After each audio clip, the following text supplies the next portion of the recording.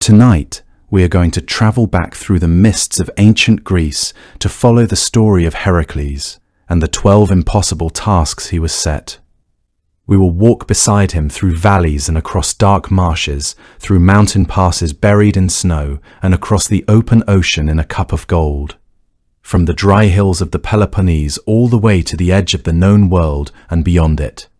And we will watch as a man undone by grief and guilt slowly, labour by labour, finds his way back to something worthy of the name he carried. It is a story of tremendous strength, certainly, but it is also a story of patience and of sorrow and of the strange difficult grace that comes to those who keep going, even when the task in front of them seems designed specifically to destroy them. Before we step into it, let us set the story aside for a moment and find the kind of quiet that makes a story worth settling into. Allow your body to grow heavy against whatever is beneath you, noticing how willingly it accepts the invitation to rest, how your shoulders and your legs and the back of your head all soften and sink when you give them permission. There are no demands on you here, and no obligations waiting at the edge of this moment. Now imagine that you are not lying in your bed, but resting instead on a hillside somewhere in the ancient world, in a Greece that existed long before anything was written down, when the gods were still understood to walk among the olive trees and leave their footprints in the soft earth beside the rivers. The hillside beneath you is covered in low grass, dry and sweet-smelling from a long summer. Beneath the grass, the ground is warm. It has been holding the heat of the day and is only now beginning to release it slowly into the cooling evening air. You can smell wild thyme, the clean and faintly medicinal fragrance that rises from the hillsides of that part of the world whenever the air moves across them. And beneath the thyme, there is something earthier, the smell of the soil itself, and of the old olive trees standing at intervals along the slope, their leaves small and silver green and turning in a breeze so light you can only feel it against your face. Somewhere below you, and to the left, there is the sound of water moving over stones, a small stream working its way down through the rocks in no particular hurry. It sounds steady and unhurried and entirely indifferent to anything except its own quiet progress downhill. The sky above you is deepening now, shifting from the pale gold of late afternoon into something richer and more layered. The first blue of actual evening gathering at the highest part of the sky, while the horizon still holds a band of warm amber light, the kind that makes everything it touches look both ancient and perfectly still. The air against your skin is cool now, in a way that feels like a kindness after the heat of the day. The stars are beginning to show themselves one by one, tentatively at first, and then with more confidence, as though they have been waiting all day for exactly this moment. You can hear the faint sound of the stream below, and the occasional soft movement of the olive leaves above you, and beyond all of it, if you listen carefully, the distant suggestion of the sea. Or perhaps that is only the wind moving through the valley in a long, slow exhalation. Either way, it is peaceful here. The hillside holds you gently, and there is nowhere else to be.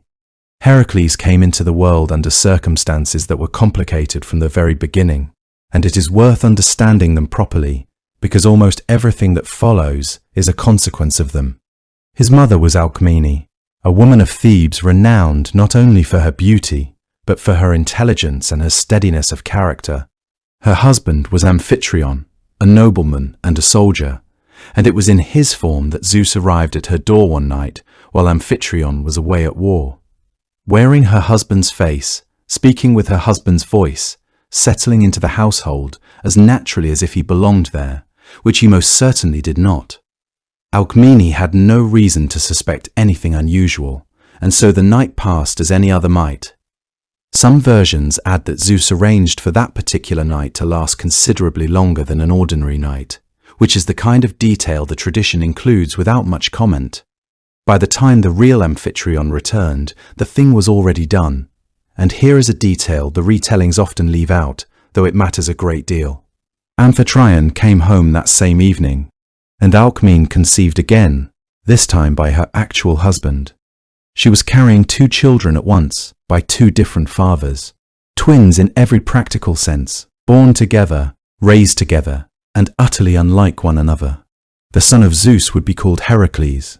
The son of Amphitryon was called Iphicles, and he grew up alongside his brother, entirely ordinary, entirely mortal, watching from very close range as the other one turned out to be something else. I have always found Iphicles one of the quietly sad figures in this story. Nobody ever asks what it was like to be him. There is one more thing about the name. The child was not originally called Heracles at all. He was named Alcides, after his grandfather, and the name he is known by came later, and it was given to him for a specific and rather bitter reason. Heracles means, more or less, the glory of Hera. There are different explanations for it in the sources. One is that the oracle instructed the change, on the reasoning that a name honoring the goddess might soften her toward the child. Another is that the name was accurate in a way nobody intended, since it was Hera's persecution that produced everything he became, and therefore his glory was, in a real sense, hers. Either way, the greatest hero of the ancient world carried through his entire life the name of the goddess who wanted him dead. Hera had not needed to be told about the child. She was the queen of the gods and the wife of Zeus, and she had endured her husband's wandering long enough to have developed something colder and more patient than simple anger. Her first move was made before he was born, and it was the move that shaped the whole rest of his life. Zeus, in one of those moments of pride that the tradition treats as almost inevitable in him, declared publicly that a descendant of his own line born on a particular day would rule over the surrounding kingdoms. He meant Heracles, and he said it in front of everyone, and Hera made him swear to it. Then she went to work. She delayed Alcmena's labor and hastened another, so that a different child of the same lineage arrived first. That child was Eurystheus, born prematurely and, by most accounts, never entirely robust, but born on the correct day, and therefore, by the terms of an oath that Zeus could not break, king. Heracles was born a few hours later into a world where the throne that should have been his already had someone else sitting on it. Everything else Hera did to him was arguably cruder than this. The serpents, the madness, the interference in the labors. But this first act was the elegant one. She did not need to harm the child. She simply arranged the world so that he would spend 12 years of his adult life taking orders from a lesser man who occupied a position that was rightfully his. She struck directly soon enough, though. She waited until the infants were lying in their cradle, a few months old, still new to the world and unaware of anything beyond the warmth of their blankets and the sounds of the house. And then she sent 2 serpents sliding through the darkness toward them. Great ones, dark and heavy-bodied, Iphicles screamed. That is the detail the sources preserve, and it is exactly the right detail, because it is what an ordinary infant would do. Heracles took both serpents, one in each small hand, and strangled them. When the servants and Amphitryon reached the cradle, they found one child crying and the other sitting there with the dead creatures hanging from his fists, looking more curious than frightened, as if he were not entirely sure what all the commotion was about. It was the first sign of what he was, and it was a clear one, and it must have been a strange thing for a household to absorb. He grew up in Thebes, and his education was by any measure a remarkable one, because the people and creatures who taught him were as varied as the lessons they had to give. There was a man named Eurytus who taught him archery, Autolycus who showed him wrestling, a charioteer named Harpalycus whose methods were said to be so intense that the mere sight of his face during a lesson was enough to make anyone work harder than they thought they could. But the 2 teachers who left the deepest marks were of a different kind entirely. The first was Chiron, the centaur, half man, half horse, and entirely unlike any other centaur you might encounter, because Chiron was gentle in a way that his kind rarely were, and wise in the way that only very old creatures can be, and patient in the manner of someone who has watched enough of the world pass by to understand that most things, given enough time, sort themselves out. He was the tutor of a great many heroes across the tradition, and he taught them all the things that cannot be won by strength. How to observe, how to reason, when to wait, what the natural world is trying to tell you if you are quiet enough to listen. Remember Chiron, he will return, and when he does, it will be one of the saddest moments in the whole story.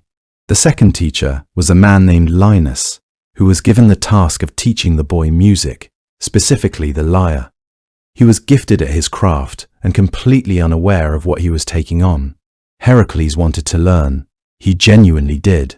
But there came a day, one ordinary afternoon during a lesson, when Linus corrected him too sharply, or struck him, depending on which account you follow. And the part of Heracles that could not always govern itself responded before the part of him that could had a chance to intervene. He struck back with the lyre.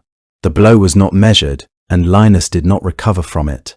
It was an accident in the way that a great many tragic things are accidents, the wrong moment meeting the wrong temperament. And the boy who stood over his teacher afterward was not the boy who had sat down for his lesson. He was tried and acquitted, the ancient sources tell us, on the grounds that he had only answered force with force. But the acquittal could not undo what had happened, and I suspect it was the first thing that began to teach him, slowly, what Chiron had been trying to explain. That strength without careful custody of it is not strength at all, but something considerably more dangerous. He grew into a young man of a size and capability that made people stop what they were doing and simply look. Though what was perhaps more striking, if you knew where to look, was the quality of feeling that moved behind his eyes. A seriousness, a kind of weight that had nothing to do with his physical bearing and everything to do with the fact that he had already, quite young, understood that he was capable of doing harm he could not take back. He was sent for a time to live among herdsmen on Mount Cithaeron, partly for his own education, and partly, one suspects, to give the household in Thebes a period of quiet recovery. It was there that he killed the lion of Cithaeron, a large creature that had been preying on the cattle of the area, which he dispatched without particular ceremony, and which was simply the first among many animals that would find themselves on the wrong side of his attention. He returned to Thebes stronger and quieter, and not long afterward he did the city a considerable service. The Thebans had been paying an annual tribute to the neighbouring Orchomenians, and Heracles led them against it, and the tribute stopped. Creon, the king of Thebes, was grateful, and gave him his daughter Megara in marriage. They built a life together in the way that young couples do. Children came in time. The house held ordinary sounds, the sounds of a family going about its days. And Heracles, for the span of that life, was not a hero in the sense the myths would later make him. He was a husband with a household he loved, and a wife he was devoted to, and children who were entirely his world. The world was quiet, and the future had not yet made its intentions known. It was Hera who undid him, and she chose her moment with the patience of someone who understands that time is on their side. She had waited. She had watched him grow into a young man and marry and build his household and settle into the ordinary rhythms of a life that must have seemed, from the outside, almost peaceful. And then, when he was happiest, when the house was full and the future seemed quietly bright, she reached down and pulled something out of him. She took away whatever it is that keeps the world coherent and recognizable, and replaced it with a fog so thick and so complete that Heracles, in those terrible hours, could not find himself inside it at all. He could not find his wife, or his children, or the man he had always understood himself to be. The madness she sent was not rage exactly, though it expressed itself as rage. It was more like a curtain drawn across everything familiar, so that what he saw in front of him and what was actually there bore no resemblance to one another. He had no way of knowing that, no way of understanding that the hands doing what they were doing were his own hands, that the children who fell were his own children, the ones he had held when they were small enough to fit in the crook of one arm. I should say that the sources differ on the details of what happened, and I would rather acknowledge that than smooth it over. In the version dramatized by Euripides, the children die, and Megara dies with them.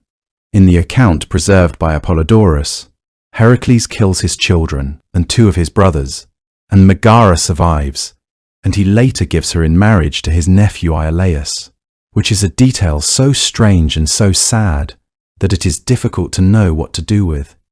What every version agrees on is the children. When the fog lifted, he was sitting on the floor of his own home, and the silence around him told him everything before he had fully come back to himself, before he had even looked up and seen what the silence meant. There are moments in the old stories that the poets approach carefully, with a kind of restraint, as if they know that to describe them directly would be to diminish them. This is one of those moments. Heracles returning to his senses in the wreckage of everything he had loved, understanding in one awful rush what his hands had done while he was not inside them. The grief that followed was not the simple grief of loss, because loss is something that happens to you from the outside, something the world does to you while you stand helpless at its edge. This was not that. This was heavier and more corrosive, guilt woven through with horror, and the knowledge that the thing he most needed to grieve was something he himself had caused. He sat with that for a time that the stories do not measure in days or months.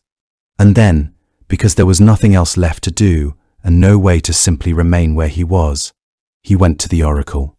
The sanctuary at Delphi sat high in the mountains, in a place where the rock faces rose steeply on either side, and the air had a quality of stillness that pilgrims described as unlike any other.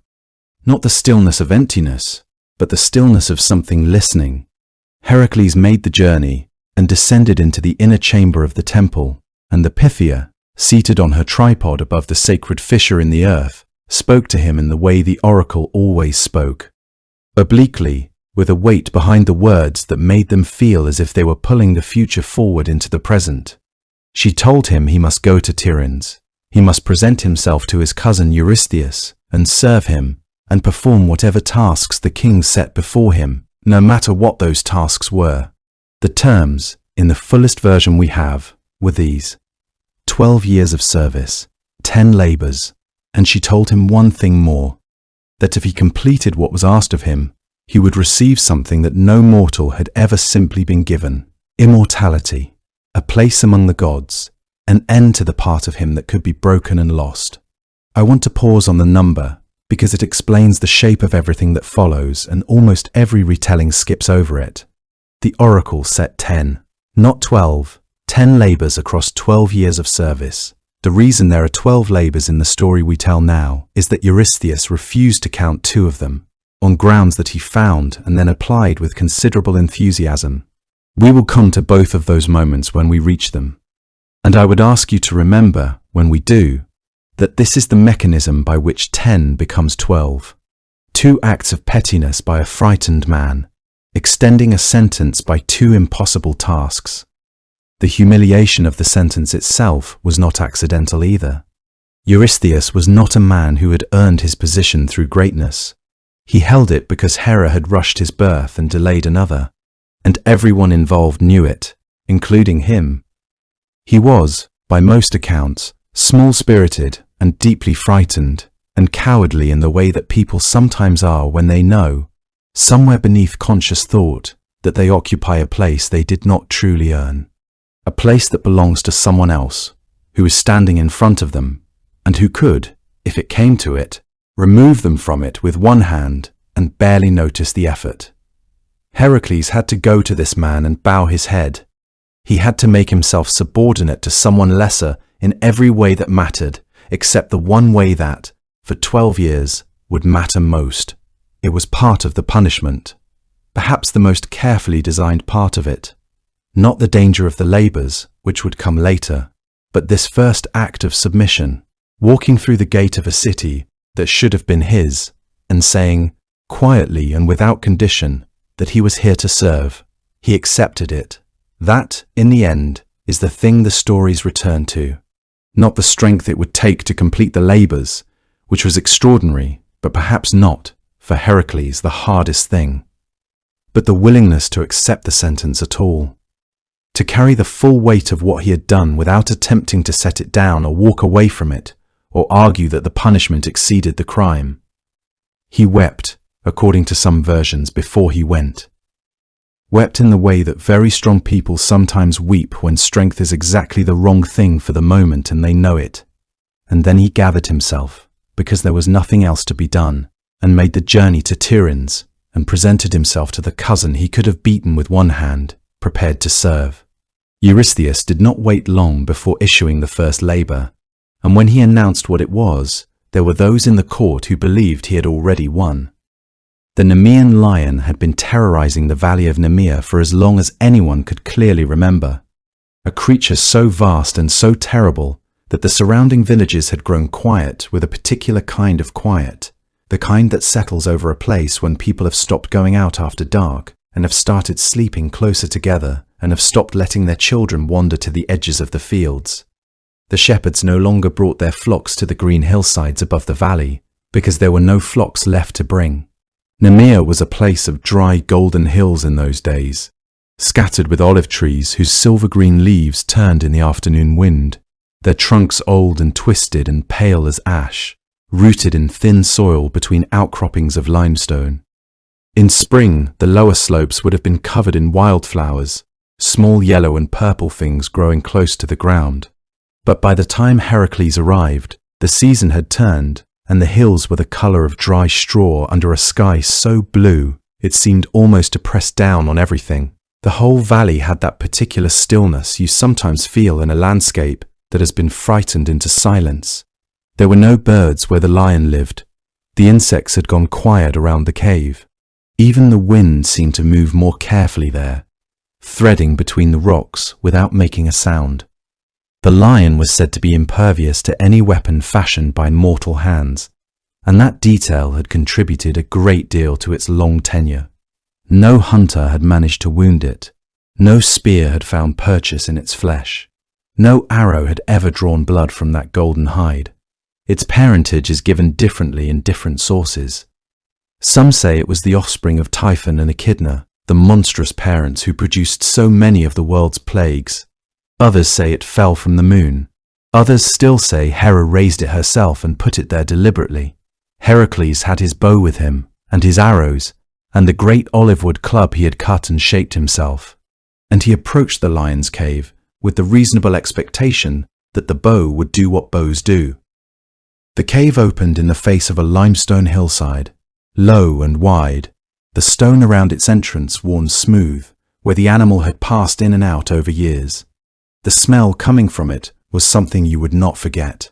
Heavy and iron dark and animal in a way that went deeper than ordinary animal. He stood at a distance and fitted an arrow to the string and drew and let it fly. The arrow struck the lion in the flank and fell away as though it had struck solid rock. He watched it tumble to the dry ground and understood immediately that this was going to require him to think differently. He shot again, and again the arrow glanced off without so much as parting the fur. The lion turned its great head and looked at him with eyes the color of deep amber. Unhurried, the way something looks at you when it has decided there is no urgency. Heracles lowered the bow and stood for a moment in the dry afternoon heat and considered the problem in front of him. The hide could not be pierced by any weapon he carried, which meant that every weapon he carried was useless, which meant that the only thing left was his own body, his own hands, and the enormous and particular strength that had been in him since he was an infant strangling serpents in his cradle. He found the second entrance to the cave, a narrower opening around the side of the hill, and sealed it with a boulder, rolling it into place with the unhurried efficiency of someone who has settled on a plan and intends to see it through. Then he drove the lion back into the main cave and followed it into the dark. What happened inside is not something the ancient sources describe in much detail, and perhaps that is fitting, because it was the kind of thing that happens in the dark, in the interior of the earth, between two creatures for whom the normal rules did not apply. The lion, unable to be harmed by any blade. Heracles, unable to be stopped by any force the world had so far managed to produce. The struggle lasted for hours, or so the accounts suggest, though time moves differently in places the sun does not reach. He wrestled the animal in absolute blackness, working by touch. He could feel the muscles moving beneath the hide, the ripple and shift of power as the creature twisted. He could hear its snarls coming off the stone walls. The claws raked him and found skin that had been hardened by experience, but was still skin. And he held on. That is really the whole of it. He got his arms around the animal's neck and held on with the full and extraordinary weight of everything he was, pressing in against the thick golden fur until the great legs began to slow and the enormous body grew heavy against him, and then still. He held on for a long time after that, because something in him knew to be certain. Then the cave was simply quiet, with the sound of his own breathing and the distant thin sound of wind moving over the hillside above. The labor was complete, except for the matter of the skin, which presented its own problem, because the hide that had turned aside every arrow could not be cut by any blade he had either. He stood over the animal in the dimness and worked it out. The only thing that could cut the lion's hide was the lion, so he used one of the creature's own claws, drawing it carefully along the pelt, and the fur parted cleanly for it in a way it would never have parted for iron or bronze. He worked slowly in that quiet cave until he had what he had come for. He wore the pelt from that day forward. The great golden hide falling down his back like a cloak, the scalp drawn up over his head like a hood. It would protect him through a great many of the labors still to come, the first thing he won becoming, in a sense, the companion of everything that followed. And Hera, for all her rage, could not stop herself from honoring the creature she had sent against him. She placed the lion's image among the stars, where it remains as the constellation Leo, those bright stars arranged in the shape of a crouching beast, permanent and unhurried above the world, visible on clear nights to anyone who thinks to look up. Eurystheus took one look at Heracles walking back through the gates, wearing a lion on his shoulders, and climbed into a great bronze jar he had ordered buried in the palace courtyard. That jar is going to become a familiar sight. The Lernaean Hydra lived in the swamps at the edge of the world that people in those days actually inhabited, and it had been born and raised by Hera for the specific purpose of killing Heracles, which gives you some sense of what the goddess thought about the problem of her husband's son. The swamp at Lerna had a particular quality that distinguished it from any ordinary marsh. It was darker, somehow, than the darkness warranted. The smell of it reached you long before the water came into view. A thick sulphurous odour, like something ancient slowly decomposing beneath the surface, which was in its way an accurate description of the place. The reeds grew tall and close together, bending slightly even when there was no wind. The water between them was not quite still. It moved in slow, almost imperceptible patterns, as though something very large beneath it was breathing. Ancient accounts differ on the number of heads. Some say 7, some 9, some many more, but they agree on the essential facts, which are that the heads were numerous and venomous, and that the breath alone of the creature was enough to kill a man who breathed it for too long. The farmers who worked the land around Lerna had learned to give the swamp a wide berth and to hold whatever they were carrying a little more tightly when the wind came from that direction. Heracles brought his nephew Iolaus with him, a young man who drove the chariot and who was devoted to his uncle in the uncomplicated way that young people sometimes are to someone they admire enormously and slightly fear. Iolaus waited at the edge of the marsh with the horses while Heracles waded in, drawing the creature out by hurling burning torches into the reeds where it rested. The swamp hissed and steamed around him. Then the Hydra rose from the water with all its head swaying above him, and the smell of its breath was like nothing that belongs in the world of living things. Heracles raised his sword and cut. The first head fell into the dark water. He had perhaps a moment of satisfaction before he understood what was happening, which was that from the stump where the head had been, 2 new heads were already pushing outward, unfurling like something botanical and terrible. Then there were 2 where there had been 1, and the Hydra was larger than it had been a moment before. He cut again, and then again, because the instinct of a man like Heracles when a thing is not working is usually to do more of it rather than less. The heads kept coming, doubling and redoubling, until the creature before him was so covered in thrashing necks that it was difficult to see where the body ended and the heads began. The water around his knees was churning with its movement, and he was no closer to finishing than he had been when he arrived. And then Hera, watching, sent something else. A crab came out of the marsh, an enormous one, and it went for his feet, seizing him about the ankle, while he was fully occupied with a creature that grew 2 heads for every one he removed. There is something almost insulting about that detail, and I think it was meant to be. Not another monster, not a divine intervention. A crab, sent to make an already impossible situation slightly worse at the level of his own feet. He crushed it. That took very little time, and the tradition does not dwell on it. But Hera, who honored every creature she sent against him, regardless of how it ended, placed the crab among the stars as well. It is up there now as Cancer, which is a rather modest constellation, and always has been. 4 faint stars that most people cannot find without help. Leo, the lion he strangled, is one of the brightest patterns in the sky. Cancer, the crab that grabbed his ankle, is one of the dimmest. There is a kind of accidental justice in the arrangement. Standing in that churning water with a crushed crab at his feet, and a creature in front of him that was growing rather than diminishing, it must have occurred to him that Hera had chosen this task with a very particular cruelty in mind. Not simply a physical obstacle, but a demonstration. Heracles had spent his entire life solving problems through the application of superior strength and superior will. Against the Nemean lion, that approach had worked perfectly, because brute force was all that was required and all that was possible. The Hydra was something else. It was a problem that fed on the solution. It grew more complicated with each attempt to simplify it through violence. The more heads he cut, the more heads grew. It was Iolaus who saw it first, standing at the edge of the marsh with a torch in his hand, watching his uncle fight what appeared to be an increasingly losing battle. He called out and proposed that the stumps be burned the moment each head came off, sealed with fire before the flesh could split and regenerate. The proposal would have seemed obvious to anyone standing outside the struggle. To Heracles, in the middle of it, drowning in an ever-multiplying tide of serpentine heads, it arrived like a revelation. It is the kind of insight that comes only from stepping back from direct engagement, from observing rather than participating. Heracles had always been the man who acted.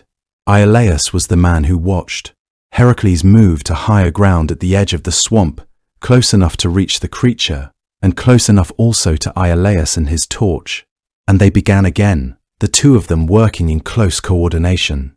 Heracles cutting, Iolaus stepping forward with the flame, pressing it to each wound while Heracles steadied the neck, the smoke rising dark and acrid from each sealed stump. The Hydra thrashed and screamed and produced for the first time no new heads where the old ones had been. They worked through the afternoon in this way, methodically, the pile of severed heads growing in the marsh around them and the creature slowly diminishing until at last there was only one head left, the central one, the immortal one, which could not be killed by any means available to a mortal man and could not be burned or cut away and made to stay cut. Heracles buried that final head beneath a boulder at the edge of the road, pressing the stone down over it so that it could not find its way back into the world. The stone was heavy enough and the ground firm enough that it held.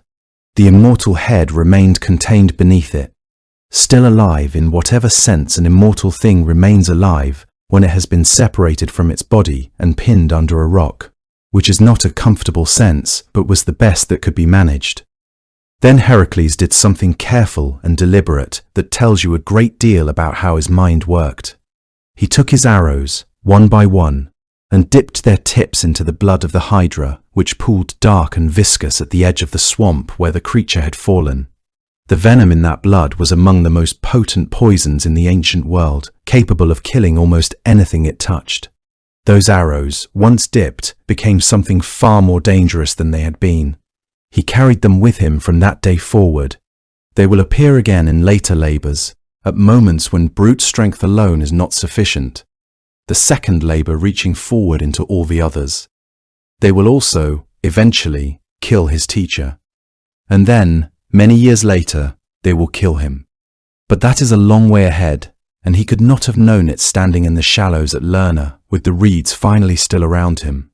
He and Iolaus walked back to Tiryns together, the nephew still smelling of smoke, the hero carrying his newly poisoned quiver. And Eurystheus heard the account, and heard the part about Iolaus and his torch, and struck the labour from the count. The reasoning was that Heracles had not completed it alone. That help had been given, and therefore the task did not stand. It was the first of the 2 disallowances that would take the number from 10 to 12. Heracles, still carrying the arrows at his side, said nothing, and waited to hear what came next. The third labor was entirely unlike the first 2, and perhaps that was deliberate, because if Eurystheus had hoped to destroy Heracles with monsters, he now tried something that could not be strangled, or cauterized, or beaten into submission. The creature was the Ceryneian hind, a female deer sacred to the goddess Artemis. Sacred in the most literal sense, meaning not simply an animal Artemis happened to be fond of, but a creature under her direct and personal protection, and therefore untouchable in a way that no lion or hydra could ever quite be. She had golden antlers that caught and held the light, even on overcast days, and hooves of bronze that rang faintly against stone when she moved. And she was faster than any arrow that had ever been loosed from any bow, which meant that the obvious solution, the one Heracles would have reached for almost without thinking after the first 2 labors, was simply not available. He could not kill her. He could not wound her. He had to bring her back to Tiryns alive and unhurt.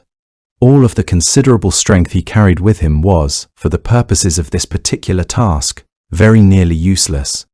What Eurystheus was asking for, whether he understood it in those terms or not, was patience, which is a rather different kind of challenge for a man who had spent the previous months wrestling lions and cutting the heads off serpents in a fetid swamp. There is a story attached to the hind that I find lovely. It is said that Artemis, when she was very young, caught 4 such deer and harnessed them to her chariot. There was a 5th, and the 5th got away, and this was the one, the single creature that the goddess of the hunt had failed to take. Heracles left Tiryns and began to track her through the forests of Arcadia, where she had last been seen moving through the trees in the early morning with that particular quality of silence that belongs to things that are both wild and sacred, as though the forest itself was holding its breath around her. He found her trail without much difficulty. The small, clean impressions of bronze hooves in soft earth near a streambed, the occasional broken stem where she had passed through undergrowth, and he followed it carefully, keeping his distance, never closing fast enough to startle her, because he understood almost immediately that speed would accomplish nothing and that any attempt to rush would simply send her running in a direction he could not follow. So he walked. He walked through the pale green light of early spring, when the trees in Arcadia were just beginning to fill with new leaves and the ground was soft from winter rains and smelled of moss and cold water and something faintly sweet he could not quite name. He kept the hind in sight when he could and followed her tracks when he could not. He did not hurry, and the days passed. The difficulty of this labor was unlike anything he had yet attempted, and it was difficult precisely because it demanded the opposite of everything that had worked before. Each time he drew close enough to see her flanks moving with her breath, he had to consciously slow himself. He had to resist the impulse to surge forward that had served him so well. His muscles remembered the satisfaction of direct action, of problems solved through force and speed, and now those instincts worked against him. His hands, which had throttled the Nemean lion, were reduced to brushing branches aside. His mind, which had grasped the strategy of fire against the Hydra, was occupied instead with noticing small things. The particular angle of a hoofprint, the pattern of disturbed grass, the way her ears moved to track sounds he could not yet hear. Summer came to the forests while he was still walking. The light changed from that tentative watery spring green into something richer and more golden, falling through oak canopies in long shafts that moved slowly as the afternoon moved. The hind moved through all of it with an unhurried grace that was, if he was honest with himself in the long quiet hours of those months, genuinely beautiful to follow. She would pause sometimes in a clearing to graze, and he would stop at the tree line and watch her, and there would be no sound except the insects in the grass and the very distant sound of water somewhere to the north. In those moments the labour felt less like a punishment and more like something else entirely, though he could not have said what. She seemed to know he was there. She never showed any sign of alarm. She would simply lift that extraordinary golden-antlered head and look in his direction with the calm and absolute attention that deer have, and then lower it again and continue grazing. And he would stand in the shade and wait.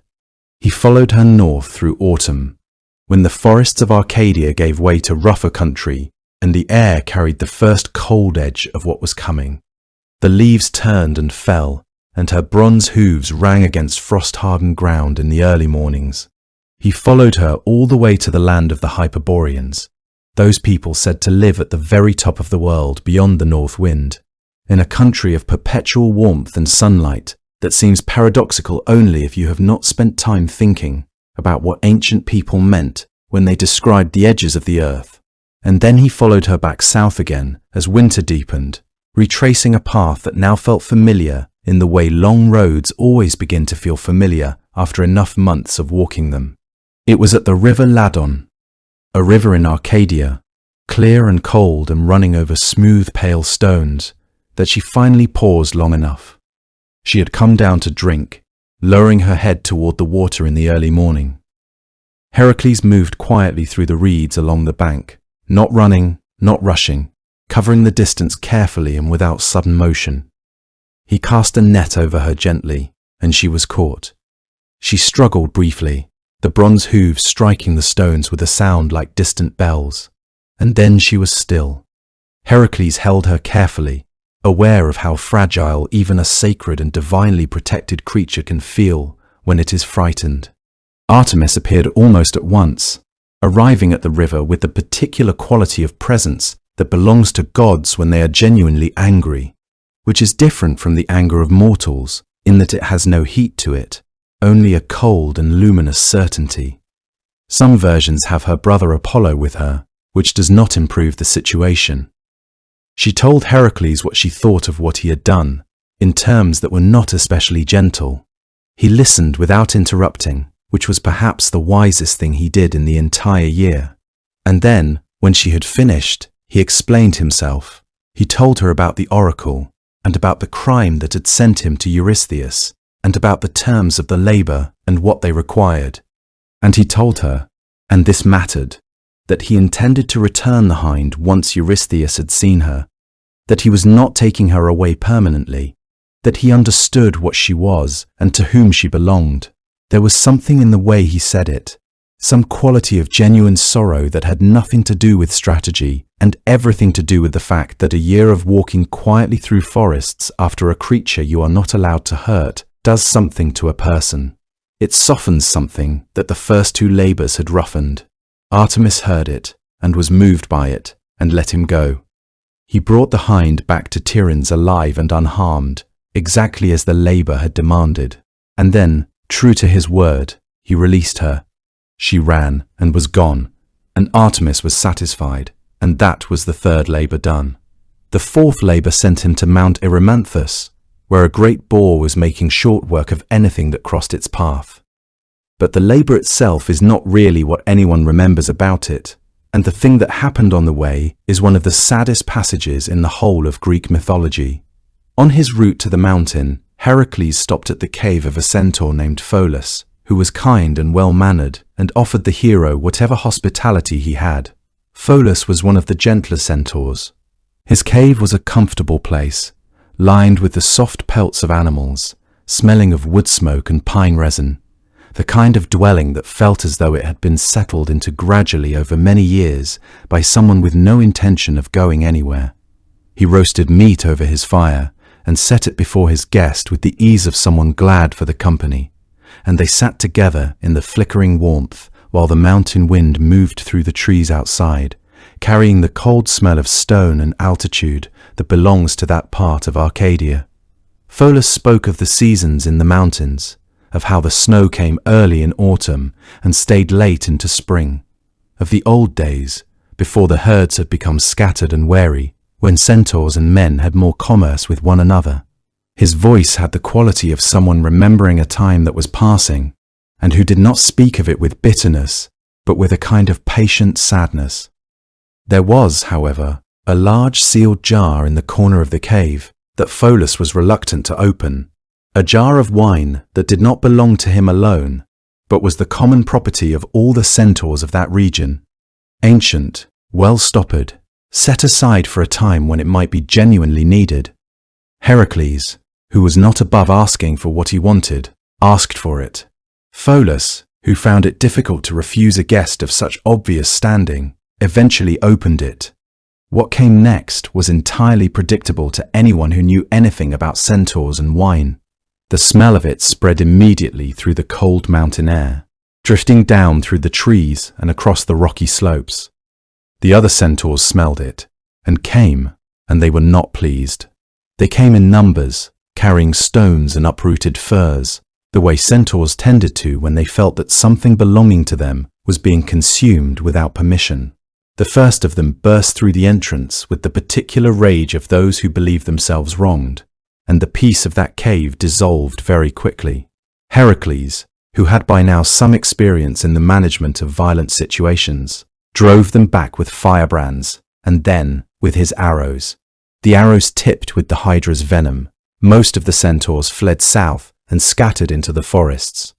The confrontation was over almost before it had fully begun, and the hillside went quiet again with the particular stillness that follows sudden violence, which feels thick and strange after all that noise. It was in that stillness that Heracles realized something had gone wrong. Chiron was there. Chiron, wisest of all centaurs, who had tutored Heracles in his youth and taught him things about the world that no ordinary teacher could have managed. And Chiron had been struck. A stray arrow finding him in the confusion of the retreat, grazing his knee or his thigh, depending on the telling, but finding him all the same. The venom had entered the wound before anyone understood what had happened. The difficulty with that wound was one that could not be solved by any ordinary means, and it is the particular horror of this passage.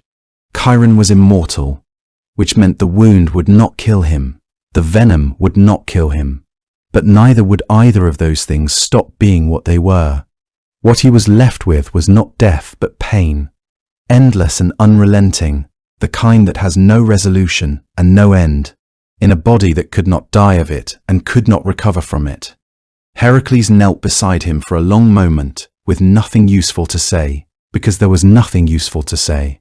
The arrows at his side that had done this were the same arrows that had already been necessary and would be necessary again. There was no separating those two facts from each other.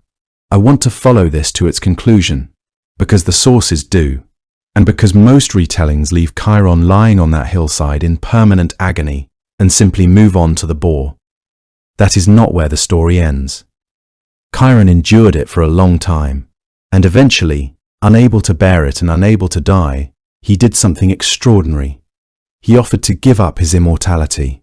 There was, as it happened, someone in the world who needed exactly that. A titan chained to a rock at the edge of everything, condemned to a punishment that also would not end.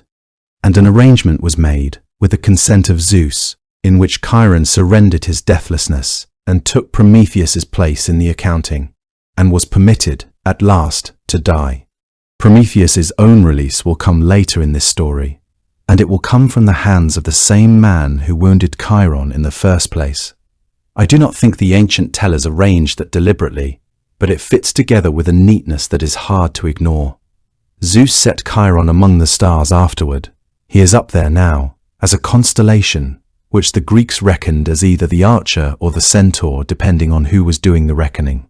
The wisest of teachers, taken by his own student's arrow, choosing death over an eternity of pain, and placed in the sky. There was a second death that evening as well, and it was more ordinary and somehow worse for it. Pholus, curious after the fighting had ended, picked up one of the fallen arrows to examine it. He was turning it over, wondering how something so small could have done what it had done, and he dropped it onto his own foot. The venom killed him almost immediately, because he was not immortal in the way that Chiron was. So the cave that had been warm and welcoming at the start of the evening held two kinds of grief by the time the fire burned low, and the wine jar stood empty and bitter-smelling in the corner.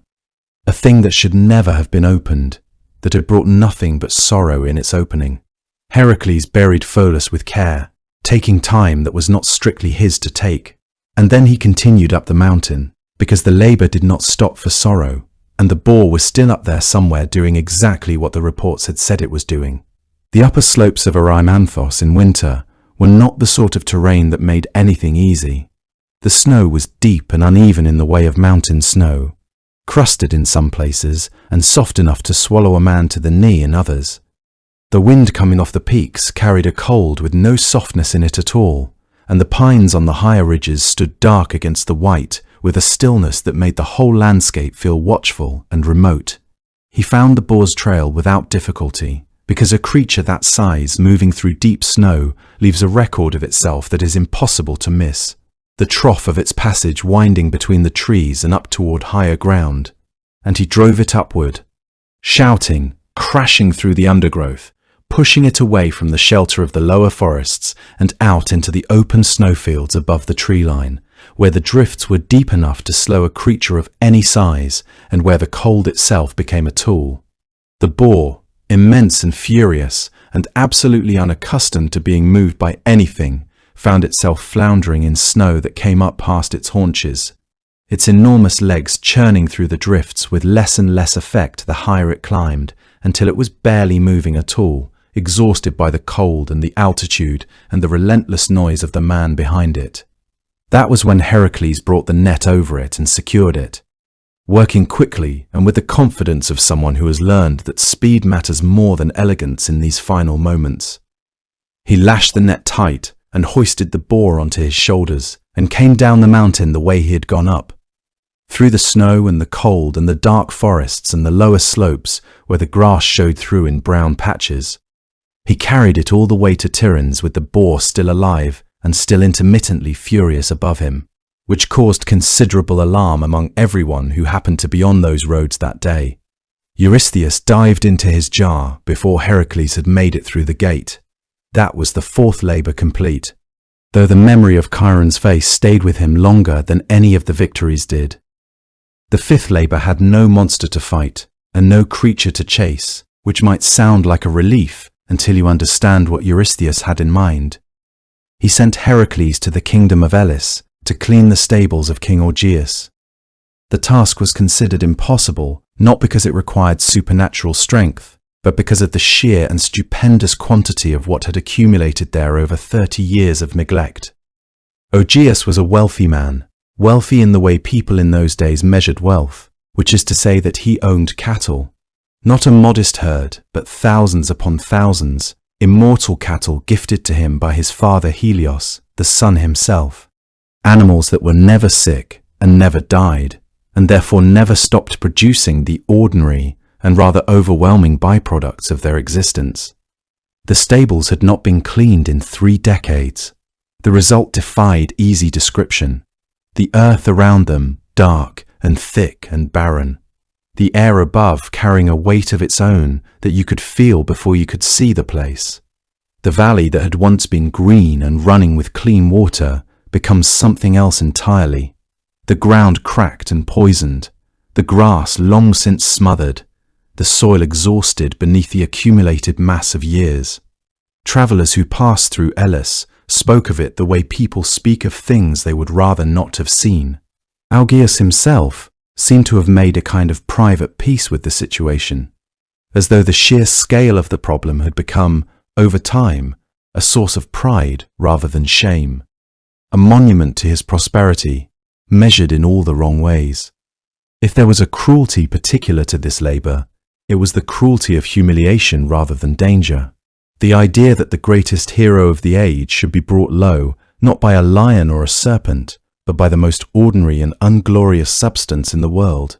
Heracles arrived and stood at the edge of the valley and took in what was before him for a long moment, the way a man might stand at the shore of a sea he has been told he must cross, measuring the distance with his eyes and finding it exactly as daunting as he had been told.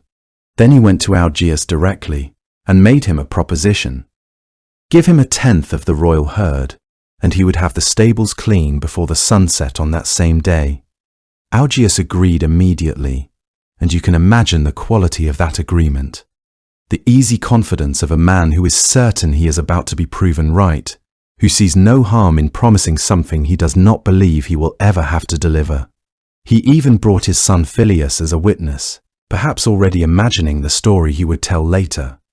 The account of Heracles standing in the valley at nightfall, no closer to finish than when he began. But Heracles had not come to lift a shovel. He walked the land around the stables instead, reading the terrain the way a man reads a face, following the lines of the earth down toward the two rivers that moved through Elis, the Alpheus and the Peneus, cold and clear and running fast with the weight of the hills above them.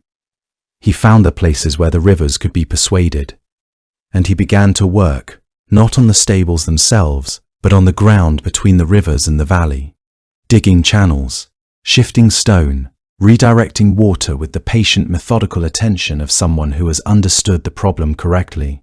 The rivers, once turned, did the rest.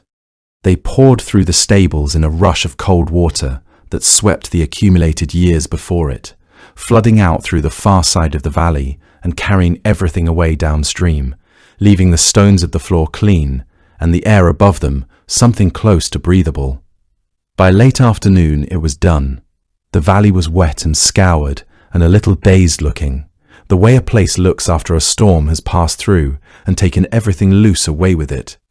Word spread through Elis quickly. Shepherds who had long since learned to keep their distance came down to see with their own eyes and found a transformed place, still wet but no longer poisoned. Grass would grow there again. Animals could graze there again. The air itself seemed lighter, as if a weight that had settled over the land for 3 decades had finally been lifted. It is a victory that poets have always struggled to commemorate properly, because it lacks the drama of combat. There is no blood, and no roaring, and no moment of triumph against an enemy. There is only water, and the slow, patient work of turning it where it needed to go. The trouble began when Heracles went to collect what he had been promised. Augeas, who had been so relaxed about the agreement that morning, now had a different interpretation of events. He said the rivers had done the work, not Heracles, that a bargain made on the assumption of an impossible thing could not be binding, when that thing turned out to be merely improbable. That in any case, his son could confirm the terms had never really been fixed. Phyleus, to his considerable credit, refused to lie. He said exactly what he had seen and heard. Augeas dismissed them both. Phyleus was exiled from Elis for taking the wrong side, which tells you something about the household, and Heracles left without the cattle. The news that reached Eurystheus was, from his perspective, better still. Not only had Augeas refused to pay, but Heracles had accepted an offer of payment in the first place, and the terms of his service were clear on the subject. The labours were to be performed without personal gain, so Eurystheus struck this one from the count as well. That is the second disallowance, and now you have the whole mechanism. 10 labours become 12. 1 removed because Heracles accepted help, and 1 removed because he accepted a wage, both decided by a man hiding in a jar. Heracles walked away with neither the credit nor the cattle. That tells you something about the way the world was arranged for him during those 12 years. He did go back eventually. Years later, after the labours were finished and he was no longer anyone's servant, he returned to Elis with an army and settled the account with Augeas in the older and more direct manner. And afterward, according to the tradition, he marked the victory by establishing games in that place, in a sacred precinct beside the river Alpheus, in honour of his father Zeus. Those games were held at Olympia, and they are the reason we still have the word. Lake Stymphalia in those days was not the sort of place anyone went voluntarily.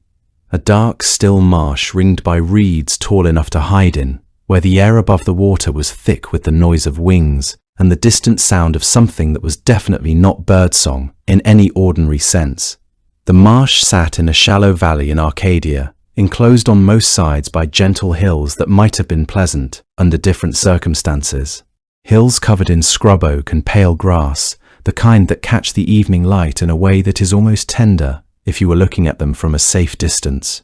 But the lake itself had a quality of wrongness that was difficult to put into words, the way certain places do when something has lived in them long enough to change them. The water was dark even on bright days, reflecting nothing. The reeds at its edges had grown so thick and so tall over the years that the boundary between water and land had become uncertain. A grey zone of mud and shallow pools, where neither element quite committed to itself. You could not walk through it without sinking. You could not sail across it because it was too shallow and too choked with growth to admit a boat of any size. It was, in the most practical sense, a place without a clear way in. The birds themselves were unlike anything that nests on ordinary water. Ancient sources described them with bronze beaks hard enough to pierce armor, and feathers that were not soft things but rigid and metallic, capable of being launched like arrows when the birds took flight in great numbers and beat their wings with enough force. Their droppings, wherever they fell on farmland, left the ground barren. And they had been falling on the farmland of Arcadia long enough that the fields around the valley were turning grey and thin, the crops failing, the people of the surrounding settlements watching their land grow quieter every season. Eurystheus had chosen this labour with some care because the challenge it presented was not one of strength or courage, but of method. And method was something he presumably hoped Heracles would lack. When Heracles arrived at the edge of the marsh and stood looking out over the dark water and the reeds and the sky thick with circling shapes, there was a moment worth sitting with, because it is one of the few times in the 12 labours when he is described as simply standing still, uncertain. His arrows could reach the birds while they were in the air, but the birds were largely not in the air. They were roosting somewhere in the interior of the marsh, where the reeds were thickest and the ground beneath was entirely water. His strength was useless against an enemy he could not reach and could not draw out by ordinary means. He stood at the edge of the lake. The lake gave nothing back. The distant noise of wings continued without pause. It was Athena who resolved it. She appeared to him there at the lakeshore, and different versions describe the gift differently. Some say she brought him a rattle. Others say a pair of bronze crotala, a kind of percussion instrument, clappers of hammered metal that could be struck together to produce a sound out of all proportion to their size, made for this precise occasion by Hephaestus in his forge.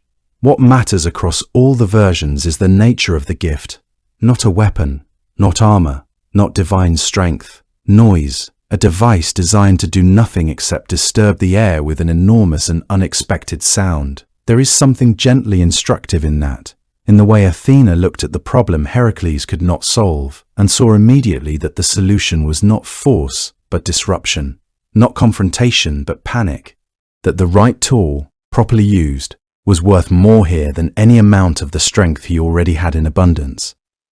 He carried the crotala up the slope of one of the hills that curved around the valley, climbing until he had a clear view over the tops of the reeds and out across the whole dark surface of the marsh below.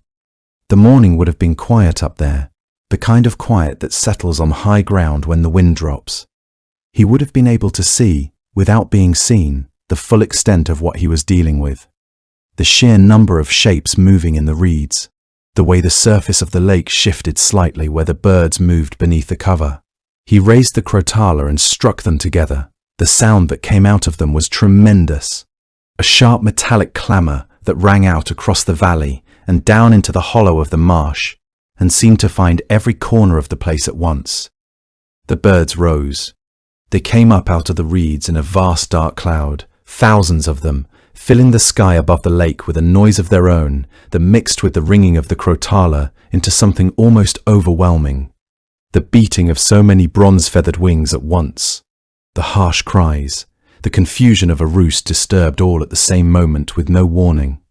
And there, on the hillside above them, Heracles was already drawing his bow, the arrows tipped with the venom from Lerna, the second labour lending its darkness to the sixth in the way that these labours had of folding back on themselves. He shot steadily into the cloud above the marsh. Many fell, and the rest, instead of settling back into the reeds, turned and fled. East and south, away from the valley, away from the noise that had unmade them, away from Arcadia entirely. The farmland around the valley began, slowly, to recover. The grey fields that had been falling silent for years would gradually remember how to grow things. The people of that part of Arcadia would return to them, and the marsh itself would eventually return to something closer to an ordinary lake, reflecting the sky on clear days, holding its birds and its reeds in the peaceful manner of water that has nothing terrible living in it. The birds that survived fled south and then east, and eventually settled on an island in the Black Sea, where they would cause no small amount of trouble for the Argonauts years later. But that is another story. The seventh labor took Heracles across the sea to Crete, and the creature he was sent there to capture already had a long and rather dark history involving a god's anger and a king's broken promise. It had begun, as so many things in Greek mythology begin, with a moment of human pride overcoming human wisdom. Poseidon had sent a magnificent white bull up from the waves as a gift to King Minos, though not truly a gift so much as a test, because Minos was meant to sacrifice it back immediately as a demonstration of proper reverence. The bull was extraordinary, the most beautiful animal anyone on Crete had ever seen. Its coat the color of sea foam in morning light, its horns wide and curved, its bearing so noble that it seemed almost to know what it was. And Minos, standing on the shore with that animal before him, made the choice that kings and mortals have always made when something beautiful is placed in their keeping. He kept it. He substituted a lesser bull for the sacrifice and hoped, as people often hope in these situations, that the god would not notice or would not care. Poseidon noticed. Poseidon cared very much. The punishment he chose was intricate and severe, and out of it came a creature that would haunt the mythology of Crete for generations. But that belongs to another telling, and it is not a story for a quiet evening. What matters here is the bull itself, which Poseidon had sent mad as part of his revenge, driven into a rage so complete and so enduring that it had been tearing across the Cretan countryside for years by the time Eurystheus sent Heracles after it, overturning farmsteads, scattering livestock, trampling everything in its path. When Heracles arrived and made his way to the palace at Knossos, he found a king who was, perhaps unexpectedly, quite pleased to see him. Minos had been dealing with the consequences of his own old decision for long enough that any offer of relief was welcome. He gave Heracles full permission to take the bull wherever he wished and do with it whatever he saw fit, with no conditions and no complications. There was something almost weary in this. The way a person who has been carrying a burden for too long will finally hand it to someone else without ceremony, grateful simply to be free of it. Heracles made his way to wherever the bull had last been seen, following the trail of broken fences and churned earth and frightened farmers pointing him in the right direction. And eventually he found the animal in an open field, still magnificent despite everything, that white coat filmed now with dust and mud, the eyes still carrying the terrible restless light that the curse had put in them. There was no trick required here, no clever strategy, no divine assistance with a rattle or a torch. This labor called for the thing Heracles had in greater abundance than anyone else alive, which was simply overwhelming physical strength brought to bear at exactly the right moment. He wrestled the bull with his bare hands, pressing it down through its fury and its size until the creature was subdued, its great legs folded beneath it, its breath coming hard and ragged in the afternoon heat. Some accounts say he rode it across the sea back to the Greek mainland, the animal carrying him over the waves as if the madness had temporarily quieted, the broad water spreading out around them in every direction, Crete growing smaller behind them, and the distant shore of the Peloponnese gradually appearing ahead. There is something in that image, the hero and the cursed animal crossing the sea together, that is difficult to let go of entirely. He brought the bull to Tiryns, still alive as the labor required, and presented it to Eurystheus. And Eurystheus, in a rare moment of something resembling generosity, announced that he would dedicate the bull to Hera. That would have been, had it succeeded, a rather elegant piece of symbolism. The goddess who had set all of this in motion, receiving, as an offering, the proof of a completed task. But Hera refused it. She wanted nothing that carried the mark of Heracles' achievement, nothing that would stand in any temple as a monument to what he had managed to do. So the dedication was turned away, and Eurystheus, having no particular use for a maddened divine bull, simply released it.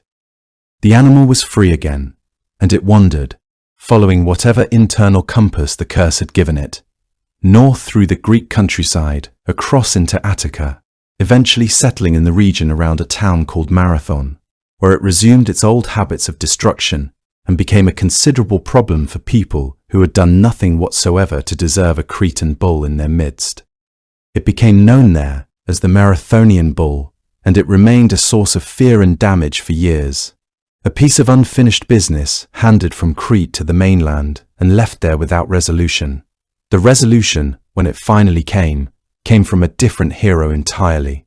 A young man from Athens named Theseus, who was just beginning the series of deeds that would define his own place in the tradition, and for whom the Marathonian bull was an early and necessary test. There is something worth noticing in the way a single animal could pass through so many hands and so many stories. Connecting Poseidon's anger to Minos's pride, to Heracles' labor to Theseus's courage, each person in the chain inheriting something they had not entirely asked for.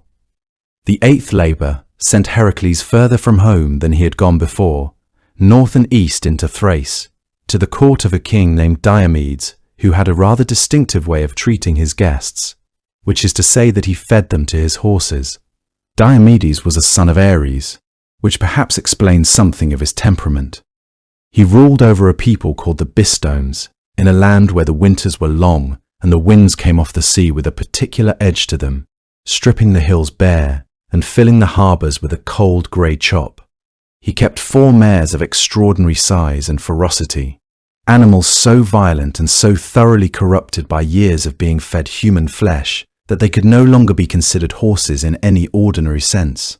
They were something closer to hunger itself, given 4 legs and iron teeth. They were kept chained in iron stalls, and the sound they made was nothing like the sound horses make when they are healthy and well tended and moving quietly in a warm stable at the end of an autumn day. It was a sound that carried across the palace courtyard and into the streets of the city and into the dreams of anyone who lived close enough to hear it. The people of that region had learned a long time ago not to accept the king's hospitality, however warmly it was offered. Heracles did not sail alone. He had a small company with him, and among them was a young man named Abderus, who was dear to him in the way that few people ever are, a friend of that particular kind whose presence makes difficult things feel less difficult simply by being there. Someone whose company Heracles had come to depend on across the long stretches of the labours, when one victory led without pause to the next impossible demand. The voyage north was not a short one. The sea between the Greek world and Thrace was cold and often rough, and the coastline they eventually reached was not the warm herb-scented shore of the Aegean, but something harder and more windswept, where the hills came down steeply to the water, and the trees that managed to grow at all did so at an angle, shaped permanently by the prevailing wind. They came ashore as quietly as they could manage and moved toward the stables, because the plan had always been simpler than the task deserved. Find the horses, take them, be gone before Diomedes and his Bistones could be properly organized in pursuit. Heracles overpowered the grooms without great difficulty, because grooms, however loyal, are not warriors. And he drove the 4 mares down toward the sea and the ships waiting there. But the noise of it, the horses screaming and pulling against the men trying to hold them, had carried back to the palace quickly enough.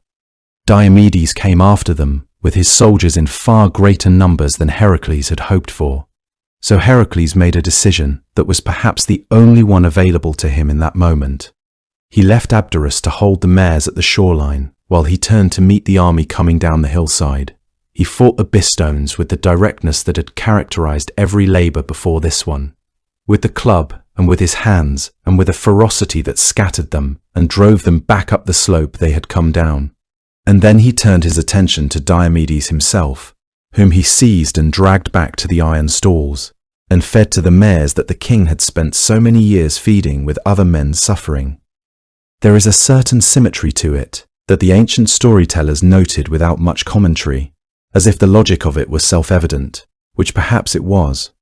The mares, having eaten their master, did grow calmer afterward, noticeably, almost immediately calmer, as though the source of whatever madness had been fed into them had finally been removed. They stood in the thin coastal light, breathing heavily, their chains hanging loose, their eyes still wild, but no longer wholly unreachable. But when Heracles went back to the shore where he had left Abderus, he found that the horses had not waited quietly. Abderus was gone, killed by the very animals Heracles had asked him to hold. There is no account of that moment that dwells on it with great detail, and I suspect the ancient sources understood that some griefs do not require elaboration to be felt. He had won the 8th labour. He had done what Eurystheus asked. He had even, in the process, removed a genuinely monstrous king from a people who had suffered under him for years. And none of that changed the fact that Abderus was dead and that Heracles had left him there. He buried his friend in that northern coastal place, so far from everything Abderus had known. And he founded a city nearby and named it Abdera. That city would stand for centuries in the ancient world. It would produce philosophers. It would appear in histories. It would be full of people going about ordinary lives, carrying the name of a young man that almost none of them had ever heard of and had no particular reason to think about. That is its own kind of memorial, a living city built on top of a loss that only one person initially felt the full weight of. He brought the mares south by ship, calmer now than they had ever been, though still not creatures anyone would have called gentle. Eurystheus received them at Tiryns, presumably from a safe distance, and then released them, because what else does a frightened king do with 4 man-eating horses that no longer have any obvious purpose? They wandered north, and then further north, up toward the slopes where Mount Olympus rises into the clouds, and it was there, in the end, that they met whatever was waiting for them, torn apart in the high cold forests by animals that served a god. Heracles brought the mares back as he had been commanded, but he had left behind more than he had taken. The 9th labour might have been the easiest of all 12, and the fact that it was not is entirely Hera's doing. It had its origin, not in any threat to the world or to the city of Tiryns, but in the private wish of a young woman, Admete, the daughter of Eurystheus, who had heard of a belt that the queen of the Amazons wore about her waist, a girdle of worked leather and hammered gold that her father Ares had given her as a mark of her sovereignty over her people. Admete wanted it, the way that people who grow up inside palace walls sometimes want the things that belong to other worlds, things that carry within them a quality of power and distance that no ordinary life can produce. Eurystheus, who indulged his daughter, gave the labour to Heracles as though it were a simple errand. Go north across the sea to the coast where the Amazons live, and bring back what Admete wants. It was, as labours went, framed as a matter of negotiation rather than combat. The Amazons in those days were spoken of with a particular mixture of admiration and unease, as people often speak of those who have organised their lives around principles entirely different from their own. The stories about them, their city and their warriors, and the way they governed themselves without the structures that men in the Greek world took to be simply the shape of things, had travelled far enough that nearly everyone had heard something. Most of what they had heard was probably wrong in at least half its details. What seems to have been preserved as truth is that Hippolyta was their queen in a genuine sense, not merely a figure held up for ceremony, but a woman who commanded real loyalty, who wore the girdle not as an ornament, but as the outward sign of an authority she had actually earned, and that the Amazons were accomplished fighters with no particular interest in being conquered or managed by anyone who happened to arrive at their shore. The coast they inhabited was green and cold and swept by winds off the water, the Black Sea running dark and deep along the shoreline, the land rising behind it into wooded hills where they kept their horses and their life. When Heracles arrived and made his purpose known, that he had come for the girdle, that he meant no harm, that he was carrying out a labour set upon him and had no quarrel with anyone in this place, Hippolyta received him with something that surprised him: genuine openness, an honest interest in the man whose name had travelled ahead of him like a wave. And she found herself willing to give him what he had come for, willing simply to unstrap the belt from her waist and hand it across, because she understood from the manner of him that he had not come to take anything that was not offered, and because she was a queen who could afford to be generous without feeling diminished by it. The two of them sat together as the afternoon light moved over the water, talking in the unhurried way of people who have unexpectedly found they have things to say to one another. The girdle was as good as given. The labor was as good as done. There was a version of this story in which everyone went home without loss, and for a little while, it seemed entirely possible that this was the version that would be told. Hera had been watching. She came down to the Amazon camp in the shape of one of their own warriors, moving through the tents and the gathered women with a face no one would have questioned. And she told them that the man who had arrived on their shore did not mean to negotiate at all, that he intended to take their queen away by force when the moment suited him, that the conversation and the apparent goodwill were simply the means of getting close enough to act. The Amazons, who had every reason in the world to believe that a man arriving with a crew of armed companions might not be entirely honest about his intentions, took up their weapons and came toward the ship in numbers that made the alternative seem suddenly very real. What happened next is the kind of thing that happens when trust collapses all at once, and there is no time to establish what is true. Heracles saw the Amazons arming. He saw them moving toward him, and he understood what he saw as betrayal, as the thing he had feared without quite letting himself fear it, that Hippolyta had only been keeping him talking until the moment was right. In the chaos and the noise and the narrowing of everything to the question of survival, he killed her, took the girdle, fought his way back to the ship with what remained of his crew. I should say that the tradition is not unanimous here, and I would rather give you the variants than pretend to a certainty the sources do not have. There are versions in which Hippolyta survives and hands over the belt, and the whole thing resolves peacefully. There are versions in which the fighting happens, but she is not the one who dies.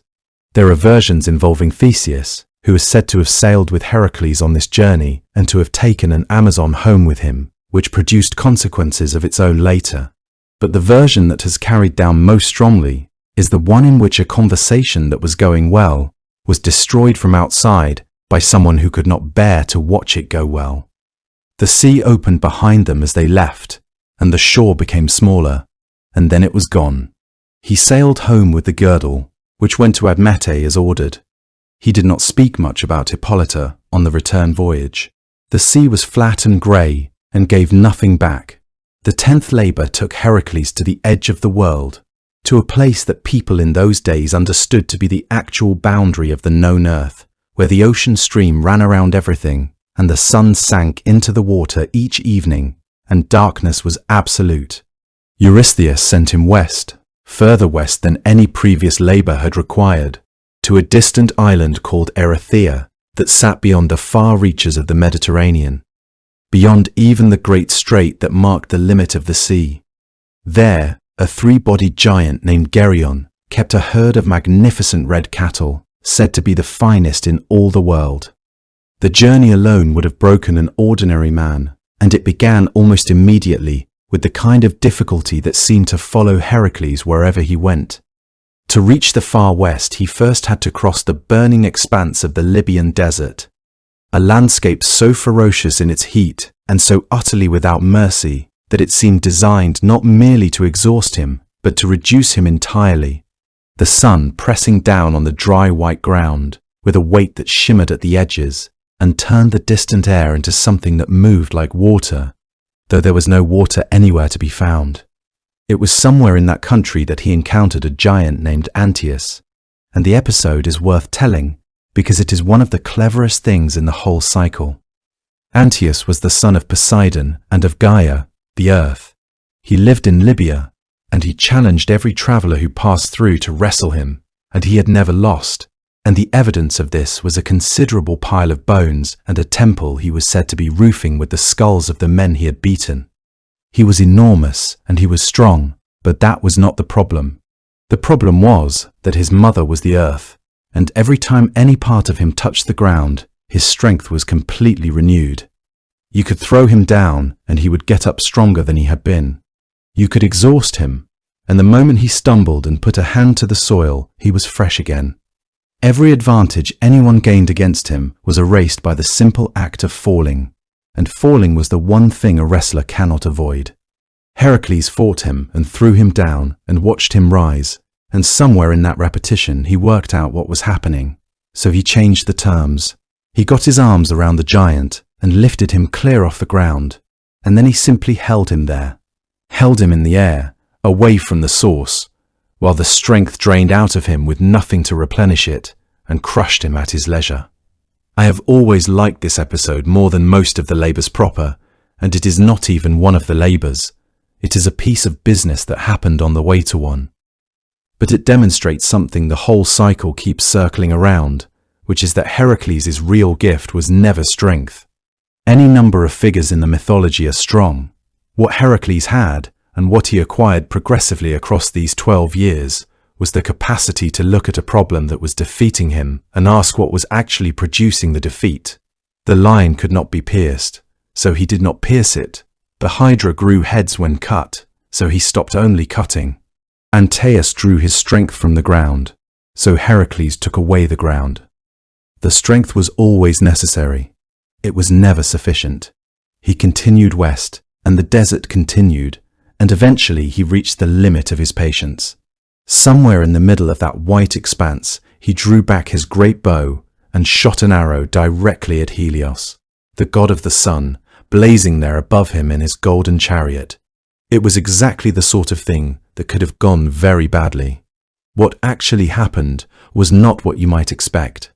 Helios, rather than being outraged, was so thoroughly amused by the sheer audacity of a mortal shooting at the sun that he was moved instead to something like admiration, and he offered Heracles the use of his golden cup, the vast vessel that Helios used to sail the ocean stream each night from west to east after his daily crossing of the sky, so that he could be in position to rise again in the morning, so that Heracles could ride it westward across the water to reach the island of Erythea.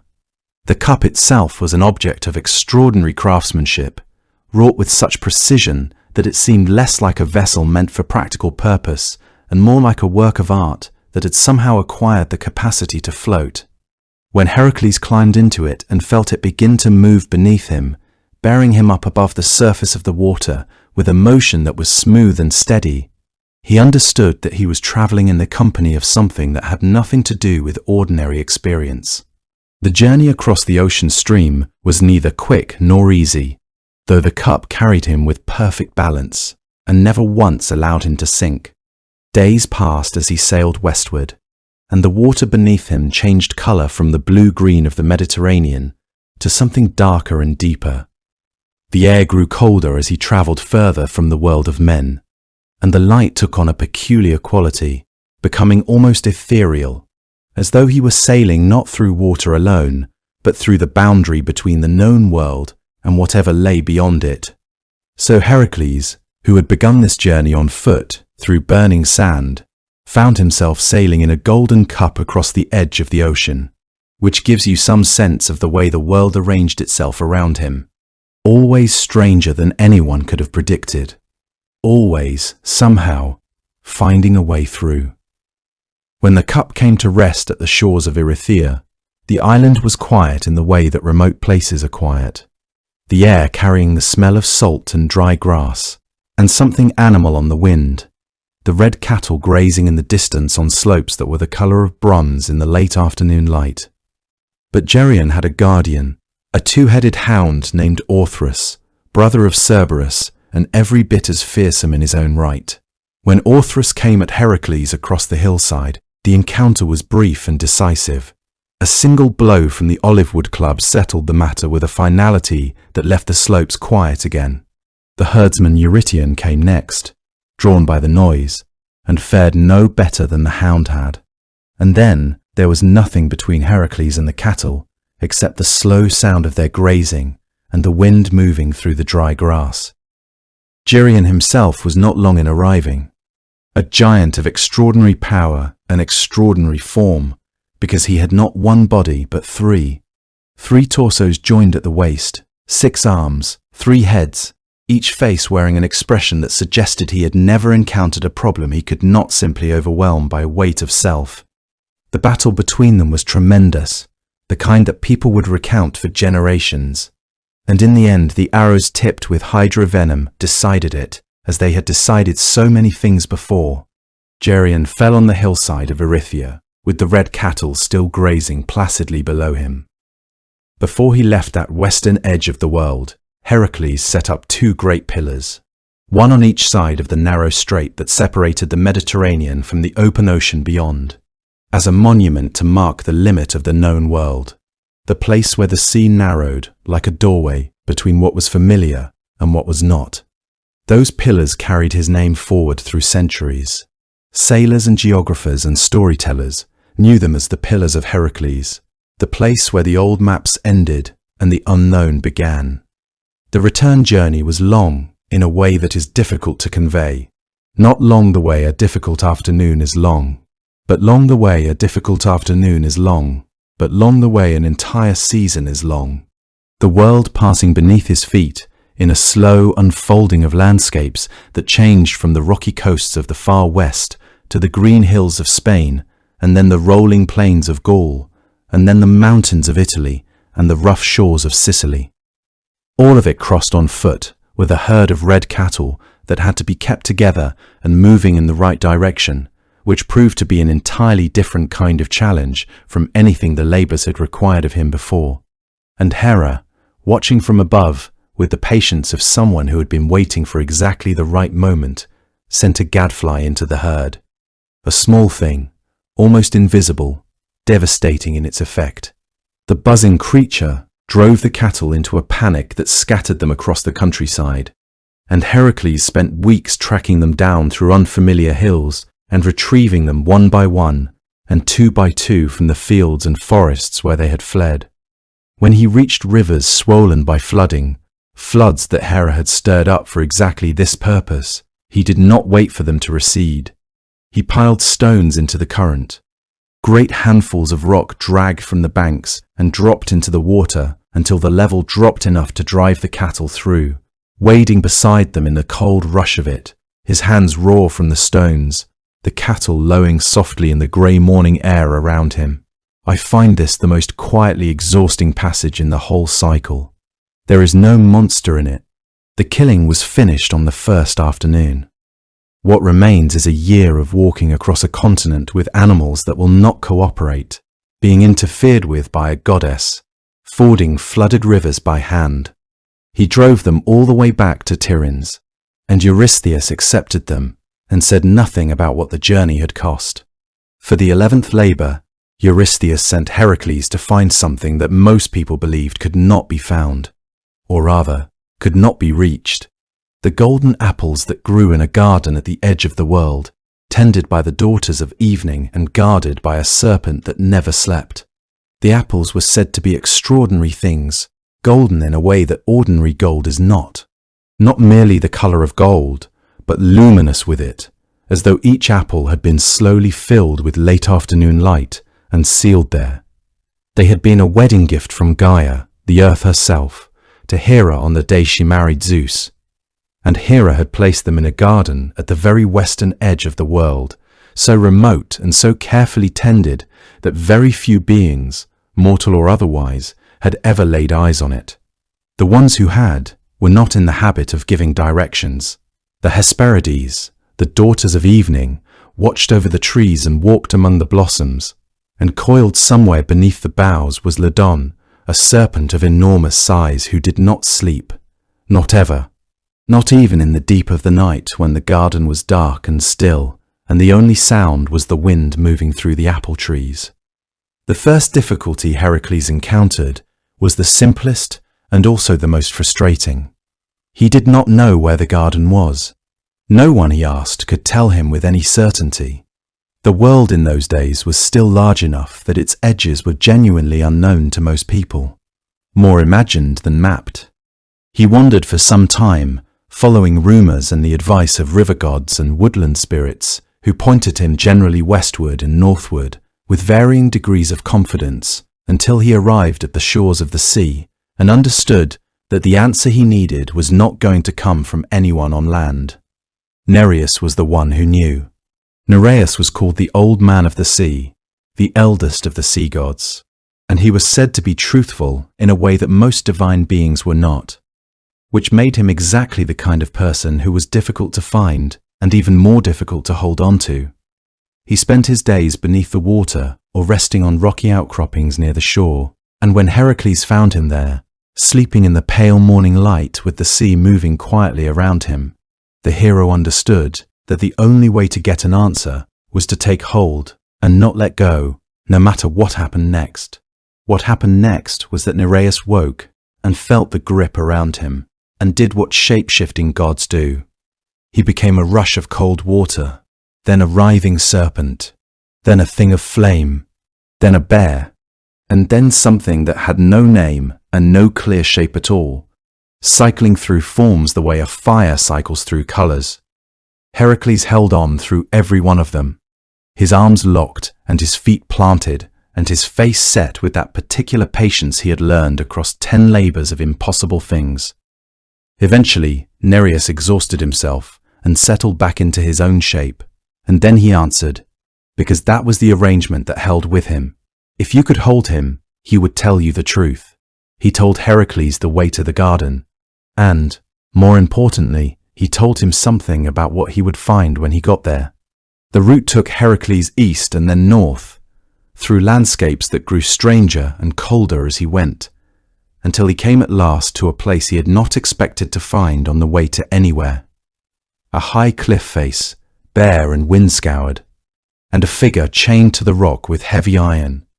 An eagle descended each morning out of a clear sky, and did what it had been doing to this particular figure for longer than Heracles had been alive.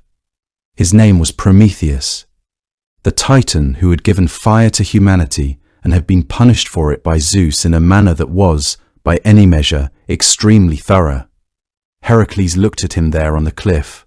He looked at the eagle, and he drew one of the arrows tipped with hydra venom from the quiver at his side and put an end to the eagle's work with a single clean shot, the bird falling away into the empty air below the cliff. Then he broke the chains, which took a considerable amount of effort even for him. I want to pause here, because these are the same arrows that wounded Chiron. The venom that made a wise and gentle centaur suffer beyond bearing is the venom that freed the Titan, and the release that Prometheus received required someone to take his place in the accounting, and the one who volunteered was Chiron, who wanted to die and could not. So the arrow that ruined the teacher became, by a route that nobody planned, the thing that let him go, and the student who fired it was the one who unlocked the door at the other end. None of the ancient sources draw a line under this. They simply put the pieces in the same story and leave them there. But the pieces fit, and I have never been able to read the Prometheus episode without thinking about the hillside at Erymanthos. Prometheus, who had been enduring his arrangement for what he estimated was several thousand years, breathed carefully and did not say very much for a moment. When he did speak, it was to thank Heracles, and then to offer him something more useful than thanks. The apples could not be picked by a mortal hand, he explained. They had to be gathered by someone of divine or titanic nature, or they would not come free of the branches, or the serpent would not allow it, or both. There was, however, a Titan standing at the western edge of the world, holding the sky on his shoulders, who was in a position to help with this. If Heracles could persuade him, Atlas had been given the sky to carry as his own punishment after the war between the Titans and the Olympians. He stood at the garden's edge, which was also the world's edge, which was also the place where the ocean stream ran around everything, and the sun completed its crossing each evening, and darkness pulled up from the west. The weight he carried was absolute. Every cloud that passed overhead, every star in its course, the whole turning vault of heaven, resting on the muscles of his shoulders and neck, which had long since gone beyond aching into something that has no name in any human language. When Heracles arrived and made his proposal, that he would hold the sky while Atlas went into the garden and gathered the apples, there was a silence between them that stretched out like the ocean. And then Atlas agreed, because the possibility of setting the sky down, even briefly, was something he could not quite bring himself to refuse. The transfer was not a gentle process. The weight came down on Heracles like the whole world folding, which in some sense it was. He felt it in every part of himself, the bones of his legs pressing into the earth, and the earth pressing back. The sky above him suddenly not a ceiling, but a thing he was personally responsible for keeping where it was. He stood there and held it, while Atlas walked into the garden through the soft evening light. Past the Hesperides, who watched him with their calm, dark eyes. Past the sleeping flowers and the luminous trees, and gathered the golden apples from the branches, which came free in his hands as they would have come free for no one else. When Atlas came back with the apples, he stopped a short distance away and looked at Heracles standing there beneath the sky, and a thought crossed his face that was not particularly subtle. He would take the apples to Eurystheus himself, he said. Heracles could remain as he was, which was an arrangement with a certain appeal from Atlas's perspective. Heracles considered this for a moment, and then he said that he was perfectly willing to continue holding the sky indefinitely, but that his lion skin was not properly arranged across his shoulders, and the weight was causing him some discomfort. If Atlas could take the sky back just for a moment while he adjusted the padding, he would be grateful. Atlas, who was a Titan and very old and very strong, but perhaps not accustomed to thinking carefully about small requests, obliged. He took the sky back. He felt it settle onto his shoulders with the completeness of something returning to its rightful place, which in this case it was. Heracles picked up the apples from the ground where Atlas had set them, and thanked him courteously, and walked away. There was nothing Atlas could do about it because he was holding the sky. The journey back to Tiryns was long, and Heracles carried the apples carefully. When he arrived and placed them before Eurystheus, the king examined them with an expression that contained several things at once. Surprised that Heracles had returned at all. Something that might, in another person, have been admiration, though in Eurystheus it never quite resolved into that. He accepted them as the completion of the labour. They sat on a table in the palace of Tiryns, glowing with that particular light that was not entirely of this world, for as long as it took Athena to come and collect them, which was not very long at all. Because the apples had never belonged in Tiryns, and everyone who saw them seemed to feel it, a faint wrongness in the quality of the air around them, as though the garden itself were asking quietly for them back. Athena took them from the hands of Eurystheus and carried them to where they belonged. The Hesperides tended them, as they always had. The serpent that never slept kept watch. Everything was as it had been, except that Heracles had one labour left. The 12th labour was the one Eurystheus saved for last, perhaps because he had run out of ideas, or perhaps because after 11 labours he had finally understood that the only thing left to try was death itself. There was a certain logic to it, if you were the kind of person Eurystheus was, a man who had watched Heracles strangle a lion, cauterize the necks of a hydra, wrestle a bull into the sea, carry man-eating horses home on a rope, and who had, every single time, retreated into his bronze jar at the sight of what came back through the gates. He had run through every creature and every impossible distance and every degrading task, and still Heracles stood before him, still waiting, still carrying that great weight of purpose without complaint. So he looked, at last, toward the one place he believed no living man could go and return from. He told Heracles to descend into the underworld and bring back Cerberus, the three-headed hound who guarded the entrance to the realm of the dead, and to do it without using any weapons at all. Heracles accepted it as he had accepted all the others, not easily, and not without the particular heaviness that had followed him since the beginning, but with the steady, undeviating forward movement that had become the whole shape of his life. He prepared as carefully as he could. He travelled first to Eleusis, to be initiated into the mysteries, a rite that was said to prepare the soul for the passage between worlds, and to grant the initiated a kind of understanding that ordinary life could not provide.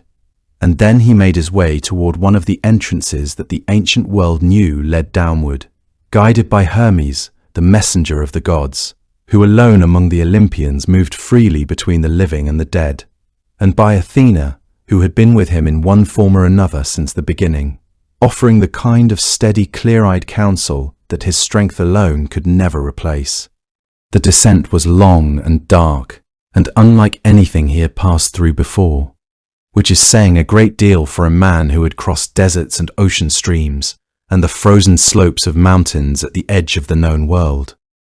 The path led downward through a cold and lightless passage that smelled of deep earth and still water. The air grew heavier with each step, not in the way that mountain air thins as you climb, but in the opposite direction, thickening, pressing, filling the lungs with something that was not quite ordinary breath, so that by the time he reached the bank of the river Styx, he could feel the difference between this place and the world he had left in every part of his body. Charon, the ferryman, stood at the water's edge, a thin and ancient figure who had seen everything and been moved by none of it. Hermes spoke on Heracles' behalf, and Charon took him across, the black water barely rippling beneath the flat hull of the boat as the far shore came into view, pale and vague, the way a landscape looks in the last moments before full dark settles in. On the other side, among the gathered shades drifting like smoke through the grey meadows of the dead, Heracles saw many figures he recognized, and a few that made him stop entirely. There was Meleager, the hero, whose shade spoke to him with the kind of weariness that belongs only to the long dead. And there, fixed to a stone chair in a posture of terrible stillness, was Theseus, the king of Athens, who had come down to the underworld on an ill-advised errand of his own and had been caught there in the chair of forgetfulness, unable to rise or move or remember his own name, simply sitting at the edge of consciousness while the years above ground passed without him. Heracles took hold of Theseus's arm and pulled. The earth trembled at the effort, and Theseus came free, blinking and bewildered, and Heracles sent him back toward the upper world, because that was the kind of man he was, even at the end of 12 years of labor, even standing in the underworld without weapons and with the hardest task of all still ahead of him. He stopped to help. He attempted to free Persephone as well, who sat in a chair of his own nearby, and who had been the one whose idea the errand had been in the first place. But the ground shook so violently when he tried that he understood this was not a thing that would be permitted. He left Persephone where he was and pressed on deeper, until at last he came to the hall of Hades and Persephone themselves, the lord and queen of the dead, seated in the cold and absolute stillness of their palace at the center of everything that has ever ended. He stood before them and made his request plainly and without pretense. He told them of the 12 labors and the terms of his service and what it was that Eurystheus had asked. And he asked for permission to take Cerberus to the living world, just long enough to satisfy the labor, after which he would return the hound unharmed. Hades listened to all of it, with Persephone beside him, and they conferred in that quiet way of theirs that was nothing like the councils of the Olympians. Nothing bright or loud about it, just a long and careful weighing of things. And in the end, Hades gave his permission, on a single condition, that Heracles use no weapons, that he subdue Cerberus by strength of hand and body alone, without his arrows, without his club, without anything that could draw blood or cause lasting harm. Which was, as it happened, the same condition Eurystheus had set, arrived at independently by the god of the dead for entirely different reasons. Cerberus was waiting at the threshold, where he had always waited, 3 heads turning on 3 necks, each set of eyes fixed in a different direction, the serpent tail moving behind him with its own separate attention. The sound he made was not quite barking, and not quite anything else. Something older than either, a noise that belonged entirely to the boundary between states of being. Heracles set down his club and laid his quiver aside and walked toward the dog, wearing the lion's skin he had worn since the first labor, the same impenetrable hide that had clothed him all the way from Nemea to the underworld.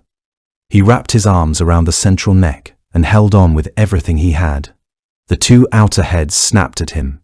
The serpent tail struck again and again at whatever it could reach, and Heracles endured all of it without loosening his grip, pressing with steady, inexorable force until the central body of the hound slowly, reluctantly, gave way.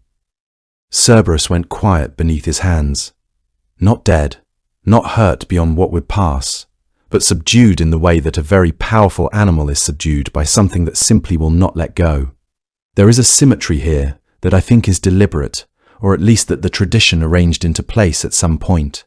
The first labor ended with Heracles holding on in the dark until a creature stopped moving. The last labor ends the same way. No weapons either time, no cleverness, just a man with his arms around something and the refusal to release it. Everything between those two moments taught him patience and observation, and the use of allies, and the knowledge of when force is the wrong tool. And then the final task turns out to be the first task again, and he does it in the same skin he took from the first one. He carried the dog up through the long ascent, back through the cold passage and the dark, and Cerberus stirred against his chest as the first grey light of the upper world began to reach them. Where the hound's saliva touched the earth of the living world, the ancient writers said, the plant called aconite sprang up in dark clusters, as if the underworld left a trace wherever it touched the surface.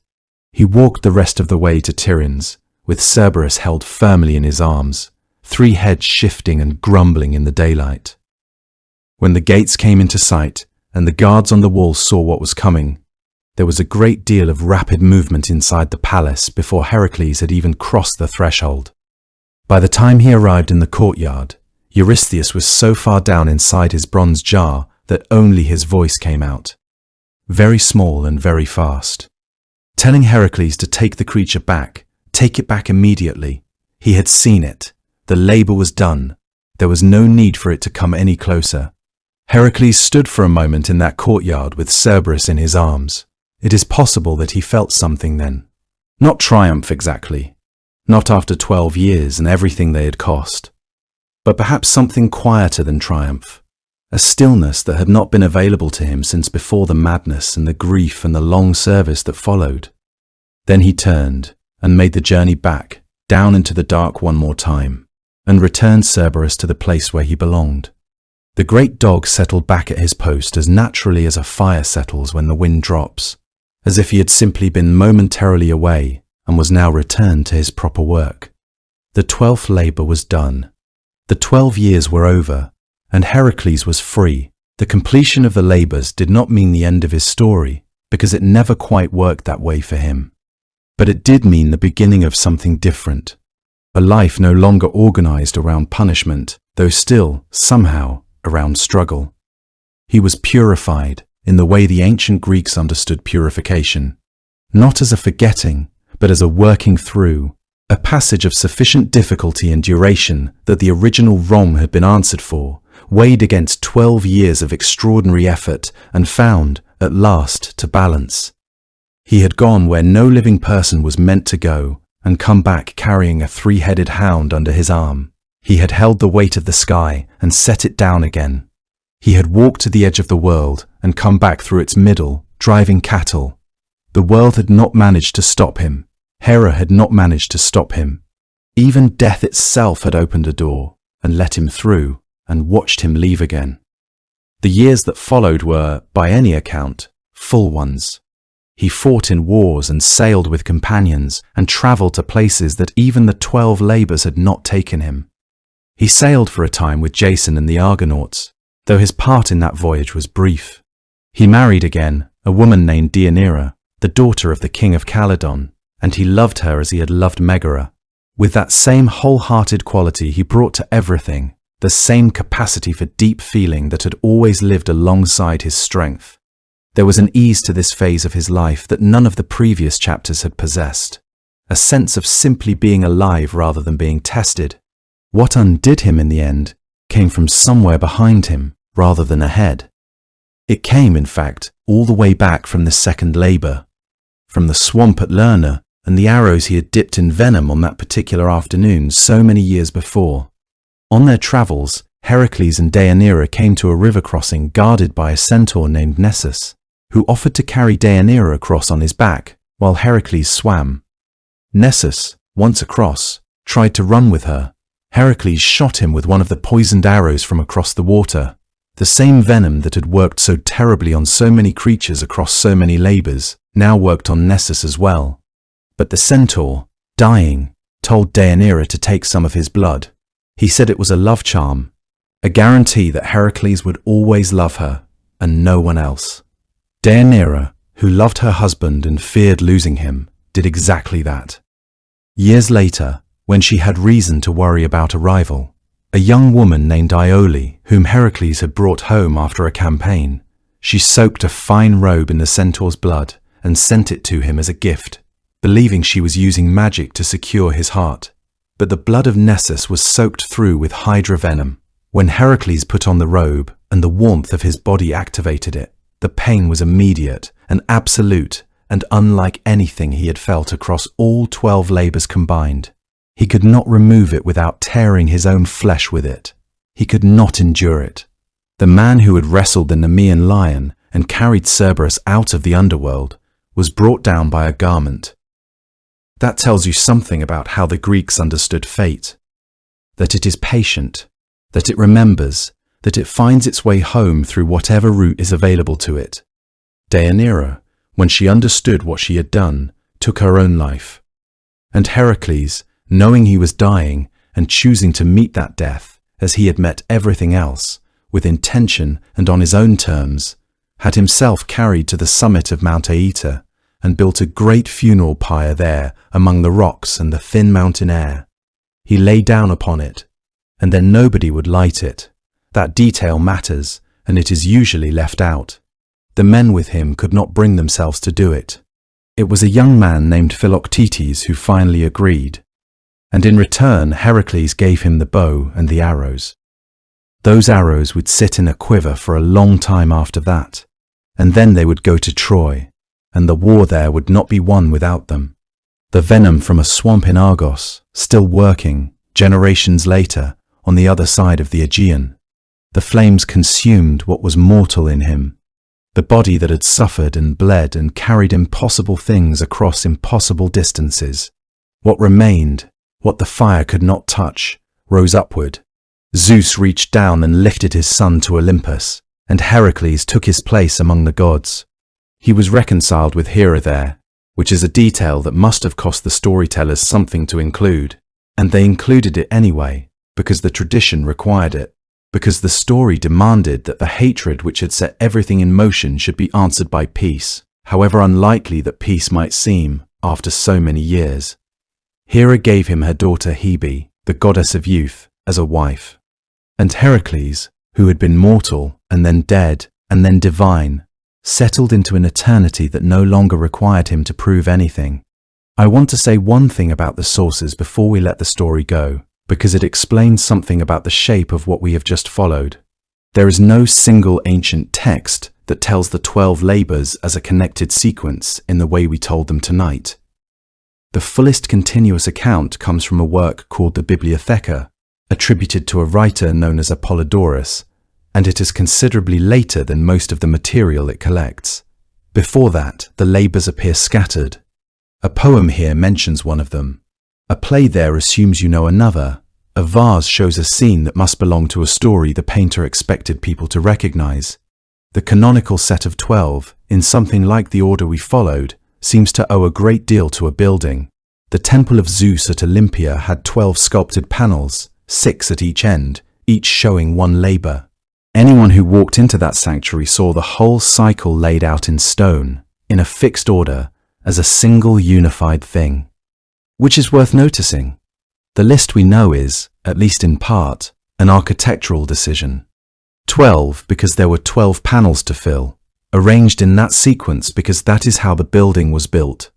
That does not make any of it less real as a story, but it is a reminder that the tidiness of a myth is often something added afterward, by people organizing material that was never originally organized at all. The Greeks who told this story understood something that is easy to overlook when you are only counting the monsters and the distances traveled. The labors were never really about strength. A man strong enough to wrestle a lion into stillness and carry a 3-headed dog out of the land of the dead could have found his way through the world on strength alone, if strength were all that was needed. But what the story keeps returning to, in the year he spent tracking a single deer through changing seasons, in the patience required to exhaust a boar through the high snows of Erymanthos, in the willingness to hold the weight of the sky while a titan walked away with golden apples, is that the things most worth doing are rarely accomplished by force. And that grief, which he carried from the very beginning and never fully set down, does not disqualify a person from becoming something extraordinary. It is instead, somehow, part of what makes the becoming possible at all. The 12 labors, taken together, are a map.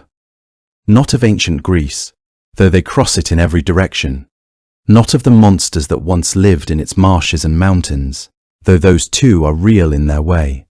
They are a map of what it costs a person to move from one version of themselves to another, to cross the distance between the worst thing they have ever done and whatever it is possible to become on the far side of it. And so the man who once stood in a darkened room with no memory of what his hands had done became, in the end, a god. Not despite what he had suffered, but because of what he chose to do with it. And now the story has come to its end, and you are still here, on this dark hillside at the edge of the ancient world. The grass soft beneath you, and the night settled in completely around you. The stars overhead are the same stars that Hera placed the Nemean lion among so many thousands of years ago. The air has cooled since the evening began, carrying with it the faint, dry sweetness of wild thyme crushed somewhere nearby, and the more distant smell of the sea, or perhaps of a river running between the trees below. If you listen carefully beneath the quiet, you can still hear it. That gentle, unhurried movement of water over smooth stones, entirely indifferent to the passage of time, entirely indifferent to the labors of gods and heroes and the long turns of history, simply moving as water has always moved, softly and without effort. The grass beneath you is cool now, slightly damp at the edges where the night has settled into it. The hillside holds you without asking anything from you. The darkness is the comfortable kind, not empty but full of the smell of the earth and the sound of the water and the particular silence that comes after a long story has finished and there is nothing more to be said. Only the night itself remaining. Leo is up there somewhere among the stars. The lion he strangled with his bare hands, and Hera lifted into the heavens, shining quietly above the world, as it has for longer than anyone alive can fully imagine. And Cancer is up there too, faint and modest, 4 dim stars, the crab that grabbed his ankle in the swamp and was crushed for it, and honored anyway. And somewhere in that same sky is the centaur, the teacher who gave up his immortality because he could not bear the pain, and who was placed among the stars for it. The rest of the sky is full of that same dense ancient light. Too many stars to count, too far away to feel, but close enough to see. And the seeing is enough. Somewhere below the hillside the water moves. The thyme releases its dry warmth into the cooling air. The grass is soft. The earth is patient. You have nowhere to be and nothing left to do tonight, but allow the night to continue around you as it will, as it always does, as it has done through every story that has ever been told, and every labor that has ever been completed, and every long journey that has ever, finally, come to its end. The story is finished, and the night is full, and your body is heavy with the comfortable weight of something heard and received and allowed to settle. There is no urgency now, none at all, only this hillside and this darkness and the very distant sound of the water. Sleep, if it comes, will come softly. If it has already come, it has come well. Either way, the night holds you, and the stars are steady, and the time is sweet on the air, and there is nothing else required. The water moves, the stars are out, the night is kind, and there is nothing left to carry tonight but the soft weight of sleep. We will follow this story from its very beginning, from a king in Athens who had no heir, and a prophecy he could not understand, through a childhood spent beside a green and quiet sea, through a road full of danger and a city full of grief, and finally down into the darkness beneath a palace on the island of Crete, where a creature waited at the center of a maze that had been designed so that nothing could ever find its way out. We will follow the thread, literally, a thread of wool unspooling in the dark that made the difference between returning and not returning. And we will follow what happened after, which is, in some ways, the most human part of the story. Before we begin, let us take a moment to settle in, to let the day that has just passed move a little further away from you, and to find a place that is comfortable and still. Allow the weight of your body to rest fully in whatever is beneath you. There is nothing that needs your attention right now, and nowhere you are expected to be. You are already doing the right thing simply by being here and letting yourself be quiet. Now, if it feels comfortable, let your eyes close and let us place you somewhere that belongs to the world we are about to enter. Imagine that you are sitting on a hillside above the sea. The stone beneath you has been warmed by the sun all day and still holds that warmth, smooth and solid under your hands, and the air around you has just begun to cool as the evening comes in slowly from the water. Below you, the sea is very dark, a deep, particular blue that belongs to the Aegean at dusk, not quite the colour of the sky, and not quite the colour of night, but somewhere between the two, shifting gently. You can hear it from here, a soft and continuous sound, the water moving against the rocks far below, unhurried and perfectly steady. The hillside smells of salt and something dry and herbal, wild thyme growing between the stones, crushed a little by the heat of the day and releasing something sharp and clean into the cooling air. There are a few small trees nearby, their leaves gone silver in the fading light, and behind you the hill rises further into a sky that is deepening from pale gold at the horizon to a soft, darkening blue overhead. There is no wind, or almost none, just the faintest movement of air coming up from the water, carrying the coolness of the sea with it and touching your face very lightly. The last birds of the day are settling somewhere in the trees behind you, their calls growing fewer and further apart, and the hillside is becoming quieter with every passing minute. Far out on the water, you can just make out the shape of an island, low and dark against the horizon, still and patient, the way islands look when the day is almost done and the light is going. There may be a light there, very small, or it may simply be the last reflection of the sky on the water. Either way, it is peaceful to look at, a fixed point in all that moving dark. You are not cold, and you are not warm in any way that demands attention. The temperature is simply right, the air gentle, the stone solid and reliable beneath you. There is nowhere you need to go, and nothing you need to do. The evening is coming in over the sea, the way it always has, the way it did thousands of years ago, when the stories we are about to enter were still being told for the first time, passed from one person to another in the dark, in just this kind of quiet, beside just this kind of sea. And so, as the stars begin to fill the sky above that ancient sea, and the last warmth of the day fades slowly from the stone beneath you, we begin our story. Long before Theseus was born, long before the labyrinth had even been dreamed of, there was a king in Athens named Aegeus. He was a man who had nearly everything a ruler could ask for, and yet lived with a quiet, persistent grief that no amount of power could ease. Athens in those days was a city that announced itself before you arrived, its white stone rising on the Acropolis above the plain, like something placed there deliberately by a hand large enough to shape hills. Catching the morning light in a way that made travellers on the roads below stop walking for a moment without quite knowing why they had stopped. The market below the rock was loud and warm, and smelled of pressed olive oil and salted fish, and the particular sweetness of figs left too long in the sun. The voices of merchants and buyers and children running between the stalls rose up through the air and mingled with the smell of the sea. That was never far away. That was always present at the edge of things in Athens, the way a thought you cannot quite name is present at the edge of a quieter kind of awareness. Aegeus ruled all of this. The harbour at Phalerum, where the fishing boats came in heavy and low with their catches, the roads that fanned out across Attica, connecting the smaller villages to the city, the sacred places on the hillsides, where the smoke of offerings drifted upward in thin, pale columns every morning, and he ruled it with the steady, capable authority of a man who had earned his position and knew how to hold it.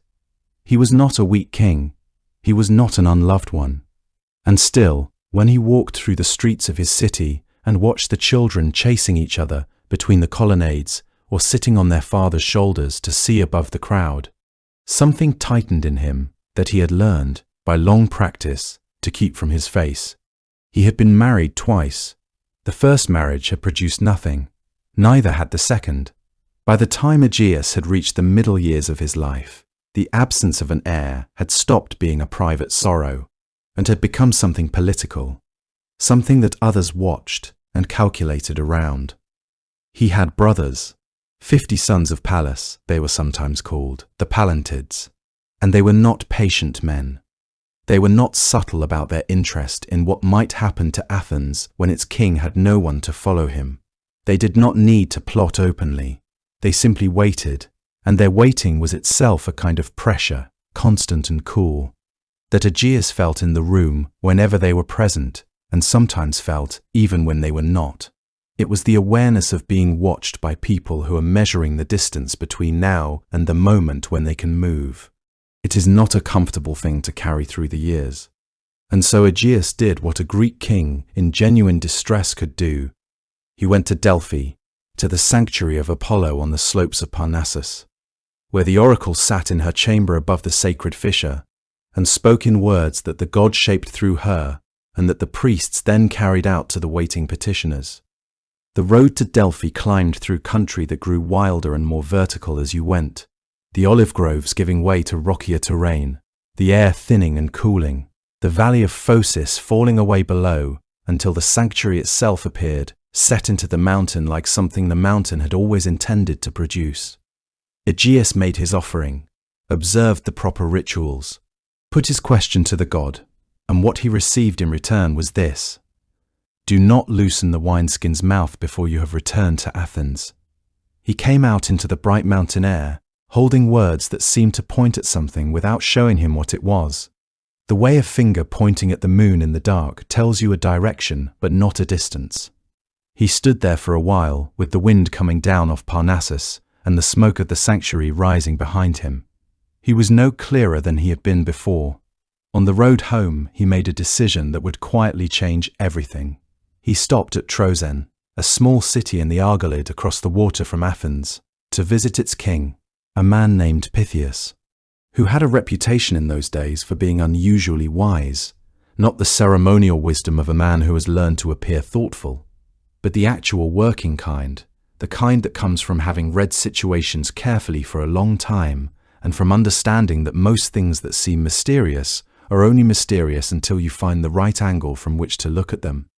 Troezen was a different kind of place from Athens, quieter, more enclosed by its hills, green in a way that felt more deliberate somehow, its streets narrower and its pace slower, the air softer and carrying the smell of pine resin from the slopes above the town rather than the salt and commerce smell of a busy harbour city. There was a pleasantness to it that had nothing to do with being lesser. It was simply a place that had not been in a hurry for a long time and had found a kind of settled ease in that. Theseus received Aegeus with the warmth of a man who has no reason to be guarded, fed him well, poured wine from good jars, listened to the oracle's words when Aegeus repeated them, and Theseus heard those words and understood them immediately, clearly, completely, without apparent effort, in the way that certain people understand certain things, not because they are cleverer than everyone else in every way, but because they happen to be standing at exactly the right angle to see what others cannot. He said nothing about that understanding right away. He simply smiled in a particular manner and refilled Aegeus's cup.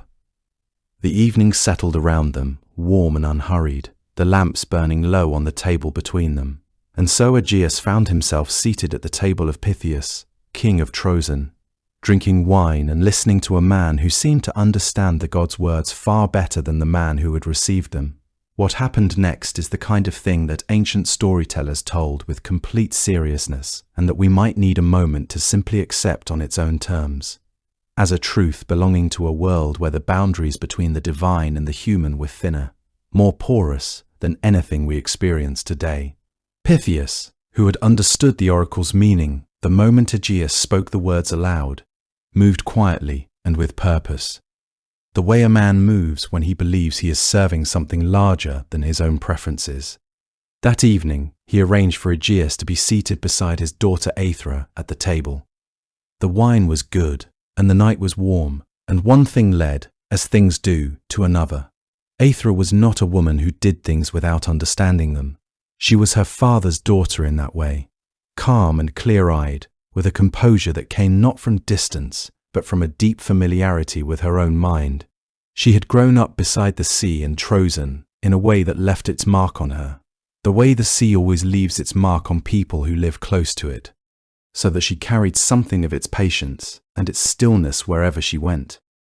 Something too of its capacity to run very deep without showing it on the surface. She was not surprised by the arrangements her father had made. She was not resentful of them. This was because she understood, as Pythias did, that the oracle's words were not simply a puzzle to be solved, but a door through which the world was trying to move. She was willing to be the threshold. After Aegeus had fallen into the heavy sleep of a man who has travelled far and drunk well, Aethra rose in the darkness and walked alone down to the shore, drawn by something she could not have named precisely. A feeling, or perhaps more than a feeling, a pull as steady and directionless as the tide itself.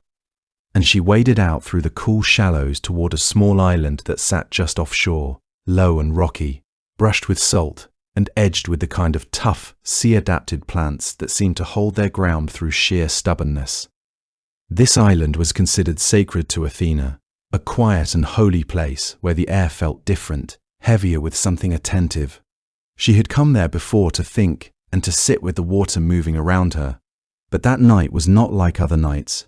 What met her on that island, or what found her there, as the stories prefer to say, was not a mortal presence and not a violent one either, but something oceanic and vast, and in the way of the gods, entirely inevitable. A presence that arrived the way a deep current arrives beneath still water, felt before it is understood, belonging to Poseidon, the lord of the sea, who moved through that night with the quiet authority of something that does not need to announce itself because everything in the water already knows it is there. The ancient sources say this plainly, without ceremony. So we say it plainly too, that Aethra lay on that small holy island in the darkness with the sea all around her, that the child she would carry from that night would have two fathers, one mortal and one divine, the king of Athens and the god of the deep water. That was perhaps exactly what a son born to such a world, to such a story, truly needed. When morning came up pale and soft over the hills behind Trozen, Aethra walked back along the shore with the wet sand cold beneath her feet and the smell of salt air all around her. She returned to the house of Pythias with the composure of someone who has passed through something extraordinary and arrived on the other side, still entirely herself. Aegeus, who was awake by then and aware that the hour of his departure was close, did not ask her anything about the night, because some things in that world were simply understood to have their own shape and their own meaning, and did not require discussion to be real. He was thinking, as he prepared to go, about the oracle's words and about everything Pythias had said to him, about the road back to Athens and the city waiting for him there. Underneath all of that, he was thinking, with a quietness that he did not quite allow himself to examine directly, that something might come of what had passed between them, that a child might be growing even now in the silence of the morning, that if such a child were a son strong enough and fortunate enough to find his way back to Athens, then perhaps the grief he had carried for so long might yet have an answer. He went to a place on the green hillside above the town, a place where a great boulder sat half sunk into the earth, its surface dark with moss and the patience of years, heavy in the way of things that have not moved in a very long time. He placed beneath it his sword, a good bronze sword, the kind a king carries, and beside the sword his sandals. Then he straightened and looked at Aethra, and told her what he was doing and why, his voice steady and his words plain. If she bore a son, if that son grew strong enough to lift this stone and claim what lay beneath it, she should send him along the road to Athens and tell him whom to find. He did not make this into a speech. This was because Aegeus was not a man who made speeches when simple words would do. Aethra listened with her hands at her sides and her eyes on the stone, already thinking, already understanding that this boulder was not simply a hiding place, but a kind of promise, a test written in weight and time and patience rather than in words. She thought that if she did bear a son, he would need all of those things and more. Then Aegeus turned and walked down the road toward Athens. Behind a woman standing at the edge of a green hillside, one hand resting lightly on a very large stone. Aethra was not a woman who did anything carelessly. The way she raised her son was no exception. She gave Theseus a childhood that was full of the things a boy who would one day carry great weight truly needed: open space, honest teaching, a sense of his own capabilities built slowly and without fanfare. Troezen was a good place for a childhood. It sat in the northeastern corner of the Peloponnese, sheltered on three sides by hills that were green for most of the year and golden in the dry months of late summer. From almost any elevated point in the town, you could look south and see the sea, always there, always moving, a reminder that the world did not end at the edge of the nearest hill. The landscape had a particular texture to it. The paths between the olive groves were pale and dusty. The stone walls that divided the fields were rough with lichen. In spring, the hillsides filled with the low purple flowers that grew between the rocks and smelled faintly of honey when the sun warmed them in the afternoon. It was a place that asked you to pay attention. Theseus, from an early age, was very good at paying attention. He was not a quiet child exactly, but he was an observant one. He noticed things that other children walked past without seeing, the way the light changed on the water at different hours, the particular call of a bird that meant rain was coming, the expression on a person's face that didn't quite match the words they were saying. Aethra watched this habit develop in him with the careful, private satisfaction of a mother who understands that what she is seeing is something beyond ordinary. She never drew attention to it. She let him develop at his own pace. That was, in most respects, a faster pace than the other boys his age. Pythias took a hand in his education early. It was Pythias who first understood that the boy's intelligence needed to be given something to work against, or it would turn restless and difficult. The old king had governed Troezen for a very long time, and had the kind of patience that only comes from decades of watching things go wrong and then slowly right themselves. He directed that patience entirely towards his grandson. He taught Theseus to read the stories inscribed on temple walls, to follow an argument to its conclusion rather than stopping at the point where it became uncomfortable, to ask a second question when a first question had been answered. They sat together in the evenings sometimes, the old man and the boy, beside a low fire while the wind came off the hills. Pythias would tell stories, the old ones, the ones about the gods and the first heroes, and Theseus would listen with the particular intensity of a child who suspects that these stories are somehow connected to his own life in ways he cannot yet articulate. There was a training ground below the town where the young men of Troezen practiced, a flat open space with a view of the water on clear days. Theseus was there most mornings before the sun had fully cleared the eastern hills. He was not the largest of the boys he trained alongside, not at first, but he was usually the quickest. More than that, he had an unusual quality for a boy being trained to fight. That was a genuine interest in why a technique worked, not just whether it worked. He drove the older men who trained him slightly mad with his questions and impressed them considerably with his results. By the time he was 12, he could pin boys 3 years older than himself. He did it not through brute force, but through the kind of careful attention to balance and leverage that his grandfather had been quietly cultivating in him all along. He spent time with the fishermen as well. That was not something a king's grandson was particularly expected to do, but Aethra never discouraged it. He would help them carry their nets down to the water in the early morning and sit with them while they worked, learning the names of currents, learning to read the color of the sky for weather, learning the long, slow patience of men who understood that the sea would give what it would give, and not a great deal more. They were fond of him, the fishermen.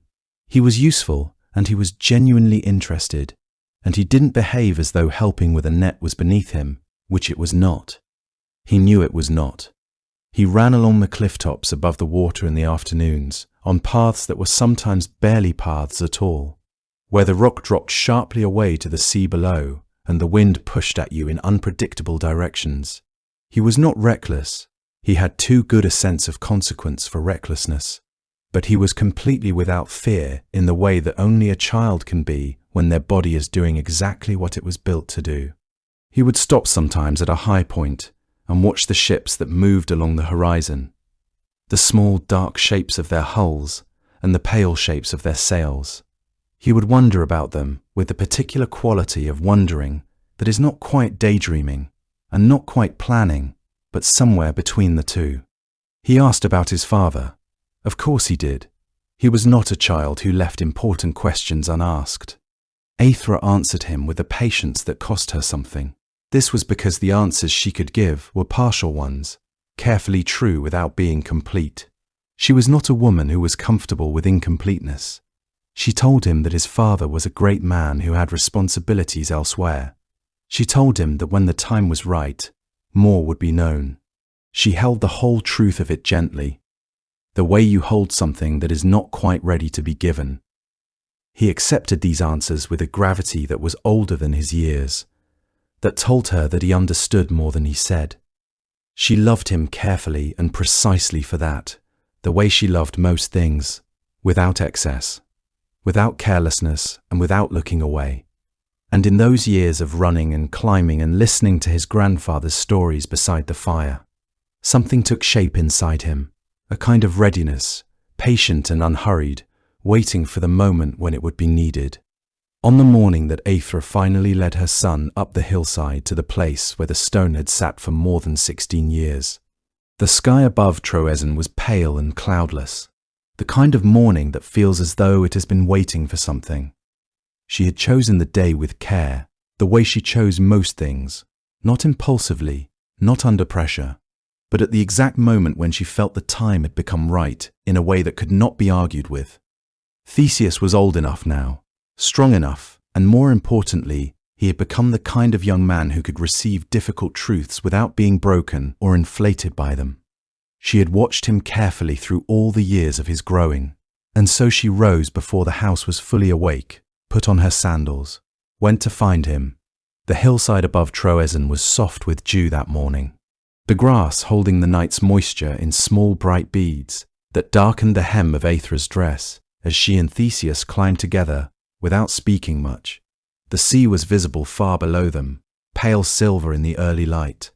The hills rolled away on all sides in that particular deep green that Troezen wore in spring. Theseus walked beside his mother and did not ask where they were going. The stone was exactly where Aegeus had placed it, half sunken into the slope of the hill, as though the earth had been slowly drawing it downward over the years, its upper surface thick with dark moss, its edges rounded and softened by weather and time until it looked less like something a man had placed deliberately and more like something the hill had simply grown.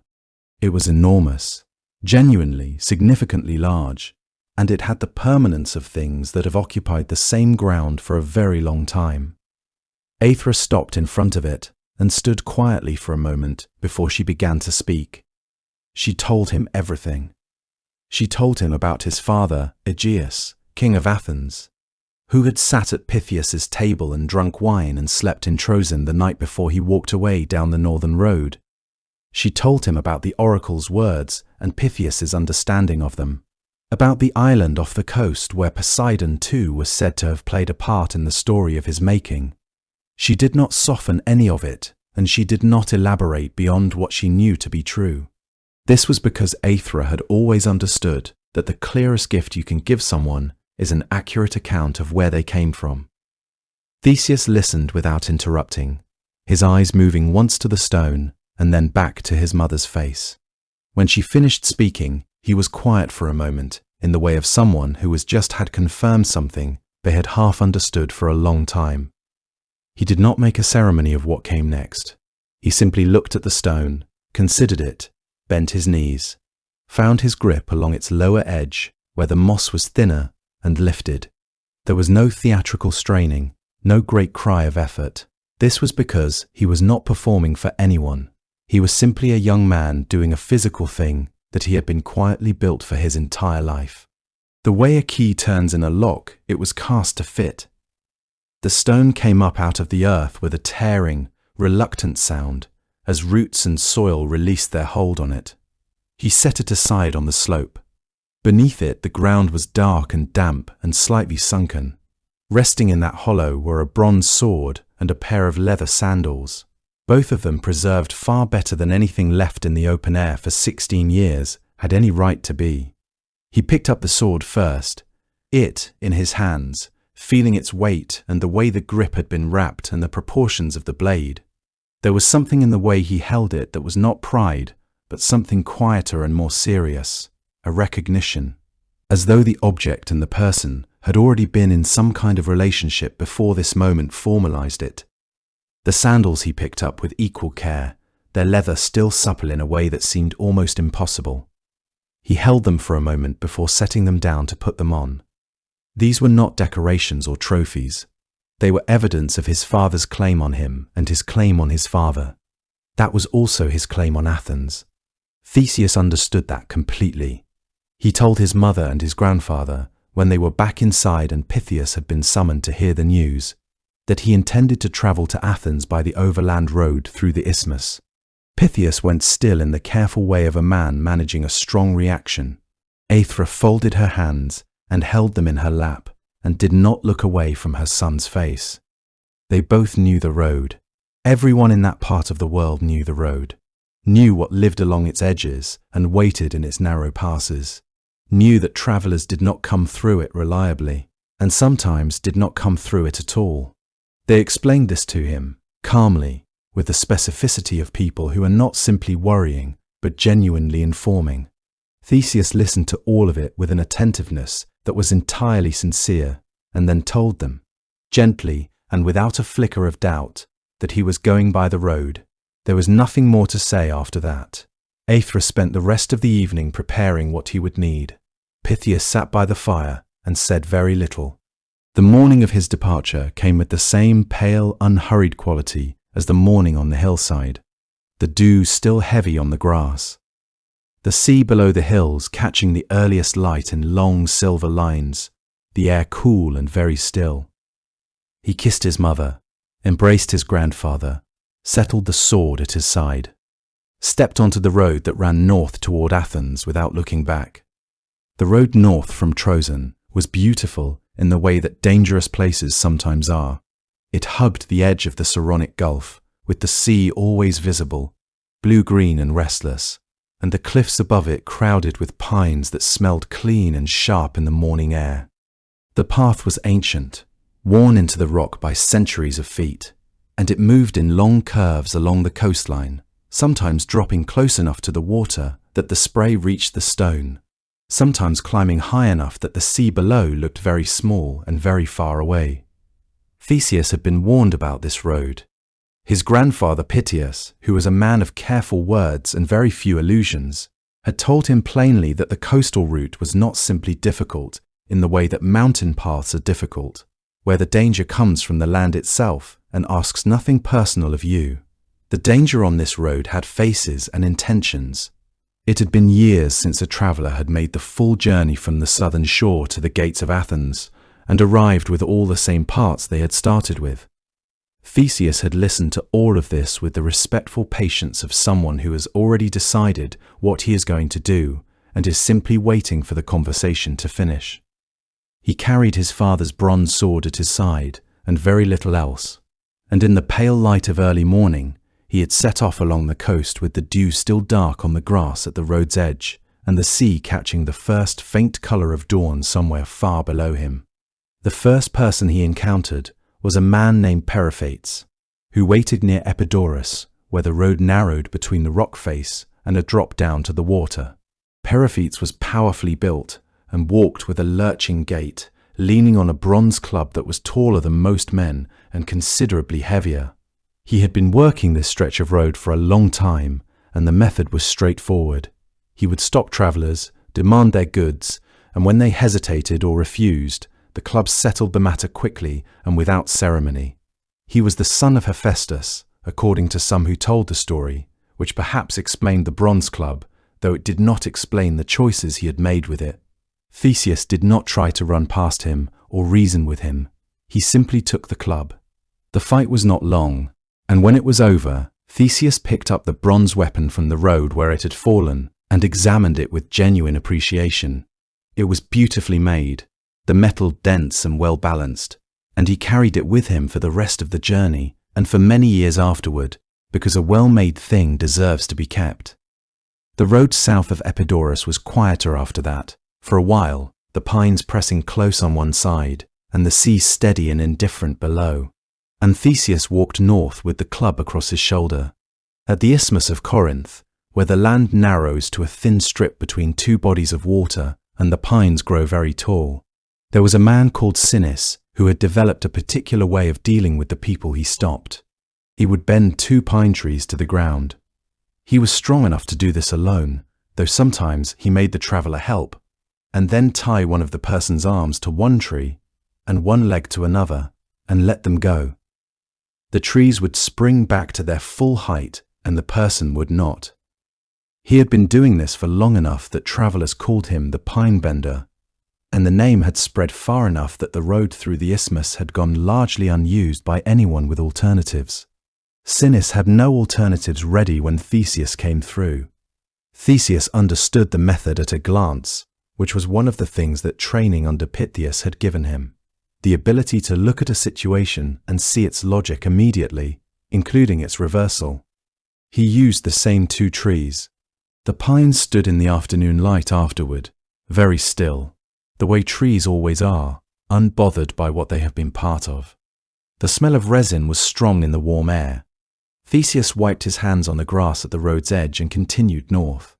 Near Crommyon, set back from the road in a stretch of rough farmland between the path and the hills, there lived a sow of considerable size and considerable age that the locals called Phia, after the old woman said to keep her, and the creature had over the years killed enough people, farmers and travellers and anyone who came too close to her territory, that she occupied a space in the local imagination somewhere between animal and something worse. She was simply very large and very old and very mean, in the way that animals sometimes become when they have gone a long time without being challenged by anything capable of challenging them. Theseus went into the rough ground after her, without particular drama, because a creature like that, left alone, would go on doing what it was doing, and the road ran close enough to her range that leaving her was not a real option. The ground there was rocky and uneven, thorned plants catching at his legs, the light coming through the hills at a low angle. Afterward, he came back to the road with mud on his boots and continued walking. The cliffs near Megara were spectacular, white limestone dropping sheer into the sea, and Sciron had made a comfortable arrangement there for himself. He would stop travellers and demand that they kneel and wash his feet, which they generally did because the alternative was not obvious, and he was large and the cliff was very close. While they were kneeling and focused on the basin of water he provided for the purpose, he would kick them from behind and they would go over the edge and into the sea far below, where, according to the story, an enormous turtle had come to rely on him for its meals. It was a system that depended entirely on the other person staying in the position of submission, and Theseus declined to stay there. The cliff was the same cliff either way, and the sea below it was the same sea, and the turtle, if the turtle was real, presumably ate well that day regardless. The wind off the water was cold at that height, and Theseus stood at the cliff edge for a moment, looking out at the sea before turning back to the road. At Eleusis, which was a place already old and sacred when this story was taking place, a man named Cersion held the road and offered travellers a wrestling match they had not asked for and could not refuse, which he always won by means of size and overwhelming strength and a complete indifference to what it cost him to apply that strength. He had killed many people this way, and he seemed to consider it entirely within his rights, in the way that people who have gone unchallenged for a long time sometimes come to consider the exercise of their power a kind of entitlement. Theseus had trained in wrestling at Troezen. Pythias had made sure of that. But what he understood, which Cercion did not, was that wrestling is not simply a matter of which person is stronger. It is a matter of how weight is moved and where it goes. Strength brought low by technique is one of the cleaner satisfactions the physical world offers, and Theseus is credited in the tradition with having improved the art of wrestling itself on this particular afternoon near Eleusis, introducing principles of leverage and footwork that made mere size considerably less decisive. Whether or not that credit is entirely accurate, Cercion did not get up from the ground outside Eleusis, and the road beyond him lay open. The last encounter before Athens was with a man known as Procrustes, whose name in Greek carries the meaning of one who stretches, which was part of the method. He kept a house near the road and invited travellers in with every appearance of hospitality, a bed, a meal, a place to rest after the long journey. The bed was iron, precisely made, and Procrustes had a simple philosophy about it. The person in the bed should fit it exactly. If they were too short, he would stretch them until they did. If they were too long, he would trim the parts that overhung the edges. He had spent considerable time refining this arrangement and was quite serious about it. Theseus accepted the invitation and the meal, and then turned the logic of the bed on its owner, fitting Procrustes to his own iron frame with the same thoroughness the man had applied to everyone else. There was a quality to this last encounter that was different from the others, something about the false warmth of the hospitality, the way cruelty had dressed itself in the clothes of welcome, that made it feel like a final and necessary correction before the city came into view. By the time the walls of Athens finally came into view on the horizon, Theseus had walked the length of a road that no one had survived in recent memory, and he arrived at its end with a bronze club across his shoulder and the unhurried manner of someone who had simply done what needed doing. Athens was everything that Troezen was not. Loud and dense and full of the smell of saltfish and burning olive wood, and the sound of argument rising up from the market in the early morning. And Theseus walked through its gates and immediately felt that this was a city he could love. The streets were narrow and crowded and alive in a way that Troezen, for all its green beauty, had never quite been. He moved through them slowly, taking in the white stone of the buildings and the way the light fell differently here, harder and more direct, bouncing off the limestone and the terracotta rooftops and the great pale mass of the Acropolis rising above everything else. He could smell the sea even from the centre of the city, that particular salt and iodine scent that the wind carried in off the Saronic Gulf and pressed into the alleyways and the market stalls and the fabric of every garment hanging out to dry in the morning air. There was noise here and movement, a sense of things being decided and contested and argued over in the open. That suited him, because he had always been a person who preferred the world to be legible, who preferred to know what he was walking into. But Athens in those years was not as straightforward as it looked. This was because the king who sat at its centre was a man whose household had become considerably more complicated than a king's household ought to be. Aegeus had been living for some time now with a woman named Medea, who had come to Athens from Corinth some years before, carrying with her the kind of history that most people would have found impossible to survive, and that she had somehow transformed into a kind of power. She was a sorceress, a granddaughter of the sun god Helios, a woman whose knowledge of herbs and poisons and the hidden workings of the world was so thorough and so precise that it had made her indispensable to a king who had no heir, no allies within his own family. A great deal of anxiety about both of these things. Aegeus had given her shelter when she arrived. She had repaid him with her gifts, medicines that kept him strong, counsel that was usually correct, a steady and intelligent presence in a court that was full of people who wanted things from him. And so she had gradually become not just a guest, but something closer to the centre of the palace's life. She intended to remain there. She was not, when you looked at her carefully, simply a dangerous person. She was a person who had already lost everything once, her home in Colchis, her place beside Jason, the future she had built so precisely and at such cost, and who had survived that loss by being willing to do things that most people were not willing to do, who had arrived in Athens with absolutely nothing except her own intelligence and her own formidable capabilities, and had made from those two things a position she was not going to surrender. That is the thing about Medea that the ancient storytellers seem to understand, and that makes her so difficult to simply condemn. She was not acting from cruelty, but from necessity as she understood it. That is a much more recognizable motivation, and a much more uncomfortable one. She saw Theseus almost before anyone else in the palace did. She understood immediately what she was looking at. It was not just the sword at his side, though that was distinctive enough. Not just the sandals, though she had sharp eyes and a retentive memory for the kind of details that other people let pass. It was everything together.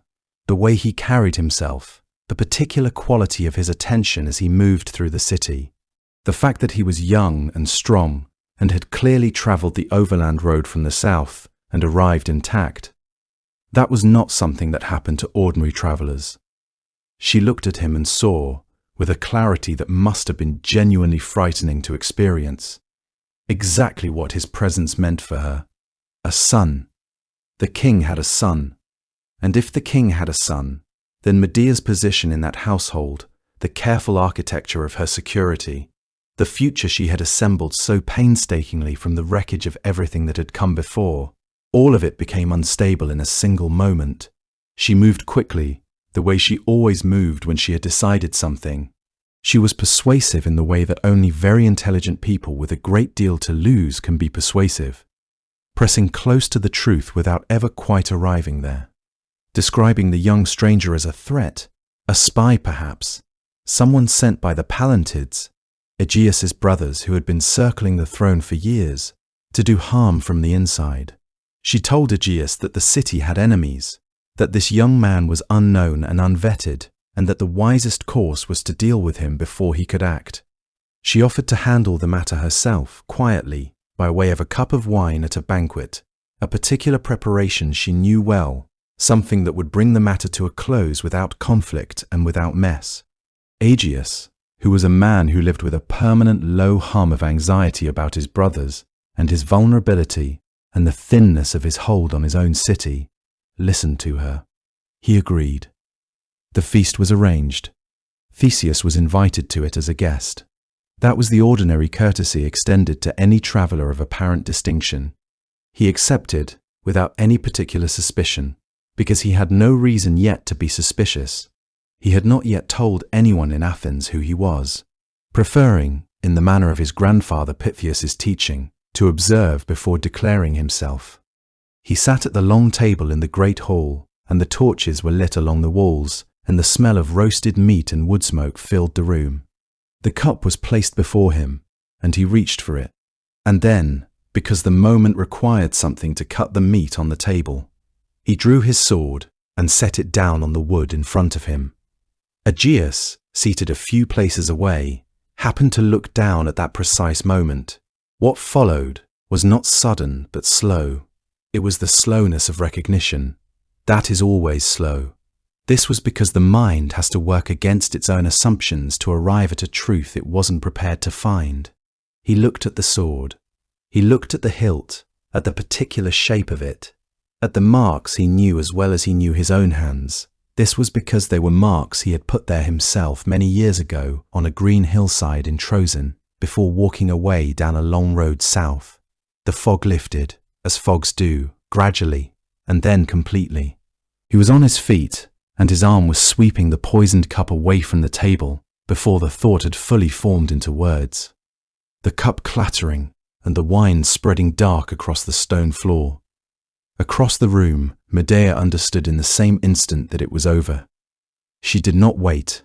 She was too experienced in the arithmetic of lost positions to waste time on anything that could not help her. So she gathered what she needed, and she called on the powers available to her, and a chariot appeared, drawn by creatures that moved through the air rather than along the ground. Before anyone in the hall had recovered enough to act, she was gone, through the high window and into the dark sky above Athens, diminishing rapidly toward a horizon that swallowed her. She would not be seen in Attica again. Theseus watched her go, and then turned back to find his father standing very close, the older man's face moving through expressions too complex and too layered to name simply, settling finally into something that looked like a man coming back to himself after a very long time away. Aegeus held his son by the shoulders and looked at him for a long time. There was so much in that look, years of longing, years of not knowing. Underneath it all, a relief so large it seemed to have no bottom. To understand why Theseus was preparing to sail to Crete, you have to go back to a story that began years before he was born. A story about pride and punishment and a white bull that emerged from the sea and should never have been allowed to stay. Minos was, by almost any measure, a remarkable king. He ruled the island of Crete from his palace at Knossos, and Knossos was unlike anything else in that part of the world. A vast, layered, brilliantly coloured complex of rooms and corridors and open courtyards, decorated with paintings of leaping figures and sea creatures, and the dark, graceful curves of bull horns mounted above doorways. The palace sat at the centre of an island that was itself rich and productive, covered in olive groves and vineyards, and the kind of deep, well-watered valleys that made Crete feel, to those who had only known the rockier mainland of Greece, almost impossibly abundant. Minos had brought order to this island in the way that only a few rulers ever manage. He had established laws, created systems of governance, extended his reach across the surrounding seas, until Crete commanded a kind of authority that other kingdoms acknowledged and respected. The ancient tradition remembers him as a lawgiver of such wisdom that after his death he was made a judge of souls in the underworld itself, seated beside his brother Rhadamanthus, weighing the lives of the dead. That is the measure of the reputation he carried. And yet Minos was also a man with a particular weakness, and that weakness was pride, and one afternoon it cost him more than he could have imagined. The story goes that Minos needed to demonstrate his right to rule, to make visible to his people, and to rival claimants that the gods themselves had chosen him. He prayed to Poseidon, the god of the sea, and he made a bargain. He asked for a bull to rise from the water, white and perfect, as a sign of divine favour, and he promised that he would sacrifice that same bull back to the god immediately, as an act of devotion and gratitude. Poseidon agreed to this, and the bull came. It rose from the sea the way the tradition describes it, white as sea foam, heavy with muscle, its eyes dark and calm, a creature so physically extraordinary that everyone who saw it understood at once that it was not an ordinary animal. It walked up out of the shallow water and stood on the shore of Crete, and Minos looked at it and made his mistake. He kept it. He looked at the bull and found that he could not bring himself to give it up, and so he took it into his herds and sacrificed a different animal in its place, an animal that was fine enough but was not what he had promised, and he told himself that Poseidon would not notice, or would not care, or would understand. Gods, in the tradition of these stories, always notice, and Poseidon, the tradition is very clear on this point, did not understand. The punishment he chose was precise in the way that divine punishments often are, aimed not at Minos directly, but at everything Minos loved and had built, working from the inside outward. Pasiphae, Minos's wife, was a woman of considerable standing in her own right. She was the daughter of Helios, the sun, and she had come to Crete carrying something of that solar quality about her, a brightness, a directness, an intelligence that was not decorative but functional. She had given Minos children, had governed alongside him, had made Knossos the place it was as much as he had. She had done nothing wrong. The punishment Poseidon inflicted on her was aimed at her husband, and she was simply the surface on which it landed, and that distinction matters, because the tradition at its most honest never blames Pasiphae for what came next. What Poseidon caused in her was an overwhelming passion for the white bull, the very animal her husband had refused to sacrifice, still living in the Cretan herds, still carrying that extraordinary quality that had made it impossible to give up. The passion was not of her choosing, and not within her power to resist, and she suffered it the way one suffers any consuming and unwanted thing, which is to say badly, and in private, and with a kind of shame that had no real justification, but that she carried anyway, because the world was not constructed to be just to women in these situations. She went eventually to Daedalus, the craftsman who had been living at Knossos for some years by then, a man from Athens whose skills were so far beyond what anyone else could manage, that Minos had essentially kept him there the way a collector keeps something irreplaceable, with warmth and generosity that had an edge of permanence to it. Pasiphae explained what she needed, and Daedalus, who was not a man who wasted time on moral judgment when presented with an interesting technical problem, agreed to help her. What he built was a wooden cow, hollow inside, covered in real hide, mounted on wheels so that it could be moved, convincing enough in its construction that it could be placed among the herds. Pasiphae concealed herself within it, in the meadow where the white bull grazed, and the rest of the story is told in the ancient sources with a matter-of-factness that belongs to a tradition accustomed to the gods intervening in human lives in ways that were uncomfortable and frequently unfair. The child that was born from this, and a child was born, had the body of a human infant and the head of a bull, and he came into the world already carrying the weight of what he was. Minos named him Asterion, which means starry one, a name that holds a kind of tenderness that the circumstances would not seem to allow for. The world would call him the Minotaur, the bull of Minos, and that name would eventually swallow the other one entirely. Minos looked at the child and felt what any man would feel looking at the consequence of his own pride, made flesh and breathing in a crib in his palace. A horror so deep it had no clean edges, tangled up with grief and guilt, and a rage he could not direct at any appropriate target, because the most appropriate target was himself. He could not undo what had happened. He could not pretend the child did not exist. He could only contain it, and that is what he eventually did, in a way that created problems of its own. Before the labyrinth was built, however, and before the creature was placed inside it, something else happened that bound Crete and Athens together in the most painful way. Minos had a son named Androgeos, a young man of considerable athletic gifts who had travelled to Athens to compete in the games held there in honour of Athena. By most accounts he won, and won convincingly, and that victory seemed to have made certain people in Athens uncomfortable. The versions of what happened next vary.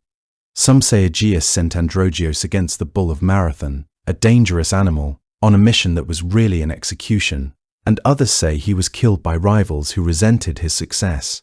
What all the versions agree on is that Androgeos died in Athens, young and far from home, and that Minos held Athens responsible. He went to war. Crete's naval power was substantial, and Athens was not in a position to resist indefinitely. The terms of the eventual settlement, however, were not the terms of an ordinary defeat. Minos did not want tribute in gold, or land, or cattle. What he demanded was something that no city could give up without feeling the wound of it every single time. He demanded young people, sent to Crete to enter the labyrinth, sent to whatever waited for them in its centre. The grief of it was compounded by the form the demand took, because it was not a punishment levied once and then finished. It was renewable, it came back, it returned on a schedule and required Athens, over and over again, to send its young people across the sea towards something they could not survive. And so every 9 years, or every year in some tellings, 14 young people from Athens were chosen by lot. 7 young men and 7 young women, placed on a ship with black sails and sent across the sea to Crete, where no one had ever come back. Daedalus was not simply a craftsman in the way that a potter or a carpenter might be called a craftsman. He was something else entirely. A man whose mind seemed to operate on a different level from the rest of the world, who could look at a problem and see solutions that no one else could imagine. He had come to Crete already carrying a considerable reputation, having left Athens under circumstances that were not entirely to his credit. There was a story, told quietly and not always in full, about a nephew, a boy of unusual talent whom Daedalus had thrown from a high place out of something that looked very much like jealousy. The goddess Athena had transformed the boy into a partridge before he could strike the ground. Daedalus had found it wise to leave Athens after that. He arrived at Knossos, and Minos received him as a king receives something genuinely valuable. That is to say, with warmth and with a careful kind of possessiveness. This was because a man who could build the things Daedalus built was not a guest so much as an asset, and Minos understood assets. What Daedalus had already made at Knossos before the Minotaur was born spoke for itself. He had built figures of bronze and wood and ivory that moved under their own apparent will. That seemed to breathe. that followed you with their eyes in the way that only living things should. He had made a dancing floor for Minos' daughter Ariadne, an open space of marble inlaid with patterns so cunningly arranged that a dancer moving across it would feel the rhythm of the design beneath her feet almost before she heard the music. The people of Knossos had grown accustomed to Daedalus the way you grow accustomed to something extraordinary when it is close to you every day, with a kind of comfortable reverence, a willingness to believe that whatever he produced would work, that it would be exactly what was needed, even when no one else could see quite how. So when Minos came to him with the problem of the Minotaur, the creature that could not be killed, that could not be kept in any ordinary enclosure, that could not be allowed to be seen by the world, Daedalus listened, was quiet for a time, and then began to draw. His drawings were not like other men's drawings. They filled sheets of treated hide with lines that curved and folded back on themselves. That indicated distances in a language only Daedalus could fully read, that described a space that seemed, on the page, to be in several places at once. The workers who would eventually cut the stone and carry it and set it into place could follow his instructions as far as their particular section was concerned. But none of them ever held the whole design in their heads. This was because the whole design was not the kind of thing a single mind could hold, unless it was the mind that had made it. The quarrying began in the hillside below the palace, where the limestone was pale and fine-grained and came away from the earth in blocks of a satisfying regularity. You could hear it from the palace itself on still mornings, the low percussion of iron against rock, the crack and groan of stone separating from stone. Underneath it, the constant sifting sound of dust falling through dry air. The dust was everywhere in those early months, settling on the hair and clothing of everyone who worked near the site, coating the inside of the nostrils with something that tasted faintly of the deep earth. Torches burned inside the tunnels. From the first day they were deep enough to require them. The torchlight behaved strangely in passages that turned in ways the eye did not anticipate, throwing shadows that moved counter to the flame, the impression of spaces that continued beyond where they actually ended. This was not incidental. Daedalus had designed the disorientation deliberately, with the same care he gave to everything else. The labyrinth was not a maze in the simple sense of a puzzle with a solution that could be memorized. It was a space in which the ordinary tools of navigation became unreliable, where the sound of your own footsteps returned to you from directions that made no sense, where a corridor you had walked once in one direction seemed, when approached from a different angle, to be an entirely different corridor. The center was not findable by logic. It could only be reached by chance or by knowledge. Daedalus was not intending to share his knowledge with anyone who might use it to get back out. When the Minotaur was brought to the entrance and led inside, the bronze door was already made, already fitted to its frame, with the kind of precision that meant it would not shift or loosen over years of disuse.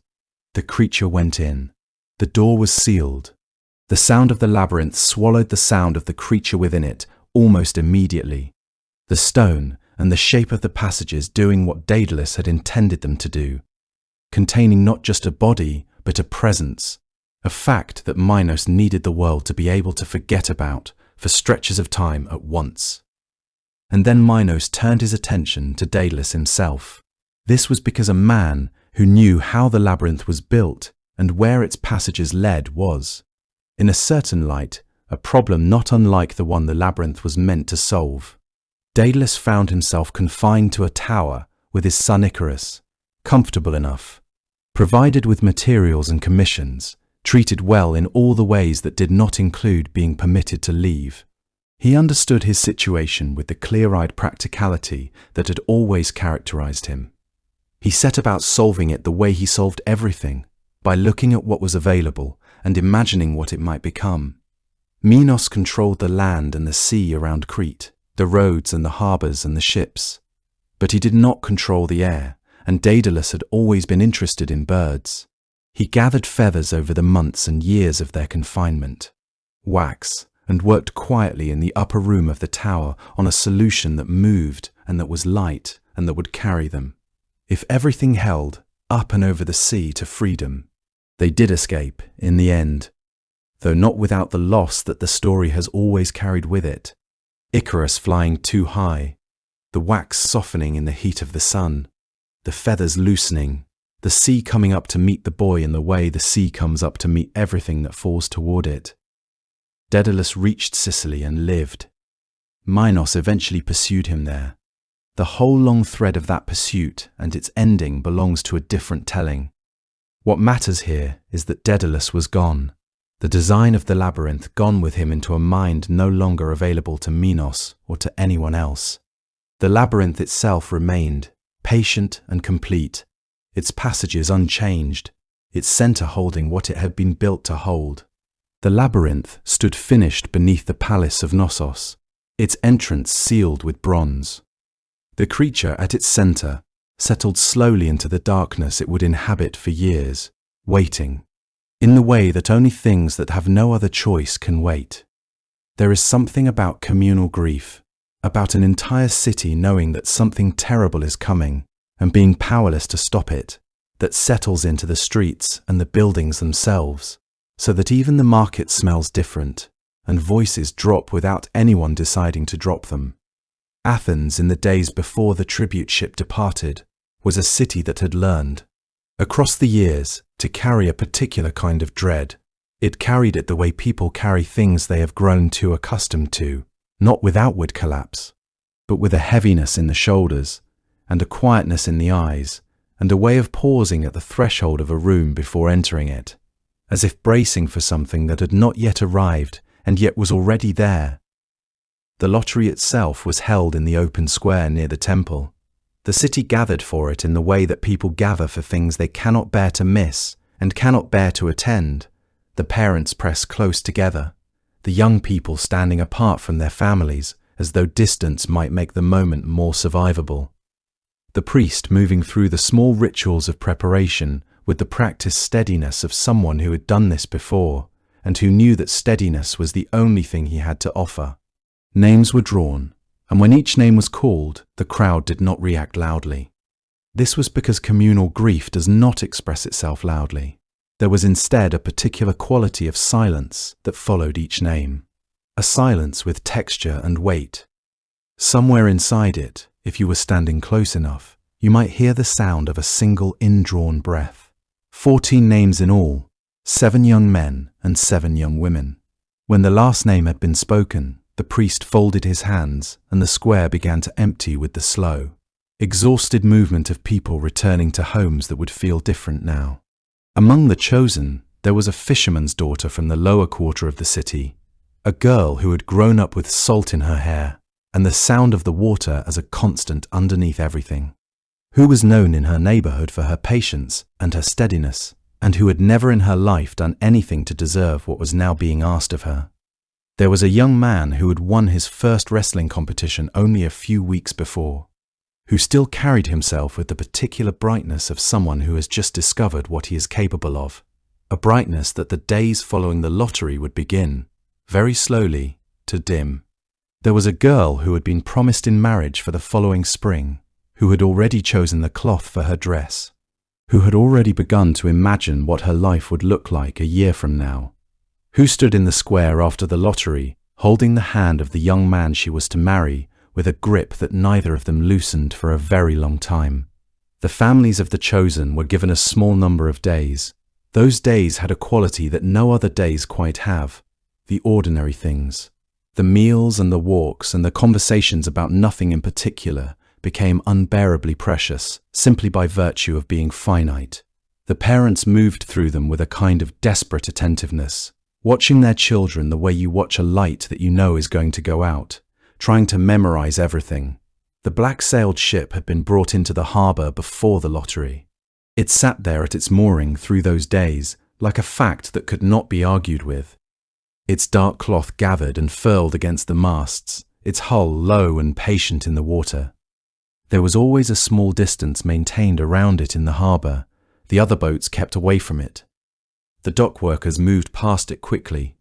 Even the gulls that crowded every other vessel in the port seemed to settle on it only briefly, as though something in the air around it was uncongenial to ordinary life. On the morning of departure, the harbour filled with people long before first light. They came without being summoned. This was because there was nowhere else to be on that morning. The families of the chosen. Then the neighbours of the families. Then the neighbours of the neighbours, until the hillside above the harbour was thick with people, standing very still and very close together in the grey before dawn, watching the torches on the dock below. The priest performed the rituals of departure at the water's edge, the incense burning in a thin pale thread against the dark air. The prayers spoken in a voice that carried across the water in the way that voices carry in the early morning when everything else is quiet. The young people came down to the harbour together. They were dressed simply, and they carried very little. Their families walked with them to the edge of the dock and stopped there. This was because there was a point beyond which the families could not follow. Everyone understood where that point was. The smell of the harbour that morning was the smell of the sea, and of old rope, and of the cold that comes in off the water just before sunrise. Underneath it, the faint smell of the incense still drifting from the priest's vessel. The sound, when the tribute finally stepped onto the ship and the oars were drawn out and settled into the water, was a sound that seemed too ordinary for the moment. A soft, unhurried sound, wood against water. The simple mechanics of a vessel beginning to move, repeated in a slow rhythm as the ship drew away from the dock and the dark sails were let out above it, and the people on the hillside watched without speaking. The ship sat in the harbour, with its black sails furled, patient and dark against the pale water of early morning. The city that watched it from the hillside above was as quiet as a city can be. When Theseus told his father that he intended to go to Crete among the tribute, Aegeus's face went through several expressions very quickly before settling on a controlled calm that was clearly costing him considerable effort. He had spent the better part of his life without a son, had carried the weight of an empty throne and the fear of everything that emptiness implied, and then Theseus had arrived, walking out of the past like something Aegeus had almost stopped believing in. And now, within what felt like no time at all, this same son was standing before him and explaining, with a quietness that was almost more difficult to bear than shouting would have been, that he intended to sail to Crete on the black-sailed ship, to go down into the labyrinth beneath the palace of Minos, and to kill the creature that had been taking Athenian children for years without a single one of them ever coming home. Some tellings of the story have Theseus volunteering as one of the tribute chosen by lot, joining the group of 14 as a willing participant rather than one selected by chance, and others say he replaced one of the chosen, that he came to the family of a young man who had been selected and offered himself in that person's place, and the distinction matters less than the fact of it, that in either version Theseus went deliberately and with full knowledge of what the labyrinth had meant for everyone who had entered it before him, and he went not because he was reckless or because he was indifferent to his own life, but because he had looked at the situation with the same clear, practical attention he had given to every dangerous thing he had met on the road from Troezen to Athens. He had concluded that someone had to go, and that he was the person most likely to come back, and that the tribute would continue taking Athenian children every 9 years, or every year, depending on who was telling it, until someone went down into that darkness and ended it, and he was not willing to watch that ship sail again if there was something he could do to stop it. Aegeus listened to all of this, and when Theseus had finished, the king was quiet for a moment in the way that people are quiet when they are choosing very carefully between several things they might say, and then he asked his son whether he understood what he was proposing. Not because he doubted Theseus's intelligence, but because he needed, perhaps, to hear it said again, to hear the steadiness of it once more before he allowed himself to believe that steadiness was real and not simply the confidence of someone who did not yet fully understand what was waiting for him in Crete. What Aegeus agreed to, in the end, what any father in his position would have agreed to, because the alternative was to forbid the thing and watch his son go anyway, which both of them understood would be exactly what would happen, was to let Theseus sail, and in agreeing to it, he asked for one thing, which was the kind of small practical thing that grief reaches for when it cannot ask for what it truly wants. And the thing he asked for was this: that if Theseus killed the Minotaur and survived and was sailing home, he would change the black sails of the ship for white ones before the coast of Attica came into sight, so that Aegeus, who intended to watch from the high white cliff at Cape Sunion every day until the ship returned, would know from a distance whether his son was alive, before the ship had even reached the harbour, and would not have to wait through the agony of watching a vessel approach without knowing what it carried. And Theseus agreed to this without hesitation, and the agreement was made, and it is worth holding that moment gently in your mind. A father and his son, newly found after a lifetime apart, standing in a room in Athens making a small practical arrangement about the colour of a sail, because this is the detail that the whole tradition will return to, the thing that a man who survived a labyrinth and killed a monster and sailed home across a dark sea forgot to do, and the forgetting of it would cost more than anything the labyrinth had taken. The night before the ship sailed, Theseus moved through the city quietly, not in the way of someone who is frightened and cannot sleep, but in the way of someone who is simply present in a place they love and wants to be present in it fully before they leave it for a time. And he walked along the edges of the market, where the stalls were shuttered and the smell of oil and fish and stone lingered in the cool air. And he sat for a while on a step above the harbour and looked at the black ship in the water below him, its dark sail folded, its hull moving gently with the tide, patient and indifferent the way ships are. And he thought about what lay ahead, with the same lack of drama that had characterized everything he had ever done. And when he was tired enough, he went back and slept soundly. The way people sleep when they have made a decision they believe in and have nothing left to resolve before morning. And in the morning, Theseus walked down to the harbour while the city was still sleeping, stepped onto the black-sailed ship, and settled in among the others as simply as a man boarding a boat.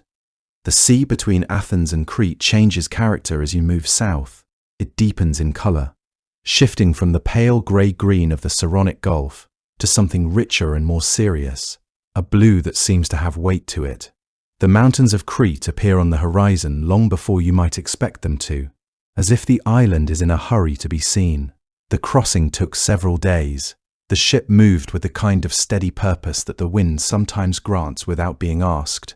The sail full and the oars shipped, the water cutting cleanly at the bow and closing again behind them in long, smoothing furrows. The other young people on the ship were quiet in the way that people are quiet when they have already done all their grieving and arrived somewhere on the far side of it.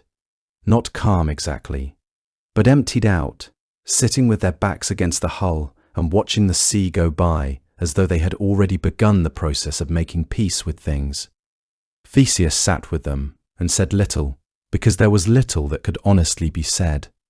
He understood that silence was more respectful than comfort in a situation where no honest comfort existed. He watched the water change beneath them as they moved south, the colour deepening through shades that had no good names. He watched the horizon to the south with the particular quality of attention that he had been practicing since childhood. Not anxious, not eager, simply present and observant, ready for whatever would first become visible there. When the mountains of Crete finally appeared, they came up out of the sea in long, dark ridges against the pale sky, the peaks catching the afternoon light in a way that made them seem both beautiful and severe. The ship angled towards them with the slow inevitability of something that has been set in motion and cannot now be recalled. The harbour at Knossos was busy and well ordered, full of ships from places whose names the Athenians barely knew.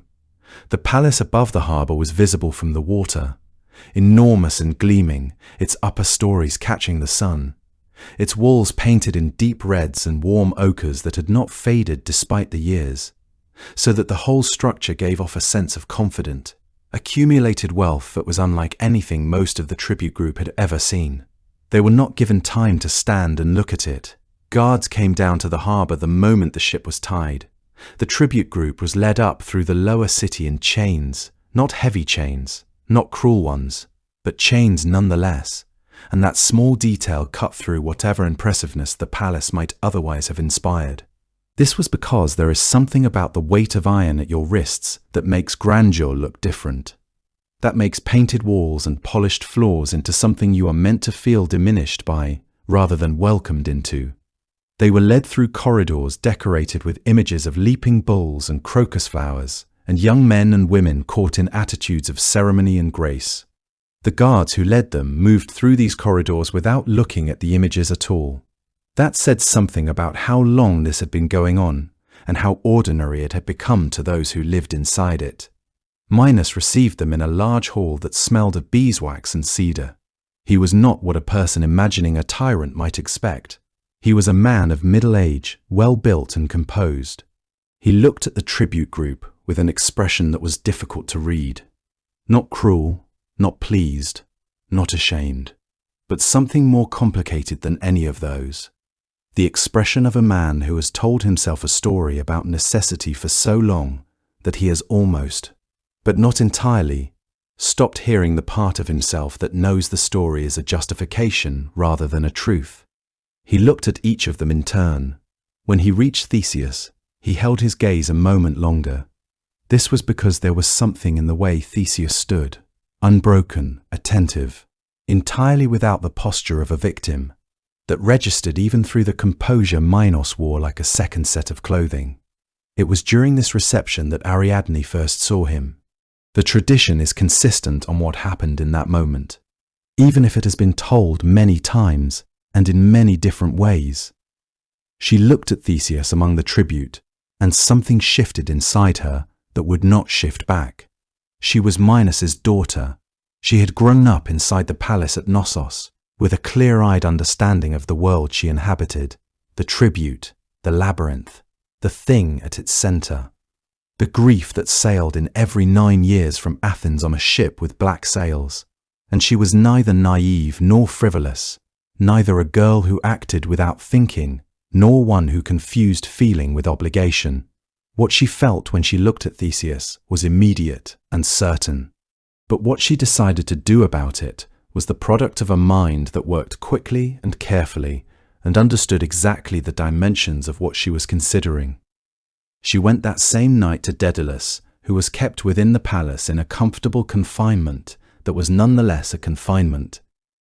This was because Minos had decided long ago that a man who knew the secrets of the labyrinth as intimately as Daedalus did was not a man who could be allowed to walk freely in the world. Daedalus listened to what she told him, that she intended to help the Athenian get out, that she needed to know how, and he was quiet for a moment before he answered. This was because he was a man who understood the labyrinth better than anyone alive and who had his own reasons for wanting to see its purpose frustrated. What he gave her was not a map. This was because the labyrinth defeated maps. It was not a space that could be reliably drawn, since its design was intended precisely to make orientation impossible, to make the idea of a known route meaningless. What he gave her instead was simpler and more reliable than any map, a ball of strong thread, the instruction to tie one end to the door at the entrance and let it unspool as you walked, so that no matter how many turnings the passage demanded, no matter how the corridors curved back on themselves in ways the body did not expect, the thread in your hand would always know the way back. This was because a thread does not get confused and does not forget and cannot be deceived by a space designed to deceive. Ariadne took the thread and went to find Theseus in the corridor outside the room where the tribute group had been settled for the night. Moving quietly through the palace she had known since childhood, past the painted walls and the burning lamps, she told him clearly what she was offering and what she needed from him in return: passage away from Crete, his promise to make her his wife, and Theseus listened to her with the same quality of attention he gave to everything, the full and unhurried kind. Understood that she was not a frightened girl, taking a desperate chance, but a woman who had already thought this through completely and had arrived at this corridor as the conclusion of a careful, costly decision. In the dark of the corridor outside the tribute's quarters, Ariadne pressed a ball of thread into Theseus's hands and looked at him steadily. Theseus looked back at her and understood very clearly that this woman was offering him his life, that she was asking for hers in return. The door to the labyrinth was heavier than Theseus expected.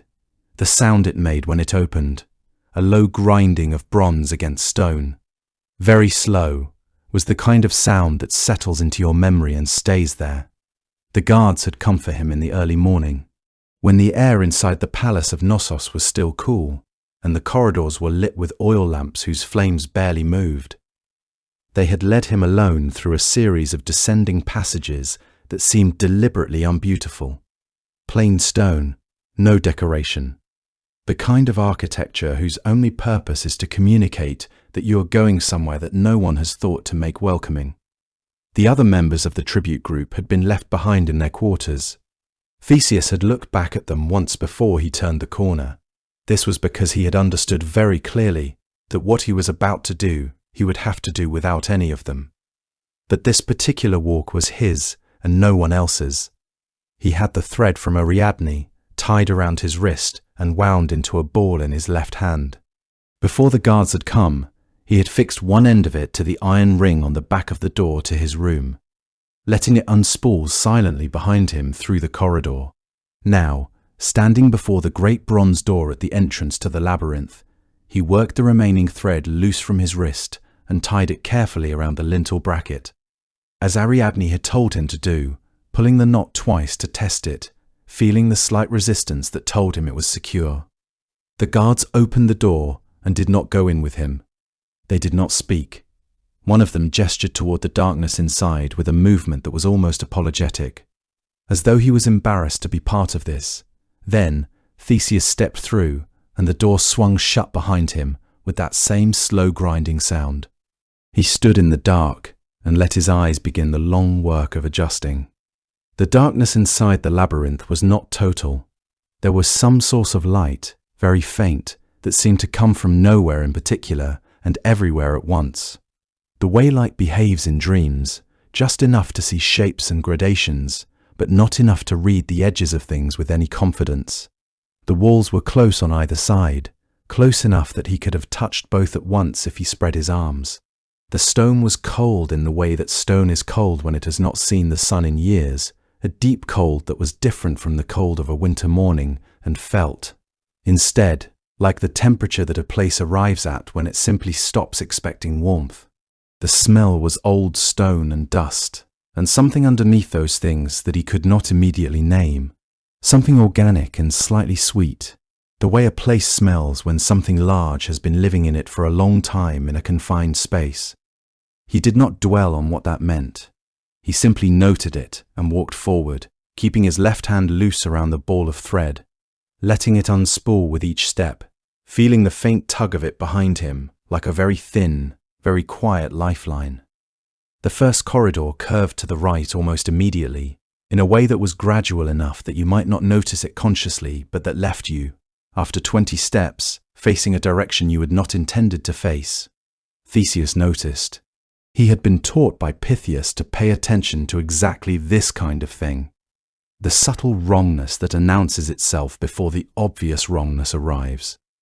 So he slowed his pace and began to move with more deliberate care, feeling the floor through the soles of his feet, listening to the way the sound of his own footsteps changed as the passage narrowed, and then widened, and then narrowed again. Sound behaved strangely in here. His footsteps sometimes came back to him from a direction that made no sense, as though the corridors were having a conversation about where he was that they were not sharing with him. Occasionally, the silence would thicken briefly in a way that suggested a large open space somewhere just beyond the next turn. Then the next turn would bring only another corridor, identical to the last, curving away into the insufficient light. He was not afraid, or rather he was afraid in a way that he had learned to work alongside. The way you work alongside cold water or a long climb, feeling it without letting it make decisions for you. He had the thread. He kept his hand on the thread. That was the only thing in this space that was fully reliable. Every other piece of information the labyrinth offered him was potentially wrong, potentially a piece of a design that had been built specifically to disorient and mislead. But the thread was his, and it connected him to something outside these walls. As long as he held it, he was not lost, only deep. He went deeper. The temperature dropped another degree, and then another. The smell grew stronger. That sweet, living undercurrent that now he could not pretend was anything other than what it was. And then the silence changed its quality entirely. It did not disappear. It became larger somehow, the way silence can grow when something is listening inside it. Then inside that enlarged silence, he heard breathing. It was not close. It was ahead of him and around at least one turn. It was slow and very deep. The breathing of something enormous. It had the particular rhythm of a creature that is not asleep, but has not moved in some time.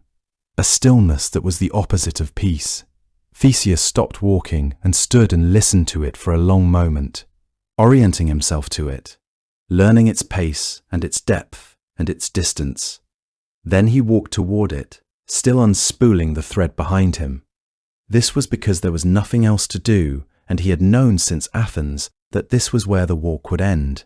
What he found, when he came around the final curve of the corridor and into the open space at the center of the labyrinth, a circular room, larger than the passages, with a ceiling too high to see in the dimness, was not quite what the stories in Athens had prepared him for. The Minotaur was large, far larger than a man, with the massive head and shoulders of a bull set upon a body that was otherwise human in its proportions. It stood in the center of the room, with its weight on both feet, and its great head turned toward him, watching him approach with an attention that was not frenzied but simply present, as though it had been waiting for this and had had a long time to think about it. There were bones in the corners of the room which he did not look at. The creature itself he looked at directly, because Pythias had also taught him that. It made a sound, low and resonant, not a bellow, but something more like an exhaled question. Then it moved toward him. He had no sword. He had not been permitted a weapon. In any case, the fight that followed was not the kind of fight that a sword simplifies. It was close and immediate and physical in the way that the wrestling grounds at Trozen had been physical. The same principles working at a different scale. The same understanding of weight and leverage, and the moment when your opponent's balance shifts and does not recover. He was fast and the Minotaur was strong. The advantage passed between them more than once in the darkness of that room. But Theseus had spent his life being trained by people who understood that the point of strength is not to have more of it than your opponent, but to use what you have at exactly the right instant. He understood this, and eventually the understanding was enough. Theseus stood still in the darkness for a long moment, breathing. Then he reached for the thread in his hand and began to follow it back toward the light. Getting out of the labyrinth was one thing, but getting out of Knossos was another matter entirely. Theseus did it the way he did everything, practically, efficiently, without wasting time on feelings that could be felt later. He came back through the bronze door with the thread still wound around his fist. Ariadne was waiting exactly where she had said she would be, in the shadow of a colonnade at the edge of the palace courtyard, with her dark hair pulled back and a look on her face that said she had already thought through every step of what came next. There was no embrace, no long moment of relief. She took his hand and they moved.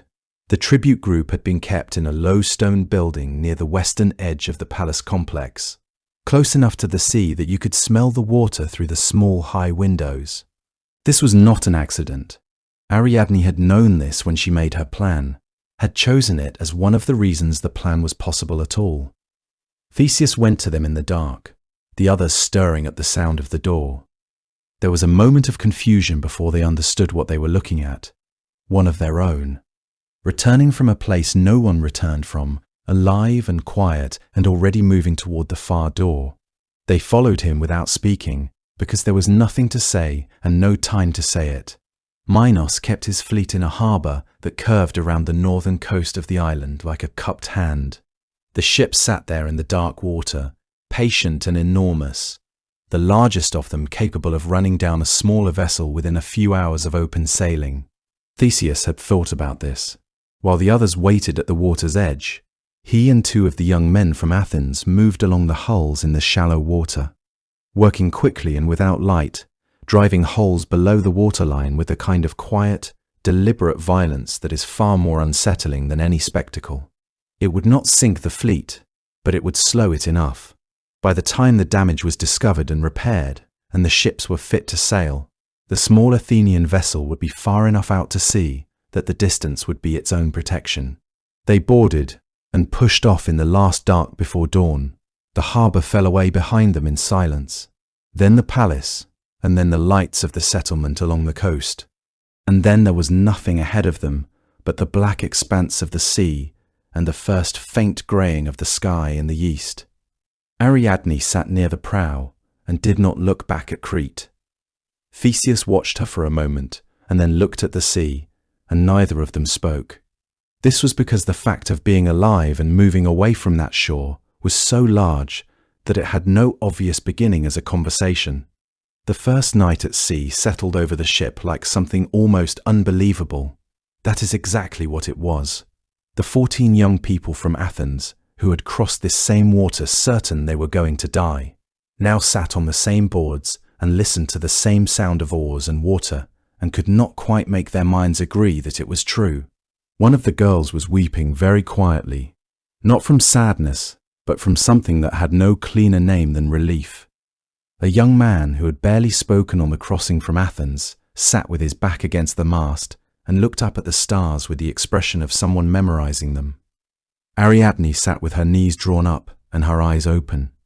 If she was calculating what she had given up, which was considerable. That was everything. She did not show it in her face. They stopped at Naxos. The tradition is clear on this, though it is silent on how long they stayed or what the days there looked like, whether they pulled the ship up the beach and rested in the shade of the trees above the shore, or whether they simply anchored in the shallows and slept in turns. What is clear is that Naxos was meant to be a rest, a pause between the terror of Crete and the long open crossing back toward Athens, that Ariadne came ashore with the others and lay down on solid ground that did not move, that at some point she slept, and when she woke, the ship was gone. This is the part of the story that the ancient sources never resolved, perhaps never intended to resolve. This was because the disagreement itself is part of what the tradition preserved. Some versions say Theseus left her deliberately, that he had never intended to honor the promise of marriage and simply sailed when the opportunity presented itself. That is the harshest reading and the one that says the most unflattering things about the kind of man he was in his quieter moments. Other versions say that Dionysus came to Theseus in a dream on the shore of Naxos and spoke to him plainly, that Ariadne was the god's own, claimed long before Theseus ever laid eyes on her, that Theseus obeyed because you do not argue with Dionysus, especially not in dreams, especially not on an island that the god regarded as particularly his own. There are versions in which the leaving was simply an accident, a tide that came in, and a sleeping woman, and a crew that moved too quickly in the half-dark of early morning. No one realized until the island had already shrunk to a dark line on the horizon. And there is at least one version in which she was ill, left ashore because she could not sail, that Theseus grieved the leaving in a way the other accounts do not give him room to do. What none of the versions do is let you settle comfortably into any single explanation. This feels right, because the moment itself resists settling. Ariadne, who had given up her family and her home and the only world she had ever known, who had pressed a ball of thread into a stranger's hands in the dark and trusted her entire future to the steadiness of his grip. She woke alone on a shore that was not Crete and was not Athens and was not anywhere she had ever been. The ship that should have been there was a space on the water where a ship had been. She would have looked at that space for a long time. The sea in the early morning around Naxos is very clear and very still. There would have been no question about what she was seeing and what it meant, whether she wept or did not weep, whether she felt the particular cold fury of a woman who has been answered by silence where she expected an answer of a different kind, or whether she simply sat on that shore in the way that people sit when something large has happened that they have not yet fully understood.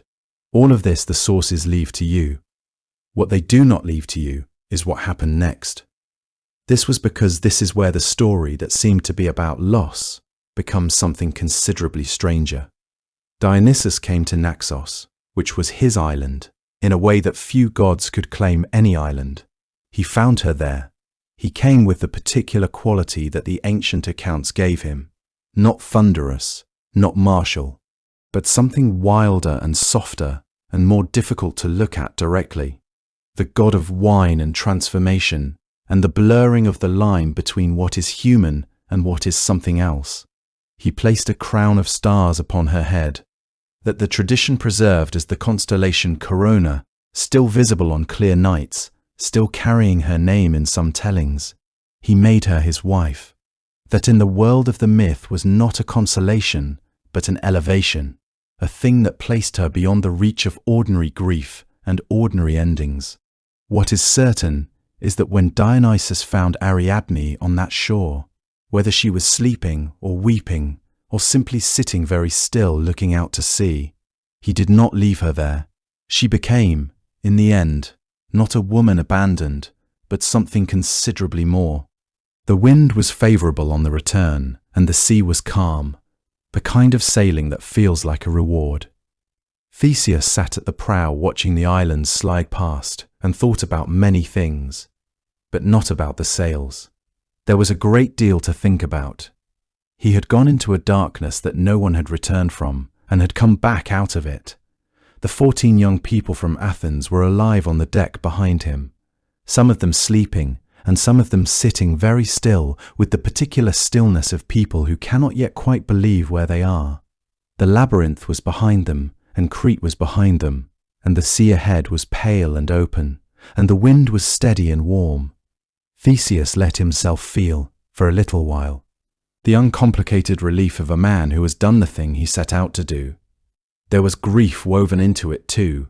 He had left Ariadne on that shore at Naxos. Whatever the explanation for it, the image of her standing there had not left him, but the relief was real, and the morning was beautiful, and the ship moved through the water with a quiet confidence. It was simply very easy, in all of that, not to think about the sails. He had made the promise to his father carefully. He had understood what it meant when he made it. Aegeus watching from the cliff, the black sails on the horizon meaning one thing and white sails meaning another. The terrible simplicity of it, how clearly the colour of a sail could carry news across the water before any voice could. He had meant to remember, but the days on the water had a way of dissolving into one another. Each hour that passed carried him a little further from the moment in Crete when the promise had felt urgent and close. By the time the coast of Attica appeared on the horizon, the sails above him were still black. Theseus had not once looked up at them. Aegeus had been at Cape Sunion since the morning after the ship left Athens.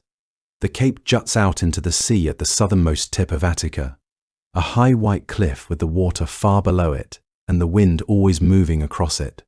From its edge on a clear day you can see a very long way out across the open sea. He had built a small shelter there, or his attendants had. Every morning he walked to the edge of the cliff and stood looking south, waiting. The sea from that height has a particular quality. It is vast and flat, and it holds the light differently depending on the time of day.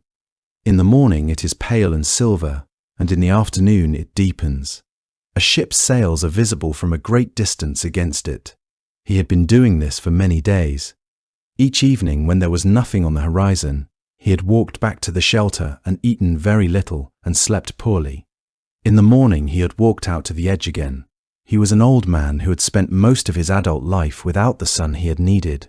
The years before, Theseus had been years of a particular kind of loneliness, the loneliness of a ruler without an heir, that carries inside it a quiet fear about what comes after, about the Pallantids who had always been waiting.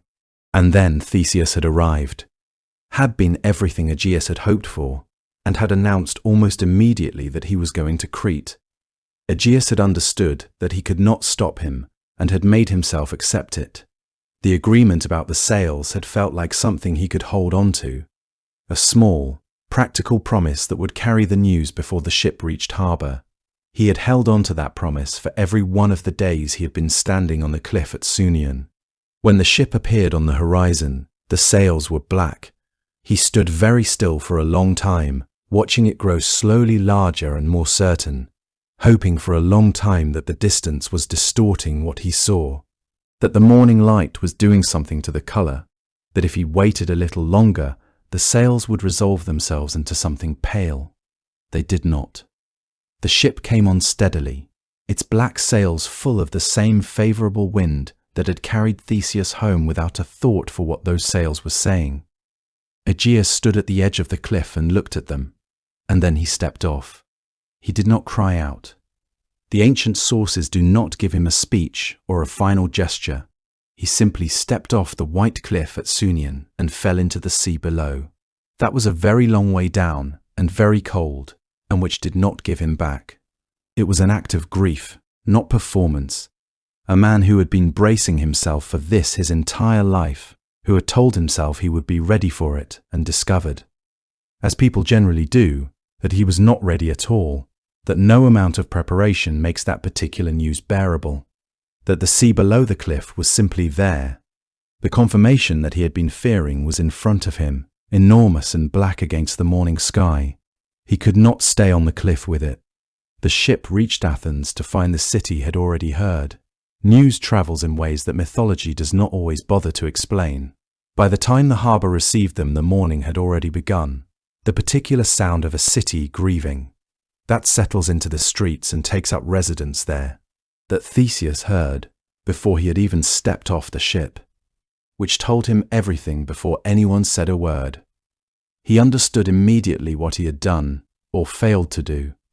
The understanding was the kind that does not soften with time. He had survived the labyrinth, and the Minotaur, and the sea crossing, and every dangerous thing on the road from Troezen to Athens. The thing that had broken his father was a pair of sails he had simply forgotten to change. He carried that for the rest of his life. It settled into him and stayed there, beneath everything else. A weight that all his later achievements and all his later grief would be measured against. The sea below that white cliff at Sunion has been called the Aegean ever since. That is the kind of naming that a whole tradition agrees on, even when it cannot agree on much else.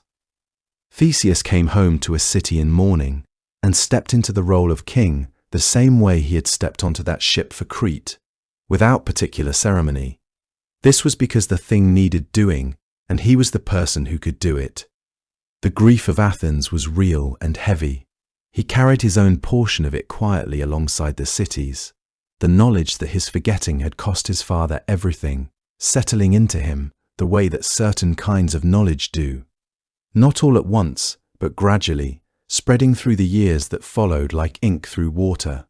He did not retreat from it. He did not build walls around himself and become one of those rulers who governs from a distance, ordering the world into shapes that suit them without ever touching it directly. He became, instead, the kind of king who was always visible, in the market, at the harbour, on the roads of Attica, and the city responded to that in the way that cities do when they sense that the person in charge is genuinely present with them. The thing Theseus is most remembered for, in the political tradition that the Athenians kept very carefully, is what the Greeks called the synoikismos, a word that means something like the gathering together of households, the consolidation of settlements, the making of one city from many. Attica in those days was not a single unified place, but a scattered collection of villages and small towns, each with its own council, its own local customs, its own sense of its own importance. Theseus went to each of them in turn and made the case that their future lay together rather than separately. He dissolved the separate councils and established Athens as the single centre of civic life for all of Attica. He did this, the tradition insists, not by force but by persuasion. That is either entirely true or somewhat idealized, depending on how generous you choose to be with ancient political memory. But either way, the result was something the Athenians considered foundational. The act that made their city a city in the fullest sense, rather than simply a place where the largest number of people happened to live. He instituted a festival to mark it, the Panathenaea, that would be celebrated in Athens for centuries after his death. He struck coins and opened the city's borders to settlers from elsewhere. This was because a city that intends to grow cannot afford to be closed to the people who might want to help it grow. This was the work that mattered most to him as a ruler. It was slow, unglamorous work, the kind that rarely produces a single dramatic moment, but that accumulates over years into something that outlasts almost everything else a person might do. And yet he was not built for stillness, and his life as king was not only administrative. He led an expedition against the Amazons, that tradition of warrior women whose homeland lay somewhere to the north and east. Beyond the edges of the world, the Greeks felt comfortable mapping. From that campaign, he returned with a woman whom some accounts call Hippolyta and others call Antiope. The versions do not fully agree, who came to live with him in Athens and bore him a son named Hippolytus. A boy who grew up serious and devoted to the goddess Artemis in a way that would eventually draw the attention of forces his father could neither anticipate nor prevent. There was also Pirithous, king of the Lapiths, who became the closest friend Theseus would ever have. The two of them were so well matched in temperament and audacity that their friendship took on the quality of a rivalry that had become something warmer and more sustaining. Together they did things that the tradition records with a certain affectionate shaking of the head, including a journey down into the underworld itself, an expedition to bring back Persephone that did not go the way either of them had intended, from which Theseus was eventually rescued by Heracles, while Pirithous, who had been the one to suggest the plan in the first place, was not so fortunate and remained below. Later, Theseus married Phaedra, who was Ariadne's younger sister and a daughter of Minos of Crete, a connection that has a shape to it, though the tradition does not dwell on the irony, and that marriage carried in it the seeds of a catastrophe involving Hippolytus, and a passion that Phaedra could not master, and a misunderstanding that Theseus could not see through in time. The result was the death of his son, and a grief that sat differently from all the other griefs he had carried. This was because this one had his own hand in it, even if that hand had acted in ignorance. He was, in the end, a man whose life was too large to be entirely fortunate. The tradition seems to understand this about him without needing to pass judgment. He grew older in a city that sometimes forgot what it owed him. That is the thing that cities most reliably do with the people who built them.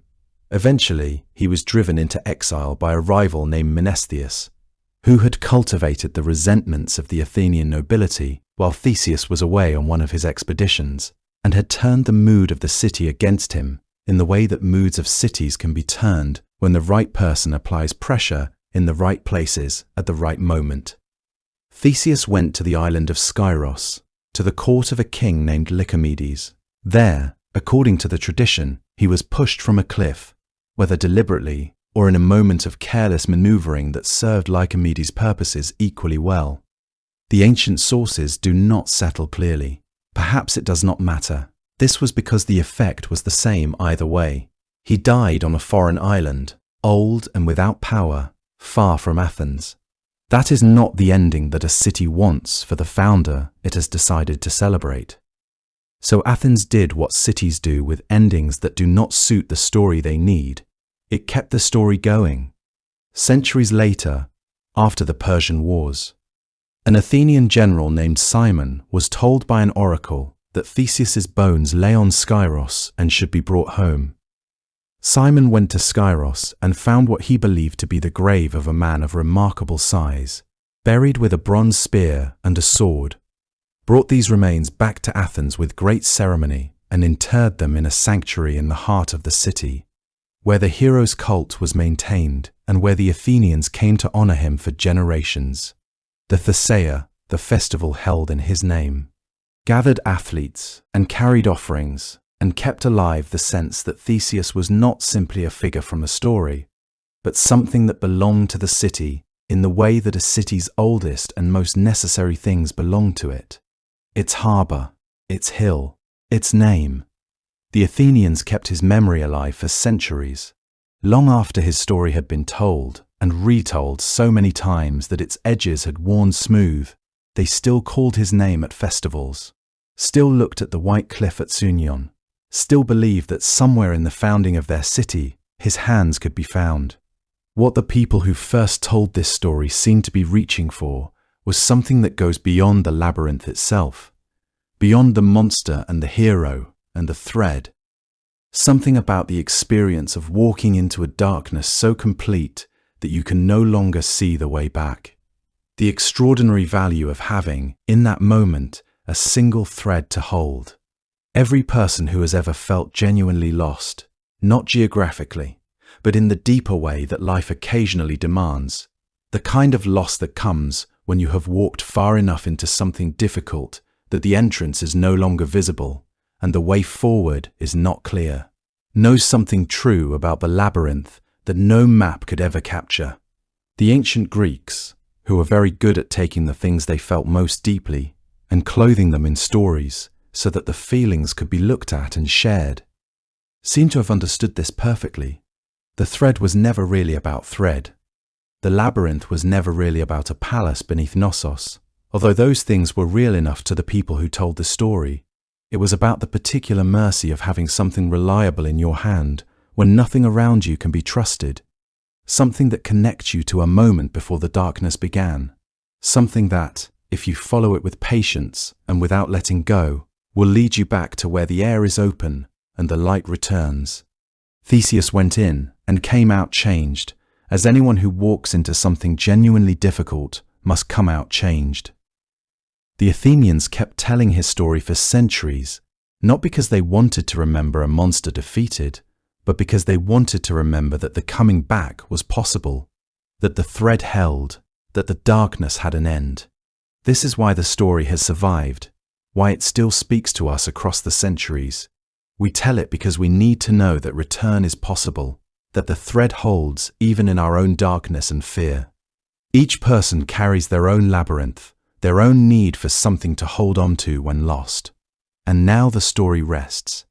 You can let it rest too, setting it down gently the way you might set down something you have been carrying for a long time, feeling the quiet that follows when the weight is no longer in your hands. If you can imagine, for just a moment, a shore somewhere in those old islands, a dark shore, very still, the kind of stillness that comes after everyone has gone inside for the night, the water moving in long, low rolls against the pale stones, the smell of salt and something faintly green, the warmth of the day held in the rocks even now, even in the dark, then you are somewhere close to where this story lives when it is not being told. The stars above that shore are very numerous and very calm, the way stars are when there is no other light to compete with them. The sea below them is dark and wide and patient, extending in every direction with the kind of unhurried ease that belongs to things that have been there for a very long time and expect to remain. There is nothing required of you here, no action, no attention. Only the sound of the water moving softly and the feeling of the cool night air and the weight of your own body, still and comfortable and held. The islands are quiet, the sea is quiet. Somewhere out beyond the dark water, the story of Theseus goes on being told, passed from one voice to another across all the years that have come and gone since someone first shaped it into words beside a fire. But here, on this shore, in this moment, it is only the water and the stars and the soft turning of the night. And the water moves softly against the shore. The stars are very still. Somewhere, out on the dark sea, the wind is turning, carrying the night with it, carrying everything gently forward into sleep. Tonight we will follow the story of Hermes, son of Zeus and a mountain nymph, born before the sun had fully risen on his first morning, already in those earliest hours full of a restless, joyful intelligence that would define him for as long as his stories were told. We will spend time with him in the cool dark of a mountain cave in Arcadia, follow him through the quiet of a starlit night as he herded stolen cattle across the hills, watch as he stood before the assembled gods on Olympus and talked his way, somehow, out of what should have been a very uncomfortable situation. We will follow him into the bright upper air on his golden-winged sandals, down again into the soft stillness of the underworld, where he travelled more freely than any other god, guiding souls along a road that no one else could walk. He was, in every sense, a god who belonged to the in-between places, the thresholds, the crossroads, the moment just before sleep arrives. And there is something very fitting about spending a quiet night in his company, But before we begin, let us take a moment, here and now, just to settle. If you haven't already, let your eyes close gently. There is nothing that needs your attention tonight. Whatever the day carried with it, its small worries and its larger ones, its noise, you can allow all of that to rest for now. Simply feel the weight of your own body, the way it presses softly into the surface beneath you, the way your shoulders and your back and your legs are held and supported without any effort on your part at all. You are already being taken care of. You don't have to do anything. Take a slow breath in, feeling your chest and your belly rise with it. Then let it go easily, without forcing it. Notice how the out-breath, if you let it, carries a little of the day's tension with it. How the body knows, all on its own, how to begin to soften. You can breathe at whatever pace feels comfortable. There is no hurry here, and there is nowhere else to be. As you rest, I want to offer you a story to carry you through the night. The story of a god who was born mischievous and stayed that way, who crossed every boundary the ancient world drew for him and somehow made the crossing look effortless, even graceful. A god who stole from his brother before he was a day old and walked away from it with a new instrument and a warm friendship.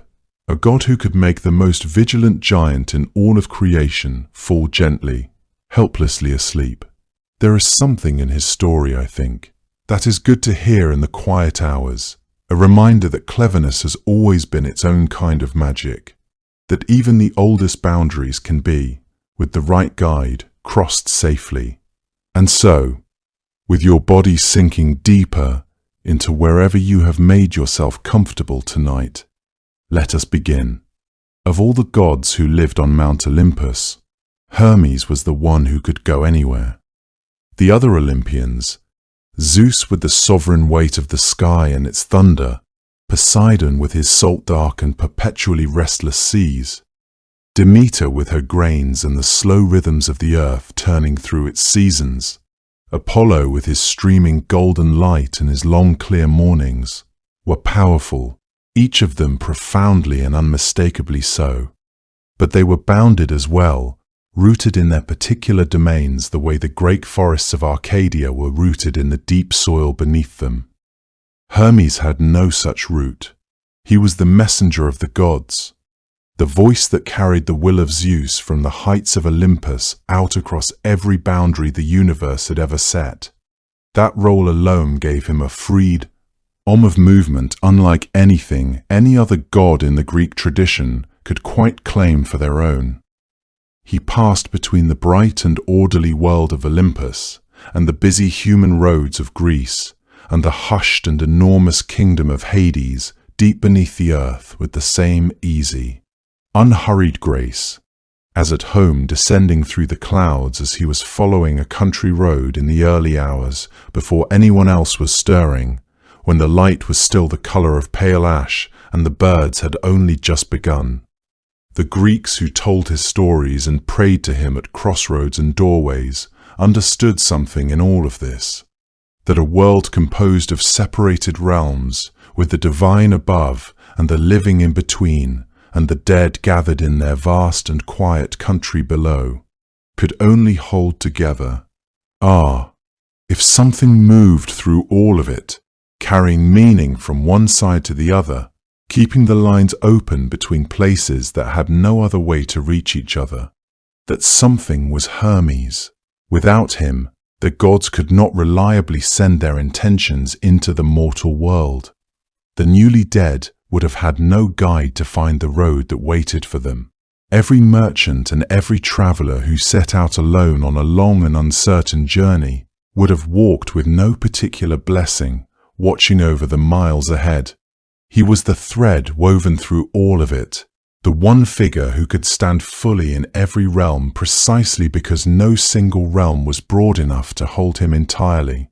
He belonged, formally, to the 12 Olympians, those great presiding gods, whose assembly governed the cosmos from the mountain's cloud-wrapped heights. He was as much a part of that divine company as any of the others, present at the gatherings, acknowledged at the table, wearing the quiet authority of an Olympian in every movement of those extraordinary sandals. But Hermes was never quite as settled there as the other gods were settled, never truly still. In the way the Greeks most often imagined him, he was young, beardless and quick-limbed and clear-eyed. His sandals were golden and alive with wings at each heel, small, strong, perfectly formed wings that held a kind of constant readiness, and when he wore them, he could cross the full breadth of the sky in the time it takes a cloud shadow to slide across a hillside and vanish into the grass. He carried his caduceus always, the herald's staff wound about by two serpents whose heads rose to meet each other near the top, wings spreading wide from the tip of the staff. The whole thing smooth and faintly luminous in his hand, ancient and assured, the mark of the messenger and the instrument by which both gods and mortals recognized him wherever he appeared.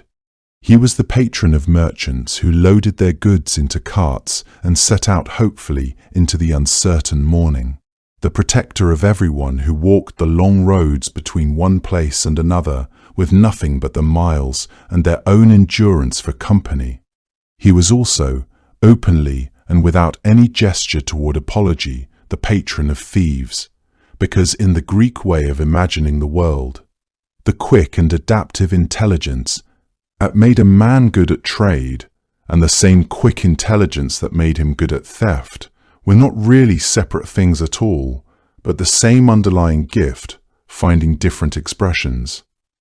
Hermes contained both without the slightest sense that the combination required justification.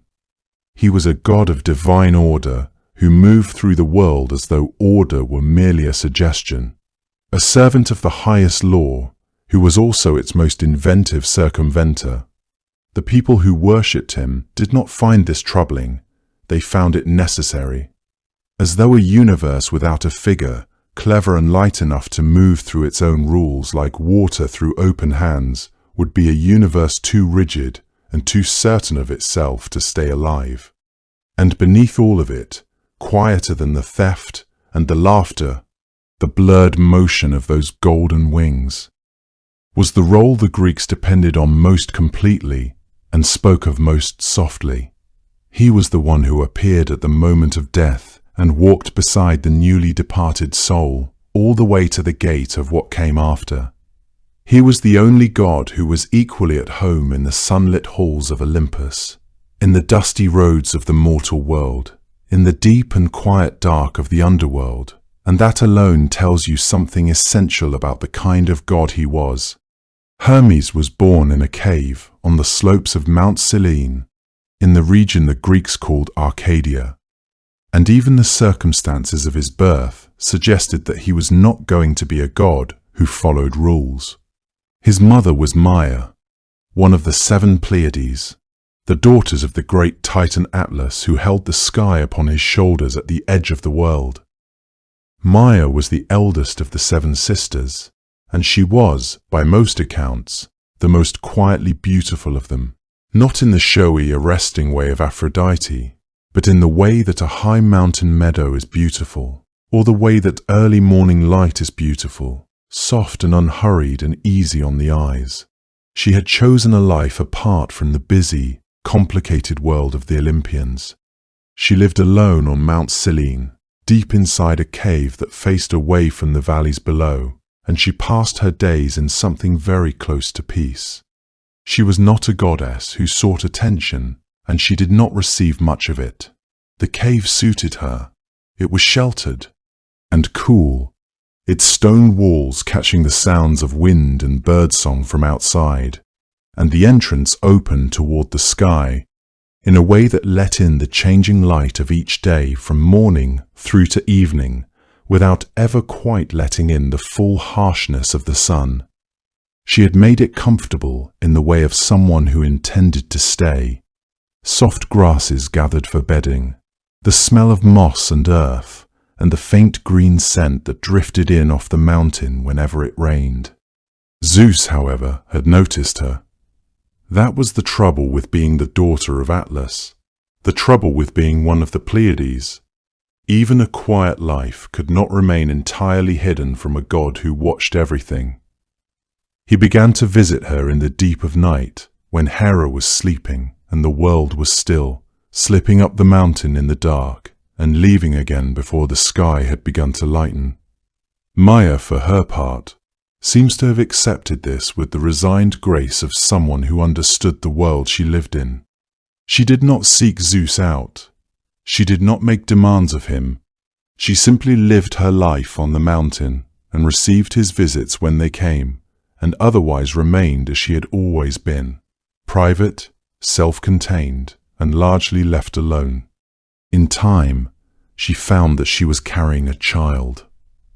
The months passed slowly on Mount Selene, the seasons turning over the mountain in their usual way, the cold coming down from the high ridges in autumn, the winter settling heavily across the slope, the first tentative warmth of spring arriving in the lower meadows before it reached the cave. Maya felt the child growing, and she felt, perhaps, that this child was not going to be an ordinary thing. There was an energy to the pregnancy that was difficult to name, a restlessness that she felt even before the birth, as if whatever was coming into the world was already impatient to arrive. The night Maya gave birth, she was alone, as she had always been. Zeus was not there. The cave was dark except for the faint silver of moonlight that fell across the entrance in a thin, pale stripe, and the mountain outside was quiet, the kind of deep, windless quiet that settles over high places in the middle of the night, when even the animals have stilled themselves. She labored through the night in that silence, the stone walls around her holding the warmth of the day in the way that mountain rock does, slowly releasing it back into the air as the hours wore on. By the accounts the Greeks passed down, the birth itself came without ceremony, without witnesses, without any of the divine fanfare that had attended the arrivals of other gods. There were no portents recorded, no sudden story, MS, or lights in the sky. Just the mountain and the cave and Maya, and then, quietly, impossibly, the child. She wrapped him in swaddling cloths and laid him in the cradle she had prepared, a simple thing woven from the long grasses that grew near the lower springs of the mountain, fragrant still and faintly green. The baby was small, as newborns are, but there was something about him from the very first moment that did not entirely match the smallness of his body. His eyes were open almost immediately. They were bright and dark and extraordinarily alert, not the unfocused, clouded gaze of a newborn finding the world for the first time, but something more directed than that, something that suggested he was not so much discovering the world as confirming details about it that he had somehow already suspected. The cave entrance was visible from where he lay, a rough arch of pale stone framing a weak dudge of the night sky, and the infant Hermes looked at it with an expression that was difficult to interpret in a creature that had existed for less than an hour. Outside, the slope of Mount Selene stretched downward through stands of oak and pine toward the meadows far below, and beyond those meadows, somewhere in the dark, the world continued in all its abundance. Roads and rivers and pastures and animals moving quietly through the grass. The cave sat at the edge of all of it, neither fully inside the mountain nor fully part of the open world, a threshold place, a place between things, which seemed fitting for a god who would spend the rest of his existence moving between things without ever quite belonging entirely to any of them. Maya fell into an exhausted sleep not long after, and her infant son lay in his cradle of woven grass, looking out at the world beyond the cave's mouth with eyes that were already, somehow, full of plans. The first thing Hermes ever did in this world, on the very morning he was born, was find a tortoise at the mouth of the cave and decide, somehow, in the way that only Hermes ever could, that it would make a fine instrument. He hadn't been awake long. Maya was still sleeping in the deep quiet of the cave behind him, her breath slow and even in the cool mountain air. The world outside was just beginning to fill with the pale gold of an early Arcadian morning, the light coming sideways across the slope of Mount Selene, touching the grass and the stones and the roots of the old trees with the same gentleness that all mountain light has at that hour, when the day has only just decided to begin. The tortoise was there at the threshold, moving in the deliberate and unhurried way that tortoises always move, as if it had all the time in the world and knew it very well, as if the mountain and the morning and everything waiting beyond them could all afford to be patient a little longer. Meant. You might expect an infant, only a few hours old, and lying near the mouth of a cave on a mountainside, to observe such a creature with the mild and unfocused attention of the very young, and then return to sleeping. But Hermes wasn't in the habit of looking away from things that interested him. The tortoise interested him enormously. He reached out and touched the shell. It was smooth and cool beneath his fingers, curved in a way that was somehow both humble and perfect. The way that certain ordinary things in the natural world are perfect, the way a stone worn patient and round by a river is perfect, the kind of thing you pick up from a stream bank and turn over in your hand without quite knowing why, not because anyone designed it to be what it is, but because the world shaped it slowly and without effort into exactly what it needed to be. Hermes turned the tortoise gently in his hands, feeling the weight of it, the quiet solidity of it, running his thumb along the ridges where the plates of the shell met and divided into their careful pattern. The shell was domed and resonant when he tapped it, hollow in the way a clay vessel sounds before you've filled it with anything, suggesting space, and space suggesting possibility. Something in the curve of it seemed to him not like an ending, but like a beginning, like the inside of a bowl that was simply waiting for the right thing to arrive. The Homeric hymn to Hermes, the long and warmly rendered poem that gives us the fullest early account of this story, preserves a moment here in which Hermes addresses the tortoise directly, calling it a beautiful thing, a treasure, a lucky creature whose fortune had just shifted considerably. Whether that courtesy was entirely sincere is a question anyone who knows Hermes might approach with some care.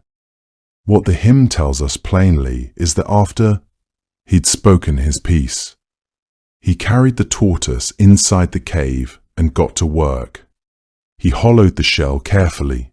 The hymn describes him clearing out what the shell would no longer carry, and there's a reverence in the language of the poem at this point, a sense that even this small act of undoing was understood as something more than destruction, that what Hermes was doing was a transformation rather than an ending, a turning of one kind of life into another.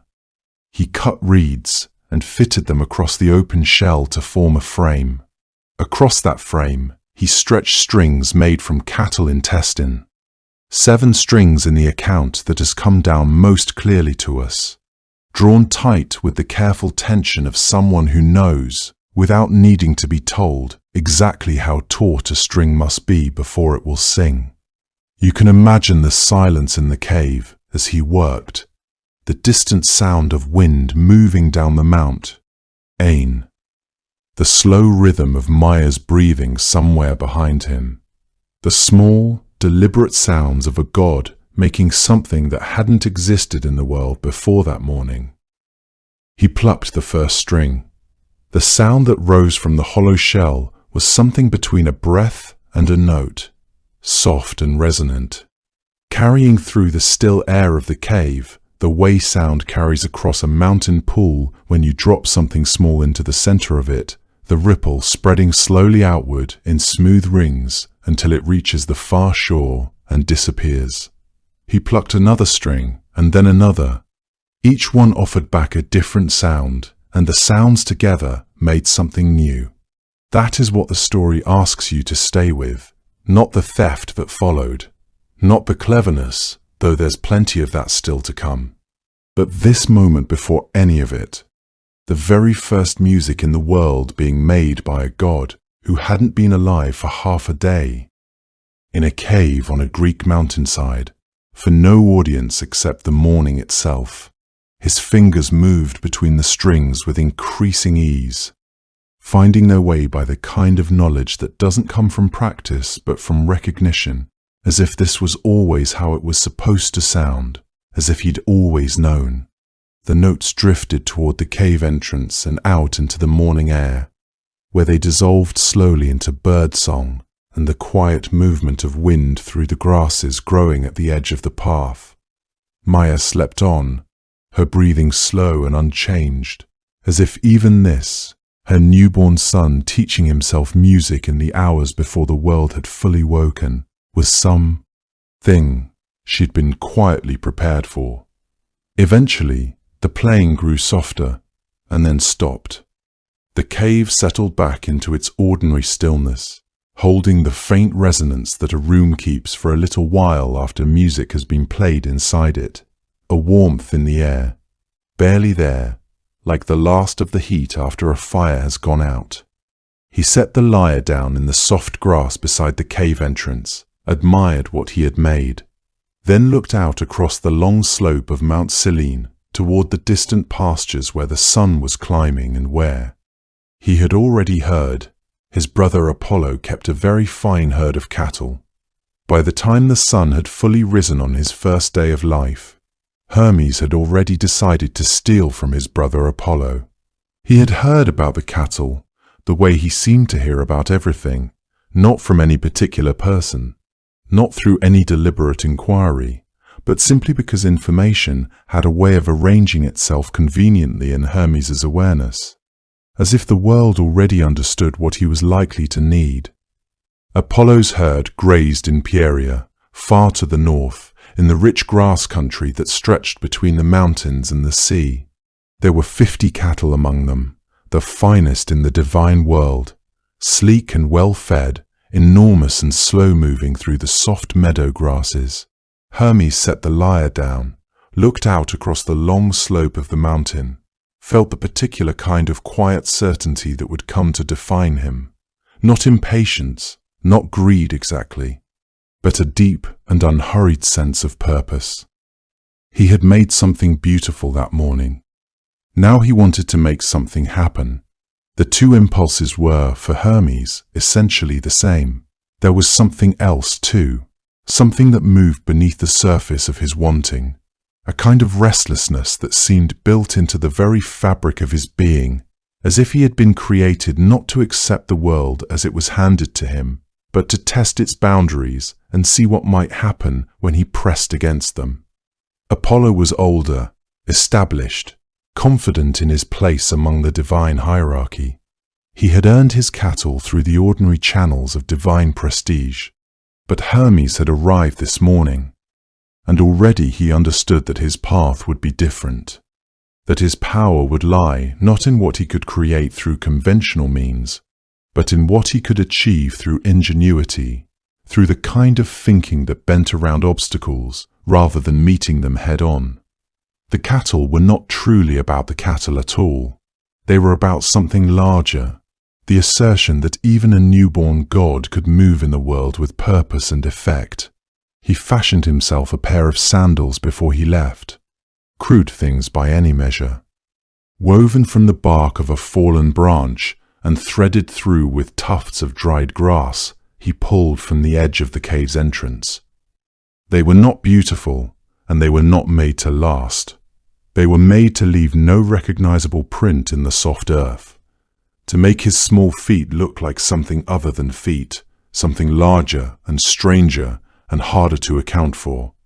Even then, on the very first morning of his existence, Hermes understood that concealment was an art that required preparation, not improvisation. He tested each sandal carefully against the dirt, studied the impression they left, adjusted the weaving until he was satisfied with what he saw, or rather, with what he did not see. Then he set off down the mountain at a pace that was quiet and deliberate, moving through the mow, earning light, like a shadow that had somewhere particular to be. The journey to Pieria was long by any ordinary measure. By every ordinary measure, a newborn god had no business making it. But Hermes walked without difficulty through country that grew rougher and then gentler again. Past stands of oak and stretches of rocky hillside and wide fields that smelled of clover and evening dew still clinging to the underside of leaves. He travelled through the afternoon and into the falling dark.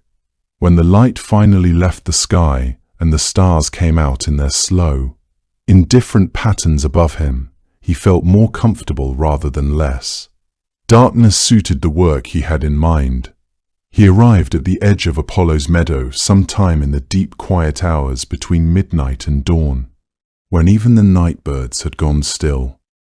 He stood at the fence of the pasture for a moment, listening, before climbing over it with the calm efficiency of someone who has done this many times before, which, of course, he had not, since he had not yet done anything at all. The cattle were enormous up close, warm and breathing in the cool dark air, their flanks rising and falling slowly as they moved through the grass. Hermes walked among them without fear, running his small hand along their sides, assessing. He counted carefully. He selected 50 of the finest animals, the broad-backed ones, the heavy ones, the ones whose coats were smooth and dark and gleaming even in the near-total darkness. Then he began the work of concealment, which was the part he had been thinking about all day. He cut branches from the trees at the edge of the meadow and bound them to the tails of the cattle, so that each animal swept the ground clean behind it as it walked, erasing the evidence of its own passage with every step. He spent real time on this. Sure, each bundle was fastened well and low enough to drag across the earth, but not so low that it would slow the animal or come loose on rougher ground. Hermes had a craftsman's patience when the work required it, and this work required it. Then he turned the herd and began to drive them south, but not in the direction their tracks would suggest. There are versions of this part of the story that say he taught the cattle to walk backward, so that anyone reading the tracks would believe the herd had travelled in precisely the opposite direction from where it was actually going. Other versions describe different methods of misdirection, tracks laid over tracks, paths deliberately chosen for their rocky stretches where hooves left no impression. What all the versions agree on is that by the time the herd was moving, it was moving in a way that would confound anyone who tried to follow.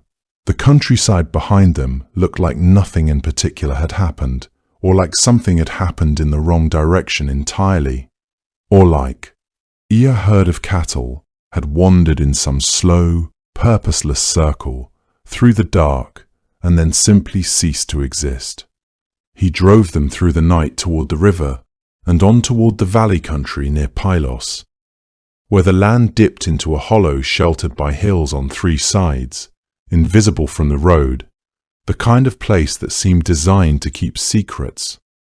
The cattle lowed occasionally in the darkness, low, soft sounds that were less complaint than conversation, and Hermes moved among them calmly, sounds of his own, quiet and reassuring, guiding them with the easy authority of someone who had been herding animals his whole life, rather than someone for whom this was an activity of approximately 8 hours standing. When they reached the valley, he drove them into the hollow and stopped. He killed 2 of the cattle there, not with cruelty, but with the swift, practiced deliberateness of ritual.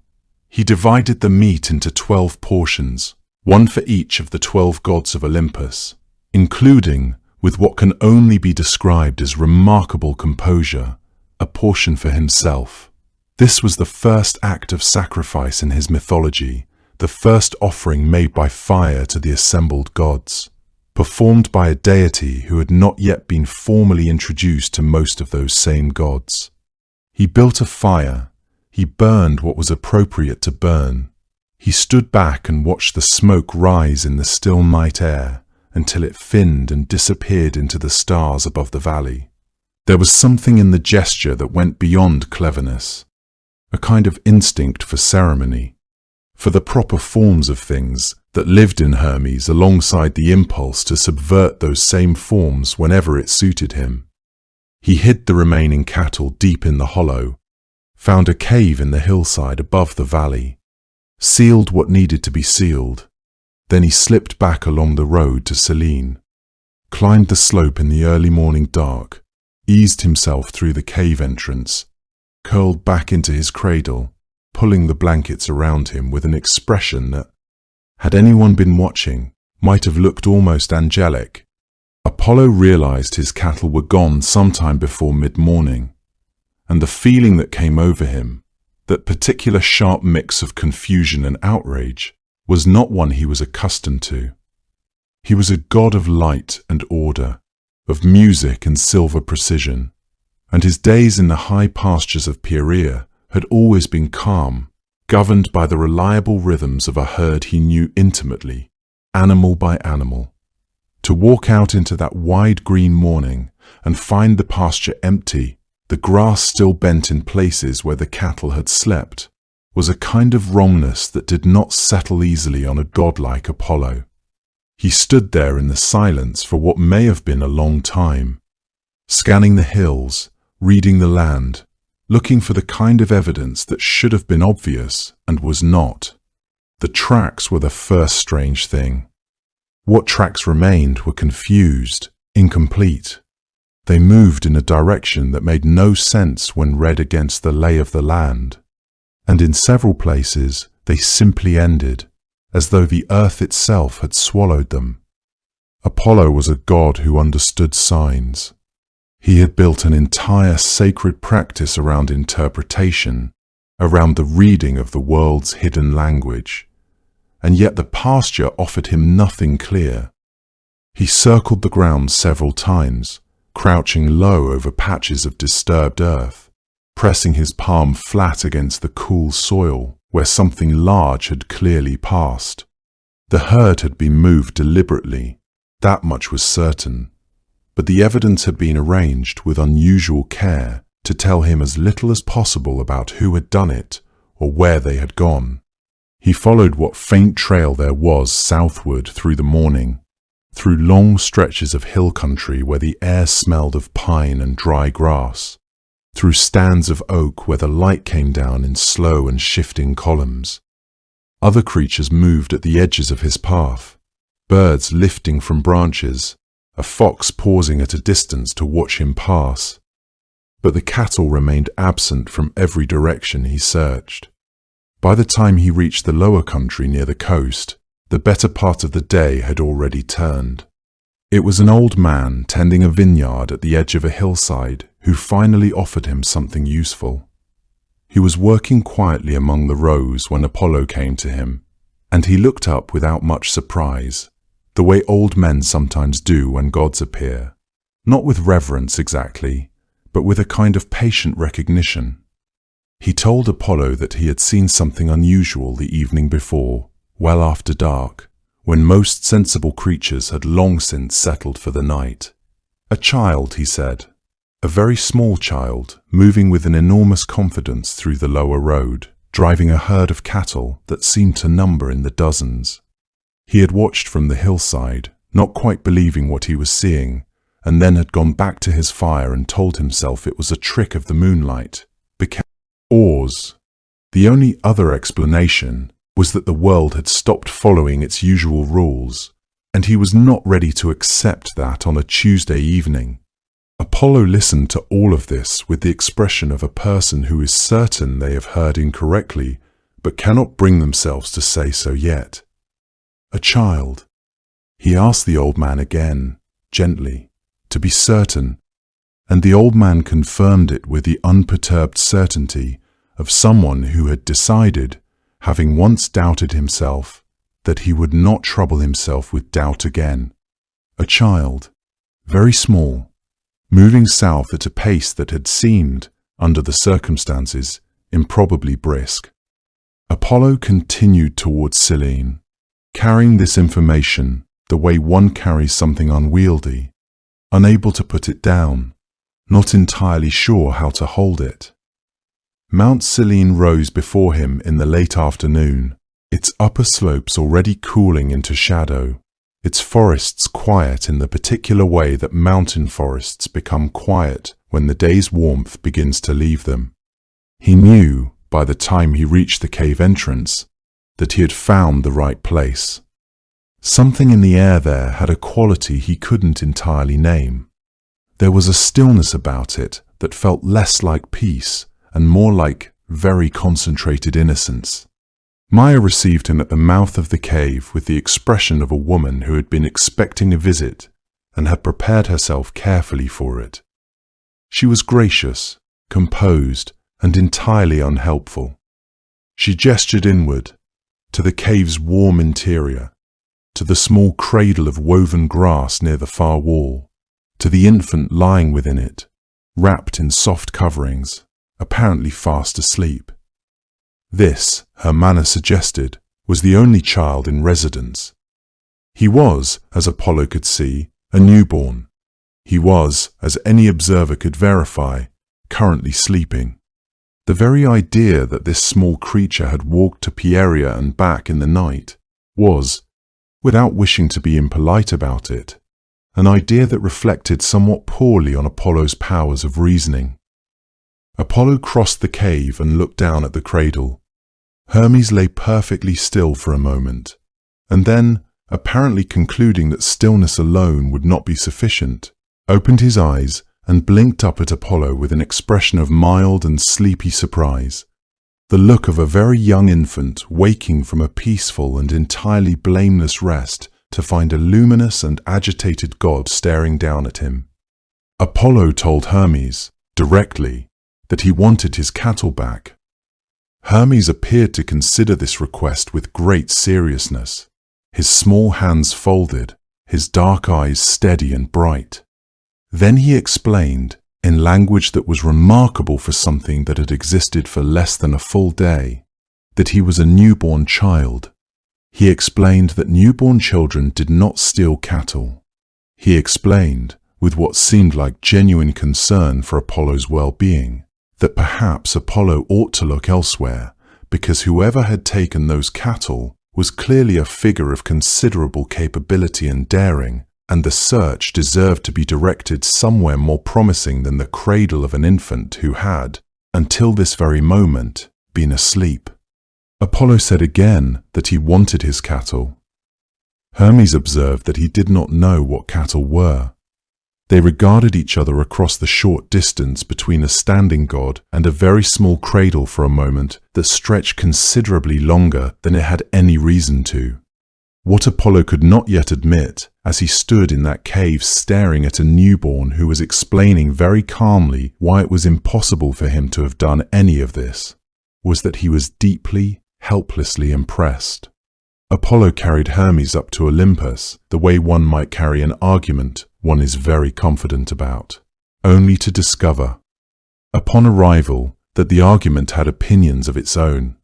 The halls of Olympus were vast and luminous, filled with the kind of light that does not come from any single source, but seems instead to saturate everything. The way warm air saturates a room on a slow summer afternoon when all the windows have been left open. It was into this light that Apollo brought his infant brother. The gods who happened to be present turned their attention to the unusual scene with the particular unhurried interest of beings who have all the time in the world. Zeus sat at the center of things, as he always did, not urgently, not dramatically, but with the settled weight of someone who has occupied the same chair for so long that the chair has, in some essential way, become part of him. He looked at Apollo. He looked at the infant Hermes, who was tucked against his brother's side and gazing around the luminous hall with an expression of serene, unhurried curiosity, as though he had been expecting to arrive here eventually and was merely taking in the details now that he had. Apollo set his case before Zeus clearly and with considerable feeling. The cattle were gone, 50 of the finest in his herd. the ones he had tended with care through the long seasons on the slopes above Pieria. He had followed the signs across half the countryside and had arrived, at last, at the cave on Mount Selene, where the evidence pointed unmistakably at this infant. This creature barely a day old, who had nevertheless apparently managed to orchestrate one of the more impressive thefts in living memory. He had asked Hermes directly and received in return a performance of innocence so elaborate and so calmly delivered that it had been almost more insulting than the theft itself. Apollo was not accustomed to being outmaneuvered, certainly not by someone who was still, technically speaking, in swaddling clothes. Zeus listened to all of this with an expression that was difficult to read. That was often true of Zeus. When Apollo had finished, the king of the gods turned his gaze to the infant and asked, simply, what the child had to say for himself. What followed was the moment that, in some ways, announced Hermes to the world more clearly than the theft itself had done.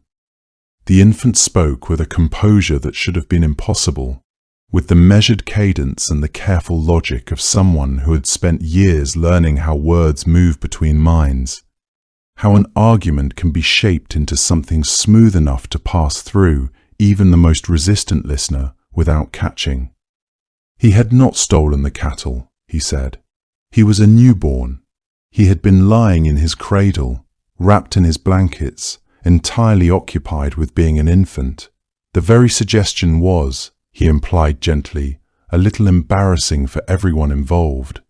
He spoke of his own smallness with what seemed like genuine humility, yet somehow each word of that humility arrived with the quality of precision that had nothing humble about it at all. He was the youngest of all the gods, he pointed out. He knew nothing of cattle. Zeus, according to the telling of this story passed down through the old Homeric hymn, laughed. It was not a dismissive laugh or an unkind one. It was the laugh of someone who has just encountered something delightful when they were not expecting to. The way a person might laugh coming around a bend in a forest path and finding a small, brilliant bird sitting in the middle of the trail, looking back at them with complete composure. Zeus had seen eloquence before. He had heard arguments marshalled and cases made and defenses constructed with great care by gods far older and more practiced than this one-day-old creature in front of him. But there was something in the quality of Hermes' defense, something in the particular combination of audacity and poise and the almost theatrical calmness of it, that Zeus found genuinely, irresistibly charming. He did not punish Hermes. He ordered him, instead, to lead Apollo to wherever the cattle were hidden and to make the matter right between them. It was a practical resolution, one that preserved the dignity of both brothers without requiring Zeus to pretend he was not. In some quiet corner of his vast and complicated heart, rather pleased with what he had just witnessed, Hermes accepted this with the same composure he had maintained throughout, and led Apollo down from Olympus and along the road to the valley near Pylos, where the herd was waiting, hidden and calm. Apollo's relief at seeing them again was real, but the scene that followed was not the one he had been imagining during all those hours of furious searching, the one in which he recovered his cattle and delivered some appropriate consequence to the responsible party. Before Apollo could begin organizing the return of the herd, Hermes reached beneath his arm and produced the lyre. He played it quietly at first, the notes rising into the cool air of the valley, the way smoke rises on a still morning, not rushing anywhere, simply moving upward and outward and filling the space around them with something that had not been there before. The strings were taut across the tortoise shell. The sound they made was unlike anything that existed yet in the world. That meant that Apollo, god of music and light and the arts, was hearing something genuinely new. That was not a common experience for Apollo. He stood and listened. The anger that had carried him across the countryside and all the way to Olympus and back softened as the music continued. The way ice at the edge of a river softens in early spring, not dramatically, not all at once, but gradually and then completely. By the time Hermes had finished, Apollo wanted the lyre with a longing that felt almost physical. The way a person can want the warmth of a fire after a long walk through cold air. The exchange, when it came, was arrived at with the ease of two people who have both already understood where the conversation is going. The lyre would pass to Apollo. The cattle, and the title of divine herdsman that came with them, would pass to Hermes. It was an arrangement that suited both of them in ways that went beyond the practical.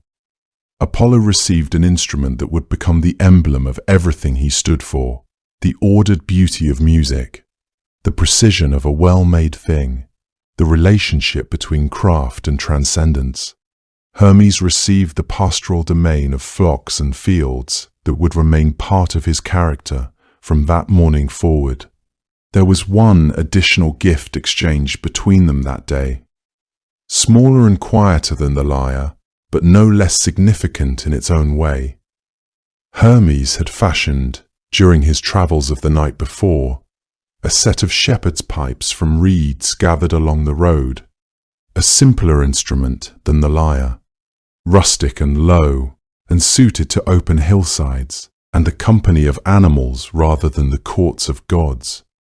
He gave these to Apollo as well, or some versions of the story suggest the other way, that they passed from Apollo to Hermes as a token of goodwill, a parting gift from a brother who recognized in the younger god a kinship that he had not anticipated and could not entirely explain. Either way, the pipes moved between them. The exchange felt less like a transaction and more like the beginning of something. From that morning forward, Apollo and Hermes were not rivals, but allies.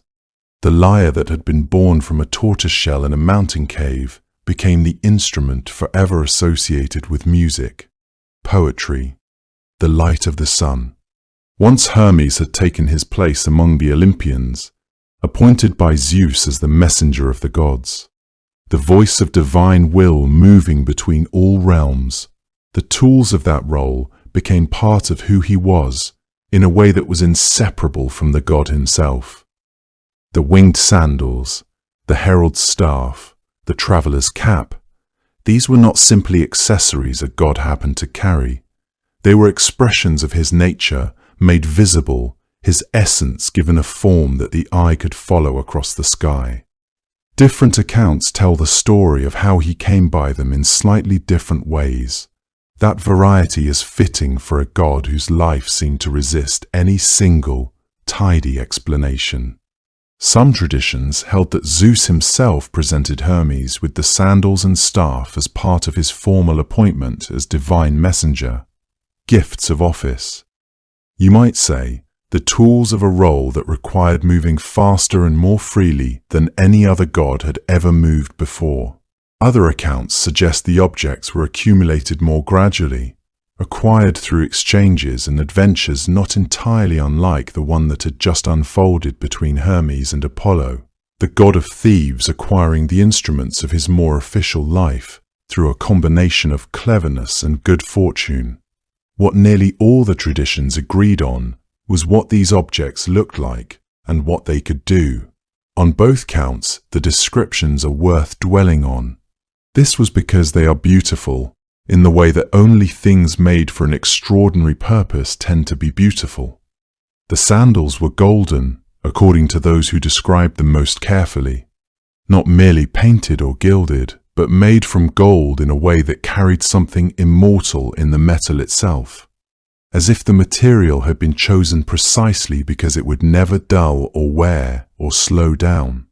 They had wings at the ankle, small and perfect, white as the underside of a cloud. When Hermes wore them, the wings moved with a soft, steady rhythm, carrying him upward and forward through the air with a smoothness that made the transition from earth to sky feel as natural as stepping from one room into another. The ancient Greek word for these sandals was pedila, In certain older artistic traditions, they were depicted without wings, simply beautiful, golden, divine. The wings appearing in later representations as the understanding of Hermes' speed and reach deepened over time. Whether the wings were always there or were added as the myths grew richer, the essential truth they expressed remained the same. These sandals allowed their wearer to go anywhere, between any worlds, without resistance and without delay. The staff he carried was called the caduceus. It was, if anything, even more arresting to look at than the sandals. It was a herald's staff, the kind of rod a messenger or envoy carried in the ancient world as a mark of protected status, a signal that the one holding it spoke with the authority of whoever had sent them and should not be harmed. But Hermes' staff was not an ordinary herald's rod. 2 serpents were coiled around it in an ascending spiral, their heads resting near the top, facing one another, with an expression that was neither threatening nor quite peaceful, but something in between, watchful, balanced, curious.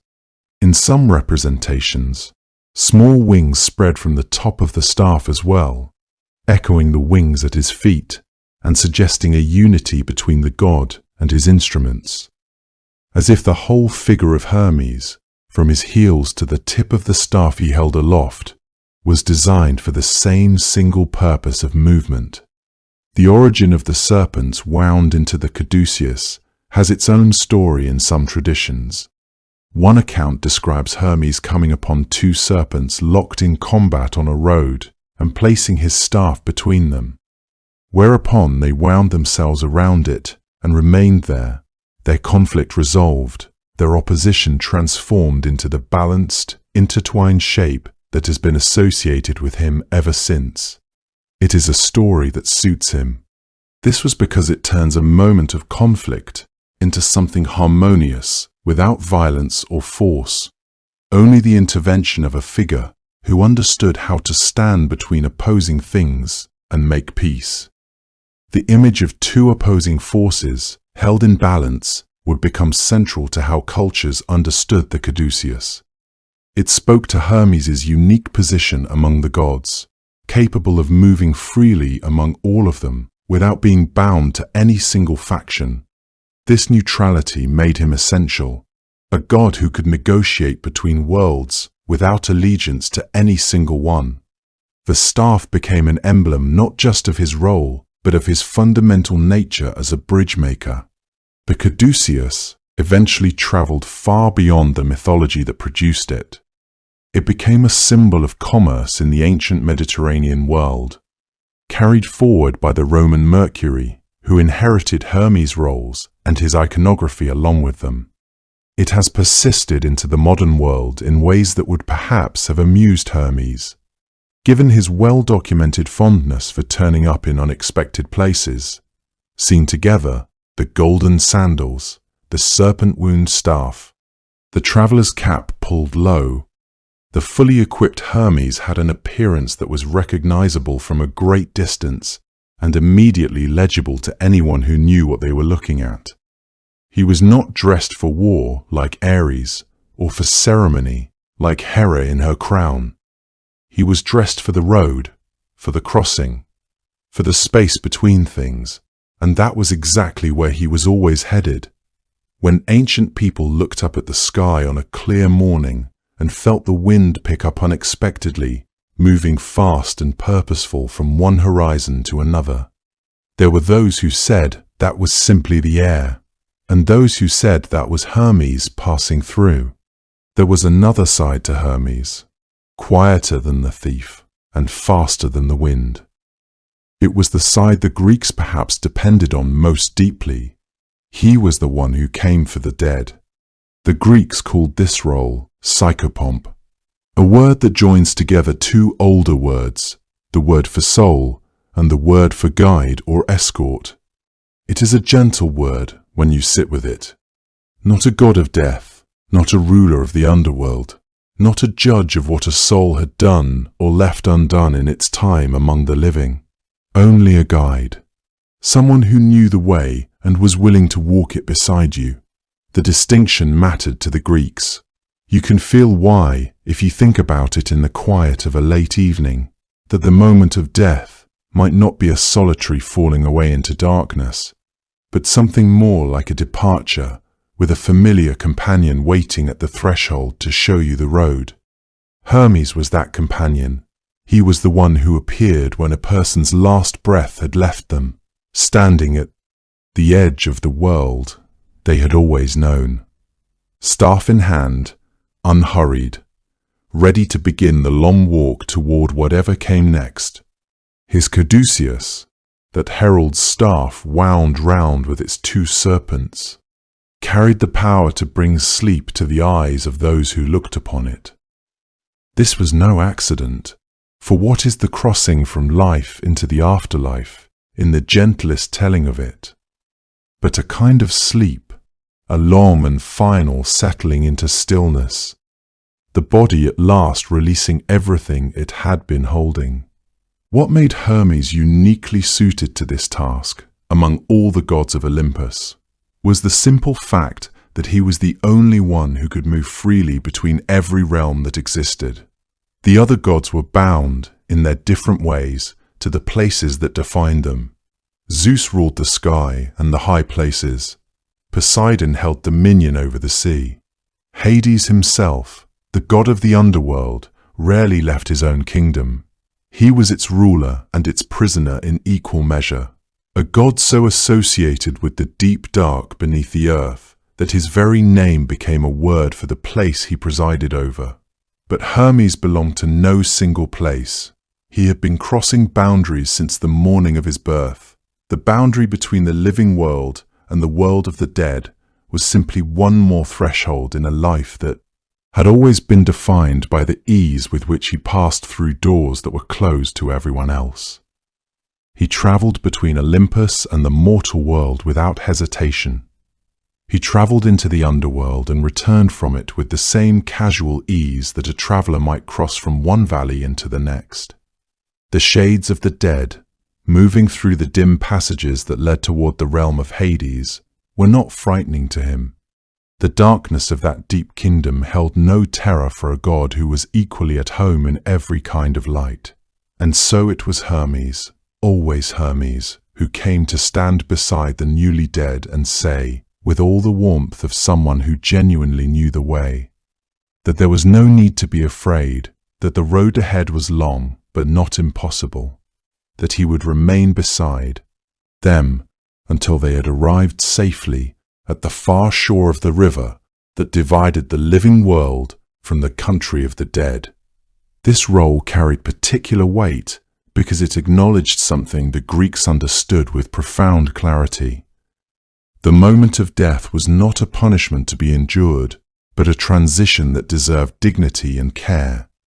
It was a moment when a soul, newly released from the body, would be confused and disoriented, stripped of the senses and certainties that had governed its existence. The familiar landmarks of the living world would mean nothing anymore.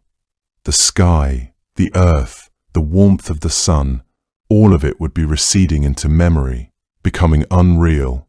In such a state of profound disorientation, what a soul needed most was the presence of someone who had seen it all before, who remained calm and confident in the face of the unknown.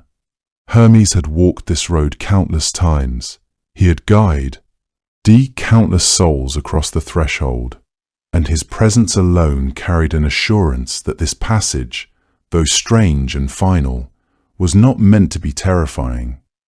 The Greeks seemed to recognize that the god most suited to this work was not the most solemn or the most powerful, but the one whose very nature embodied understanding and compassion.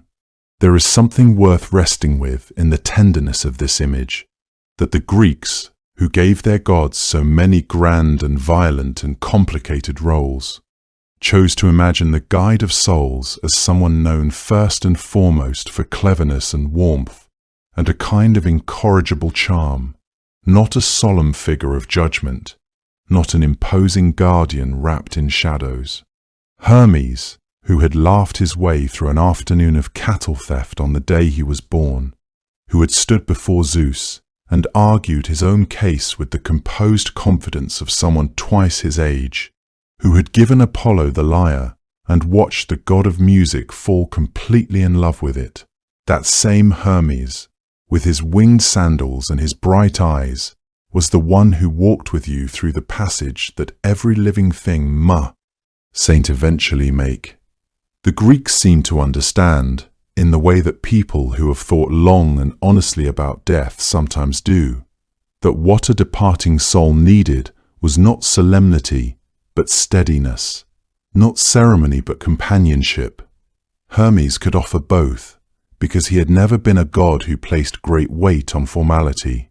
He was present, he was kind, he knew the road, and the soft, sleep-bringing power of his staff meant that the passage itself could be eased. The fear and bewilderment of death softened into something closer to the feeling of lying down after a very long day.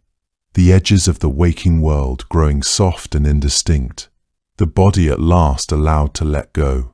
Imagine it, if you like, in the way the Greeks might have imagined it on a quiet night. A soul standing at the edge of a river it has never seen before. The water dark and slow-moving, the far bank barely visible through a low and drifting mist. The soul does not know which way to walk, or whether to call out, or what the crossing will feel like. And then, from somewhere along the bank, a figure approaches, unhurried, carrying a staff, wearing sandals that seem to barely touch the ground. He speaks first, because he always speaks first. What he says is something ordinary and reassuring, the kind of thing one traveller says to another when the road ahead is unfamiliar and the hour is late. He gestures toward the water. The soul understands, without fully knowing how, that this is not an ding but a passage, that the figure beside it knows the way as well as it has ever known anything, that the crossing will be made safely and in company. The staff rises slightly. A warmth passes over the soul, like the last feeling of sunlight on skin at the close of a long summer afternoon.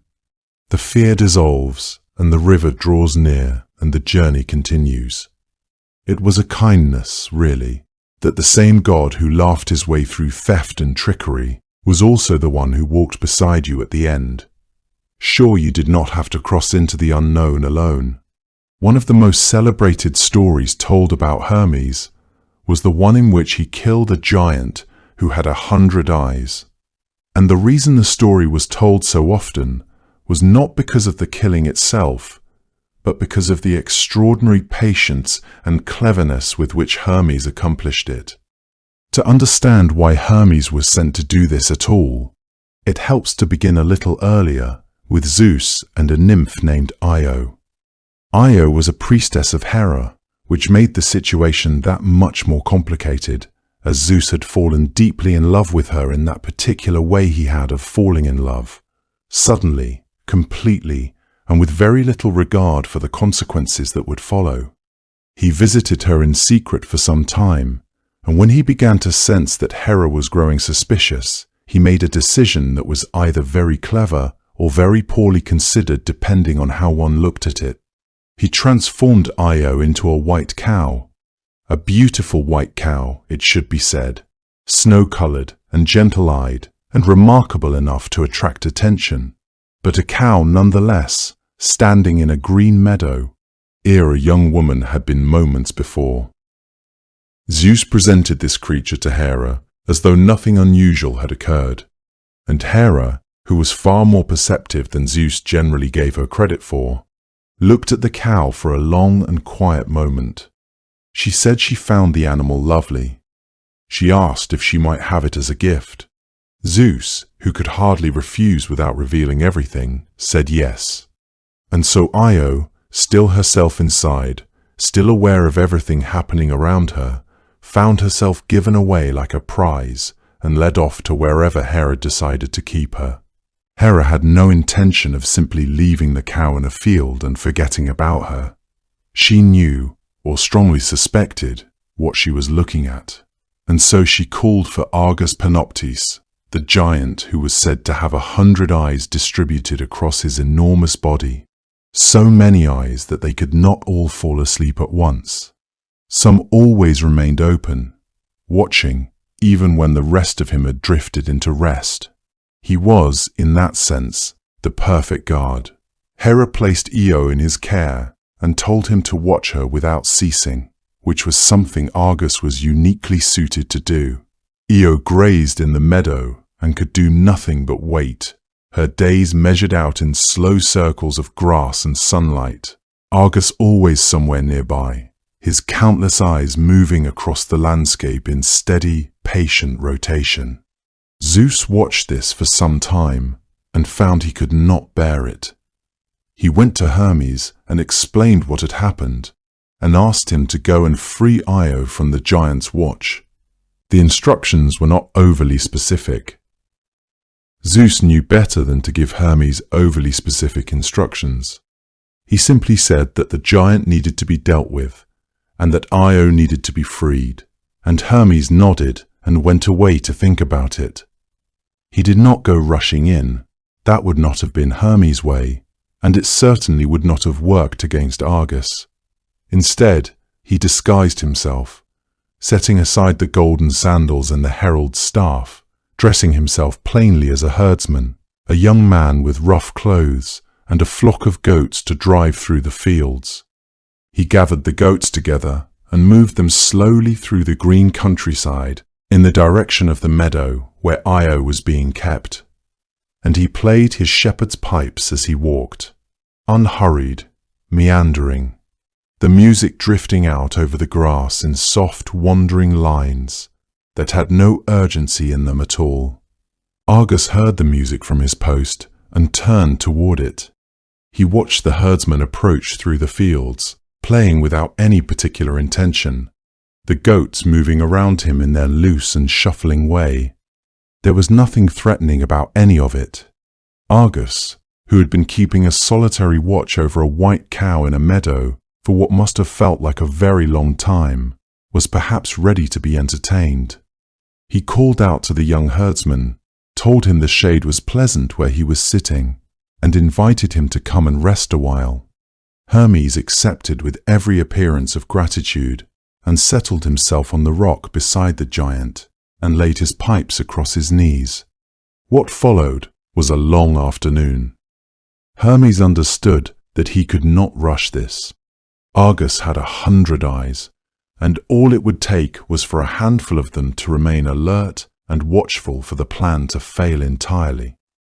So Hermes did what he did better than almost any other god. He talked.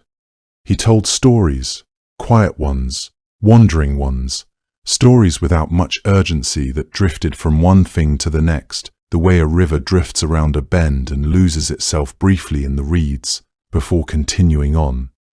He played music between the stories, soft passages on the shepherd's pipes, the notes falling like water over smooth stones. The afternoon light moved across the meadow in long golden sheets. The grass moved in the faint wind. Io stood somewhere nearby and watched with her dark, intelligent eyes. One by one, slowly, Argus's eyes began to close. Not all at once. Argus was too experienced a guard for that. But one eye would grow heavy and fall shut, and then another, and then several more, and the music would continue, and the voice would continue, unhurried and warm, and a few more would close. Hermes told the story of Pan, of how the god of wild things came to invent the shepherd's pipes in the first place, a long, unhurried story about a nymph called Syrinx, who was transformed into hollow reeds along a riverbank, and how Pan cut those reeds and bound them together, and first drew breath across them, and heard music where there had been only wind. It was a gentle story, and Hermes told it gently, and by the time he had finished, nearly all of Argus's 100 eyes had fallen closed. The last few followed not long after. The giant's breathing deepened and steadied. His enormous body was still against the hillside. All those eyes shut at last, the meadow quiet around him. Hermes set down the pipes. He rose carefully, and he took from the folds of his plain herdsman's cloak the staff, his own staff, and he struck Argus once, swiftly, so that the giant would not wake again. Io was freed. She was still, for the time being, in the form of a white cow, but she was no longer guarded, no longer a prisoner in the meadow. She would eventually be restored to herself, after a long and wandering journey of her own, in a country far from Greece. But the watch was over. The impossible, ever-open eyes of Argus Panoptes had finally, completely closed. When Hera learned what had happened, she felt it as a genuine grief. Argus had been faithful to her. He had done exactly what she had asked of him, and he had been outwitted, not through any failure of his own, but through the one thing that no amount of vigilance can fully defend against: patience and music, and a voice that knew how to fill an afternoon until all the watching eyes grew heavy. She mourned him in the way that proud and powerful figures mourn a loss they were not supposed to sustain, which is to say with both sorrow and fury in equal measure. She gathered the 100 eyes of her faithful guard, and she pressed them, carefully and deliberately, into the tail feathers of the peacock, which was her sacred bird. There they would remain, gleaming and iridescent, arranged across T, he spreading fan of that extraordinary tail, a memorial that moved through the world with every peacock that ever lived. Those great round markings watching the light the way eyes watch it, open and unblinking, patient in the way that Argus himself had been patient, before Hermes came through a green meadow with a flock of goats and a shepherd's song and all the time in the world. And Hera, furious and grieving, gathered the 100 eyes of her faithful guard and pressed them into the feathers of the peacock, where they have remained ever since, watching, always watching, from the spreading fan of that extraordinary tail. When Odysseus was wandering the seas after the fall of Troy, trying desperately to find his way home, he crossed paths with Hermes more than once, and each time the encounter changed the shape of his journey. The war had ended, Troy had fallen, and Odysseus had set out from the smoking ruins of that great city with his ships and his men, certain perhaps that the hardest part was behind him. It was not behind him. The sea proved long and treacherous, and full of things he had not anticipated, and the gods moved around his voyage the way weather moves around a coastline, sometimes clearing the way, sometimes gathering in great dark formations above it. Hermes was not the god who made Odysseus's journey difficult. He was, in both of the moments he appeared, the one who made it possible to continue. The first of those moments came on the island of Aeaea, which was the home of a goddess named Circe. She was a powerful figure, a daughter of Helios, the sun god, and a sorceress whose knowledge of herbs and transformations was unlike anything in the mortal world. When Odysseus's men went ahead to explore the island, Circe received them warmly, fed them a meal laced with her particular magic, and turned them into pigs. Only one man escaped to tell Odysseus what had happened, and Odysseus set out through the forest towards Circe's hall to try to free his companions, armed with little more than his sword and the kind of stubborn determination that had carried him this far. It was on that forest path that Hermes appeared to him. According to Homer's account, he came in the form of a young man, handsome, carrying a golden staff, moving through the trees with the easy grace of someone who belonged everywhere and nowhere in particular.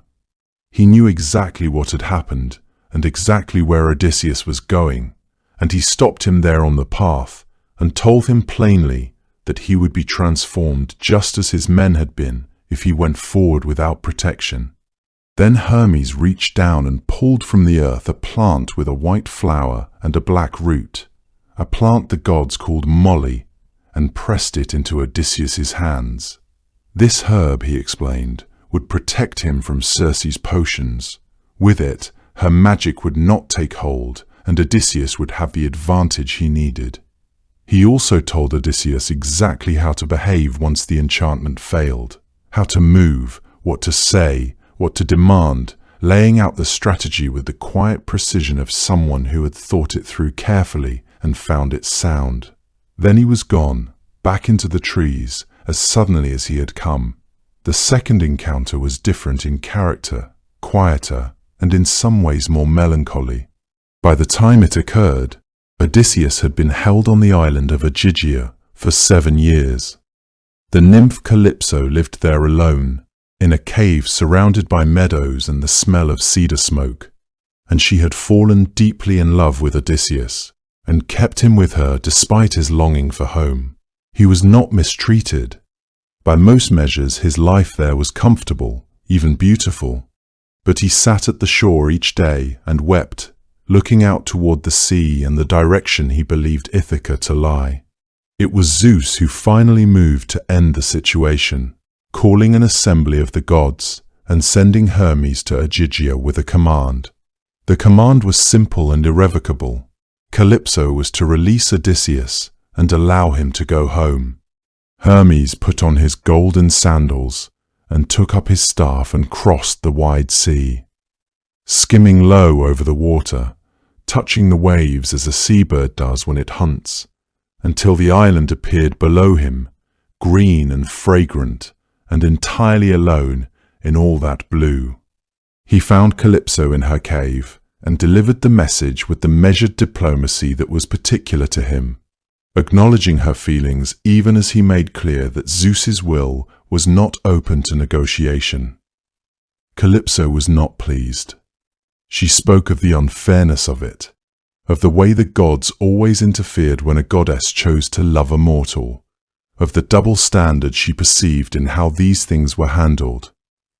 Hermes listened to her with what Homer suggests was genuine attention and genuine sympathy, not dismissing what she said, but also not wavering from the purpose of his visit. When she had finished, the command remained what it had always been, and Calypso understood that. She went to find Odysseus on the shore. He delivered his message, watched Calypso weep with a look of genuine sympathy, and then rose back into the salt air above the sea and was gone, his task complete, leaving the island smaller and quieter in his wake. The road to the underworld was one that Hermes travelled more often than any other Olympian. Unlike the other gods, he was always welcome there. The underworld was not a place the other gods sought out willingly.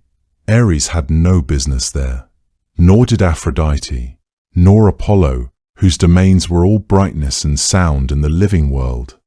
But Hermes moved between every realm with the same easy familiarity. The kingdom of Hades was simply one more territory he passed through on his way from one errand to the next. He knew its geography, the way a traveller knows a road they have walked many times in many weathers, the dark river at the threshold, the fields beyond, the slow and quiet air that hung over everything there like the last moment before sleep. In the final books of the Odyssey, Homer gives us a brief but remarkable passage in which Hermes fulfills this role in a way that is neither dramatic nor particularly celebrated. Yet it is one of the most quietly beautiful images in all of the old poetry. After the suitors who had spent years plaguing Odysseus's household were killed, their shades had to be gathered and guided to their proper place. It was Hermes who came for them, as he always came, carrying his golden staff, moving through the dim air like a shepherd moving a flock of startled birds. The shades followed, drifting behind him in a long and pale procession, past the white rock and the gates of the sun and the realm of dreams, until they reached the meadow of Asphodel, where the dead are said to rest. There is something moving in this image, not in the deaths themselves, that were violent and perhaps deserved, but in the gentleness of what came after, the god who was also a thief, also a trickster, also the swiftest and most irrepressible figure in all of Olympus. leading a company of lost souls quietly to their rest as the darkness closed around them both. There is a quiet dignity in this function that elevates it beyond mere duty. Hermes did not resent the work or perform it with reluctance. He understood that guiding the dead was as essential to the order of the cosmos as any other task he undertook. The dead needed a conductor, a reliable presence to ease their passage from one state of being to another. In fulfilling this role, Hermes demonstrated something crucial about his nature. He was as comfortable with endings as with beginnings, as at ease with loss as with delivery. This quality, this steadiness in the face of finality, set him apart from the other Olympians who preferred to dwell in the upper air and the light. His role in the story of Persephone was different in character. This was not a matter of guiding the dead, but of moving between the living and the dead at the command of Zeus, who had at last agreed to the terms that would allow Persephone to return to the upper world for part of every year. When that agreement was reached, it was Hermes who was sent down into Hades to carry the news and to bring her back. No other god could have made that journey, or at least no other god would have been trusted to make it without incident, without offense, without disturbing the careful order that Hades maintained over his kingdom. Hermes alone moved through those gates, without threat or ceremony, descending into the cold and the dark, with the calm of someone arriving at a familiar place, returning again with Persephone beside him, climbing upward toward a light that grew warmer and softer with every step, until they emerged into a world where the air smelled of green things beginning again. The story of Orpheus offers yet another kind of connection between Hermes and the underworld, more oblique, more sorrowful in its final turn. Most people know the story of Orpheus primarily as the story of his descent, the musician who loved Eurydice so completely that when she died, he followed her into Hades and played music so heartbreaking that even Persephone wept and Hades relented, agreeing to release Eurydice on the single condition that Orpheus not look back at her as they walked out. He looked back, in the versions of the myth that mention Hermes at all. It is he who had guided Eurydice's shade into the underworld in the first place, as was his function. It is he who, after Orpheus's failure at the threshold, returned once more to lead her shade back down into the dark. There is no drama in the way the old accounts describe this, no ceremony, no prolonged farewell. Eurydice simply went back. Hermes walked beside her, his caduceus in hand, the way he had walked beside countless others before her. The underworld, in the Greek imagination, was not a place of punishment for the ordinary dead. It was simply the place that everyone eventually arrived at. A vast and quiet country lying just beneath the world of the living, separated by a river and a few 100 feet of stone. Hermes knew it that way. As a country he visited often. As a crossing he had made so many times that the ferryman knew his face, and the dog at the gate did not stir when he passed. His familiarity with that world was not morbid but practical. The way a shepherd is familiar with the darkest part of the valley, not because it pleases him, but because his flock sometimes wanders there, and someone steady has to follow. And yet, there was something else in his relationship to the underworld that the Greeks seemed to understand intuitively, something they perhaps could not have named precisely, but that shaped the way they prayed to him and trusted him, the sense that he was never afraid of what waited at the end of any road. He had been there too many times. He had seen the dead settle into their new country with something that looked, at a distance, almost like peace. He was equally at home in the dark as in the light. That may be why the Greeks trusted him, above all the other gods, to carry the things they most needed delivered, including the souls they could not bear to lose. There is a word that comes directly from Hermes' name, hermeneutics, meaning the art of interpretation, of finding meaning in language, of making one thing intelligible to another. It is a word used today in philosophy and theology and literary study. The fact that it traces itself back to a god who spent his first morning on earth stealing cattle might seem, at first, like an unlikely inheritance. But when you spend a little time with Hermes, with everything he was asked to do, and everything he chose to do, the connection begins to feel not only natural but almost inevitable. He was, at his deepest level, the god who stood between things that could not directly communicate and made them understand each other. Zeus spoke, and the mortal world could not hear him or could not understand him, or could not bear the full force of divine speech without some mediating presence to soften and translate it. That was Hermes. He took the language of the gods and carried it downward into forms that human minds could receive.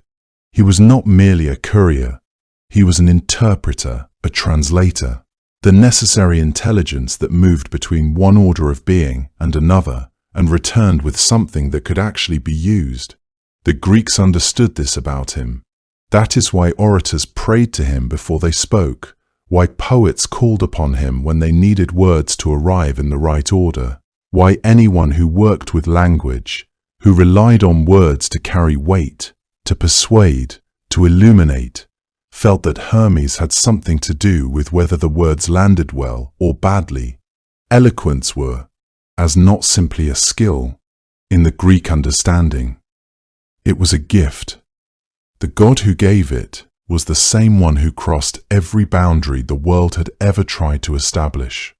This understanding of Hermes as the facilitator of eloquence extended into the practical concerns of daily life. A merchant negotiating a trade agreement, a politician addressing the assembly, a teacher instructing students. All of these figures understood themselves to be working in Hermes' domain. They were not simply employing technique.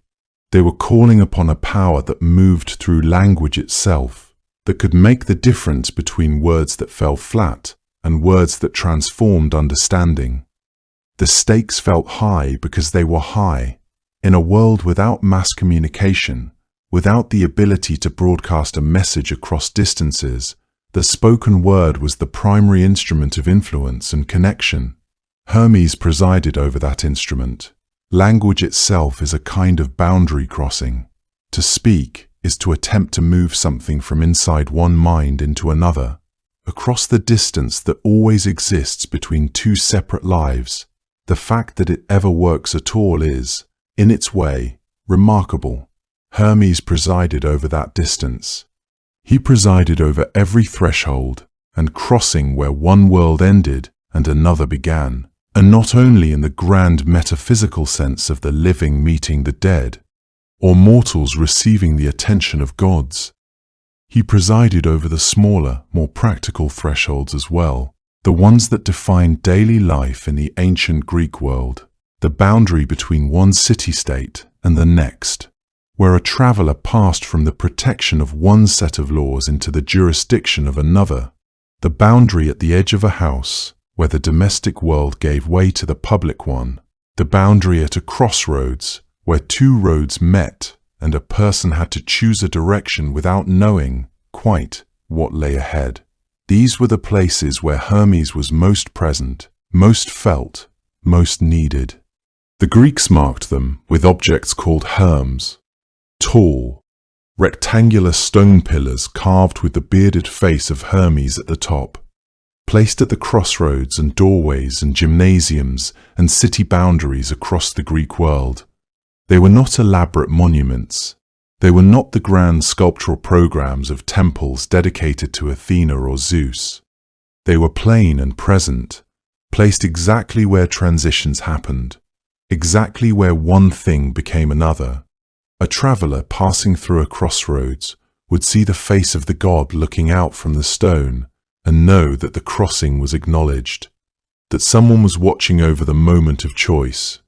A household passing through its own front door would see the Herm posted at the entrance and understand that the god of thresholds was stationed there, at the place where inside became outside, where the familiar became the unknown. These Hermes served as more than mere markers or religious tokens.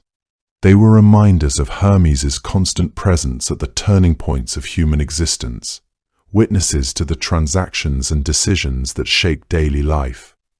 Some were simple and unadorned, bearing little more than the god's face and a name carved into the stone. Others accumulated inscriptions over time, messages left by those who passed through and felt moved to acknowledge the god's presence. The Herm became, in its way, a kind of focal point for collective attention, a place where the community's awareness of sacred space could crystallize into physical form. Crossroads was sacred to Hermes for the same reason all boundaries were sacred to him, because at a crossroads, direction has not yet been determined. In that brief pause before the choice is made, every possibility still exists. That was the space Hermes inhabited. He lived in the interval, in the moment of transition, in the charged and open space between what had been and what was about to be. His patronage of language drew from the same understanding. A word, before it arrives in the mind of the person who hears it, is traveling across a kind of threshold, moving from intention to sound to meaning, passing through every ambiguity that language carries with it. Hermes was the power that helped it cross. He was the intelligence at work in the gap between one world and another. Passage possible, making meaning possible, making the whole vast network of communication between gods and mortals and the living and the dead function in a way that held together rather than flying apart.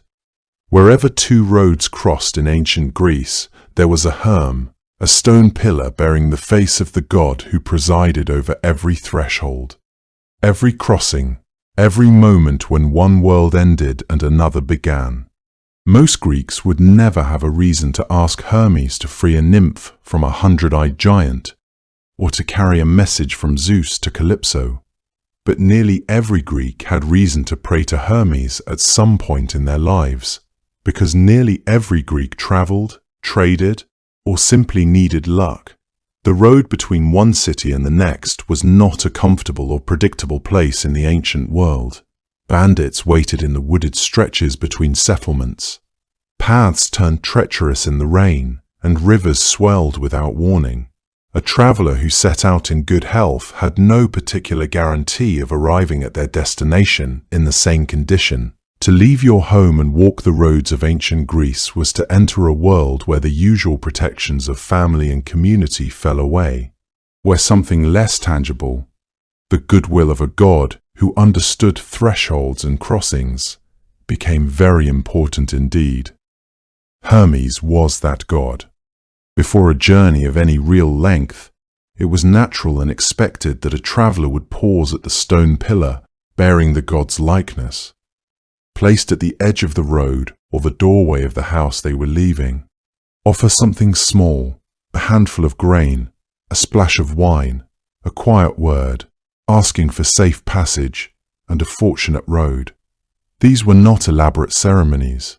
They were the kind of prayer that a person offers, not in a great temple with incense and processional music, but alone, in the early morning, before the rest of the household is awake, with one sandal already buckled.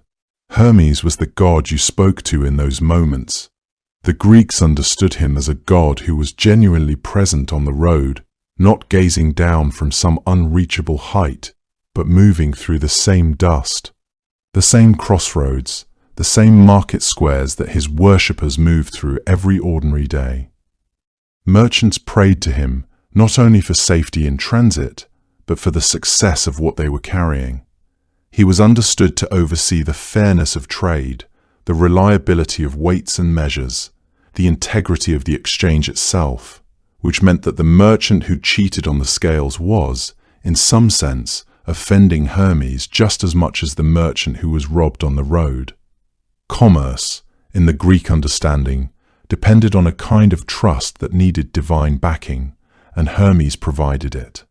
Festivals held in his honor, known in some regions as the Hermaia, gathered merchants and travelers and athletes together in a spirit that combined religious reverence with something closer to air, a mingling of the sacred and the commercial that suited Hermes perfectly, since he had never seemed particularly bothered by the line between the two. The paradox that gave some people pause was that this same god, the one who blessed honest merchants and protected vulnerable travelers, also claimed patronage over thieves. On the surface, it seemed contradictory, the kind of arrangement that a more orderly divine system might have found embarrassing. But the Greeks, who had been watching Hermes since the morning he was born, understood it differently. What commerce and theft had in common, in their view, was not dishonesty, but a particular quality of mind, the ability to see opportunity where others saw only circumstance, to move quickly, to read a situation and respond with cleverness rather than force. The merchant who arrived at a market first and secured the best price, the thief who slipped through a gap that nobody else had not said, were both, in their way, exercising the same gift. Hermes was the patron of that gift. He was not blessing cruelty or violence. The thief who harmed someone in taking from them was a different kind of figure altogether, not one who invited Hermes' particular favor. What Hermes honored was resourcefulness, the sharp intelligence that could find a way through when the straightforward path was closed. His own first act in the world had been exactly that, not the deed of a bully, but the deed of a mind already several steps ahead of everyone around it. Ordinary people understood this distinction. The traveler who bartered cleverly at a roadside stall and came away with more than he had expected felt, in some small and unspoken way, that Hermes had been looking on with something like approval. His accessibility as a god was part of what made him so genuinely beloved. Zeus was remote, his concerns were cosmic, his attention commanded rather than invited. Hades was shrouded in a mystery that most people preferred not to think about too carefully. But Hermes was right there, at the corner of the street, at the entrance to the agora, at the spot where two roads met in the long afternoon light. His stone likeness worn smooth by the hands of people who had touched it in passing for generations. He was not a god you had to seek out. He found you on the road, in the marketplace, at the moment when you needed something to go your way, and there was nothing left to do but ask.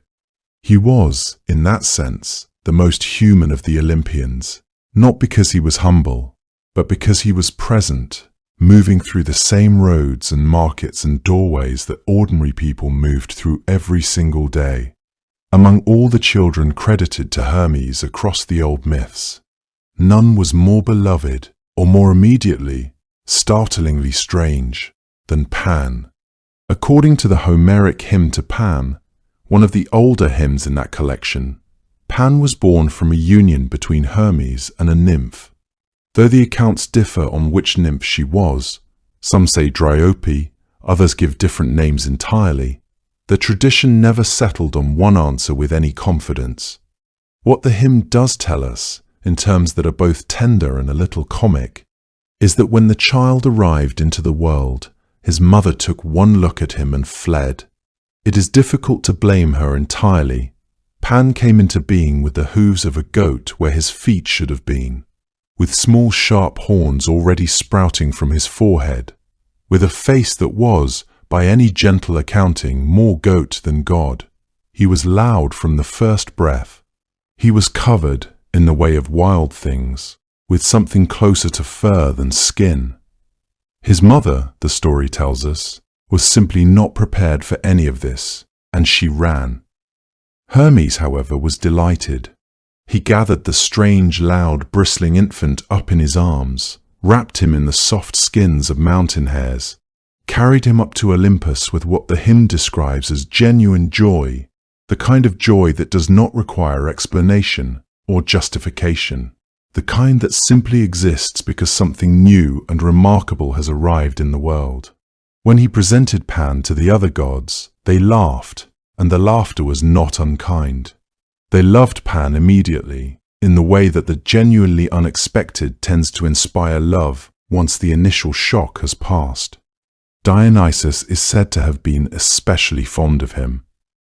Pan was given his name, that the Greeks connected to the word for all. This was because he brought delight to all of them. Though scholars have long noted that the etymology is complicated and the connection may be more poetic than precise. What matters in the context of Hermes' story is what Pan reveals about his father. Hermes was, among his many other roles, a god of the pastoral world, of flocks and open hillsides and the long quiet afternoons that shepherds spent watching their animals graze across the slopes of mountains. Pan inherited all of that and carried it deeper into the wild than Hermes himself ever quite went. He became the god of untamed places, of the kind of sudden irrational fear that overtakes a person alone in a forest at midday for no reason they can name. The Greeks called that feeling panic. They named it after him. He played the pipes, which were his instrument as the lyre was Apollo's. The music he made on them was the sound of reeds and wind and the particular loneliness of open land. There was a story that Hermes himself had invented, the shepherd's pipes, before passing them to Pan. Whether that is literally true within the tradition or simply a way of expressing the inheritance between father and son, it captures something real about the relationship. Pan was the part of Hermes that belonged entirely to the earth, to the grass and the goats and the smell of rain on stone. Hermes' other children, scattered across the myths in the way that divine offspring tended to be, each carried a different thread of who he was. Hermaphroditus, born from the union of Hermes and Aphrodite, was described in later accounts as a figure of extraordinary beauty who came to embody the joining of two natures into one, the name itself braiding together those of the parents, as names in myths so often did.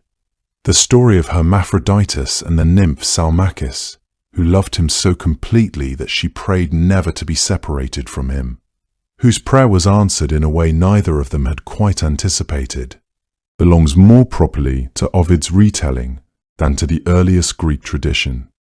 But the figure of Hermaphroditus persisted in Greek art and religious practice as something genuinely honored and not merely curious. Then there was Autolycus, whose name is perhaps less familiar, but whose shadow falls across the mythology in interesting places. Autolycus was, by most accounts, the greatest thief in the mortal world, a man so gifted at stealing and at disguising stolen goods that he built an entire reputation on it, passed through generations of story. He was, depending on which version one follows, the maternal grandfather of Odysseus. That places Hermes, however distantly, in the lineage of the most famously clever mortal in all of Greek mythology. Mr. Autolycus to Odysseus felt to the Greeks like an explanation for something. It was their way of saying that the kind of intelligence Odysseus carried, the kind that slips through traps and talks its way out of impossible situations, had a divine origin, that it did not appear from nowhere, but descended through the blood, like a particular color of eyes. There were other children attributed to Hermes in various traditions, Abderus, Angelia, Myrtilus among them, each associated with some aspect of communication or cunning or boundary crossing that reflected their father's nature. Taken together, what they suggest is a god whose influence spread not through conquest, but through inheritance, through the particular qualities he passed into the world by way of the children he left behind in it. Pan ran wild in the mountains. Autolycus stole with incomparable skill. Hermaphroditus stood at the edge of categories and refused to be contained by either. In his children, Hermes left behind something of every aspect of himself: the wild, the cunning, the beautiful, the uncanny, scattered across the Greek world like seeds he had scattered carelessly and happily on the way to somewhere else. Hermes never really outgrew the impulse that sent him crawling out of his cradle on the morning of his birth to go and steal from his brother. The mythology is full of smaller moments that suggest he carried that same energy all his life. These are not the grand stories, the ones that appear in the long hymns and the epic poems, but smaller episodes tucked into the corners of the tradition, the kind that surface in asides and brief mentions, as if even the ancient storytellers could not quite keep track of everything Hermes had gotten up to. Taken together, they form a portrait of a god who never truly settled, who moved through the mythology the way a breeze moves through a garden, touching everything lightly, rearranging things just enough to be noticed, and then moving on before anyone could be entirely certain what had happened. There are accounts in some traditions that Hermes helped himself, at various points, to Poseidon's trident, to Artemis's hunting arrows, and to the golden girdle that Aphrodite wore and prized so highly. The details of these thefts are not elaborated in the way the cattle theft is. They appear more as brief acknowledgements of a pattern of behavior, the kind of thing you mention almost in passing, because everyone already knows it to be true of someone. What is notable about these particular mischiefs is not so much the objects themselves, but the choice of victims. A god of the sea, a goddess of the hunt, a goddess of love and beauty, all powerful, all formidable, and none of them the sort of figure you would ordinarily think to steal from without very serious consequences. For Hermes, they seem to have been more in the nature of a pastime. The objects were, presumably, returned, or at least the myths do not dwell on lasting feuds, which suggest that Hermes possessed both the cunning to take what he liked and the charm to smooth things over afterward. His involvement with Perseus is a different kind of story entirely, and here his mischief shades into something more like generosity, though the two were never entirely separate where Hermes was concerned. Perseus had been given an impossible task, to bring back the head of Medusa, the Gorgon whose face turned any living creature that looked upon it to stone. In some versions of the story, it is Hermes who guides Perseus toward the Graeae, the three ancient sisters who shared a single eye and a single tooth between them, and who alone knew the path to the Gorgon's lair. In certain tellings, Hermes also lends Perseus an adamantine sickle, a blade sharp enough to do what needed to be done. He does not go with Perseus all the way, does not fight the battle or claim any share of the outcome, but he sets the young hero on the right road and equips him for what lies at the end of it, which, in its own way, is exactly what a messenger and guide would do, though with a characteristically light touch, as if helping a mortal slay a monster were no great trouble at all. The story of the infant Dionysus draws Hermes in from a different direction. Dionysus had a complicated entrance into the world, and in some traditions, after his divine birth, the infant god needed to be carried somewhere safe, away from Hera's wrath. There are versions in which it is Hermes who is given the task of taking the child and delivering him to safety, to the nymphs of Nysa, or to other guardians in some tellings, depending on the tradition. The image is a striking one. Hermes, who had himself been carried into the world in a cave on a mountainside, now moving quietly through the night with another infant god in his arms, both of them young and vulnerable, and somehow already charged with a significance the world had not yet caught up to. There is a tenderness to it that fits alongside his rougher qualities without any contradiction. His connection to the story of Prometheus is briefer and more somber in its shape. Prometheus had stolen fire from the gods and given it to mortals, and Zeus's response to that act was severe and precise. In some accounts, it is Hermes who is sent to deliver the sentence, to inform Prometheus of what was coming, to serve as the voice of Zeus's judgment the way he always served as the voice of Zeus's will. He does not carry out the punishment himself in these versions, but he delivers the word of it, which is its own kind of burden and one the myths do not dwell on too long. Hermes, after all, was always more comfortable moving through a story than sitting still inside one. What these episodes share, taken together and set side by side, is a quality that is difficult to name precisely but easy to recognize. A lightness, a sense that nothing Hermes did came from a dark or hungry place, that the stealing and the guiding and the occasional divine errand all arose from the same source, which was something closer to irrepressible curiosity than to malice. He moved through the mythology with his sandals barely touching the ground, taking what caught his interest, helping where it pleased him, delivering what needed to be delivered, and leaving each story subtly different from how he had found it. In every story, large or small, what remained consistent was that Hermes seemed to enjoy himself, and that the enjoyment never quite felt cruel, only irrepressibly, congenitally mischievous. In all the long poetry of the Trojan War, the moment that shows Hermes most clearly, not the trickster, not the thief, but the compassionate guide, comes near the very end of the Iliad. In the dark, on a road that no sane man would travel. By that point in the story, the war had been grinding on for years. The grief it had produced had grown so deep that even the gods on Olympus had grown quiet with the weight of it. Hector, the greatest of Troy's warriors and the truest son of its old king, had been killed by Achilles in single combat outside the city walls. And what Achilles did afterward was something the gods themselves could not entirely bear to watch. He tied Hector's body to his chariot and dragged it through the dust around the walls of Troy day after day, unwilling to release it for burial, driven by a grief over his own companion Patroclus that had curdled into something almost unrecognizable.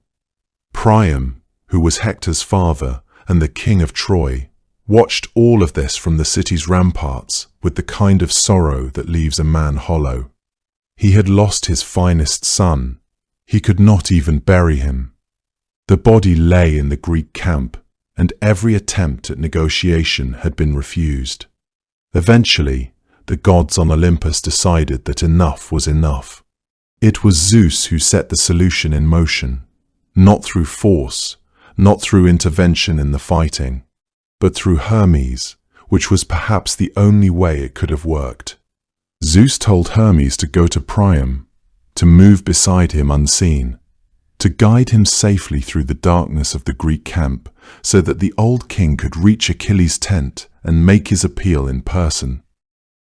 Hermes put on his golden sandals and his herald's cap and went down from Olympus to the plain below Troy, where the night had already fallen thick and cool over the tents of the Greek army.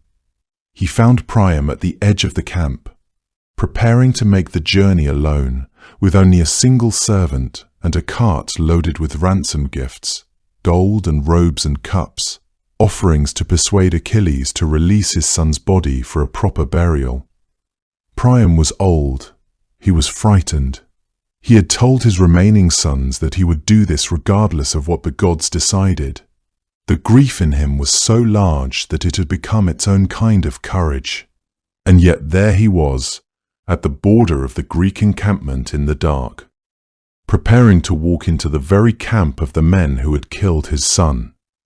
Hermes appeared to him as a young man, golden-haired and calm, carrying nothing threatening, radiating the kind of easy warmth that put a frightened person at ease without quite explaining why.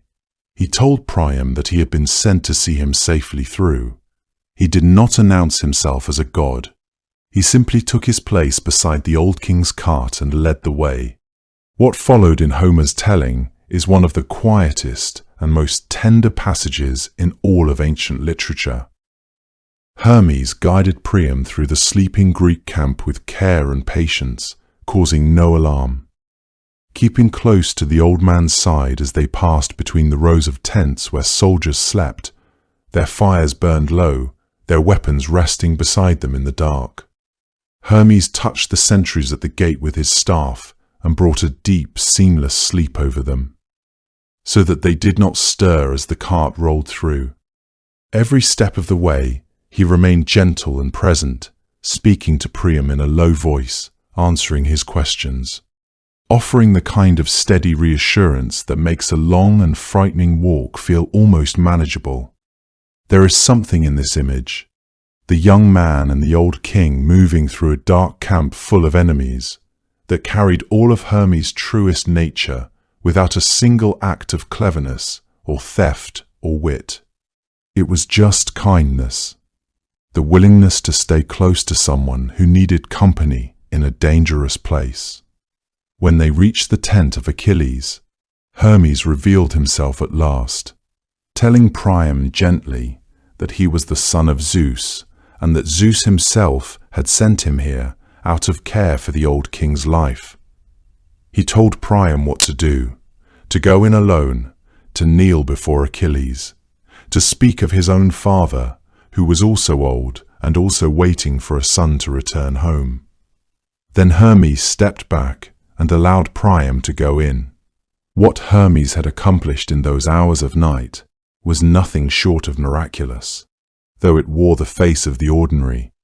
He had not defeated an enemy, or bargained for peace, or performed any feat that would be celebrated in battle songs. Instead, he had simply opened a door that rage and grief had slammed shut. He had made it possible for an old man to walk where death waited on every side and emerge unharmed.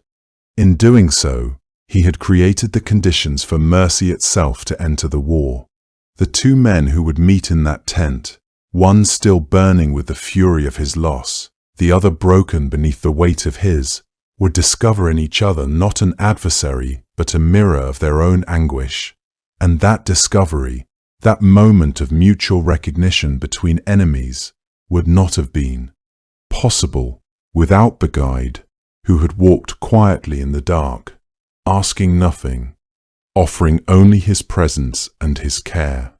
The scene that unfolded between Priam and Achilles, two men on opposite sides of a long war, undone in that moment by the same grief, is often called the emotional heart of the entire Iliad.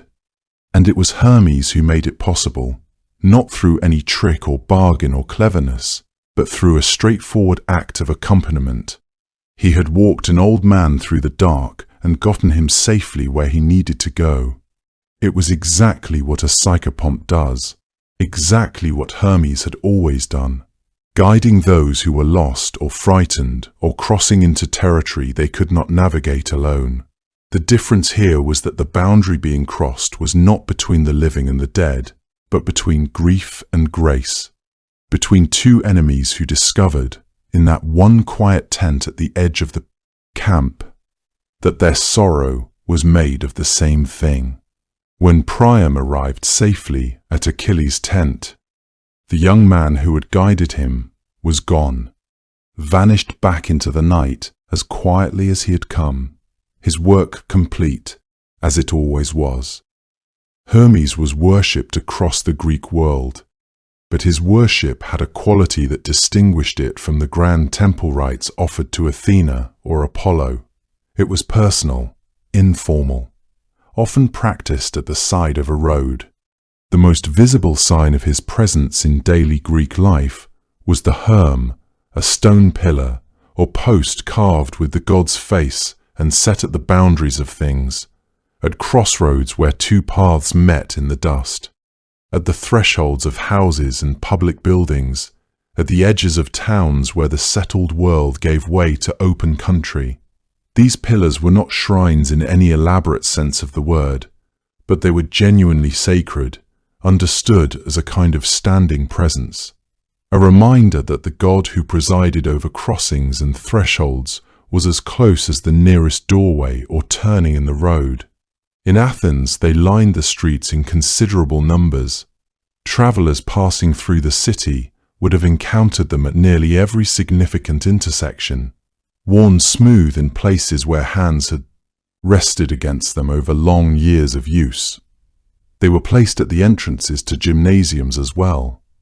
This was because Hermes was understood to watch over athletes and their physical training, the speed and agility of a well-trained body being, in Greek thinking, something that naturally fell under his care. Young men who trained in the wrestling courts and running tracks of the gymnasium would have passed beneath his stone face each morning as a matter of daily habit, not as a formal act of worship, but as a simple acknowledgement that he was there, that the space belonged in part to him, that the hours of effort they were about to spend were conducted under his watchful and generally favorable eye. There was a festival held in his honor at the gymnasium, known as the Hermes, in which the usual rules of the training ground were gently loosened, and the younger students were given precedence over their elders for the day, a reversal of ordinary order that suited perfectly a god who had always found the boundaries between categories more interesting than the categories themselves. Offerings were made at these occasions. At other times throughout the year, lambs were among the animals sacrificed to him, their wool as white as the road dust was grey. Incense was burned, its thin smoke rising in the same unhurried way that Hermes himself was said to move when he was not in any particular hurry. That was perhaps not often. The honey cake was perhaps the most characteristic offering made to him. Small and sweet and completely without grandeur. The kind of thing a person could prepare at home and carry out to the Hermes at the crossroads, without any priest or ceremony required. That was exactly the point. There was no large and imposing temple to Hermes that served as the center of his worship the way the Parthenon served Athena, or the great sanctuary at Delphi served Apollo.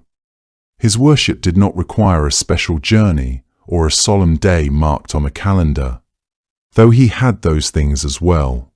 It lived instead in the ordinary moments of ordinary lives, in the prayer spoken quietly before setting out on a long road, in the gesture of touching the stone pillar at the boundary of the city as one passed through it, into open country, in the offering left at the doorway of a house at the beginning of a new season.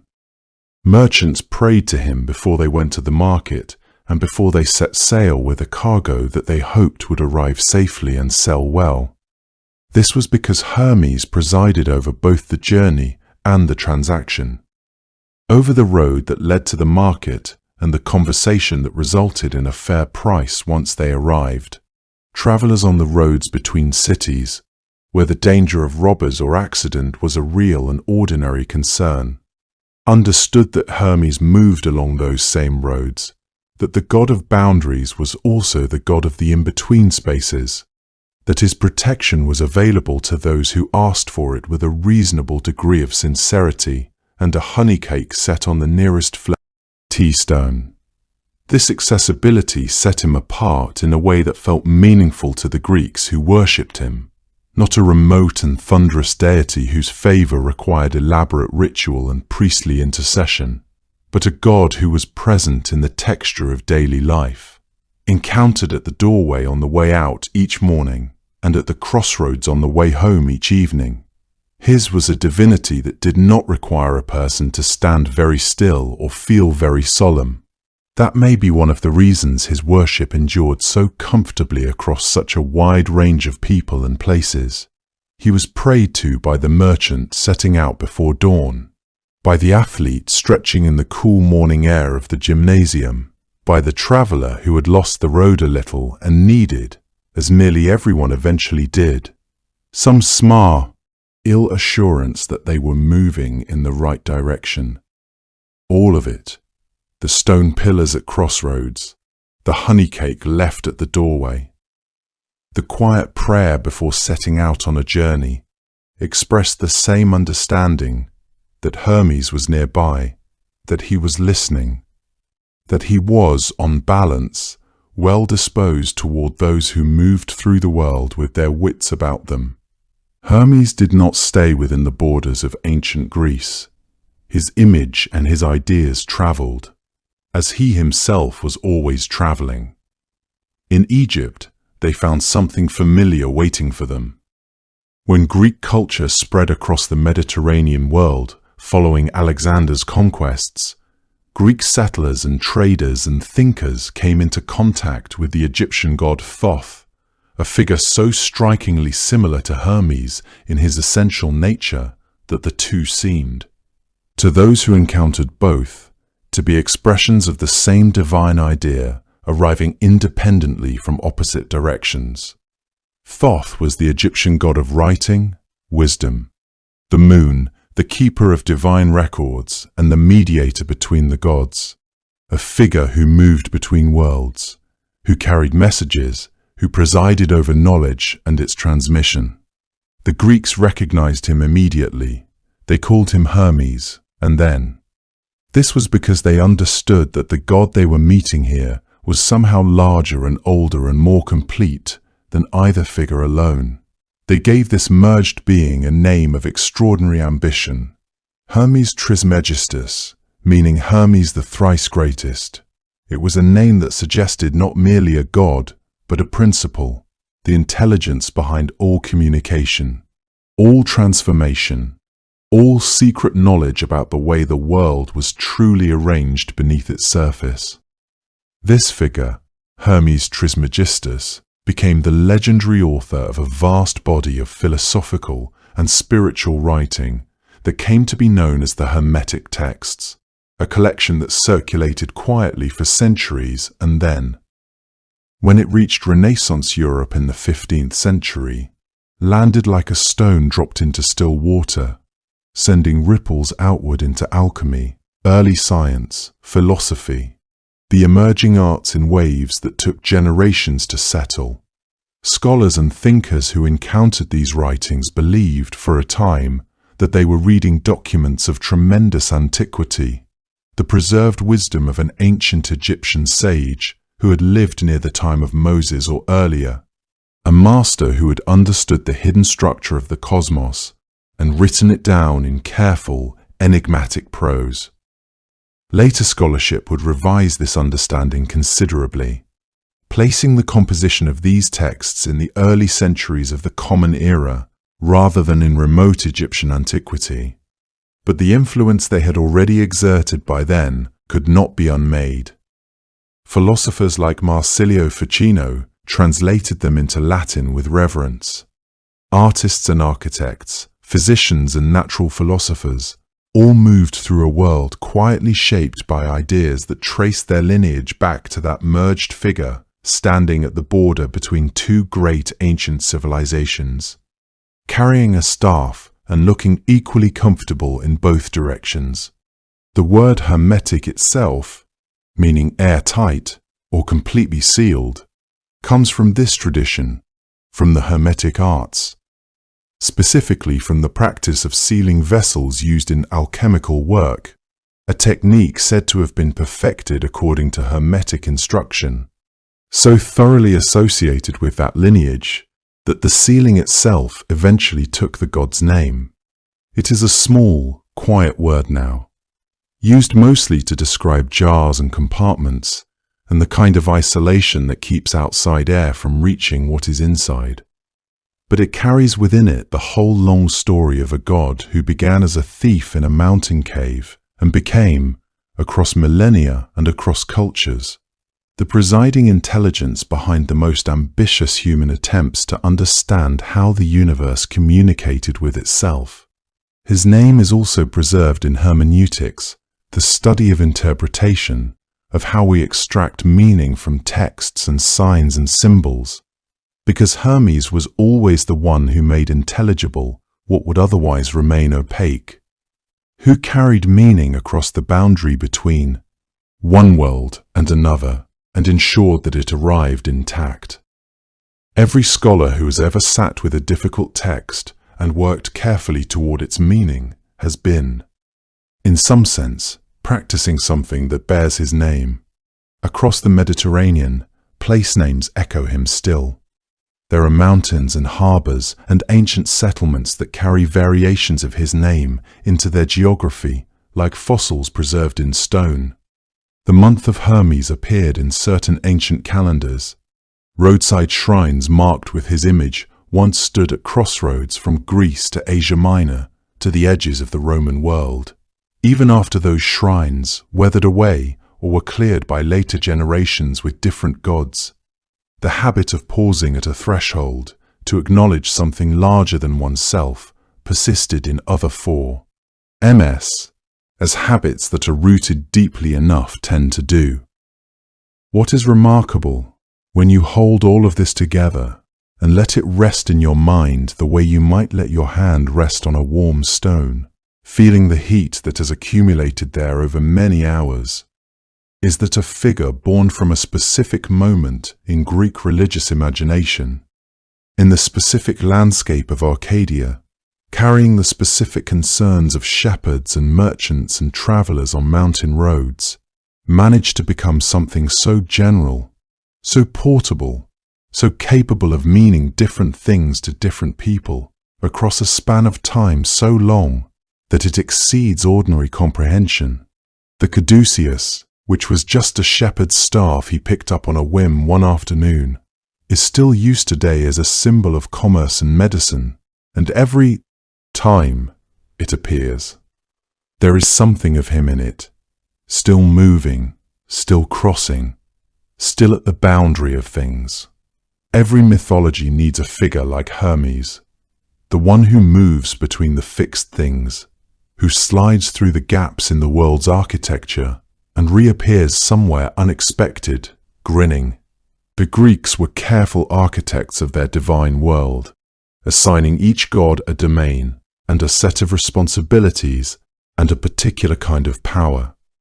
Zeus held the sky, Poseidon held the sea, Demeter held the harvest.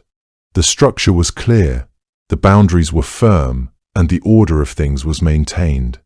And then there was Hermes, who held the spaces between all of those domains, the crossroads, the thresholds, the roads that connected one world to the next, and who seemed constitutionally incapable of staying on one side of any boundary for very long.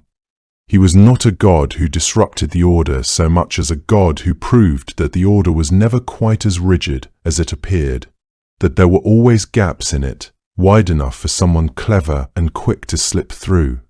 The trickster is a figure that appears in the mythologies of many cultures, and what these figures share is not cruelty or chaos, but something more specific, a refusal to accept that the way things are arranged is the only way they could be arranged. Hermes, in this sense, was not a god of disorder. He was a god of possibility. When he stole Apollo's cattle on the morning of his birth, he was not simply being mischievous for the pleasure of it, though there was certainly pleasure in it for him. He was demonstrating something that the Greeks, on some level, wanted to believe, that cleverness was a form of power, that a small figure with no weapons and no authority could still change the shape of events through intelligence and quick thinking, and the willingness to act when everyone else assumed it was too soon to act. The Greeks made their divine messenger also a thief, because they understood that those two roles were not as different as they seemed. Both required moving through the world undetected, crossing boundaries others respected, carrying things from one place to another with discretion and speed. The merchant, the thief, the herald, the guide of souls, these were all, in Hermes's understanding, variations on the same essential act, which was the act of crossing over. He crossed over between the living and the dead, between gods and mortals, between one city's territory and the next, between one moment and the possibility hidden just inside the next. That he did all of this with the quality the Greeks found deeply recognizable, warmth, wit, a kind of easy pleasure in the work, made him not frightening but beloved. There is a particular comfort in a god who is neither perfectly virtuous nor perfectly lawful. Zeus was majestic but remote. Apollo was radiant but exacting. Hermes was something that felt closer to human, genuinely clever, sometimes mischievous, capable of genuine tenderness, willing to bend rules in the service of something that mattered. He helped Odysseus survive Circe's island. He led Priams safely through the Greek camp in the dark.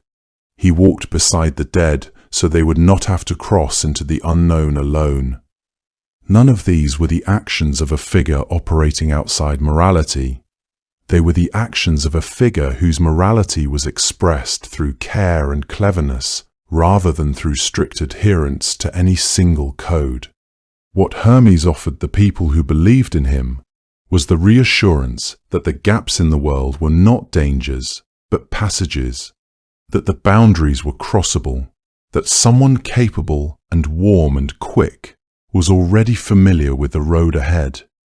When a traveller set out before dawn and stopped at a roadside home to say a quiet prayer, what they were asking for was not magic, but company, the sense that the crossing they were about to make was one that had been made before, that someone who knew the way would be somewhere nearby, moving in the same direction. Somewhere, according to the old stories, he is still moving, still crossing the boundary between one thing and another, still carrying messages that the world needs delivered, still pausing, now and then, to admire a tortoise by the side of the road. Hello there, welcome to our podcast. Long before she was a queen, she was simply a girl who loved flowers. The ancient Greeks knew her first by another name, Kore, which meant nothing more complicated than the maiden, the girl, the young one. It was a simple name for a simple kind of happiness, the happiness of a child who has not yet learned that the world holds anything other than warmth and open sky. She was the daughter of Demeter, goddess of the grain and the harvest, and of Zeus, the ruler of the gods, and by birthright alone she carried something immense inside her. Yet the early stories describe her not in terms of power or prophecy, but in terms of light. She was a figure of meadows and morning, of dew still settled on petals before the sun had risen high enough to drink it away.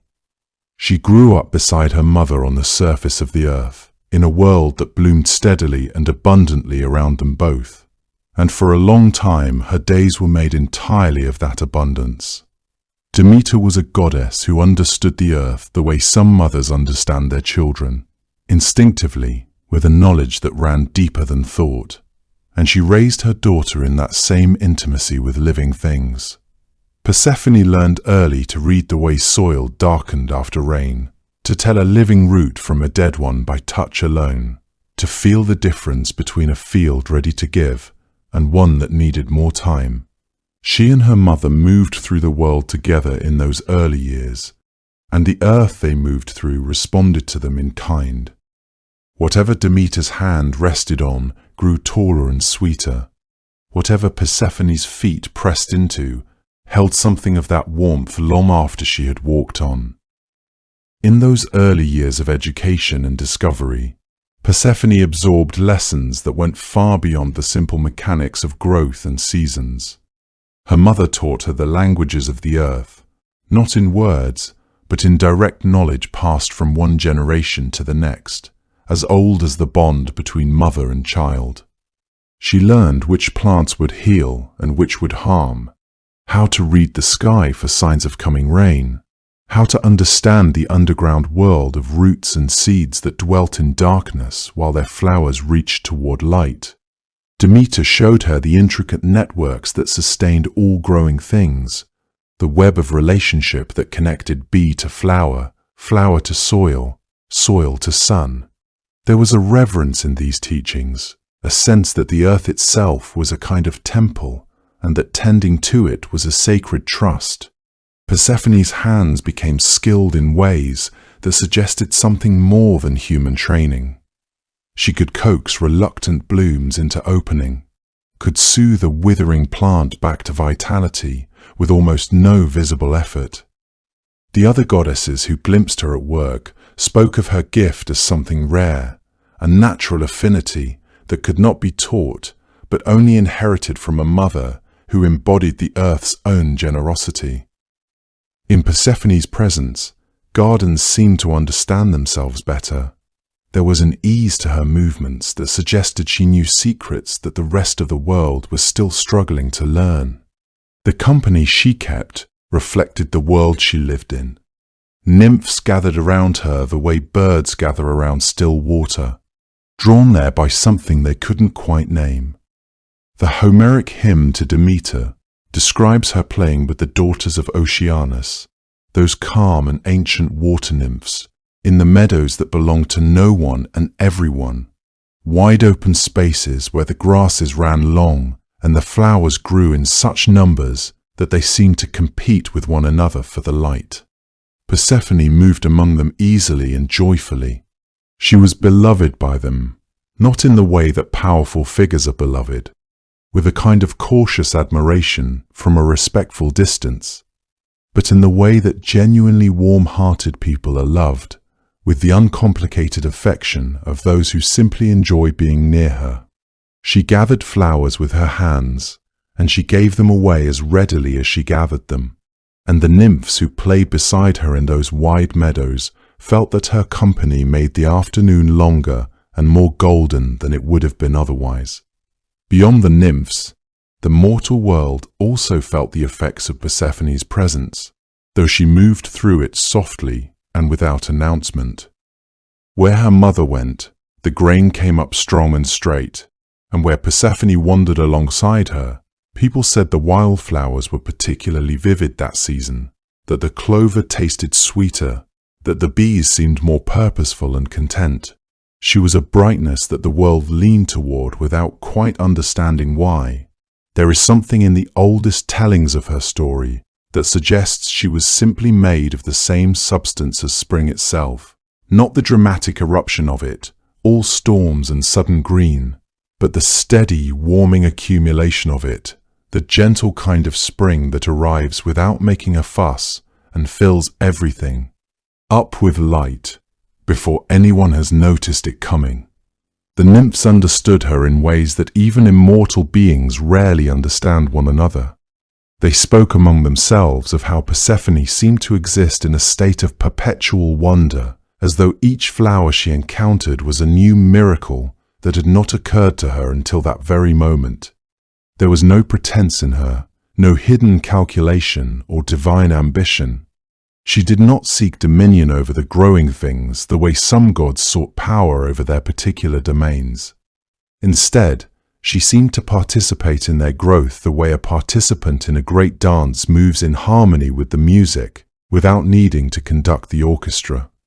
The water nymphs in particular felt kinship with her, for she understood the flow of life in the way they understood water, as something that could not be entrolled, but only honored and directed gently into the places where it was most needed.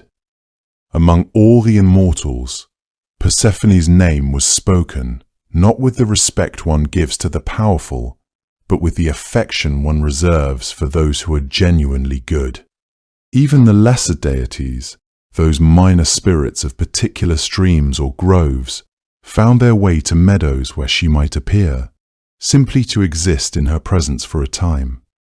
The flowers she loved best were the ones that grew without tending, the ones that asked nothing of the world and gave everything they had into a single bloom: narcissus and crocus, hyacinth and violet, roses whose fragrance carried far enough that you could smell them before you could see them across a meadow.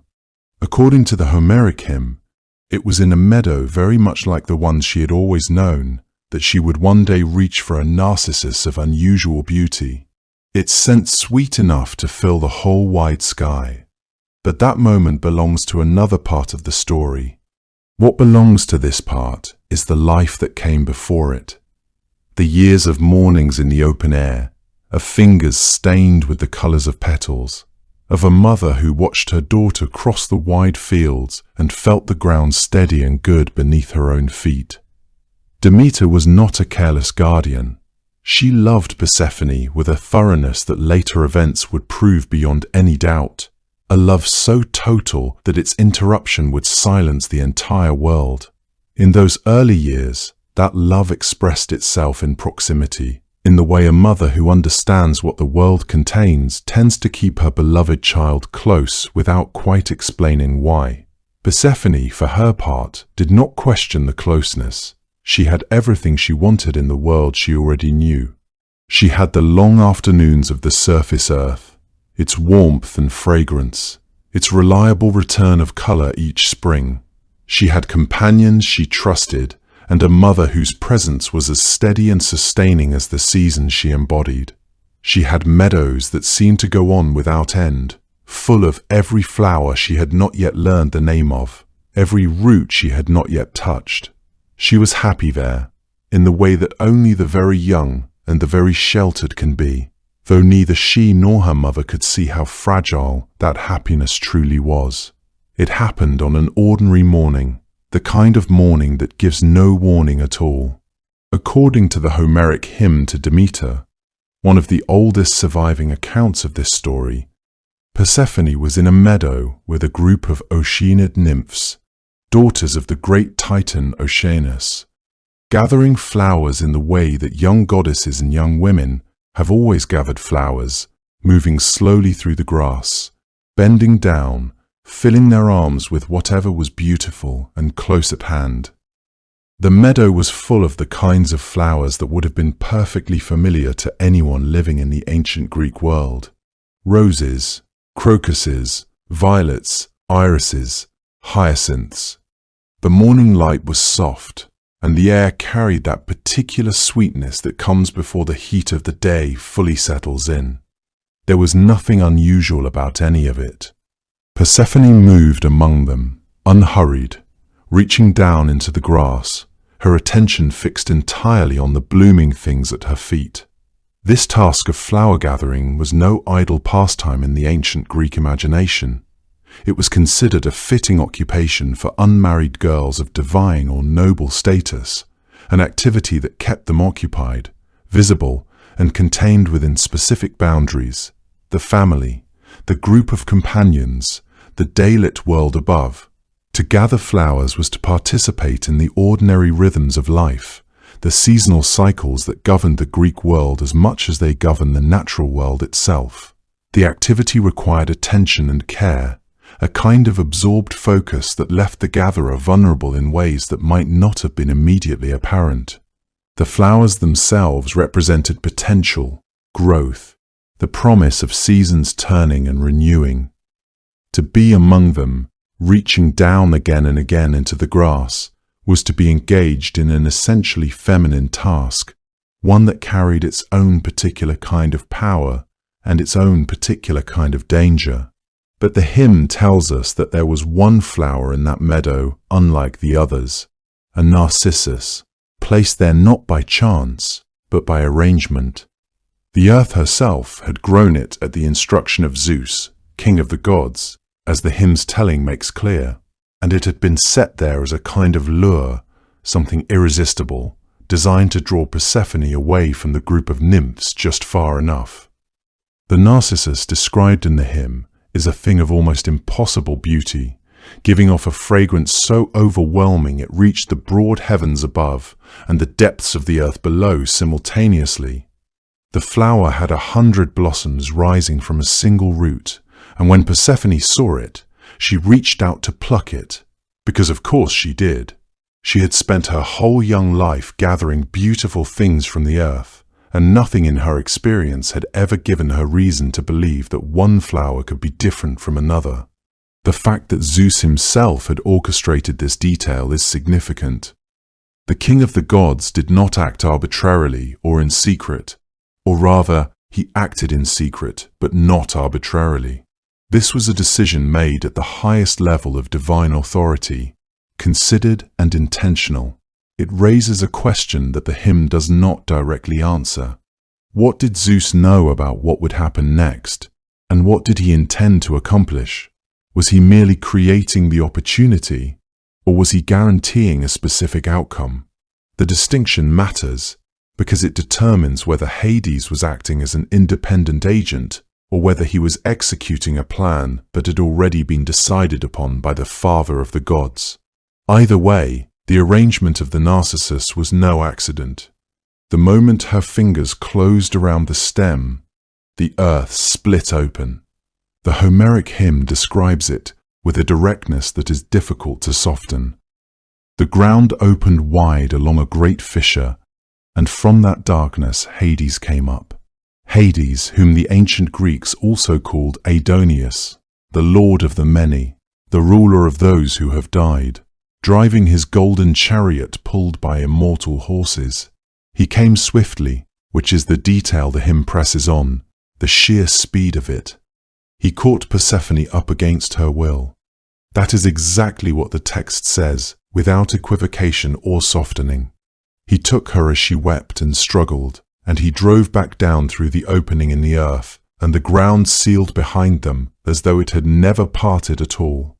The whole event happened with such totality and such speed that the nymphs who had been standing only a short stance away did not understand at first what they were no longer looking at.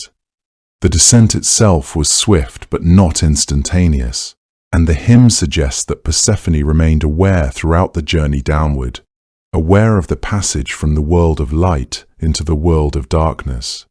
The chariot moved rapidly through the earth, pulled by horses that obeyed no earthly laws of motion or resistance. There was no gradual transition, no slow fade from day into shadow. Instead, there was the sudden displacement from the meadow with its flowers and nymphs to the vast underground realm that Hades ruled, a kingdom that had never seen sunlight and never would. This was not a place she had known or been prepared to enter. It was the destination of all living things eventually, the realm from which no one returned, and she was being brought there not at the end of a long life, but in the midst of her youth, still in the dress she had worn to pick flowers, still carrying the handful of blossoms she had managed to gather before her fingers closed around the narcissus. Persephone cried out as she was taken. The hymn records her calling for her father, Zeus by name, calling with the full force of her voice.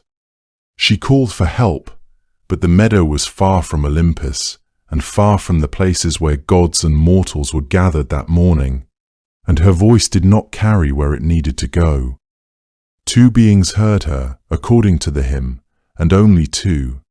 The first was Hecate, who dwelt in a cave nearby, a goddess associated with thresholds and crossroads, with the hours before dawn and the in-between places where one world edges into another, and she heard the cry clearly, but did not see who had made it, or where they had gone.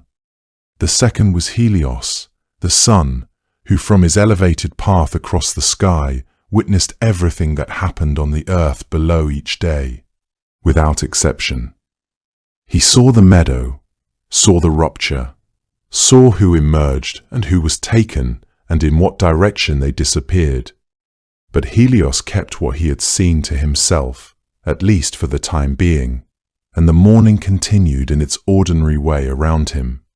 These two witnesses occupied peculiar positions in the divine hierarchy. Hecate, for all her knowledge of the in-between places, remained apart from the councils of the Olympian gods, and her knowledge was not always acted upon by those with more direct power. Helios, for all that he saw everything, was bound by certain constraints. He was a witness rather than an actor, someone whose role in the cosmic order was to observe and to mark the passage of time rather than to intervene in events. The fact that both of them held their silence was not necessarily an act of complicity, but it was an act of non-interference, and in the context of a young goddess being abducted against her will, non-interference amounted to a kind of permission. What was left in the meadow was a kind of perfect, ordinary silence. The flowers were still standing. The Oceanid nymphs, who had been Persephone's companions through that morning, searched for her among the blossoms and the grass, and could not find her, and eventually they left the meadow carrying the fact of her absence, but none of its explanation.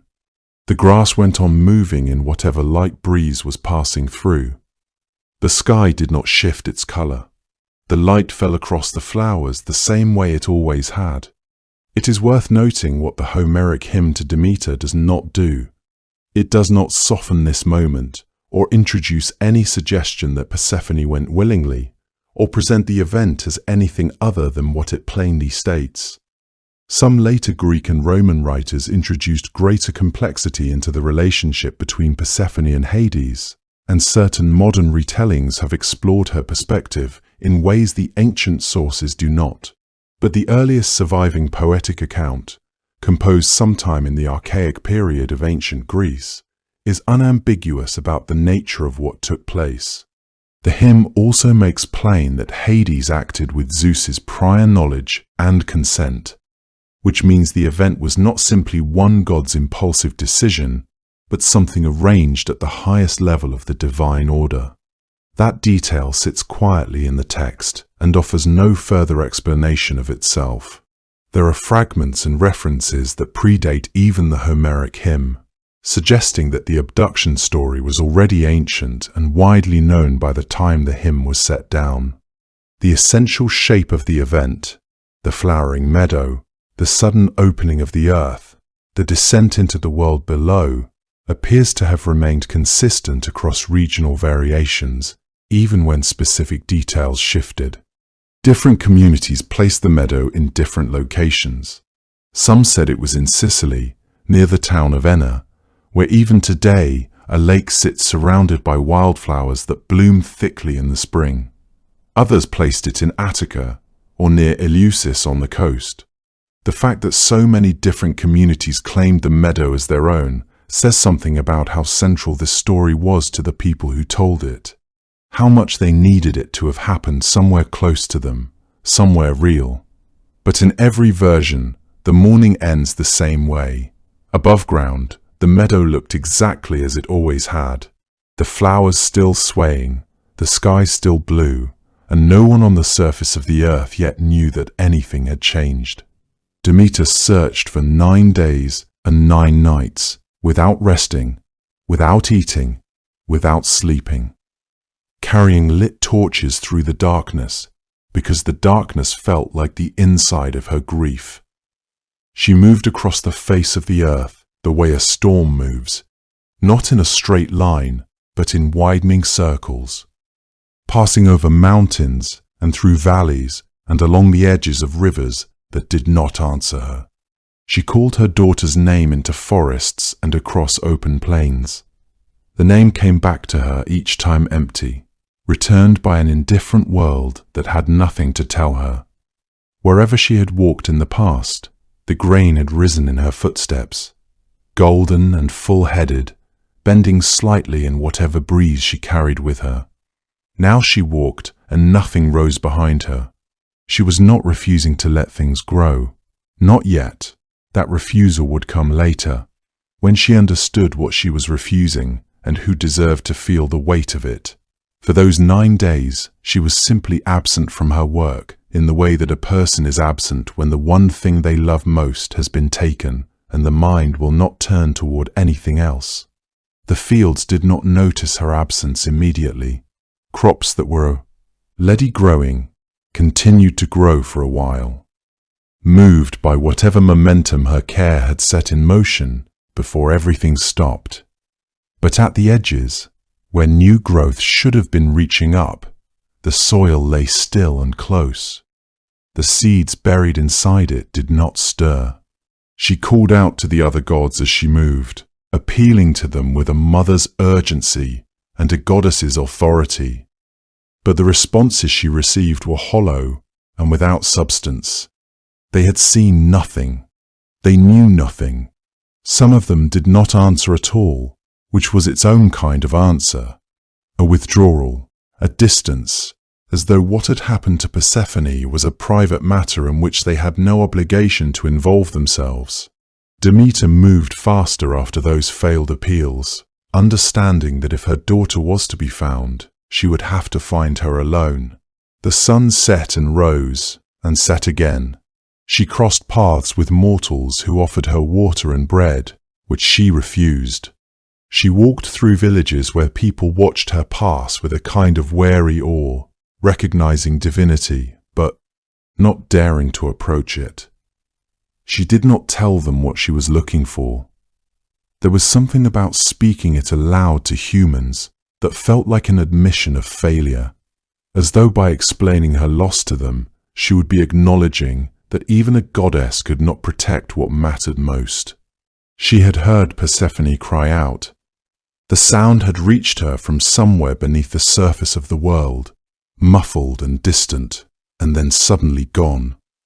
Cut off so completely that Demeter had at first wondered whether she had heard anything at all. But a mother does not wonder long. She knew the voice. She knew the particular register of it, the way it carried both surprise and terror at once. She ran toward where she thought the sound had come from, across the meadow where Persephone had been playing with the daughters of ocean. She found nothing, only flowers, the warm air moving among them as though nothing unusual had happened, as though the ground beneath had not just swallowed her child alive. She knelt there in the meadow for a long time before she rose and lit her torches, and began to walk. The Homeric hymn to Demeter describes those 9 days with a kind of spare precision, noting what she did not do as much as what she did. She did not bathe. She did not eat the grain or the sweet ambrosia that belonged to the gods. She did not let herself stop.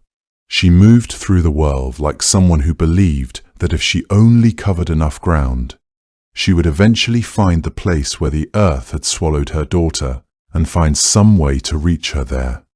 On the 10th day, as the early accounts tell it, she encountered Hecate. Hecate was a goddess of the in-between places, of crossroads, of the hours before dawn, of the threshold between one world and the next, and she had been near enough on that morning in the meadow to hear Persephone cry out. She came to Demeter now with her own torch burning. The two goddesses met somewhere at the edge of a dark passage in the earth. Hecate told her what she knew, which was not much.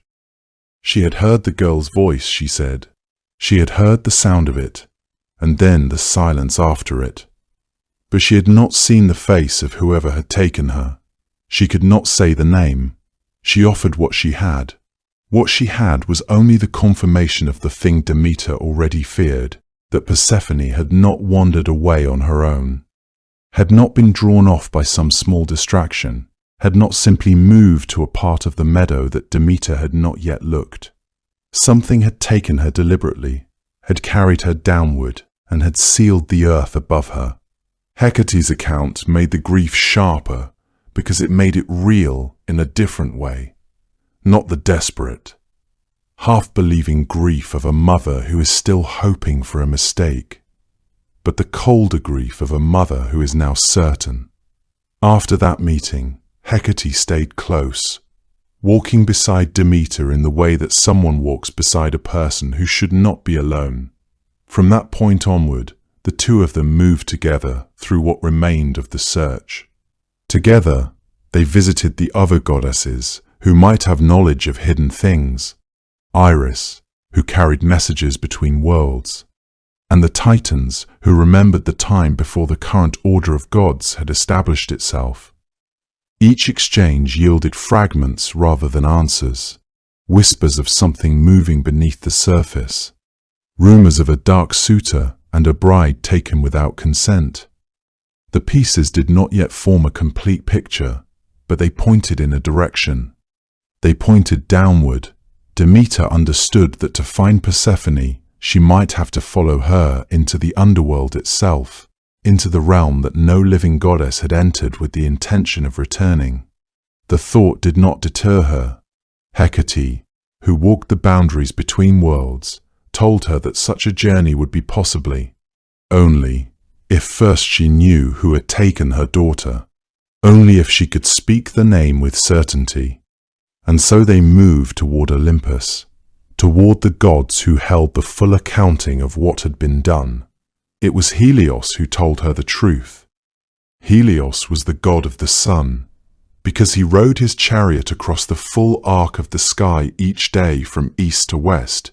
He saw everything that happened on the earth below, every field and forest, every shore and mountain pass, every small and private act that people imagined was hidden from the watching world. Nothing on the surface of the earth was invisible to him. What had happened in that meadow had not happened in secret from his vantage. Demeter came to him and addressed him as one who had seen what she had not, asked him to tell her what he knew. Helios told her. He told her that it was Hades who had taken Persephone. Hades, the lord of the underworld, her daughter's own uncle, who had emerged from beneath the earth and taken the girl down into his kingdom in his dark chariot while she was in the middle of an ordinary morning. And then Helios told her the part that was harder to say, that Zeus had known, that this had not happened against the will of the king of the gods, that her own husband, Persephone's father, had given his consent for this to happen, had allowed his brother to take their daughter down into the land of the dead without a word to Demeter, without warning, without asking what she might have wanted for the child she had raised and loved and tended through all of her young life. Helios said these things carefully, as someone says things that they know will strike like a blow. But he said them clearly. This was because he understood that Demeter needed to know the full shape of what had been done to her. He even offered her, in the way that those who bring terrible news sometimes do, a gentler framing. Hades was not an unworthy husband, he said. He was powerful and honorable, lay in his domain. Persephone would be a queen in the underworld rather than a captive. He meant this kindly. It did not help. Nothing about that framing reached Demeter in any place where comfort could take hold. This was because the question of whether Hades was worthy was not the question she was asking. The question she was asking was why anyone had thought it was theirs to decide.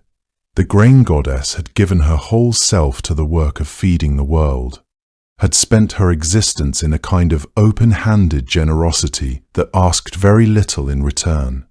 The one thing she had kept close, the one thing that was entirely and irreducibly hers, had been taken from her by the same divine order she had spent her existence serving. No one had thought to tell her it was coming. Demeter had been kind for a long time. She had been patient and steady and endlessly productive. None of that had protected her daughter. None of it had earned her the basic courtesy of a warning. When Helios finished speaking, the grain goddess stood very still for a long moment. Then she turned away from Olympus entirely. The fields of the earth went quiet. With Demeter gone from her work, the soil hardened like stone, and the sky forgot how to deliver rain at the right time. Seeds that had been planted in good faith simply sat in the frozen ground, refusing to push their pale shoots upward toward a sun that no longer seemed to offer them anything worth reaching for.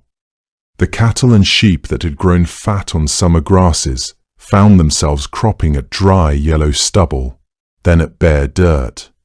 Their ribs began to show through their coats like the ridges of some exposed and weathered hillside. Rivers ran lower than anyone had seen them run in living memory. The olive trees, which were old and patient things by nature, held their fruit but produced nothing new. No blossoms, no small green beginnings of another season's harvest. Farmers who had done everything right, who had prepared their fields carefully, made the proper offerings, tended their tools, stood at the edges of their land and watched it fail without any explanation they could name. The children who watched them understood from the look on their parents' faces that something had gone wrong at a level deeper than weather or luck. Across the hills and valleys and wide coastal plains of Greece, the same slow silence was settling in. The silence of a world that had been asked to keep producing life and had quietly, inexorably, begun to refuse. The old and the young were the first to feel it, because they always are. The prayers that rose from the hearths of 1,000 households in those months went unanswered in a way that prayers had not gone unanswered before. This was because the goddess those prayers were addressed to was no longer listening to anyone but her own grief. Even that was a sound she could not bear. Demeter had wrapped herself in the appearance of a very old woman and gone walking among the mortals, not because she wanted their company, but because she could not remain still and she could not remain among the gods. She had turned away from Olympus after Helios told her the truth about who had taken her daughter and who had permitted it. Her anger at Zeus was so vast and so cold that the simplest thing was to put the entire shape of the divine world behind her and walk down into the human one. She moved through villages where the granaries were going empty and the bread was being rationed and people were quietly, methodically selling off the animals they could no longer feed. She passed through towns where the temples to her own name stood decorated with dried flowers from offerings that no longer came. She didn't stop at any of those places for long. She was an old woman, leaning on a walking stick, slow and bent and apparently unremarkable. The people she passed looked through her the way people look through the very old when they are too consumed by their own troubles to look carefully. Eventually, she came to the town of Eleusis, on the coast west of Athens. She sat down to rest at a well outside the city walls, under the shade of an olive tree, in the way of someone who has been walking a very long time and has nowhere particular left to go. It was there that the daughters of King Celeus found her. They had come to the well to draw water. They were kind enough, or curious enough, to stop and speak with the old woman resting in the shade. According to the Homeric hymn to Demeter, that gives us the most complete account of this episode.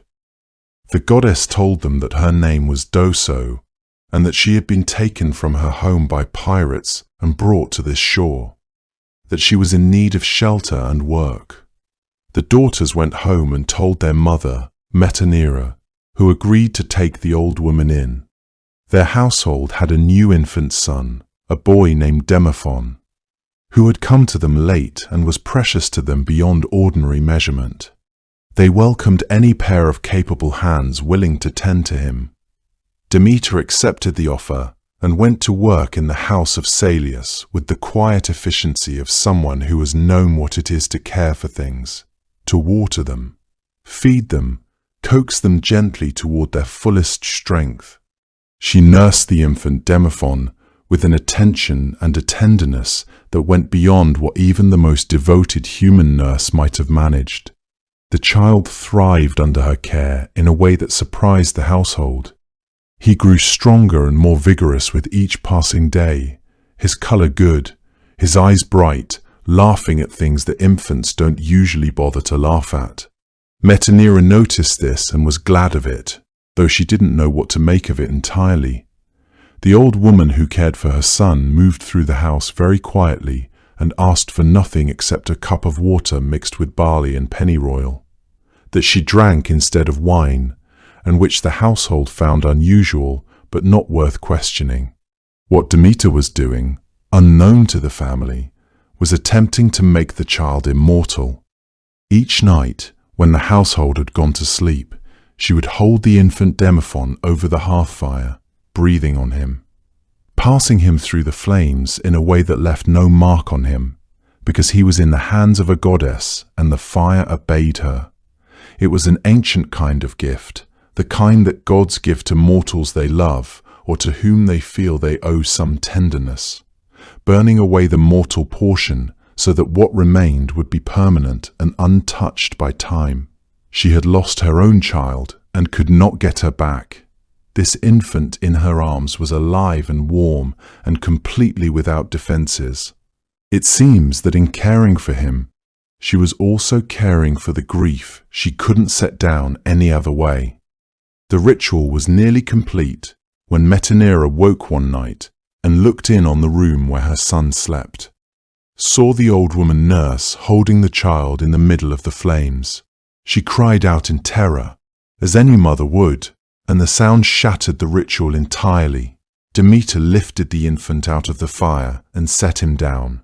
When she straightened up and turned toward the woman standing in the doorway, she was no longer a bent old woman in plain clothes.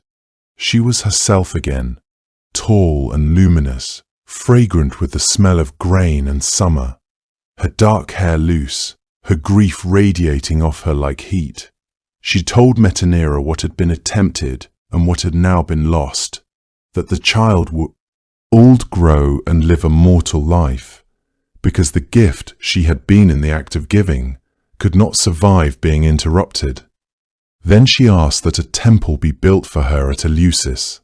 She withdrew from the house and sat down outside in the darkness, on the cold ground. The famine that had been spreading quietly across the world while she walked among the humans continued to deepen. The animals grew thinner, the fields lay grey and unbroken, the altars of the gods on Olympus, that depended on the offerings of mortal hands, began to go without their smoke and without their gifts. This was because the mortals who made offerings were now struggling simply to find enough to eat. Zeus watched the world grow silent below and understood, finally, that something would have to give. The underworld that Persephone descended into was nothing like what the poets of the surface world imagined. The living, when they thought of it at all, tended to picture something crude and terrible, a place of fire and howling, a pit shaped entirely by fear. But the ancient sources that describe the realm of Hades are quieter than that, in many ways stranger. What they describe is not a place of torment so much as a place of wait, of stillness, of a silence so complete that it seems to press against the body like cold water. There were rivers, and I think it matters to name them. This was because they were among the first things Persephone would have encountered. Each one carried its own kind of meaning. The Styx encircled the underworld in great dark loops, its surface black and slow, its name drawn from a word meaning hatred. Though the river itself inspired less hatred than awe, the gods swore their most unbreakable oaths upon it. Those oaths held because nothing in the universe could undo what the Styx had witnessed. The Lethe ran nearby, the river of forgetting. The souls of the dead drank from it so that the weight of their previous lives would not follow them into whatever came next. There was the Acheron, the river of woe. The Phlegethon, which some accounts describe as flowing with fire rather than water, not burning but illuminating, casting a dim and reddish glow across the passages of the deep. These rivers did not roar or rush. They moved the way grief moves, slowly, with great purpose, without any particular destination you could point to on a map. Baio, and the rivers lay the plains of Asphodel, vast meadows of pale flowers stretching in every direction, populated by the shades of ordinary people who had lived ordinary lives and done neither enough good nor enough harm to earn any other fate. They wandered there, faintly luminous, without much urgency, the way you might pace a room when you have forgotten what you came in for. The whole landscape had a kind of hazy, underwater quality to it, not dark exactly, but dimmed, the way a room looks after the curtains are drawn on a bright afternoon. This was the world that received Persephone when the earth closed over her head. The transition downward itself would have been disorienting. Ancient sources do not describe the journey in great detail, but they are consistent about its nature. An abduction, a descent into cold earth, a passage that was not gentle. Persephone would have moved from the world of light into progressively deeper darkness, from the warmth of the upper world into an atmosphere that grew steadily colder. The temperature in the underworld was not the winter cold of surface world, which could be braced against, which had the promise of spring waiting somewhere beyond it. This was a fundamental cold, the absence of heat rather than its opposite. It seeped into the bones in a way that suggested it had been there always and would be there always.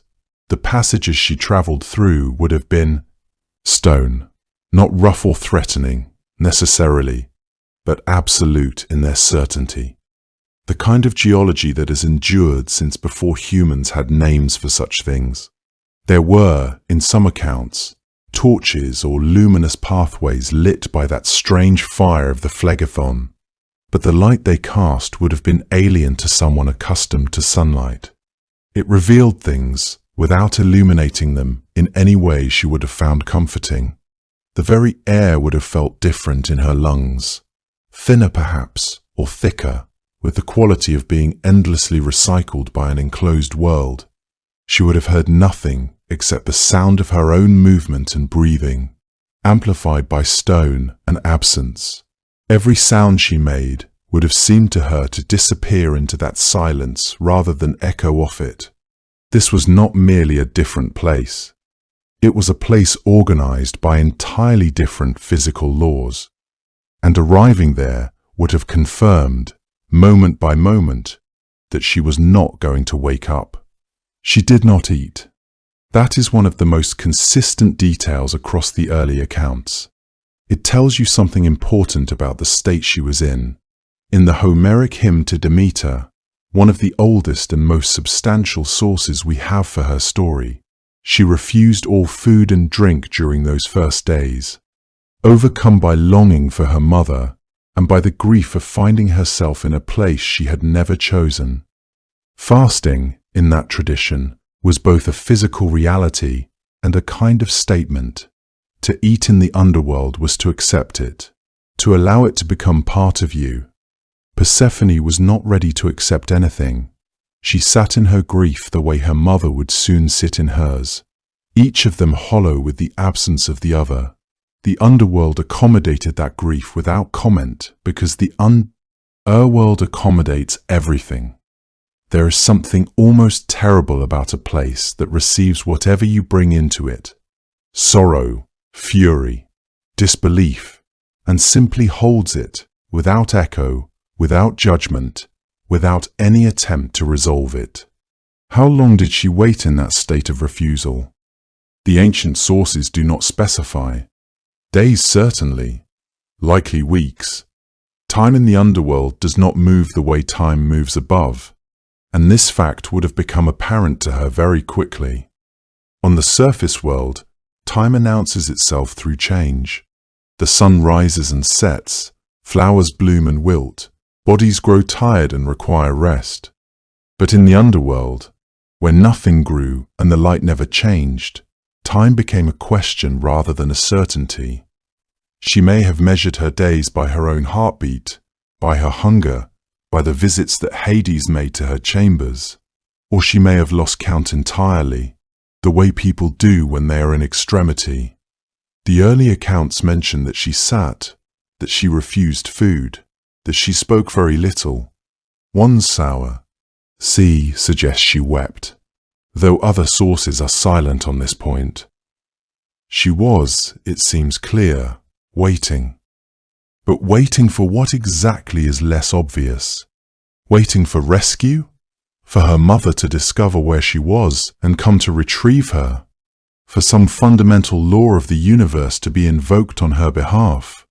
Or simply waiting in the way that one waits in darkness, without expectation, suspended in a state between sleep and waking? The silence of the realm was not cruel.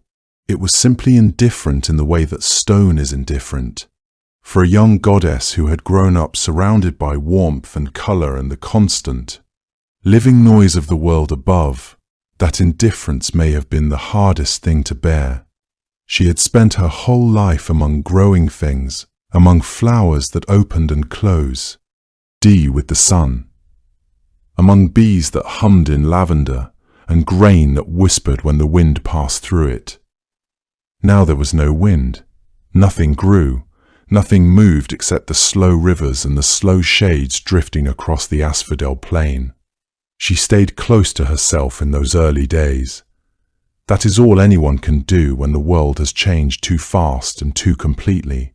Hades himself, as the ancient sources tend to present him, was not a figure of obvious menace. He was not depicted the way later imagination sometimes renders him, dramatic, cruel, eager to torment. He was, in classical sources, something harder to read than that. He was simply absolute. He ruled the underworld, not because he enjoyed it, but because it was his dominion. He administered it the way a very old mountain administers weather, without pleasure, without displeasure, without any particular need to explain himself. He was largely silent in the early texts, a presence more than a personality. In that silence, Persephone would have found very little to push against. You cannot argue with stone. You cannot appeal to someone who does not seem to need anything from you. He had brought her here. The myth is clear that he did, and having brought her. He appears in the ancient accounts to have simply waited, as if he understood that time in the underworld works differently, that what cannot be forced can sometimes be endured into. The palace he offered her was magnificent by the standards of the underworld, which is to say that it was austere and perfect, without ornament and without mercy. The walls were dark stone that seemed to absorb light rather than reflect it. The rooms were vast and appointed with a kind of severe elegance, furniture that served its function without any attempt at comfort, tapestries that did not warm, but did define the space. There were chambers for her to inhabit, attendants assigned to her needs, an acknowledgement of her status that was thorough and impersonal.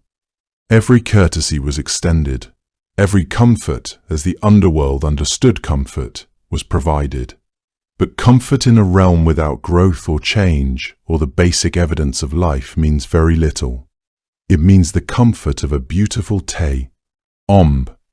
It means being treated well while one is trapped. The ancient sources tell us that Hades spoke to her, though they do not give us the content of those conversations.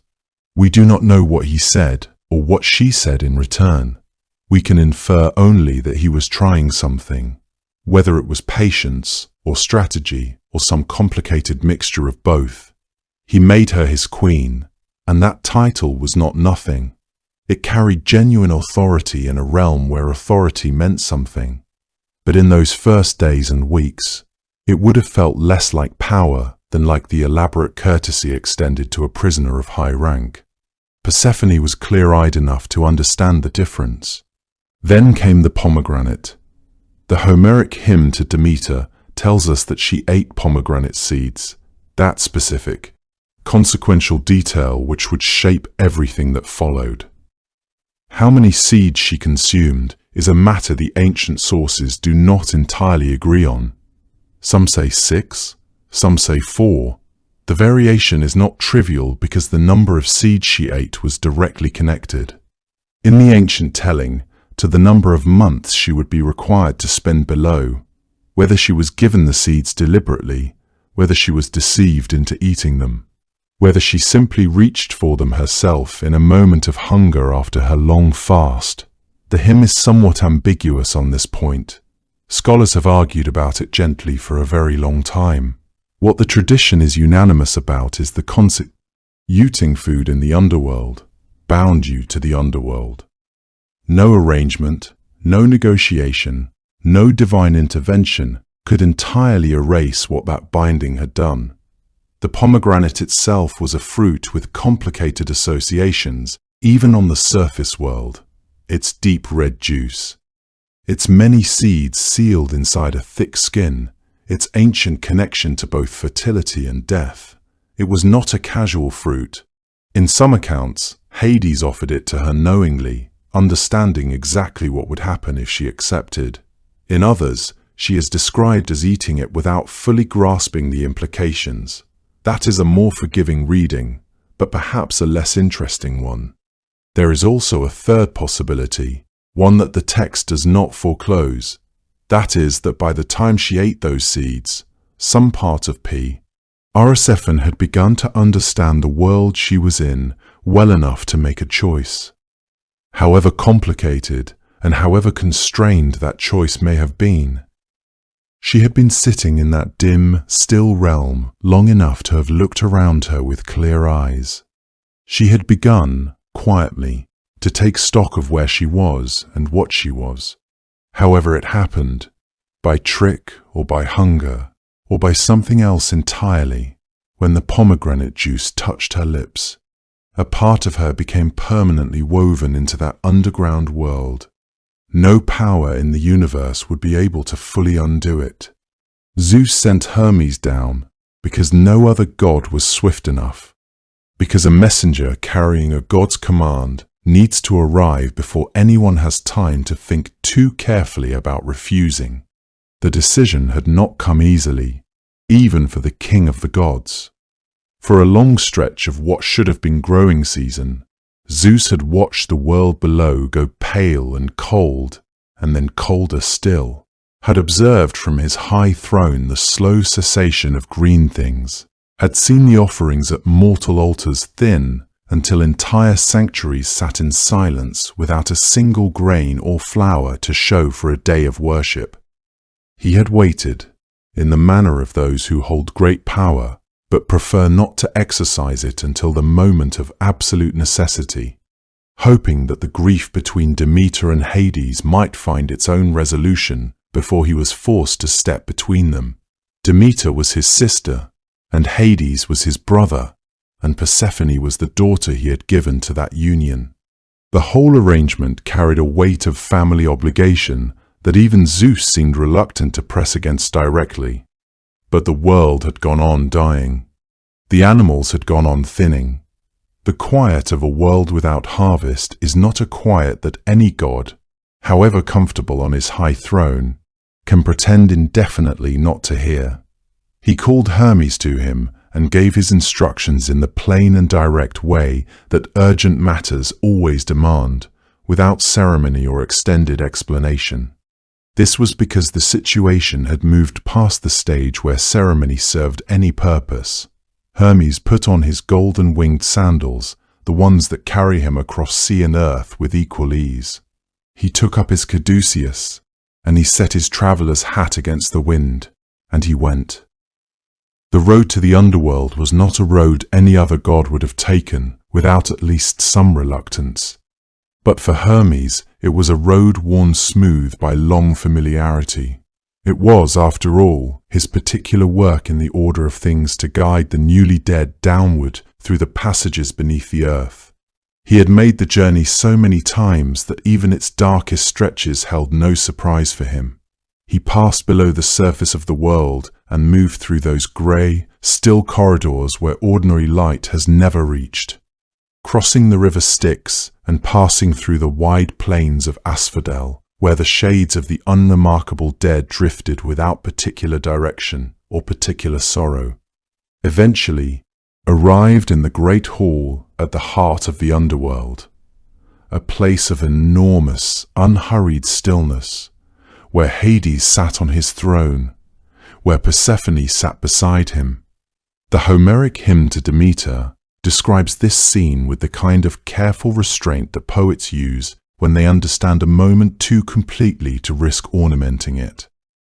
Hades is simply there, still and absolute in the way that only the ruler of all the dead can be still.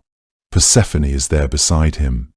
Hermes arrives as a god delivering the will of a still more powerful god.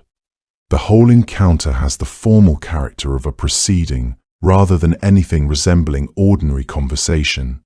Hermes delivered the message exactly as he had received it. The earth above was failing.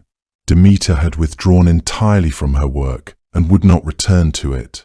Mortals were dying in numbers that had begun to concern even the Olympians, who depended on mortal worship and mortal offering in ways they rarely, yet acknowledged openly. Zeus had commanded that Persephone be returned to the surface world, so that the natural order of things could be restored and the earth could begin its recovery. Hades listened to all of this without visible anger, without anything that the hymn records as direct refusal. He was, beneath all his vast and terrible dominion over the dead, a god who understood where final authority in the divine hierarchy rested. It rested with Zeus, and arguing against it directly was not something Hades chose to do. He agreed to release Persephone. The release would happen, and then the question of the pomegranate seeds arose. Everything that had seemed straightforward became complicated in the way that only an ancient and unbreakable rule can complicate a matter that appeared already settled. For the greater part of her time in the underworld, Persephone had refused to eat.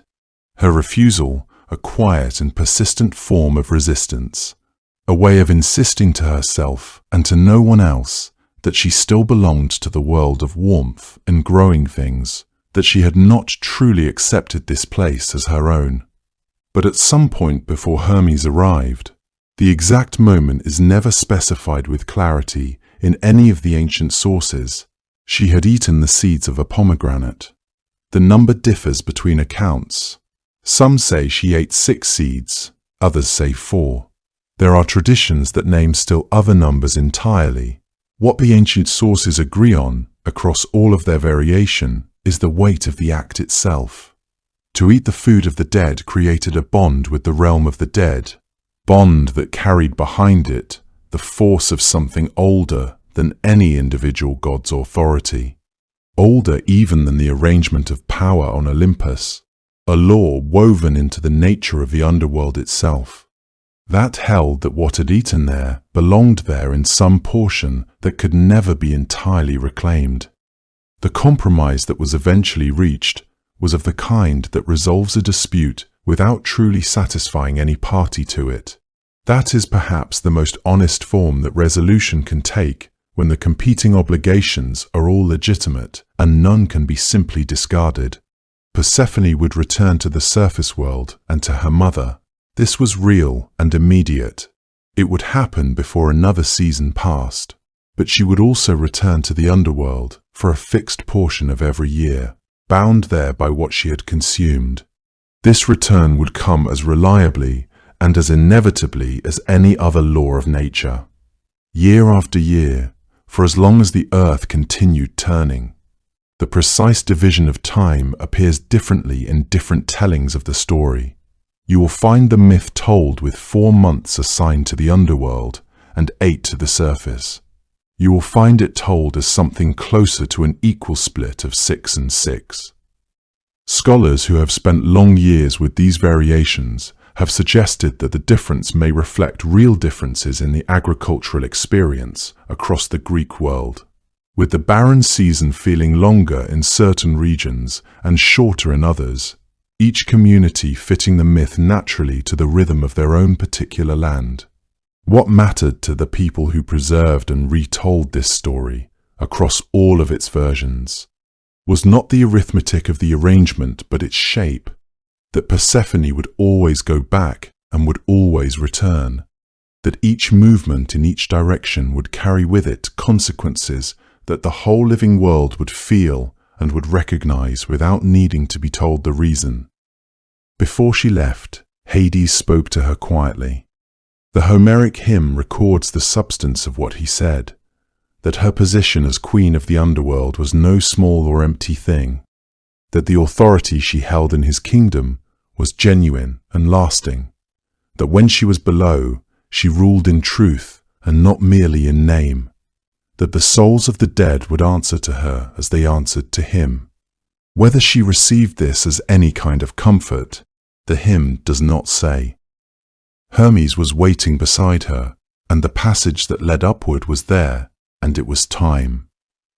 Hermes led her upward through the dark passages of the earth. With each step, the air grew lighter. Somewhere far above them, without anyone yet knowing why, the first green shoots of the year began to push up through the frozen ground.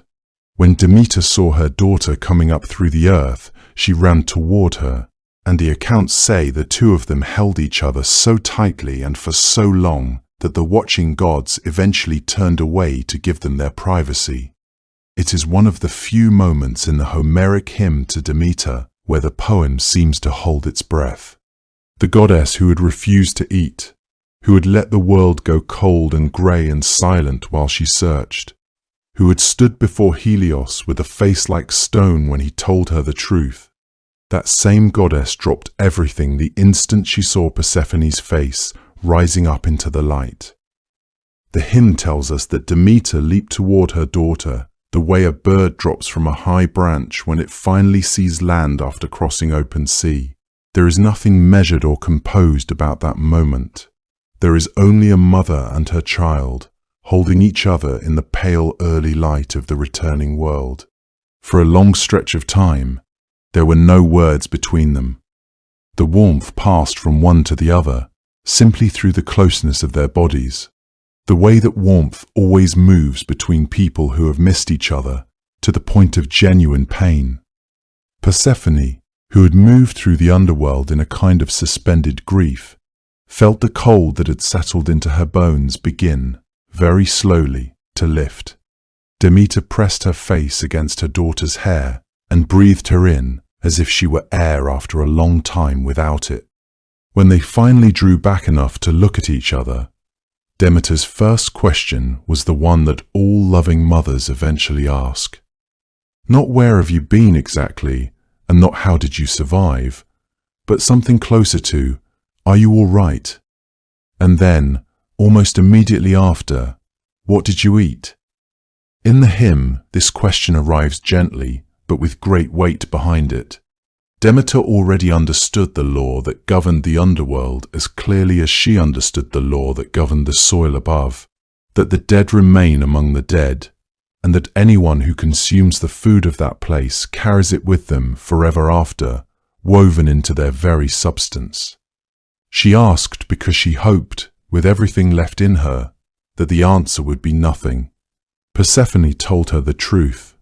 She described the pomegranate, the seeds Hades had pressed into her hand before Hermes arrived to bring her back, or, in some versions of the telling, the seeds she had eaten quietly on her own, in a moment she herself could not fully explain, a small hunger finally giving way after so long a refusal. The exact number varies across the ancient sources. Some accounts say 6 seeds, others say 4. What they agree on is this, that she ate, and that the eating mattered, and that what it meant could not be undone. The significance of this act cannot be overstated in any telling of the ancient myth. In the logic of the underworld, consumption was a kind of binding, a way of writing oneself permanently into that place, forever marked. The pomegranate, with its deep crimson interior, had long been associated with death in Mediterranean mythology. It was not accidental, but rather the crystallization of everything the underworld was. Seeds meant return and obligation, natural law that could not be overcome by force of will or divine intervention. Persephone had eaten them, and in doing so, written herself into a new arrangement with the seasons themselves. The world above would have her for part of the year, the world below for the rest. It was not wholly a solution, but rather the truth that all compromise contains. Everyone walks away, having lost something they dearly wanted to keep. Demeter's face, which had opened with such complete and unguarded joy only moments before, shifted into something more complicated.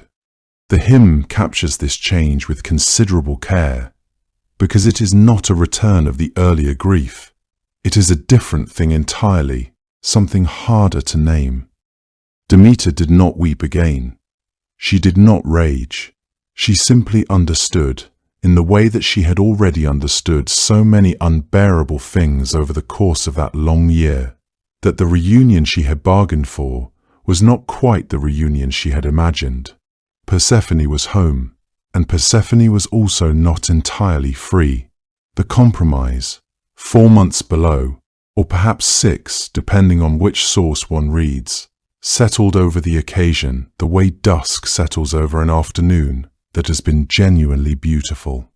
The light was still there, the warmth was still there, but its direction had changed, and you could feel the change even before you could name it. It was around this time, according to the hymn, that Hecate appeared. She had been the first to hear Persephone's cry from the meadow on the morning of the abduction, though she had not seen who was responsible. She had brought that partial knowledge to Demeter in those early, desperate days of searching. Now she came again, and this time there was no confusion between them, no partial news to deliver. The hymn describes Hecate greeting Persephone with warmth and real affection, and from that point forward, she is described as Persephone's companion and attendant, a figure who would move between the worlds alongside her, a steady presence at the boundary where the upper world and the lower world press against each other. That Hecate should take on this role makes a particular kind of sense within the logic of the myth. She was already a goddess of thresholds, of doorways, crossroads, the in-between places where one state of being transitions into another. Persephone herself had become something very like a threshold. She was neither entirely of the world above, nor entirely of the world below. She carried both inside her now. Hecate, who had always understood such liminal territories, was perhaps the only companion suited to travel through them with her. Meanwhile, the earth was responding to the reunion in the way that, in this mythology, the earth always responds to Demeter's emotional state, immediately, physically, without delay. Color returned to the hillsides, as if someone were painting them back in from a distance. The grain that had refused to grow for an entire year remembered suddenly what it was for, and pushed upward through soil that had been closed and cold and waiting. Trees that had stood bare for so long their branches had begun to look like the bones of something long dead, put out new leaves with an urgency that felt almost like relief. Animals that had grown thin and dull through the long famine lifted their heads in the warmer air. Rivers that had slowed to a creep began to move again with their old confidence. And the light, which had been arriving at a lower angle, and with less commitment since Demeter turned away from her work, shifted back toward the full brightness of what the world was capable of when she was fully present in it. It is worth pausing in that image for a moment. The world blooming back into itself. Color and warmth spreading outward from the place where a mother and her daughter stood holding each other. There is something in it that asks you to consider how much of the world's ordinary beauty is actually a kind of love made visible. The warmth that living things extend toward one another, taking physical form in the shape of open flowers and grain rising and light that seems to lean toward whatever it loves. But even in the midst of all that color returning, Demeter and Persephone both knew what the rest of the year would bring. The months of warmth and light were real. The reunion was real. The joy of standing together in the open air with the earth responding to that joy all around them, that was real, and the hymn does not minimize any of it. But threaded through every bright moment was the knowledge that Persephone would go back. The meadows would be fully themselves, the grain would be fully itself, and then the time would come, and she would descend again, and Demeter would stand at the edge of the world and watch her go. There is a kind of happiness that forms only after it has already learned that it is temporary. It tends to be more attentive than other kinds of happiness, more aware of the light in a room and the warmth of a particular hand and the sound of a voice saying something ordinary. Demeter and Persephone stepped into that kind of happiness together in those first days after the reunion, holding on with a completeness that only people who have lost each other can really manage. Hecate moved quietly alongside them. The world continued putting itself back together, and somewhere below, the underworld waited with its usual patience, the way things that are absolute and permanent can afford to wait, knowing that the arrangement made between the gods would hold, and that the season would turn, and that what had been divided would be divided again in its time. The earth bloomed brilliantly all around them, and Demeter laughed for the first time in a year, and somehow that laughter was the most heartbreaking sound in the whole story. For the Greeks who first told this story, it wasn't a metaphor. It was simply the reason winter existed.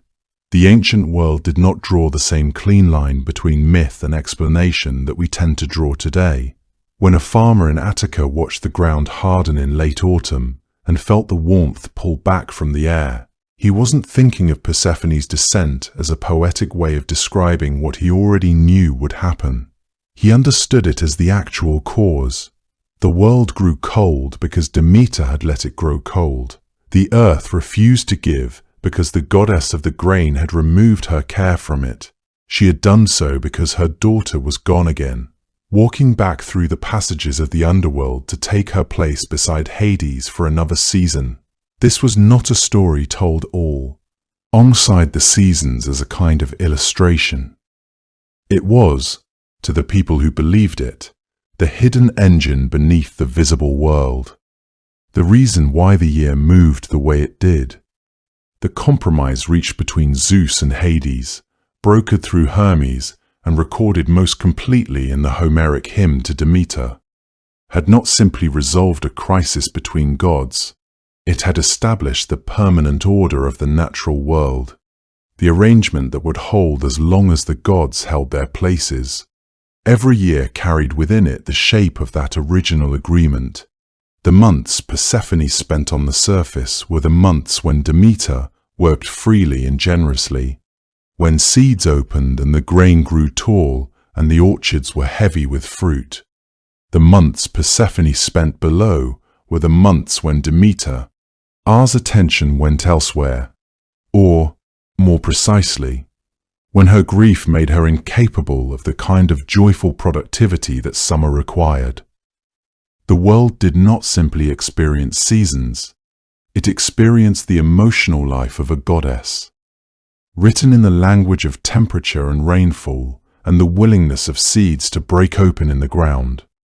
What makes this understanding particularly worth sitting with is how specific and practical it was. The ancient Greeks were, among other things, a people deeply attentive to agriculture, dependent on the olive, the grape, the grain in ways that made the growing season not a pleasant feature of the year, but a matter of survival. When they looked at the annual rhythm of growth and dormancy, they were looking at something they needed to understand.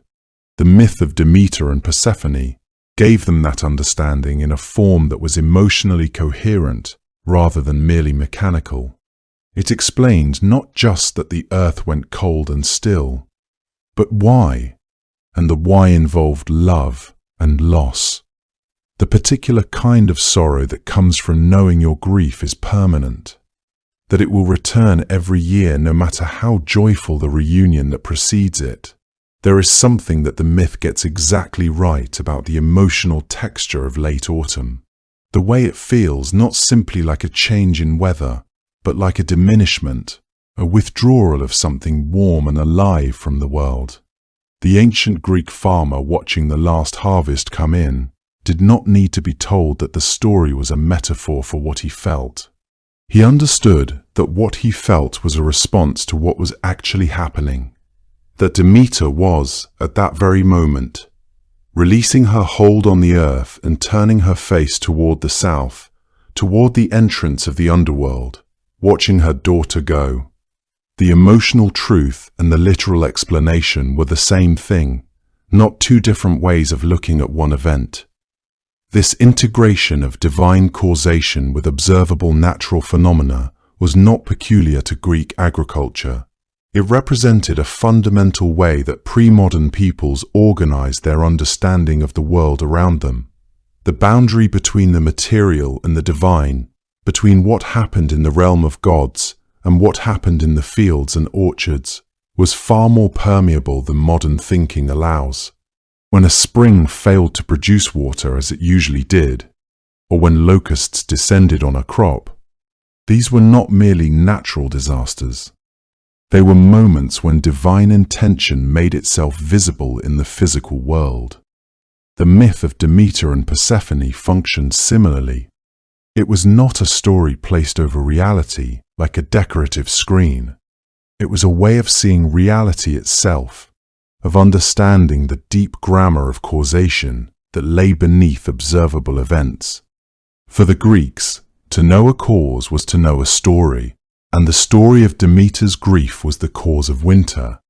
This meant that seasonal change was never merely impersonal or mechanical, it was always relational. always tied to the presence or absence of a divine being who cared about her daughter and whose emotional state directly shaped the world. The farmer's own experience of loss and renewal, of missing those who were absent, became a lens through which to understand larger natural processes. In this way, the myth validated human emotion by showing it writ large across the cosmos. What the farmer felt in his own heart echoed in the heart of a goddess, and that echo reverberated through all of nature. The seasons themselves became a kind of proof that sorrow and love were not merely personal matters, but fundamental forces that held the world together. There is, however, a complication in this picture that scholars have found genuinely interesting. It has to do with the particular climate of Greece rather than the universal pattern of the year. In much of northern Europe, in the imagination of people living in temperate climates today, it feels natural to align Persephone's descent with the coming of winter, the cold, the dark, the barren ground. But Greece does not have a temperate climate. The most difficult season for agriculture in many parts of the ancient Greek world was not winter, but summer. The fierce, dry heat of a Greek summer could be just as devastating to crops as a northern winter. In some regions, the land went genuinely barren during those scorching months, not during the cold. Some scholars have suggested, on this basis, that in certain parts of Greece, the myth may have originally mapped Persephone's descent onto the summer rather than the winter, that the dead period corresponded to the heat. Her return to earth brought not spring after cold, but the cooler, more productive autumn and winter that allowed certain crops to grow and the parched ground to finally receive rain. This regional variation doesn't undermine the myth but deepens it. This was because it reveals that the ancient Greeks were not simply inheriting a story and applying it carelessly to their surroundings. They were, in different places, fitting the same essential narrative to the specific rhythms of the land they actually lived on. The core of the story, the descent, the absence, the return, the grief and joy of a mother and daughter divided by a cosmic arrangement, remained constant. What shifted was the particular face that absence wore, whether it arrived as cold or as burning heat. That flexibility suggests a myth that was genuinely alive to the world around it, rather than fixed and decorative. It was recognized in whatever part of the year the earth most obviously suffered. That recognition is one of the oldest and most human ways of understanding a world that does not always explain itself. Every autumn, when the first cold arrived, people across Greece would have understood it not as weather but as grief. The grief of a mother watching her daughter walk back down into the dark. Whatever she had been before, a girl in a meadow, a daughter gathering flowers, by the time Persephone sat on the throne of the underworld, she was something altogether different. The Greeks who told her story understood this transformation not as a loss, but as a kind of completion. The way a seed that falls into the earth is not destroyed, but becomes something that could never have existed otherwise. She had descended as Kor, the maiden, the daughter, the one whose name simply meant girl. She rose and descended again, and eventually ceased to be only that. In the underworld, she was Persephone, the queen, the one who receives the dead, the one with authority over the vast and silent kingdom below the roots of the world. It is worth pausing on what that authority actually looked like. In the classical tradition, Hades was the absolute ruler of his realm, remote, impartial, inexorable in the way that death itself is inexorable. He did not bargain lightly, did not grant exceptions out of sentiment, did not let the sound of grief soften his decisions. Persephone, seated beside him, was something entirely different in temperament. The myths that place her in the underworld show a figure capable of mercy, of genuine feeling, of responding to the suffering of others in ways that Hades, by the nature of his role, could rarely afford to do. She became, in a sense, the human face of a realm that had none. And the dead, in many accounts, understood the difference. The significance of her presence at Hades' throne cannot be overstated in the context of how the ancient Greeks understood death and the afterlife. In a mythology where death was largely portrayed as the end of joy, the cessation of warmth and light, Persephone represented something that broke the pattern, evidence that the underworld was not entirely a place of punishment or oblivion. Her seat at that throne was not merely decorative or ceremonial. She was a genuine power in a realm where absolute power might otherwise have been exercised, with no counterbalance whatsoever. The living who feared the underworld feared it less, perhaps, knowing that its queen was not entirely unmoved by human suffering. She had been human, in a sense, had walked the earth as a girl before her transformation, and that knowledge of sunlight and warmth and love remained part of her even when she dwelt in eternal darkness. This made her accessible in a way that Hades, born into his role and never having known anything else, could never be. The underworld, through her presence, became a place where the rules, while absolute, could at least be approached with the understanding that they were administered by someone who had experienced the world above and would not have forgotten what it meant to leave it. Among the most famous of all underworld stories is the descent of Orpheus, the Thracian musician whose grief over the death of his wife Eurydice drove him to do what no living person was supposed to be able to do: walk willingly into the realm of the dead and ask for something back. He played his lyre as he went, and the music preceded him through passages of stone and shadow. The rivers of the underworld slowed, the tormented paused. Even Tantalus, condemned for eternity to reach for water and fruit that forever receded, forgot to reach. The music moved through every corner of that silent kingdom, and eventually it reached the throne room itself, where Hades and Persephone sat. According to some of the ancient sources, it was Persephone who wept first. It was she who was most fully undone by what Orpheus played and what he had come to ask for. His wife returned to him, at least for a while, at least for the length of the walk back to the surface. Different versions of the myth apportion the decision differently, with some giving the final word to Hades, and others giving it more clearly to Persephone.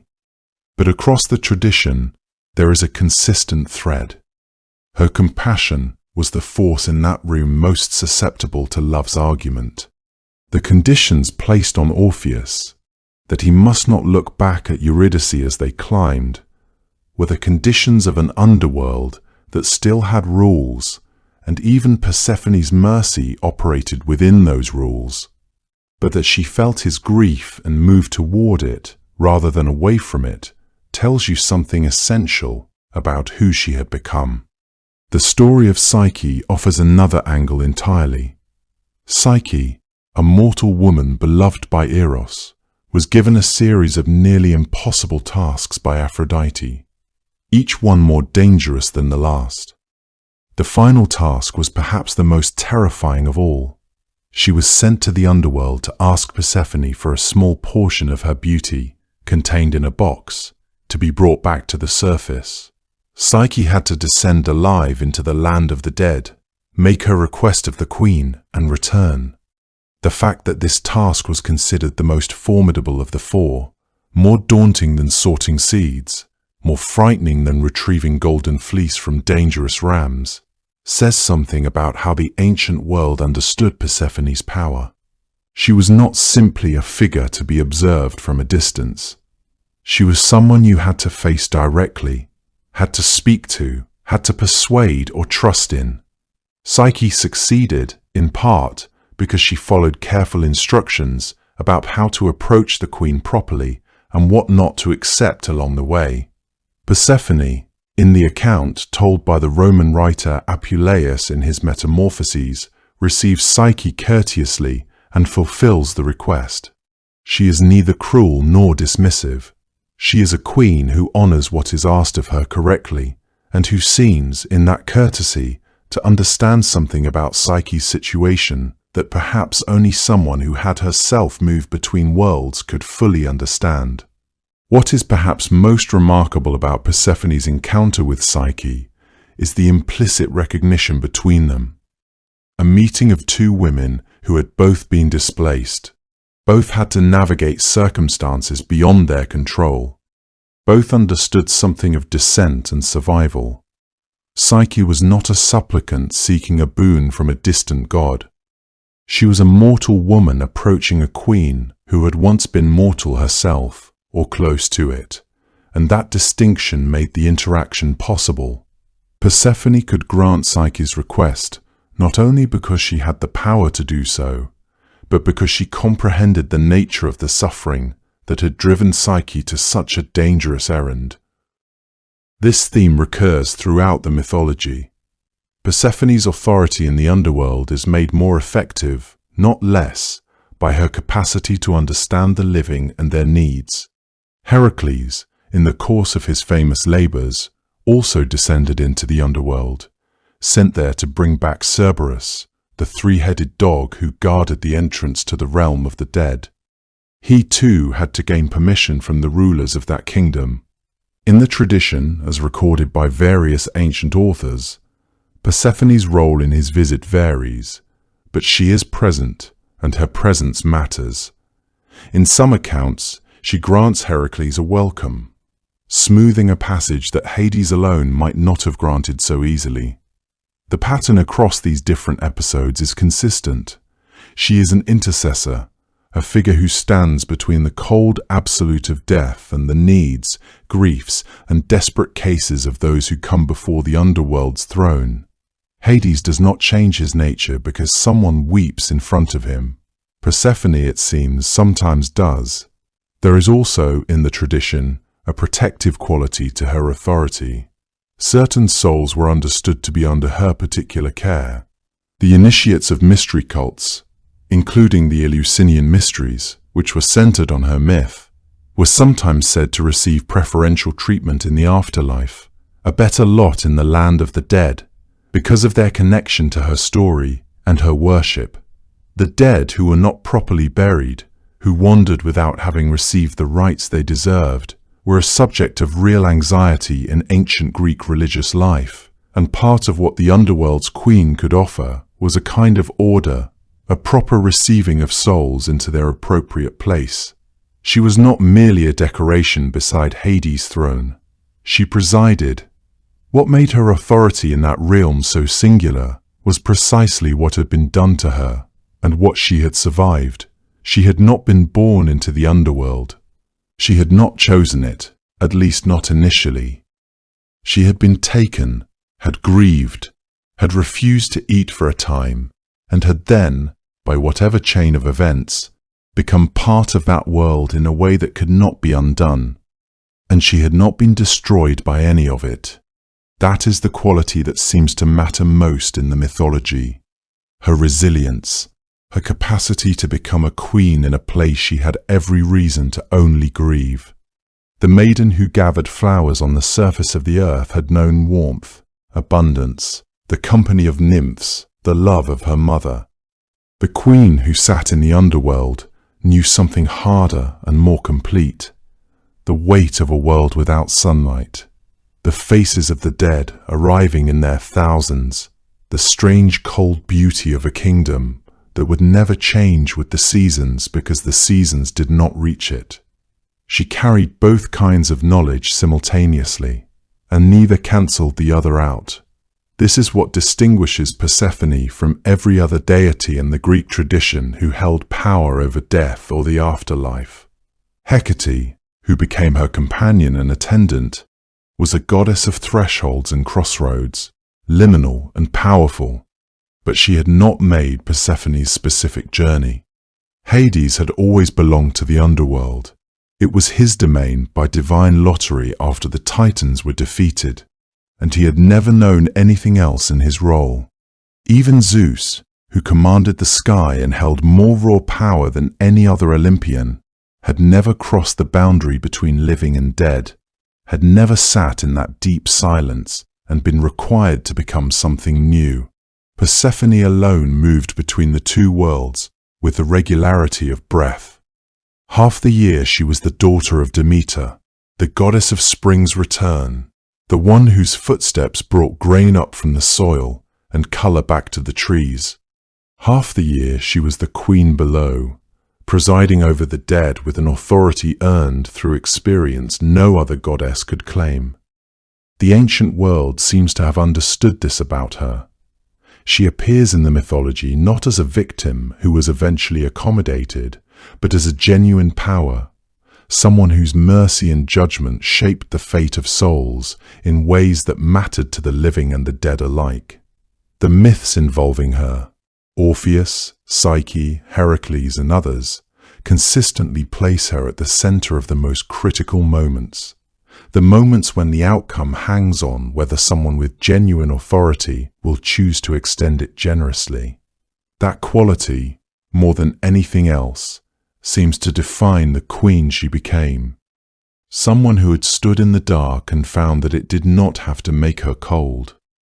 Of all the gods who ruled their domains, Persephone alone had died and come back, descended and returned, stood in the dark and learned what it held, and that knowledge made her authority in the underworld something that even Hades, for all his absolute power over the dead, could not entirely replicate.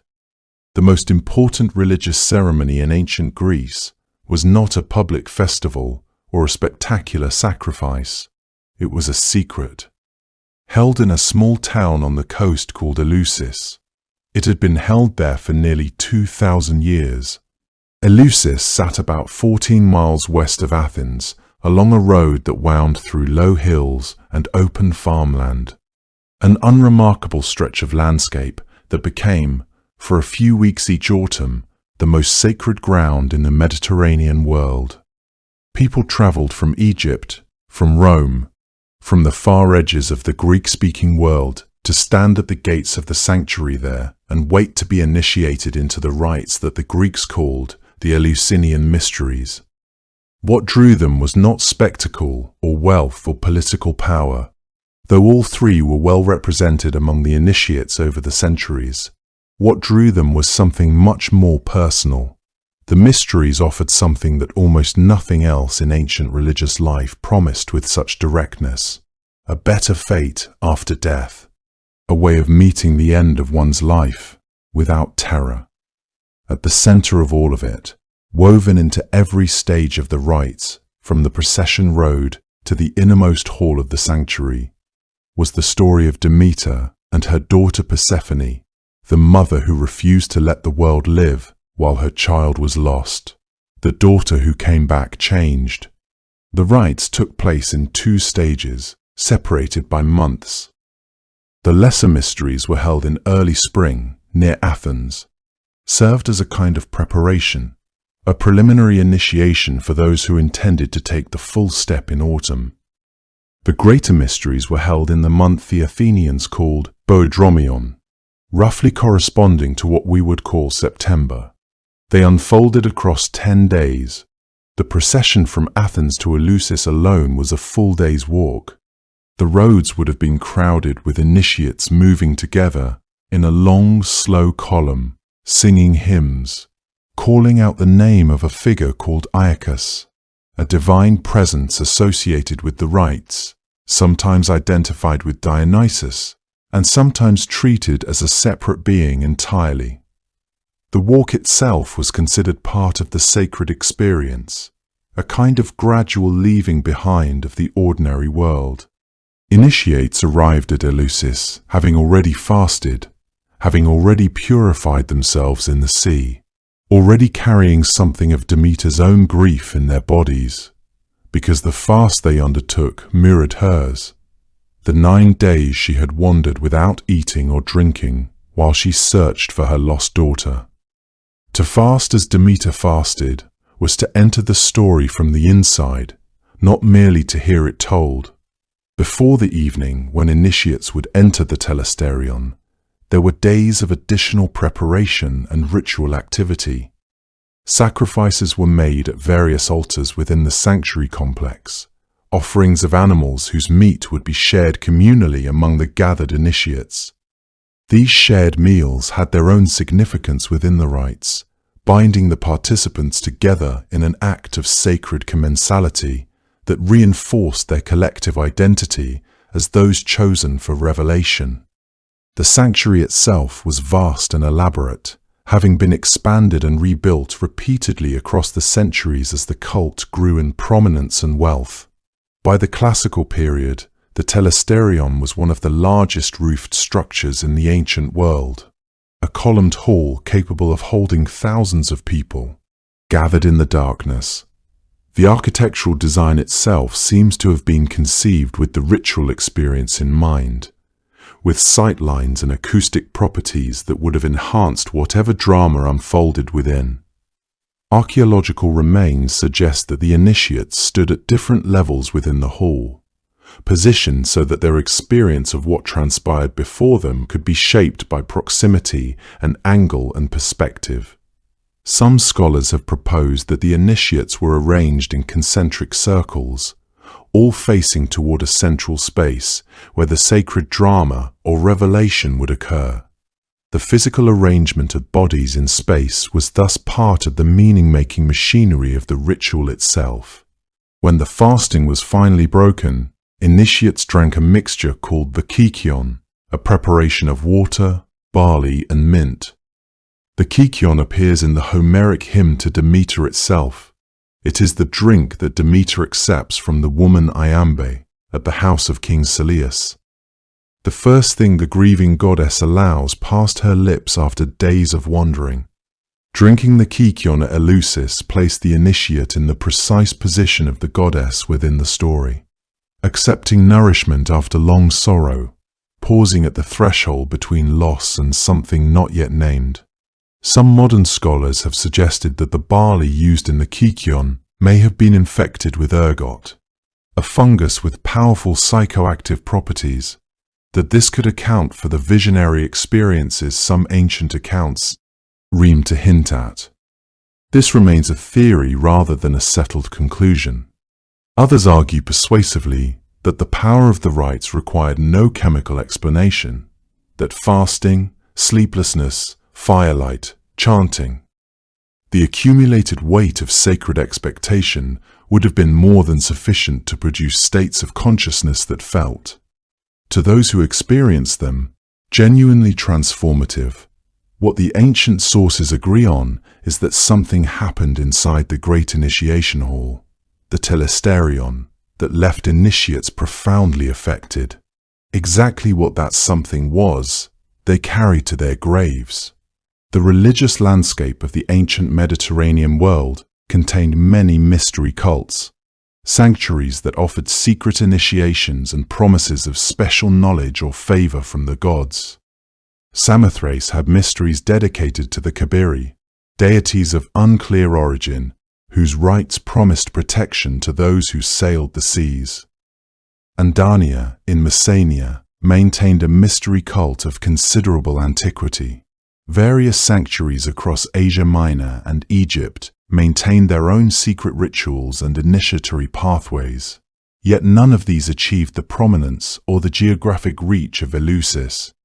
None drew initiates from across the entire Mediterranean world with such consistency across so many centuries. This suggests that what Eleusis offered had a particular resonance, addressed a hunger in the ancien, its soul that other mysteries, however powerful or ancient themselves, could not quite satisfy in the same way. The specific narrative at the heart of the rites, the story of Demeter and Persephone, of loss and return, of a mother's unbending will and a daughter's transformation through underworld experience, seems to have spoken to something universal about human experience, transcending the boundaries of culture and class and geography. The secrecy of the Eleusinian mysteries is one of the most remarkable facts about them. These rites were performed, in some form, from roughly the 15th century before the Common Era until they were suppressed in the 4th century of it. Nearly 2,000 years of continuous practice in a world where information traveled slowly but rumor traveled fast, where wars disrupted everything, where empires rose and fell around the sanctuary at Eleusis. Still, the initiates kept their oath of silence. To reveal what had been seen and heard inside the telesterion was a crime prosecuted by the Athenian state. The orator Alcibiades was exiled in part for allegedly mocking the rites at a private party. The great tragedian Aeschylus was reportedly put on trial for inadvertently referencing the Mysteries in one of his plays, though accounts differ on whether he was convicted. The point is that the silence was enforced not merely by social custom, but by genuine legal consequence. Even so, the silence held. Initiates who wrote memoirs, who wrote philosophy, who wrote letters that survive to this day, mention the mysteries only obliquely, in language designed to gesture toward the experience without exposing it. Cicero, who was initiated and who wrote at length about almost everything, said only that Athens had given many gifts to civilization, but the greatest of them was the mysteries, that through them the initiates had learned not merely how to live joyfully, but how to die with better hope. Among those who passed through the sanctuary at Eleusis were people from nearly every station in ancient life. The emperors Augustus, Hadrian, and Marcus Aurelius were all initiated. Plato almost certainly participated. The language he uses in certain dialogues about the soul's journey after death carries unmistakable echoes of initiatory vocabulary. Sophocles wrote warmly of those who had been to Eleusis. Ordinary farmers and potters and merchants made the journey alongside senators and philosophers. This was because the mysteries placed no barrier of class or wealth on initiation. The requirement was ritual purity and the willingness to undertake the rites, not wealth or noble birth. Even enslaved people could be initiated under certain conditions. That was unusual enough in the ancient world to be worth noting. The sanctuary drew this extraordinary cross-section of the Mediterranean world for centuries, because what it offered was not tied to any particular political system or social hierarchy. It was tied instead to something that every human being, regardless of station, carried with them, the knowledge of their own mortality, the hope that there might be something worth calling hope on the other side of it. The influence of Eleusis on the cultural and intellectual life of the ancient world was immense, even if that influence operated largely in silence. The mysteries shaped how people thought about death, about divine relationship, about the possibility of individual transformation. This influence extended far beyond the initiation hall itself. Poets and philosophers drew on the language and the conceptual frameworks associated with the mysteries to explore their own ideas about the soul, about loss and restoration, about what endures beyond the physical body. The Orphic tradition, with its emphasis on purification and the soul's journey through the underworld, was deeply intertwined with the Eleusinian mysteries, and both contributed to the development of Platonic philosophy, with its vision of the immortal soul ascending toward eternal truths.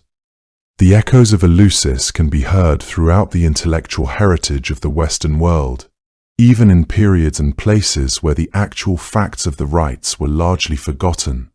What the mysteries offered, in the end, was a relationship with the story of Persephone that went far deeper than knowing the myth as a narrative. An initiate who had fasted as Demeter fasted, walked the road as Demeter wandered, drunk the Chion as Demeter drank, then witnessed, in whatever form it took inside the great hall, some representation of Persephone's descent and return, had passed through the structure of the myth with their own body. They had felt, in some reduced and ritual form, the grief of loss and the relief of return. Ancient sources suggest that what was shown inside the telesterion involved firelight, darkness, sudden illumination, perhaps a revealed object or image of some significance.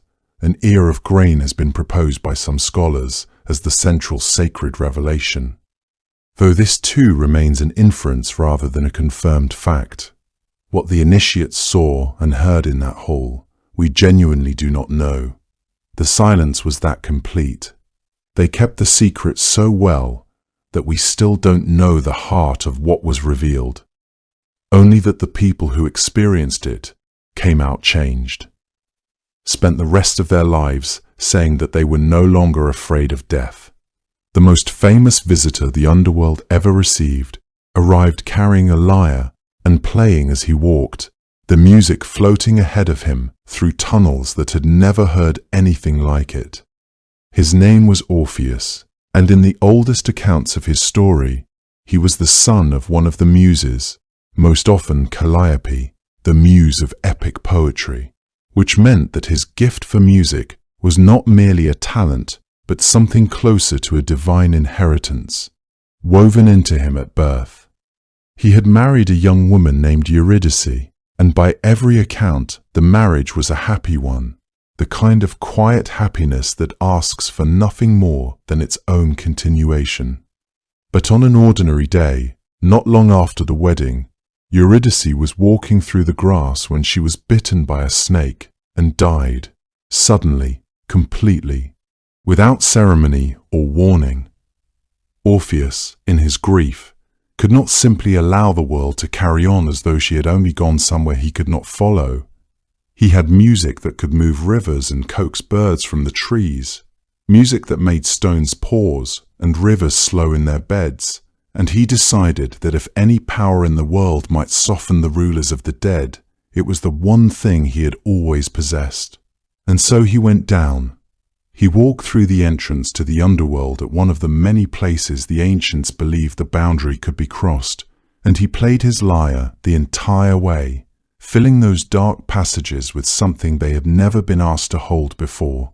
The rivers of the underworld, the Styx, the Acheron, are said in various ancient sources to have slowed around him as he crossed.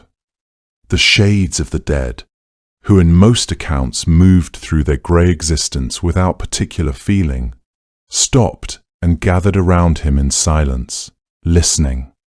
Even Tantalus, condemned to reach forever for water that always receded, is said to have forgotten to reach for a moment. Even the Furies, those fierce and relentless beings, wept. The music moved everything it touched, because it carried inside it something the underworld very rarely encountered, a love that refused to accept its ending. It was not merely the technical excellence of his playing that affected the dead and the damned so profoundly, though Orpheus was certainly a virtuoso without peer. Rather, it was what the music contained, the authentic articulation of a grief so singular and real that it transcended the abstractions of death itself. In that underground realm, where judgments were fixed and fates were sealed, where the rules had held absolute for eons, something unprecedented occurred. The certainty of finality was questioned by the force of love expressed through art. The underworld, which had never known music before, Orpheus walked its passages, encountered in his playing a language that spoke directly to the emotional truth underlying all existence.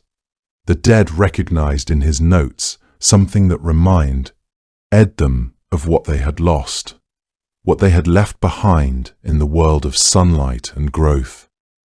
Even in their diminished state, as pale shades of their living selves, they understood that his music was not performance, but rather a direct transmission of the human heart in its most distilled form. When Orpheus finally arrived before the thrones of Hades and Persephone, he did not beg or argue or demand. He played. He sang of Eurydice, of the ordinary happiness they had shared, of how brief it had all been, and how much of her life remained unlived. He sang of love, not as something grand and mythological, but as something quiet and daily and irreplaceable, the kind that accumulates in small moments until it has become the structure of a life. Ancient sources differ in their emphasis when describing what happened next, but several of them, including Ovid in his Metamorphoses, describe Persephone as the one who was most deeply moved. Hades, in the classical tradition, is a figure of fixed authority, a god whose realm operates according to laws that do not easily bend. But Persephone did come from the surface world. She knew what it was to love the warmth and light of living things. She had wept for her own loss, had felt the grief of separation in a way that few other deities could claim to understand. And when Orpheus stood before her and played, something in his music must have found exactly that place in her. Ovid writes that Persephone could not resist his plea, and some scholars read certain earlier sources as suggesting she was the primary voice in granting what he asked, with Hades conceding to her mercy rather than acting from his own. However, the exchange between them unfolded in private. The answer they gave Orpheus together was yes. Eurydice would be allowed to return with him to the world above. There was one condition, and it was spoken clearly. Orpheus was to walk ahead, and Eurydice would follow behind him, and he was not to turn and look back at her until they had both fully emerged into the light of the living world. If he turned before that moment, she would be returned to the underworld and could not be released again. The condition was not a cruel one. It had its own internal logic, the kind of rule that belongs to thresholds and boundary crossings in many ancient traditions, where the liminal moment of passage requires a particular discipline, a willingness to move forward without confirmation that what you love is still there behind you. Different ancient writers interpreted this condition differently, some suggesting that it was designed not as a punishment, but as a test, a demonstration of the faith required to reclaim something precious. Others proposed that it represented a fundamental law of the underworld itself, that the dead could not properly return if they were perceived or observed directly during their transition, as though the gaze of the living world would unmake the permission already granted. The instruction carried within it a paradox that must have occurred to Orpheus even as it was being given to him. In order to save the woman he loved, he would have to walk away from her, to move forward without the evidence of her presence that his heart desperately wanted. This was perhaps the true ordeal, not the descent into darkness, which his music had made bearable, but the ascent in doubt, the challenge to trust in something he could not see or verify. Orpheus began the long walk upward. Eurydice followed in the dark behind him, her footsteps quiet in the way of shades. The passage must have been agonizing in its silence. He could not turn to check, could not ask, could not hear anything that would reassure him she was still there. Some ancient writers suggest he doubted near the end of the ascent, and that doubt became unbearable. Others present the turn as simply human, an impulse he could not suppress in the last moment before safety. Whatever the reason, just before he stepped fully into the light of the upper world, he turned his head. Eurydice was there, close behind him, and in that single glance he saw her begin to recede, not violently, not dramatically, but with the quiet inevitability of something returning to where it belonged. NGS. She spoke to him, in some accounts, a last farewell, and then she was gone. Orpheus walked back out of the underworld alone, into a world that looked exactly as it had when he had entered it, except that now it contained no path back to what he had lost. He had been given something almost unprecedented. The rules of death suspended, the judgment of the underworld moved aside, and had lost it in a single unguarded moment on the threshold. What Persephone had granted him was real, and it was extraordinary. It was an act of mercy from a queen who understood, in the most personal terms, what it meant to be separated from the world you came from, to be pulled away from life into a place of shadows by forces you had not chosen. She had heard in his music the same grief she herself had once carried through those same dark passages, and she had answered it with the only gift she had the power to give. That the gift was lost is not her failure. Whatever Orpheus felt as he walked back alone through that silence, Persephone sat in her stone hall. Dee already knew exactly what he would find when he arrived back at the world of the living. The symbols attached to Persephone were never chosen by accident. They all carry the same quiet contradiction that defines her. Beautiful things that belong equally to the living and the dead. The pomegranate is the most obvious of these, and the most layered. When ancient Greeks held one in their hands, they were holding something that seemed designed by nature to mean more than one thing at once. The outer skin is tough, almost leathery, a deep red that deepens further toward purple in certain light. Not a cheerful color, but a solemn one, the color of something that has absorbed a great deal. And then the fruit opens and reveals hundreds of seeds nested inside, each one bright and glistening, each one carrying the possibility of a new plant, a new harvest, more life, abundance enclosed within something that looks almost foreboding from the outside. That tension, so much life contained in something so dark, is precisely the tension that Persephone herself embodies. It is wit. The pomegranate became hers in a way that feels inevitable rather than arbitrary. In ancient Greece and across the ancient Near East, pomegranates were placed in graves alongside the dead. They appeared in burial sites not as a mistake or a coincidence, but as a deliberate offering, a symbol that acknowledged the presence of death, while also gesturing toward the possibility of continuation, of seeds that might yet grow somewhere beyond what the living could see.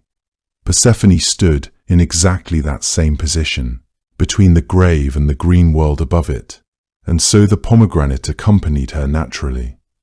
The way the right word sometimes accompanies the right thought. The pomegranate's association with underworld crossings extended beyond Greek religion into other ancient cultures that shared no direct mythological contact. In ancient Mesopotamia and the Near East, the pomegranate appeared in narratives of descent and return, in the cycles of deities who moved between the living world and the realm below. This was not coincidence, but rather a recognition embedded in the fruit itself, that what the Greeks saw in the pomegranate, other people saw as well. Something in its structure, its appearance, and its very nature seemed to call out the same message about continuity and boundary crossing. The fruit became a natural language for speaking about transitions between worlds, the way certain symbols carry meaning across very different peoples and times without requiring any explanation. The narcissus flower carries its own layered history. According to the Homeric hymn to Demeter, one of the oldest written sources for this myth, the narcissus was specifically what Persephone was reaching for when the earth opened beneath her. A flower so beautiful and so strange-smelling that it lured her away from the other girls and toward the place where Hades would emerge. The hymn describes it as a wondrous thing, shining brilliantly, a marvel for all to see. But the narcissus, like the pomegranate, carried associations that ran in two directions at once. It was admired for its beauty, yes, but it was also placed on the graves of the dead in Greek tradition, woven into funeral garlands offered to the deceased. Some ancient writers connected the word narcissus to a Greek root meaning numbness, the narcotic quality of its scent, the way it could overwhelm. A flower beautiful enough to distract you, dangerous enough to be associated with those who were gone. That Persephone was reaching for exactly this flower in the moment everything changed is the kind of detail that feels as though the myth understood itself very clearly.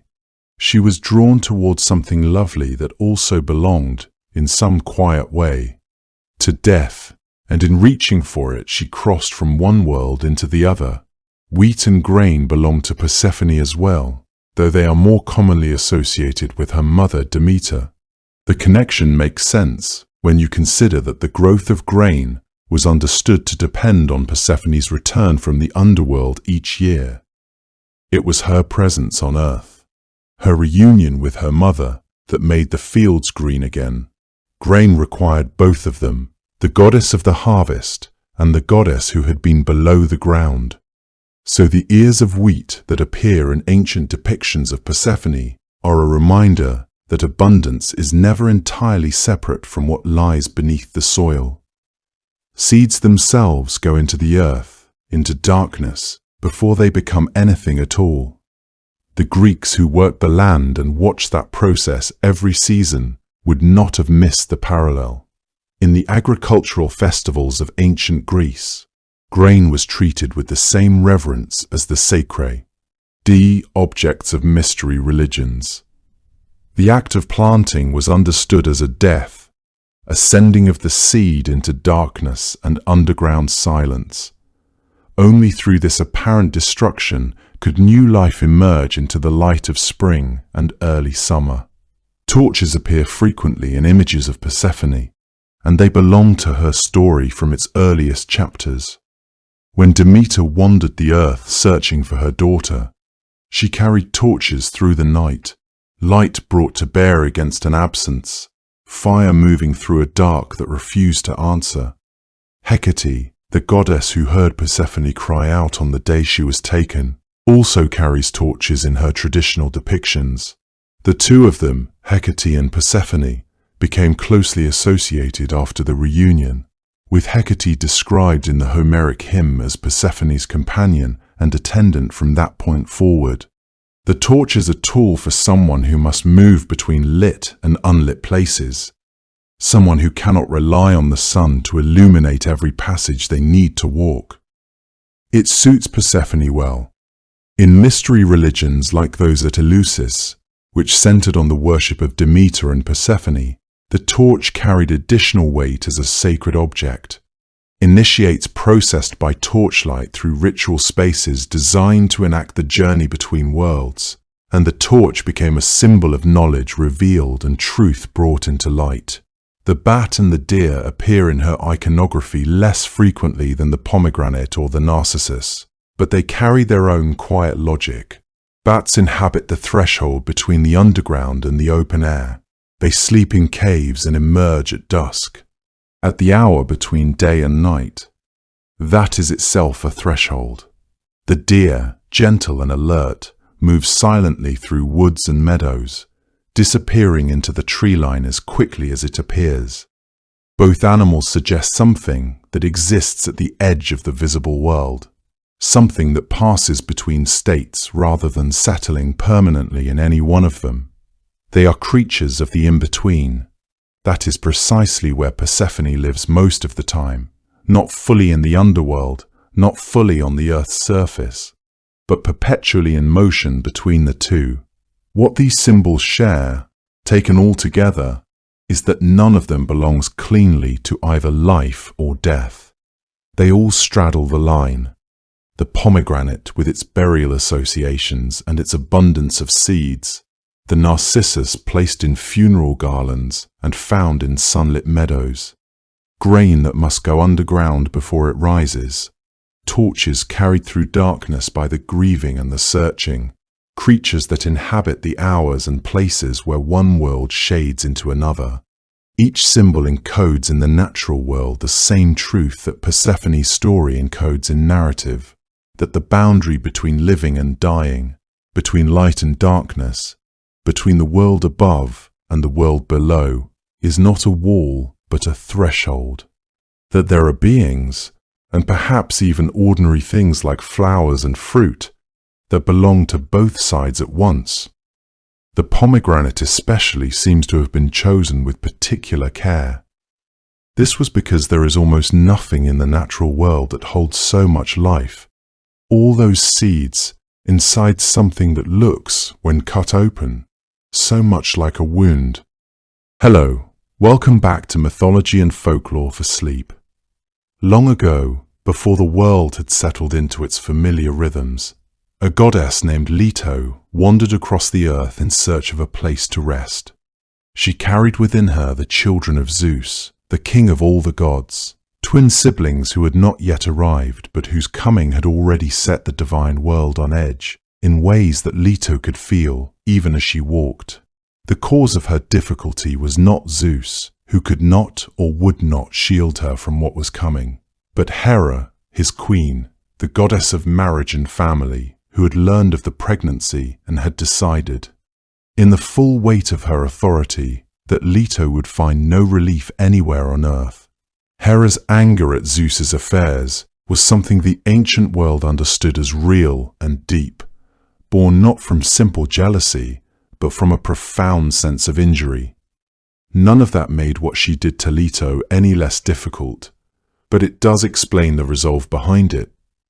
She sent her command across all the lands beneath the open sky, all those rooted to the earth and fixed in their places. None of them were to welcome Leto. None of them were to let her stop and rest and bring her children into the world. The earth obeyed. It had very little choice. Islands turned their faces away as the wandering goddess drew near their shores.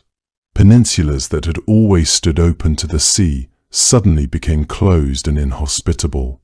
Forests that had stood cool and welcoming in every other season thickened at their edges when she approached and would not let her through. Even the smallest and most remote places, the ledges of rock above the water where a goddess might have hoped to arrive unnoticed and rest without consequence, sent her on with something the stories describe as reluctance, as if the earth itself regretted having to do it. Hera had also taken one more careful measure.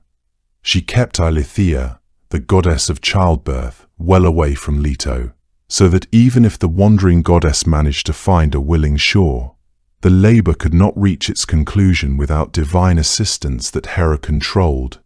Leto walked on through all of this with a stillness that the ancient accounts find worth noting, not a coldness or a numbness to what she was enduring, but a deep and quiet persistence, the kind that belongs to someone who has decided to keep going, not because the road has become easier, but because stopping is not an option. She made her way across a very large portion of the world in her searching. She crossed through Thessaly, where the rivers ran clear and fast over smooth pale stones, and the hills rose in long green curves against the sky.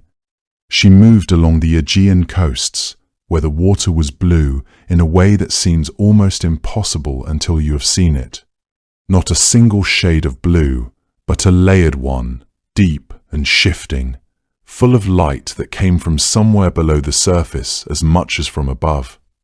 The islands that rose from that sea looked from a distance like places made specifically for lingering, for setting down whatever you were carrying and staying a while. And in all of them, the same refusal came back to her, sometimes as a tangible thing, a wind that turned her back, or a shore that hardened under her feet, sometimes simply as the feeling of being somewhere that would not hold her, would not allow her to stay. She kept moving, one coast becoming the next. The ancient sources give the impression of someone who has grown very patient with the world's refusals, not because they have stopped being painful, but because patience is the only thing that makes any of it bearable. The Homeric hymn to Apollo, one of the oldest surviving accounts of this story, describes the goddesses of Olympus watching Leto's wandering with real sympathy, sending Iris across the sky to find a land that would accept her. Most of the lands Iris visited gave the same answer. Then she came to Delos. The island sat in the middle of the Aegean with the unpretentious stillness of a place that had never needed to be impressive. It was small and low-lying, rocky, with pale grasses and sparse shrubs growing between the stones, in a way that suggested the island supported life, because life insisted on being there, rather than because the island itself was particularly generous. What made Delos different from every other island Leto had approached was not its beauty or its size, but its freedom. Delos had been floating since the beginning of creation, unanchored to the floor of the sea, drifting on the surface of the Aegean without roots in anything below it. Because Hera's decree had applied specifically to the fixed and rooted lands, Delos still had the ability to choose. The Homeric hymn gives the island its own hesitation. It worried that Apollo, being the god he was about to become, might not want to be born somewhere so bare and modest, might leave afterward for a grander home, abandoning Delos to its old obscurity. Iris answered the island honestly. The temples built on Delos in Apollo's honor would make it the most sacred island in the whole sea. The island agreed, and when Leto stepped onto its shore, the ground held still beneath her feet and did not pull away. She understood that her wandering was finished. The island received her with a quiet that felt, after the long accumulation of refusals, like its own kind of abundance. She made her way to a grove near the shore where the single palm tree of Delos stood, the tree the ancient accounts mention specifically, as if it were itself part of the sacredness of the place. And she leaned against it and let the island hold her weight. For 9 days and 9 nights, in most of the traditional accounts, she waited. This was because Eileithyia was still absent from her side, still held back in Olympus by Hera's vigilance. The other goddesses had gathered around Leto on Delos: Dione, Rhea, Amphitrite. Others, and they sent Iris with a bribe of gold and amber, a great necklace 9 cubits long, to draw Eileithyia away from the queen's watchful eye without alerting her.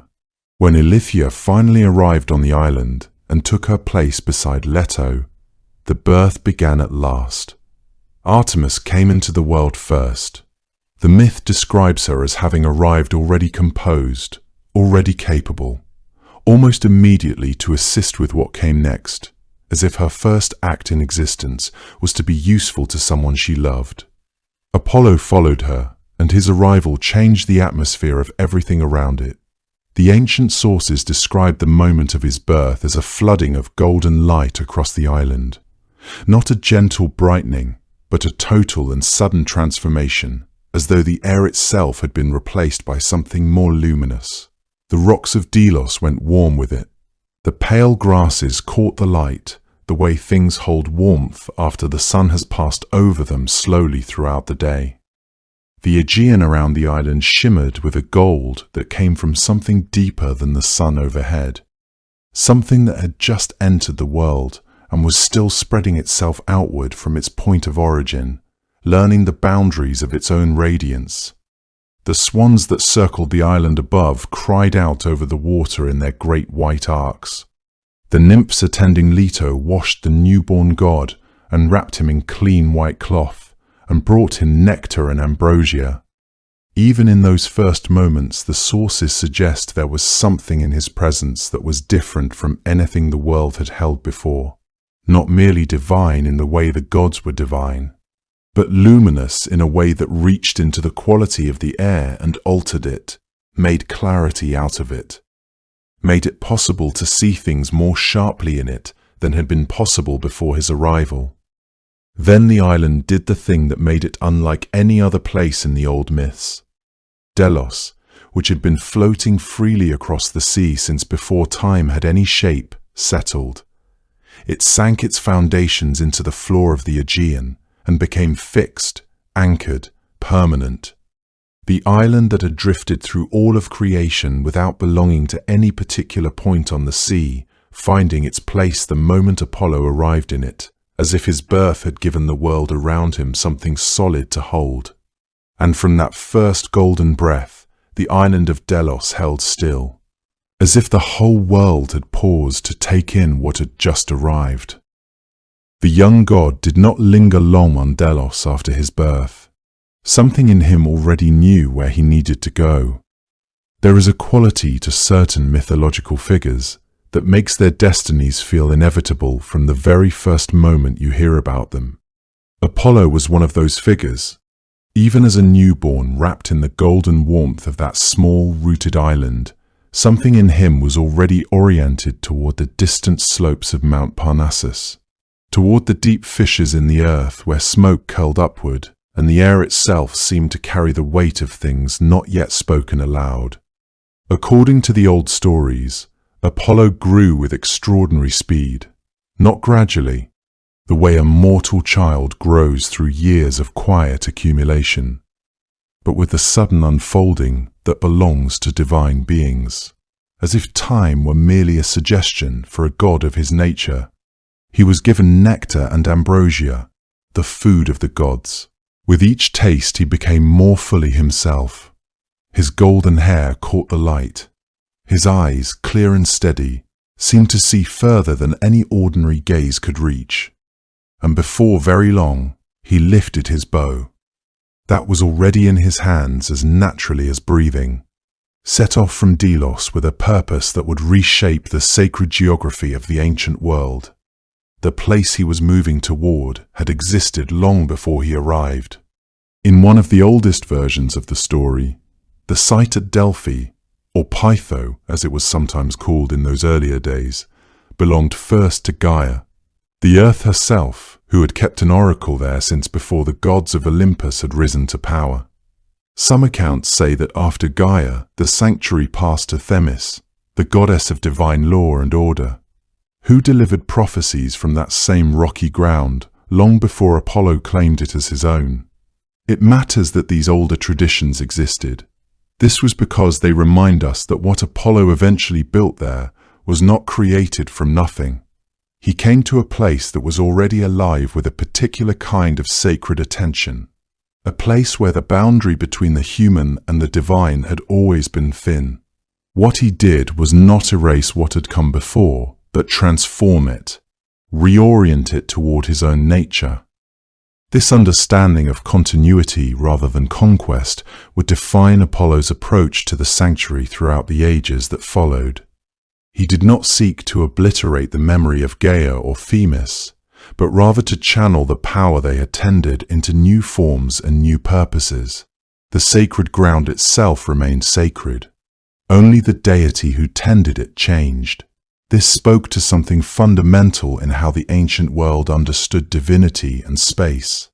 A sanctuary was not holy because a god claimed it, but rather a god was drawn to it because it was already holy.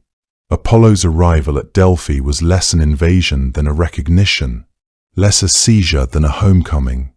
The transformation he would undertake was one of deepening and refining, of bringing the latent potential of the place to its fullest expression.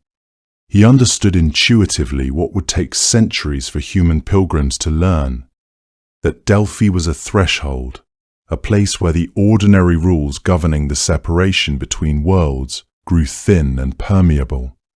Still, before any of that transformation could begin, there was the matter of Python. Python was an ancient creature, vast and serpentine and deeply rooted in the same earth that had once nourished the oracle. Different sources describe it in different ways, some as a great dragon, some as a monstrous serpent of almost incomprehensible size, coiled through the ravines and rocky hollows of the mountain as if it had grown there alongside the stones themselves. In some versions of the myth, Python had a particular connection to Leto, Apollo's mother. According to those accounts, it was Python who had pursued her during her wandering, sent or encouraged by Hera to torment the pregnant goddess and prevent her from finding rest. If you hold that version of the story in your mind, then Apollo's journey to Pytho takes on an additional layer of meaning. It was not only the claiming of a sanctuary, but a settling of something old and unresolved. A son moving toward the source of his mother's suffering, with his bow already strung. The landscape around Delphi would have felt charged to anyone who stood there, divine or otherwise. The cliffs rose on either side like the walls of a much older world. The air carried a mineral sharpness from the deep springs beneath the rock. It was not a comfortable place. It was a place that demanded something from you, a kind of reckoning with whatever you had come there to ask. Python inhabited this landscape completely, had inhabited it so long that it and the terrain had become difficult to separate. The creature was not simply dangerous the way a wild animal is dangerous. It represented something older than danger, a kind of primal disorder.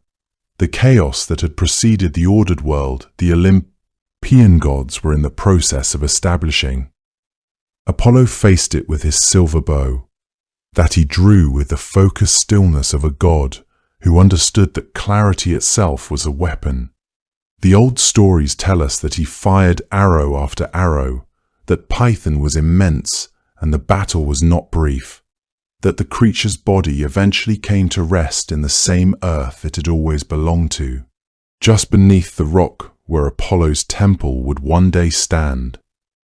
There was a grief in some ancient tellings of this moment, not for the creature exactly, but for the weight of what ending something so ancient always carries. Apollo, for his part, would later be required to perform a ritual purification for the killing, to spend time in service before he could return to Delphi fully cleansed.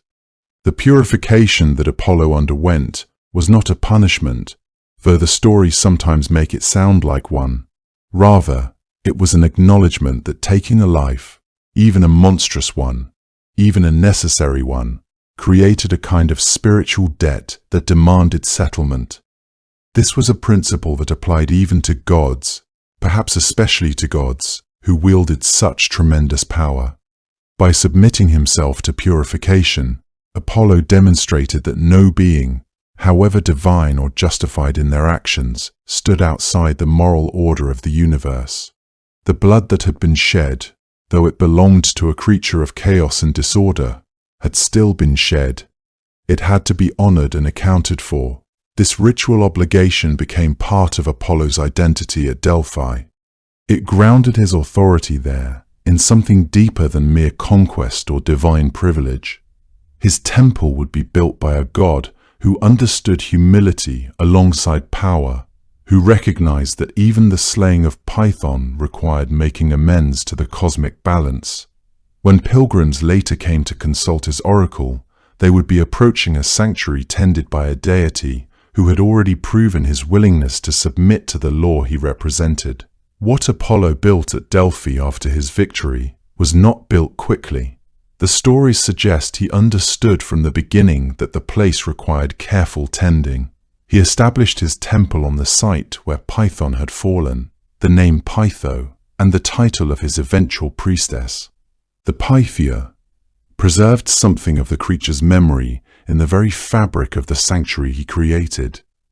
There was a wisdom in that, a recognition that what you have overcome does not disappear entirely, but becomes part of the ground you stand on. Apollo also established at Delphi the omphalos, a rounded stone that the Greeks understood to mark the navel of the earth, the central point from which the rest of the world extended in every direction.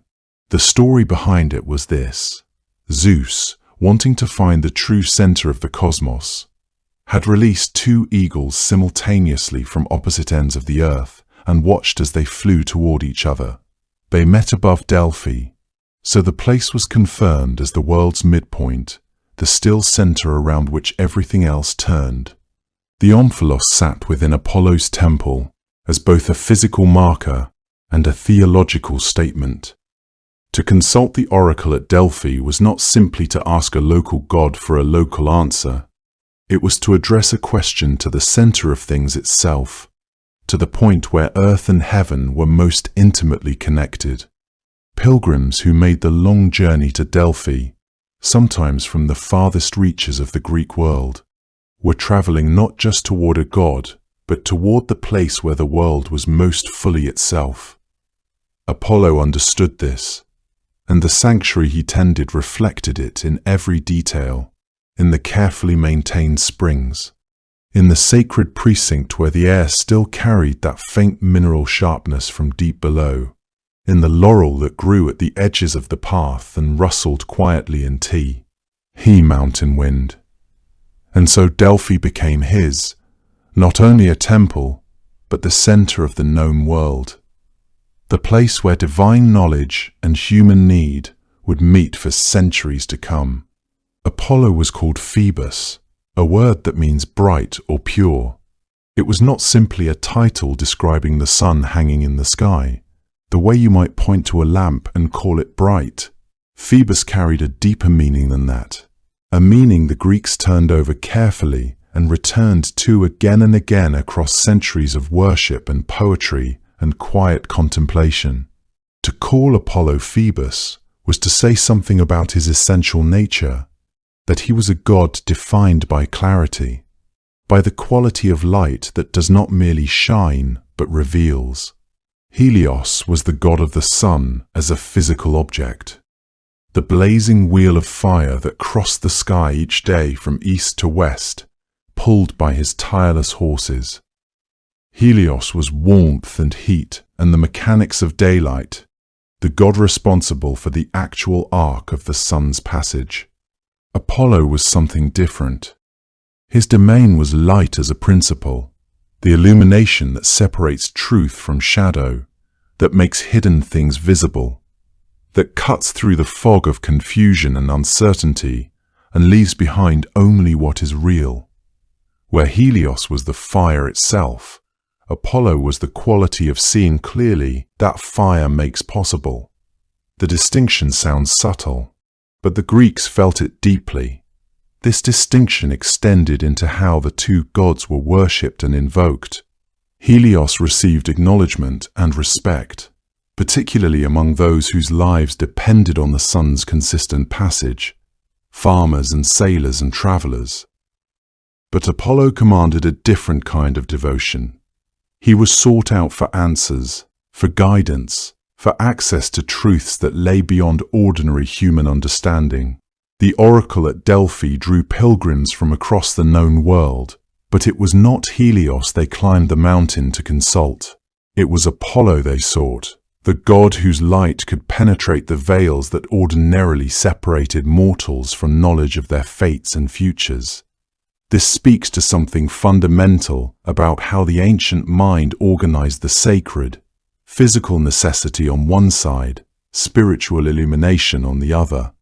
Over time, as Greek religious thought developed and spread across the ancient world, the two figures drew closer together in the popular imagination.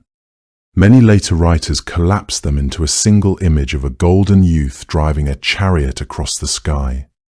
There is something natural about that conflation. The sunrise, after all, is difficult to separate from the feeling of waking, of things becoming knowable again after the darkness of night. And Apollo's qualities lent themselves beautifully to the image, the golden chariot catching the first light of morning, the long rays pouring across the hills and meadows, chasing the last shadows into the corners of the world. Whether or not Apollo was Helios, he felt like the kind of god who belonged to that moment of the day. The Greeks imagined the sunrise as Apollo's approach, his presence announcing itself first in the softening of the eastern horizon, the slow deepening of color from black to dark blue, to the fragile rose gold that arrives just before the sun clears the earth's edge. There was a sense in this image of something intentional, not merely the mechanical turning of the world, but a god choosing to illuminate it. Each morning was a renewal of that choice, and so the sunrise carried within it a quality of benevolence, of careful attention, as though the light arrived with a purpose beyond warmth. That purpose, in the Apolline understanding, was truth. His light was prophetic before it was physical. It was the force that made the oracle possible, that allowed his priestess at Delphi to speak what could not otherwise be spoken.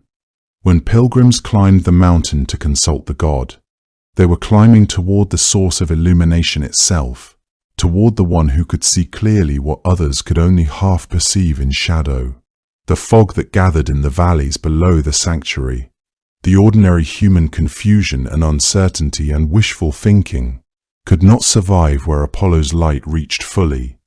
His was a clarity that asks something of you, a brightness that required you to look honestly at what it showed. The priestess herself, known as the Pythia, was believed to sit at the very center of this divine illumination. She breathed the vapors that rose from the chasm beneath the temple, and in that state of altered awareness, she spoke the god's words. What emerged from her mouth was understood to be not her own thought, but Apollo's light passing through her, using her as a vessel for truth that could not be filtered through ordinary human reasoning or bias. The words were often cryptic, requiring interpretation, yet their source was considered unquestionable. This understanding reveals something important about how the Greeks conceived of prophecy itself, not as magical trick or false certainty, but as a transmission of clarity that required human wisdom to fully comprehend. This quality is why order was so closely tied to him. In the Greek mind, chaos was a kind of darkness, a condition in which things could not be properly seen, in which their true shapes and relationships remained hidden. Apollo's light dissolved chaos, not by force, but simply by illuminating it, by revealing the underlying structure that had always been present beneath the confusion. He was the god of reason, not because he argued or debated, but because his very nature made the reasoned, ordered world visible. To stand in Apollo's light was to see things as they were, not as fear or desire or grief had arranged them. There is a quietness to this kind of light. It is not the flickering, dramatic quality of firelight, which creates as many shadows as it eliminates. It is more like the light of a clear winter morning, when the air is sharp and still and the world holds itself in an unusual stillness. Every branch and stone stands out with a precision that softer days never quite achieve. That quality of stillness belonged to Apollo. His sanctuaries were places of order, of clean lines, of carefully observed ritual, of silence held respectfully. Even his music, which we will come to later, was characterized by proportion and harmony rather than abandon. He was a god who embodied the beauty of things properly arranged. His golden chariot, in the myths where he drives it, moves at a steady and certain pace across the sky, neither hurrying nor lingering, tracing the same arc that it traces every single day. There is something comforting in that regularity, something that the Greeks understood as a kind of promise, that the light would return, that the darkness would not hold, that the world would continue to be made visible to those willing to open their eyes and look at it honestly. Apollo kept that promise every morning without exception. The steadiness of it was itself a form of grace. People sometimes speak of light as though it is inherently kind, as though illumination is always welcome. But Apollo's light was not always comfortable. It showed what was there, whether or not you wanted to see it. It fell equally on sorrow and joy, on beauty and ruin, on the face of someone you loved and the face of someone you had deceived. The Greeks understood this about their god. They respected him for it, even when his clarity was difficult to bear. His was the light that lets you see things as they truly are, not warmer or kinder than they are, but clearly, which is its own kind of gift. There is a story about how Apollo came to hold the instrument most closely associated with him. It begins not with grandeur, but with a newborn god and a tortoise shell. On the very day that Hermes was born, the son of Zeus and the mountain nymph Maia, he did something that no reasonable person would expect from a creature only hours old. He climbed out of the cave on Mount Cyllene where his mother had been resting, and he went wandering. The world was fresh and wide and full of interesting things. Hermes, even as an infant, had the kind of restless curiosity that does not sit quietly in one place for long. He came across a tortoise moving slowly through the grass near the cave's entrance. He stopped to look at it for a long moment.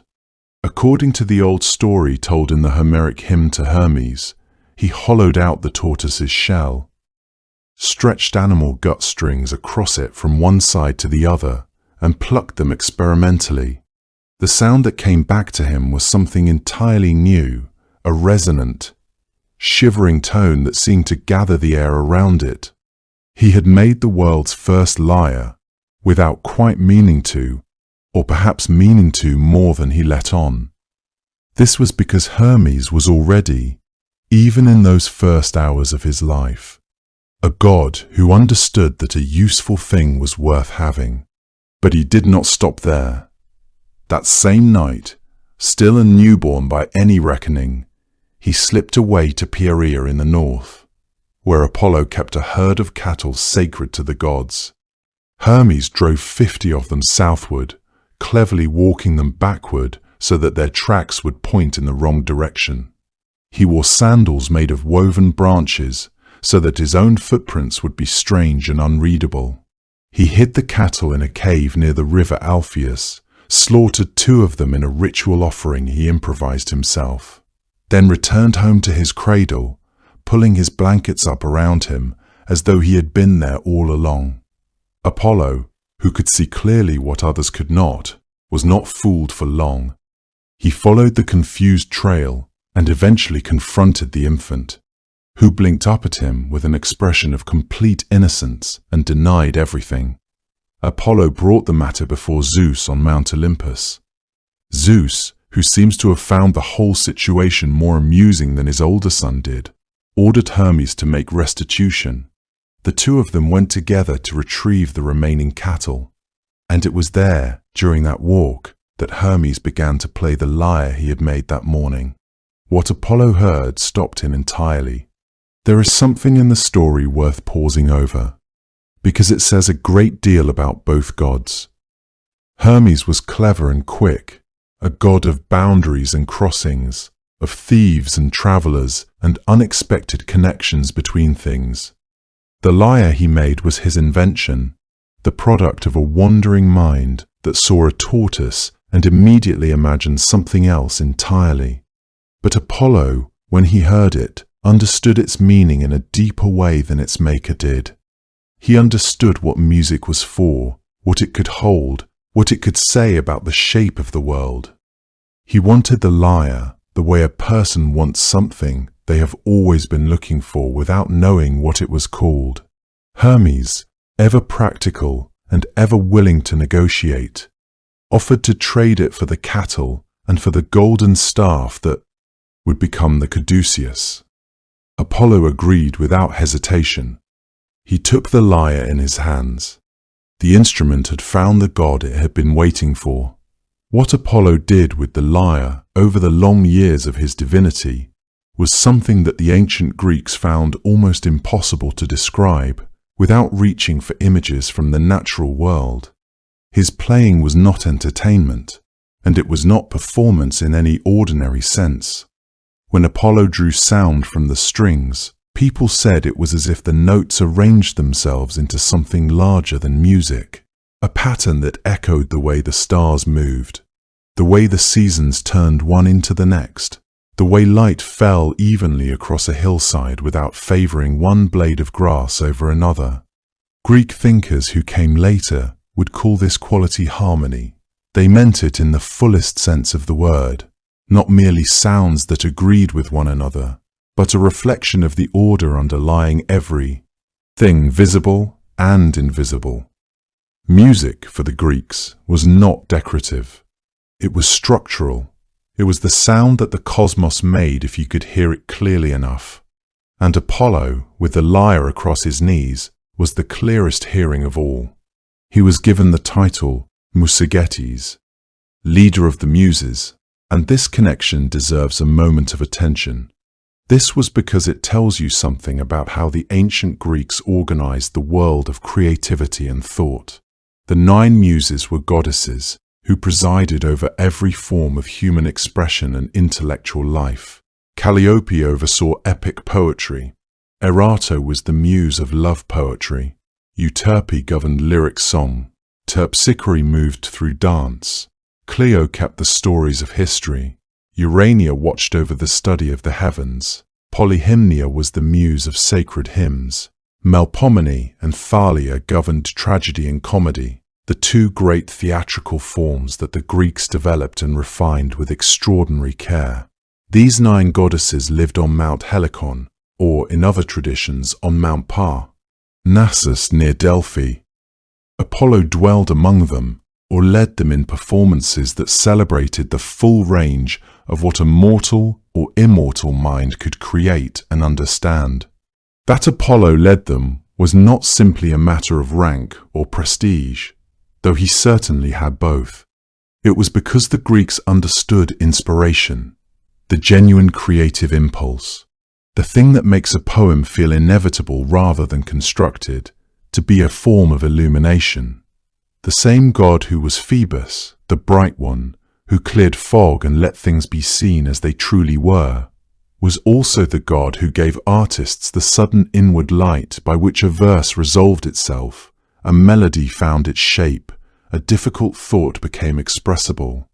Creativity and clarity were, in this understanding, the same gift arriving from the same source. When a poet invoked the muses before beginning a work, it was Apollo's light they were ultimately asking for, the capacity to see their subject truly and to render it in a form that others could recognize as true. Musicians and poets across the ancient world felt the weight of this connection. Apollo's own skill with the lyre was, by all accounts in the tradition, unmatched by any mortal and rivaled by no other god. His instrument was often described as the kithara in his more formal representations, a larger, more resonant version of the simple lyre, the kind used by professional musicians at public ceremonies and competitions rather than by someone sitting quietly alone. He carried it with him the way a king carries the symbols of his office, not for display, but because it belonged in his hands.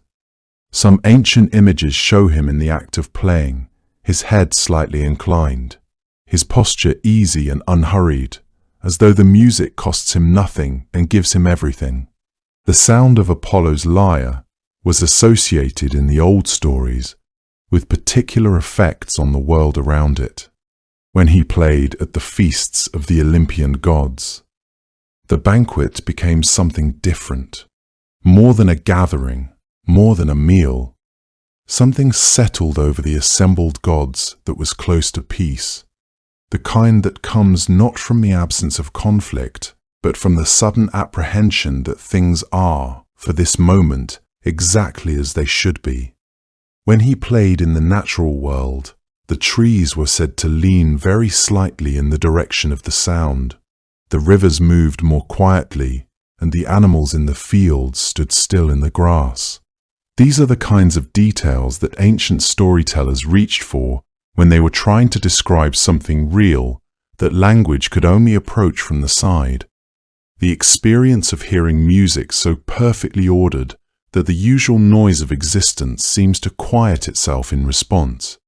There is something in all of this that the ancient Greeks understood intuitively and that still makes a kind of sense even now. Long after the temples have gone quiet and the Pythian games have ceased and no one climbs to Delphi to ask the priestess a question, music at its best does something to the mind that other things do not. It reaches past the part of a person that judges and categorizes and worries. It speaks to something deeper and less defended. The Greeks named that deeper place Apollos. This was because they had a god for everything that mattered, and this mattered enormously. The lyre that Hermes made from a tortoise shell on the morning of his birth became, in Apollo's hands, something larger than its origins, a way of touching the order that runs beneath the surface of the world, if only for as long as the last note takes to fade. When Apollo played, it was said that the gods themselves fell quiet. This was because some kinds of beauty have a way of silencing everything else. To visit the oracle at Delphi was not a simple thing. It required planning, purification, a willingness to receive an answer that might not be the one you were hoping for. The journey itself, for most pilgrims, began weeks before they ever set foot on the slopes of Mount Parnassus. They came from across the Greek world and beyond, from the islands, from the colonies along the coast of Asia Minor, from the great cities of the mainland, sometimes from kingdoms so distant that the Greeks themselves regarded them as the edge of the known world. Kings and generals came, farmers came, ordinary men and women carrying questions that had kept them awake through too many long nights came, and every one of them, regardless of rank or origin, was required to undergo the same preparations before Apollo would receive them. There was a purity expected at Delphi that had nothing to do with cleanliness alone. It was a purity of approach, a quality of seriousness, a willingness to step out of ordinary time and into something else entirely. Before a pilgrim could even present a question to the god, they were required to bathe in the cold waters of the Castalian spring that ran down the mountainside between two great cliffs of pale stone. The spring was sacred to Apollo and to the Muses both. Its waters were said to carry a quality of clarity, not the kind you could taste or feel against your skin, necessarily, but the kind that seemed to settle over you when you stepped out of the water and stood in the mountain air with the valley spread out far below. After the bathing came the sacrifice. A goat was brought to the temple forecourt and examined carefully. This was because the ritual required that the animal react in a particular way when cold water was poured over it. It needed to shiver, to tremble. If it did not, the day's consultation was considered unpromising and might be postponed entirely. This was not superstition in the casual sense. It was the careful management of the threshold between the human and divine, a shared acknowledgement by priests and pilgrims alike that some days the god was more accessible than others, that no one could simply demand his attention. The woman who sat at the center of all this, the one who actually spoke for Apollo, was called the Pythia. She was, in her way, one of the most remarkable figures in the ancient world. She was typically a woman of Delphi, chosen from among the local women for her character and her spiritual suitability. Once chosen, she held her position for life. In earlier times, according to some ancient accounts, the Pythia was required to be a young unmarried woman, but later the custom shifted and she was more often a woman past middle age. Though she continued to dress in the white robes of a young girl when she performed her consultations, as if the role itself existed outside of ordinary time, she lived within the sanctuary precincts, set apart from regular life, eating simply, moving through her days with the quiet purpose of someone who understood what was being asked of her. On the days when the oracle was open, which came only on certain designated days of the year, limited by the ritual calendar of the sanctuary, the Pythia rose before dawn. She bathed herself in the Castalian spring just as the pilgrims would, then made her way to the inner chamber of the temple, a space that was not open to ordinary visitors. There she descended to a lower area, a room sunken into the earth itself, where a crack or fissure in the rock was said to release vapors from deep underground. She seated herself on a tripod above this opening, a three-legged bronze seat that had become one of the most recognizable symbols of the oracle. Ancient sources speak of her chewing laurel leaves, of drinking G-water from a sacred spring within the temple, of breathing in whatever rose from below. The vapors that drifted up from the earth at Delphi are now thought, by those who have studied the geology of the site carefully, to have included ethylene, a sweet-smelling gas that in low concentrations produces a light, dreaming kind of altered state, not unconsciousness, but a loosening, a softening of the ordinary boundaries of the mind. The Pythia did not lose herself entirely. She remained in some sense present, functional, speaking, but what she spoke in that state was not what she might have said walking through the ordinary world. That was precisely the point. The pilgrims who waited outside could not hear her directly. Priests attended the consultation, listening to what the Pythia said and rendering it into a form that could be delivered to the questioner, sometimes in prose, in earlier centuries often in verse, in the formal meter of hexameter lines that gave the answer the weight and texture of something ancient and deliberate.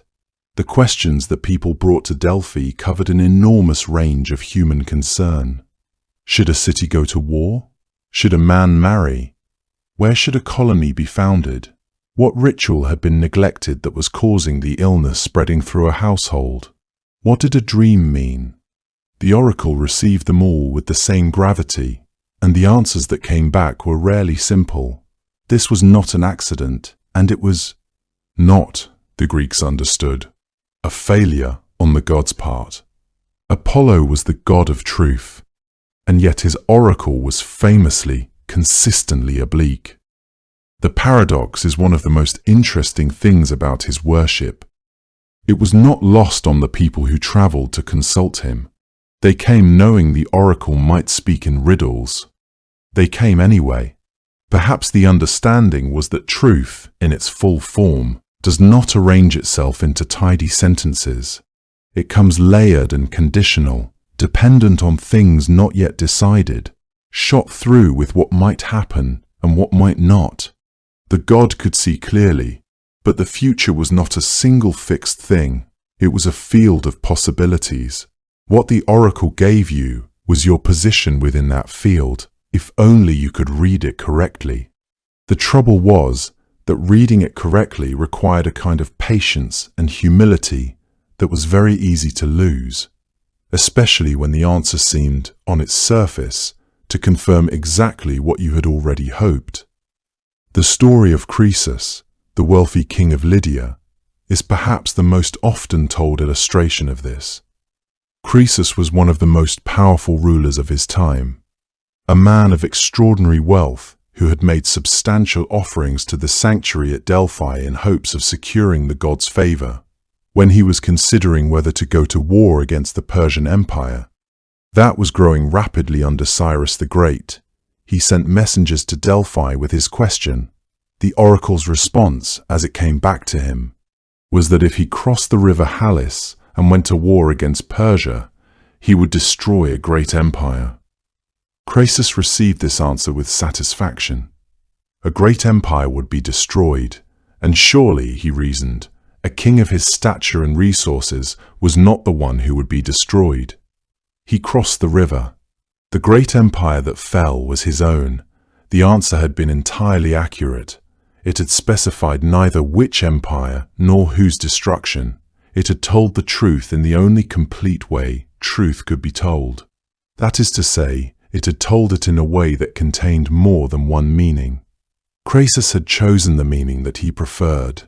There is something genuinely sorrowful in this, something that the Greeks would have recognized immediately as a pattern. The human tendency to hear what we are hoping for rather than what we are being told. Apollo did not deceive Croesus.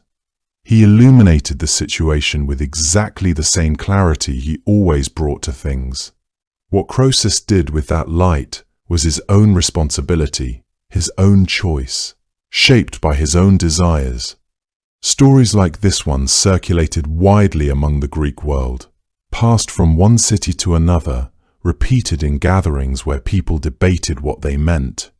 They were cautionary tales, certainly, but they were more than that. They were teachings about the nature of knowledge itself, about the limits of certainty when dealing with matters of importance. Pilgrims who came to Delphi would have known such stories. They would have understood that getting an answer was not the same as getting the answer you wanted, and that the oracle's very obscurity was not a flaw but a feature, a way of preserving the human capacity for choice. The god did not rob you of your agency by telling you too plainly what would come to pass. Instead, he offered you a truth that required your own judgment, your own wisdom, to interpret rightly. This placed a burden on the questioner, certainly, but it also honored them, acknowledged that they themselves possessed understanding worth consulting. The atmosphere of the sanctuary encouraged a kind of slowness, a suspension of ordinary certainty that the rest of daily life did not. The sacred way that wound up through the sanctuary grounds was lined on both sides with offerings, statues and treasuries, and dedications left by city-states and individuals across generations, each one a record of someone who had come here seeking something. Standing among them, with the mountain rising above and the valley falling away below, you would have felt what many ancient writers describe, a sensation of being at the center of things, in a place where the usual distances between the human and the divine had narrowed.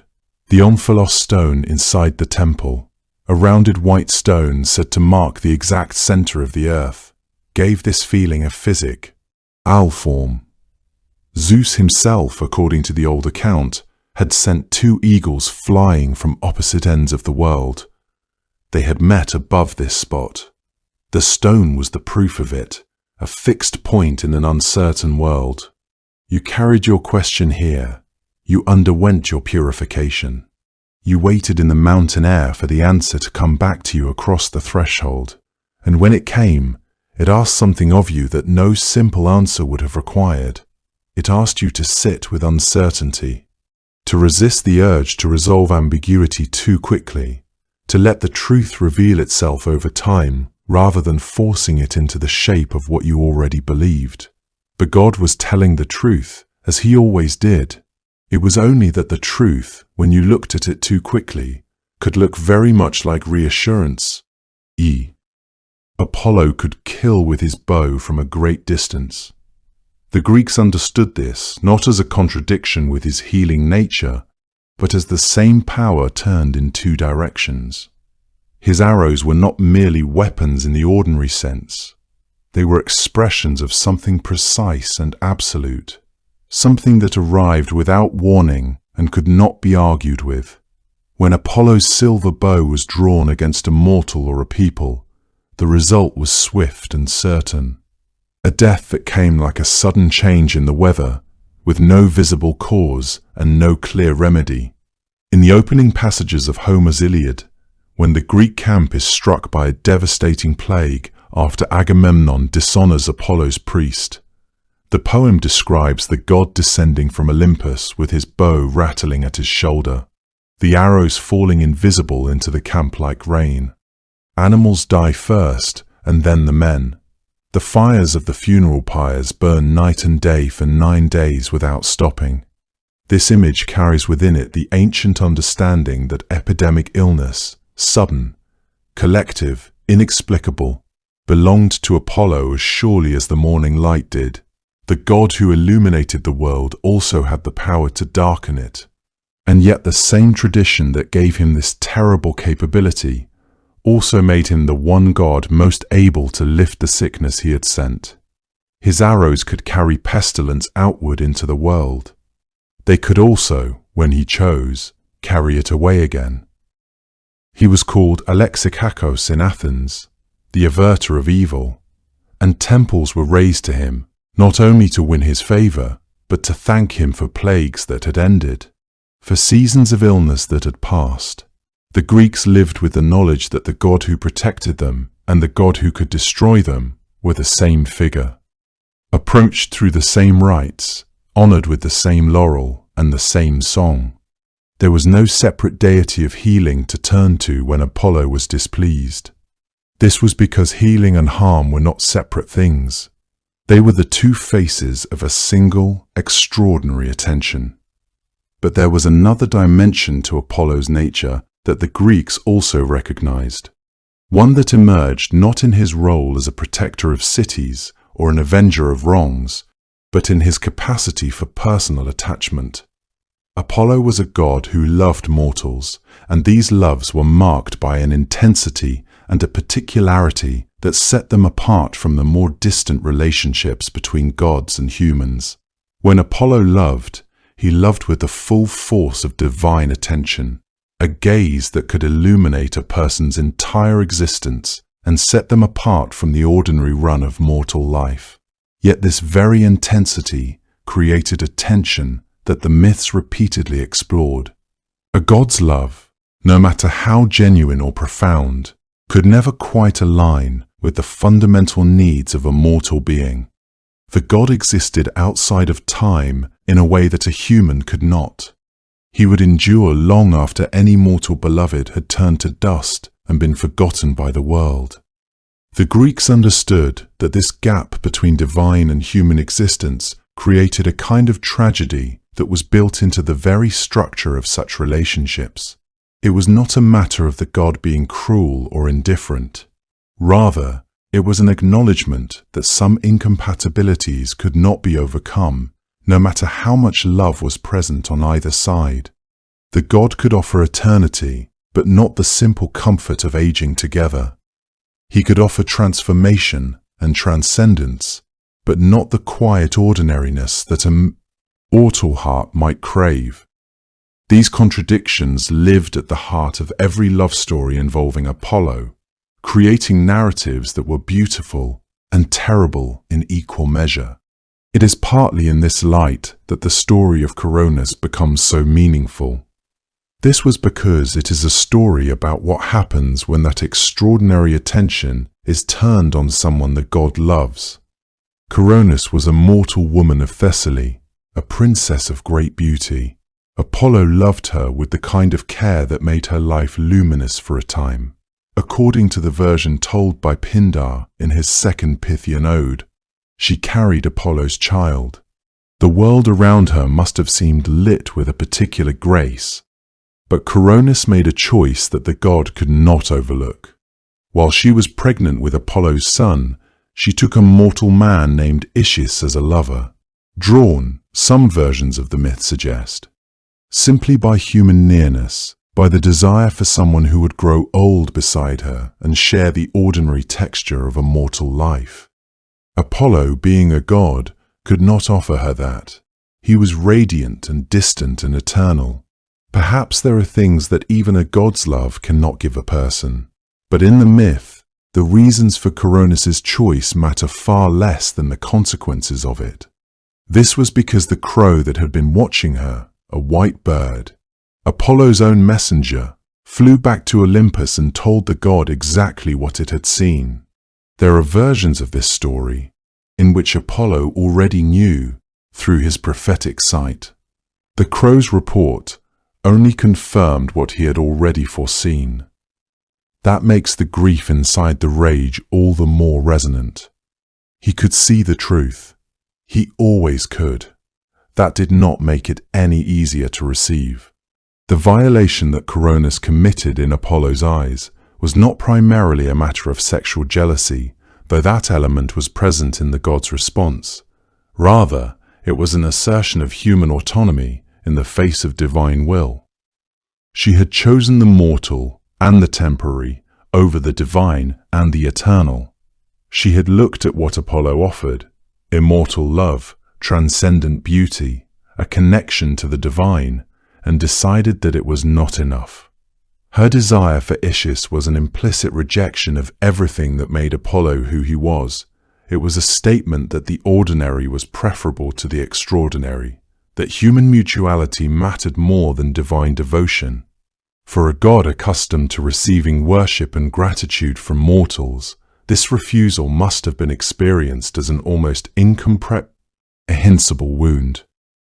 Apollo had given Coronis everything that a god could give, and she had thrown it back in his face by seeking comfort in the arms of a mere mortal man.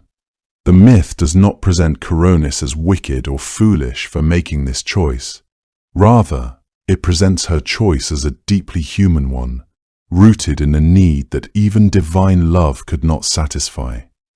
Yet the myth also insists that such a choice cannot be made without consequence. The gods do not forgive rejections of their will, no matter how understandable those rejections might be from a human perspective. Coronis's humanity, her very mortality in its desires, made her vulnerable in a way that no immortal being could ever be. What came next in the story is painful in the way that only myths about grief can be. This was because it is not clean or noble. It is swift and irreversible, the way real sorrow tends to be. Apollo, in his anger, asked his twin sister Artemis to carry out the punishment.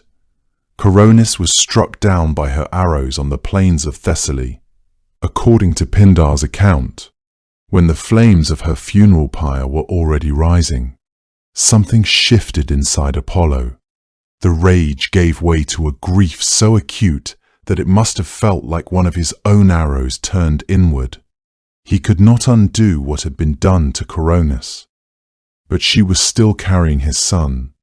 So, according to the tradition, he reached into the fire and drew the unborn child from her body before the flames could take him. The child was placed in the care of Chiron, the wise centaur who lived on the slopes of Mount Pelion, a being known for his gentleness and his vast knowledge of medicine and the natural world. Chiron raised the boy carefully, teaching him everything that could be known about the healing of living things, the properties of plants, the nature of wounds, slow processes by which a body, given the right conditions, finds its way back to wholeness. The child's name was Asclepius. He grew into a healer of such extraordinary skill that his name became synonymous with medicine itself. The serpent wound staff he carried became the symbol of the healing arts. Sanctuaries raised in his honor, called Asclepieia, drew the sick and the suffering from across the ancient world. What the myth holds within it is the strange and difficult truth that Asclepius arrived in the world precisely because of the violence that ended his mother's life, that his existence was inseparable from Apollo's grief and Apollo's fury, that the art of healing he would carry through the world was born out of a moment of irreversible harm. Asclepius would go on to become the greatest healer the world had ever known, but he carried his mother's story with him always, woven into the very beginning of his life. Of all the people Apollo ever loved, perhaps none ended more sadly than the Trojan princess Cassandra, whose story is one of the most difficult in all of Greek myth. Cassandra was the daughter of Priam, king of Troy, and his queen Hecuba, and by most accounts she was among the most beautiful of their many children. Troy was a great and prosperous city, its walls thick and its people proud, and Cassandra grew up inside that prosperity, surrounded by brothers and sisters, by the ordinary rhythms of a royal household. Apollo noticed her, as he sometimes noticed mortals whose beauty or spirit seemed to call to him, and he came to her with a gift. According to the tradition that has come down to us through writers including Aeschylus and later Lycophron, Apollo offered Cassandra the ability to see the future, to know what was coming before it arrived, to read the shape of events the way another person might read the grain of wood. It was among the most extraordinary gifts a god could offer a mortal, and he gave it to her freely in the hope that she would welcome him in return. The details of what followed vary somewhat depending on which ancient source you consult, but the essential shape of the story remains consistent. Cassandra accepted the gift of prophecy, but then refused Apollo himself, withdrawing from any further closeness with him. Some versions suggest she changed her mind after already agreeing, which the god took as a betrayal. Others simply say she turned him away. In either case, the result was the same. Apollo could not take back a gift he had already given. Divine gifts, once bestowed, were not so easily reclaimed, and so instead he did something far more precise and far more devastating. He added a condition. From that moment forward, Cassandra would still see the future with perfect clarity, but no one who heard her would ever believe her. Her prophecies would be accurate in every detail, and they would be dismissed every time by everyone, no matter how urgently she spoke or how precisely her visions proved correct. It is worth pausing on what this actually meant. To know the truth and to be unable to share it is one kind of suffering. But Cassandra's situation was more complicated than silence. She could speak. She did speak. She told people exactly what she saw coming, in plain terms, with full knowledge of what was at stake, and they heard her words and found them unconvincing, or delusional, or simply not worth taking seriously. The curse was not that she was mute, it was that the connection between her words and the minds of her listeners had been severed, as cleanly and as permanently as a thread cut with a blade. Truth, in her mouth, became something that sounded like anything but truth. The cruelest demonstration of this came during the final years of Troy, when the city was already under enormous strain from a decade of war with the Greeks camped outside its walls. When Cassandra's brother Paris had first sailed to Sparta and returned with Helen, Cassandra had warned against it. She had seen what it would bring. No one listened. As the war ground on and the Trojans endured siege and grief and loss, there may have been moments when some of them almost remembered what she had said. But memory is a selective thing, and people who are frightened tend to reach for hope rather than for the person who told them it was already too late. Then came the wooden horse. The Greeks, after years of fighting without breaking through the walls of Troy, appeared to give up and sail away, leaving behind on the beach an enormous wooden horse. It was understood by many Trojans as an offering, perhaps a religious object, a parting gift.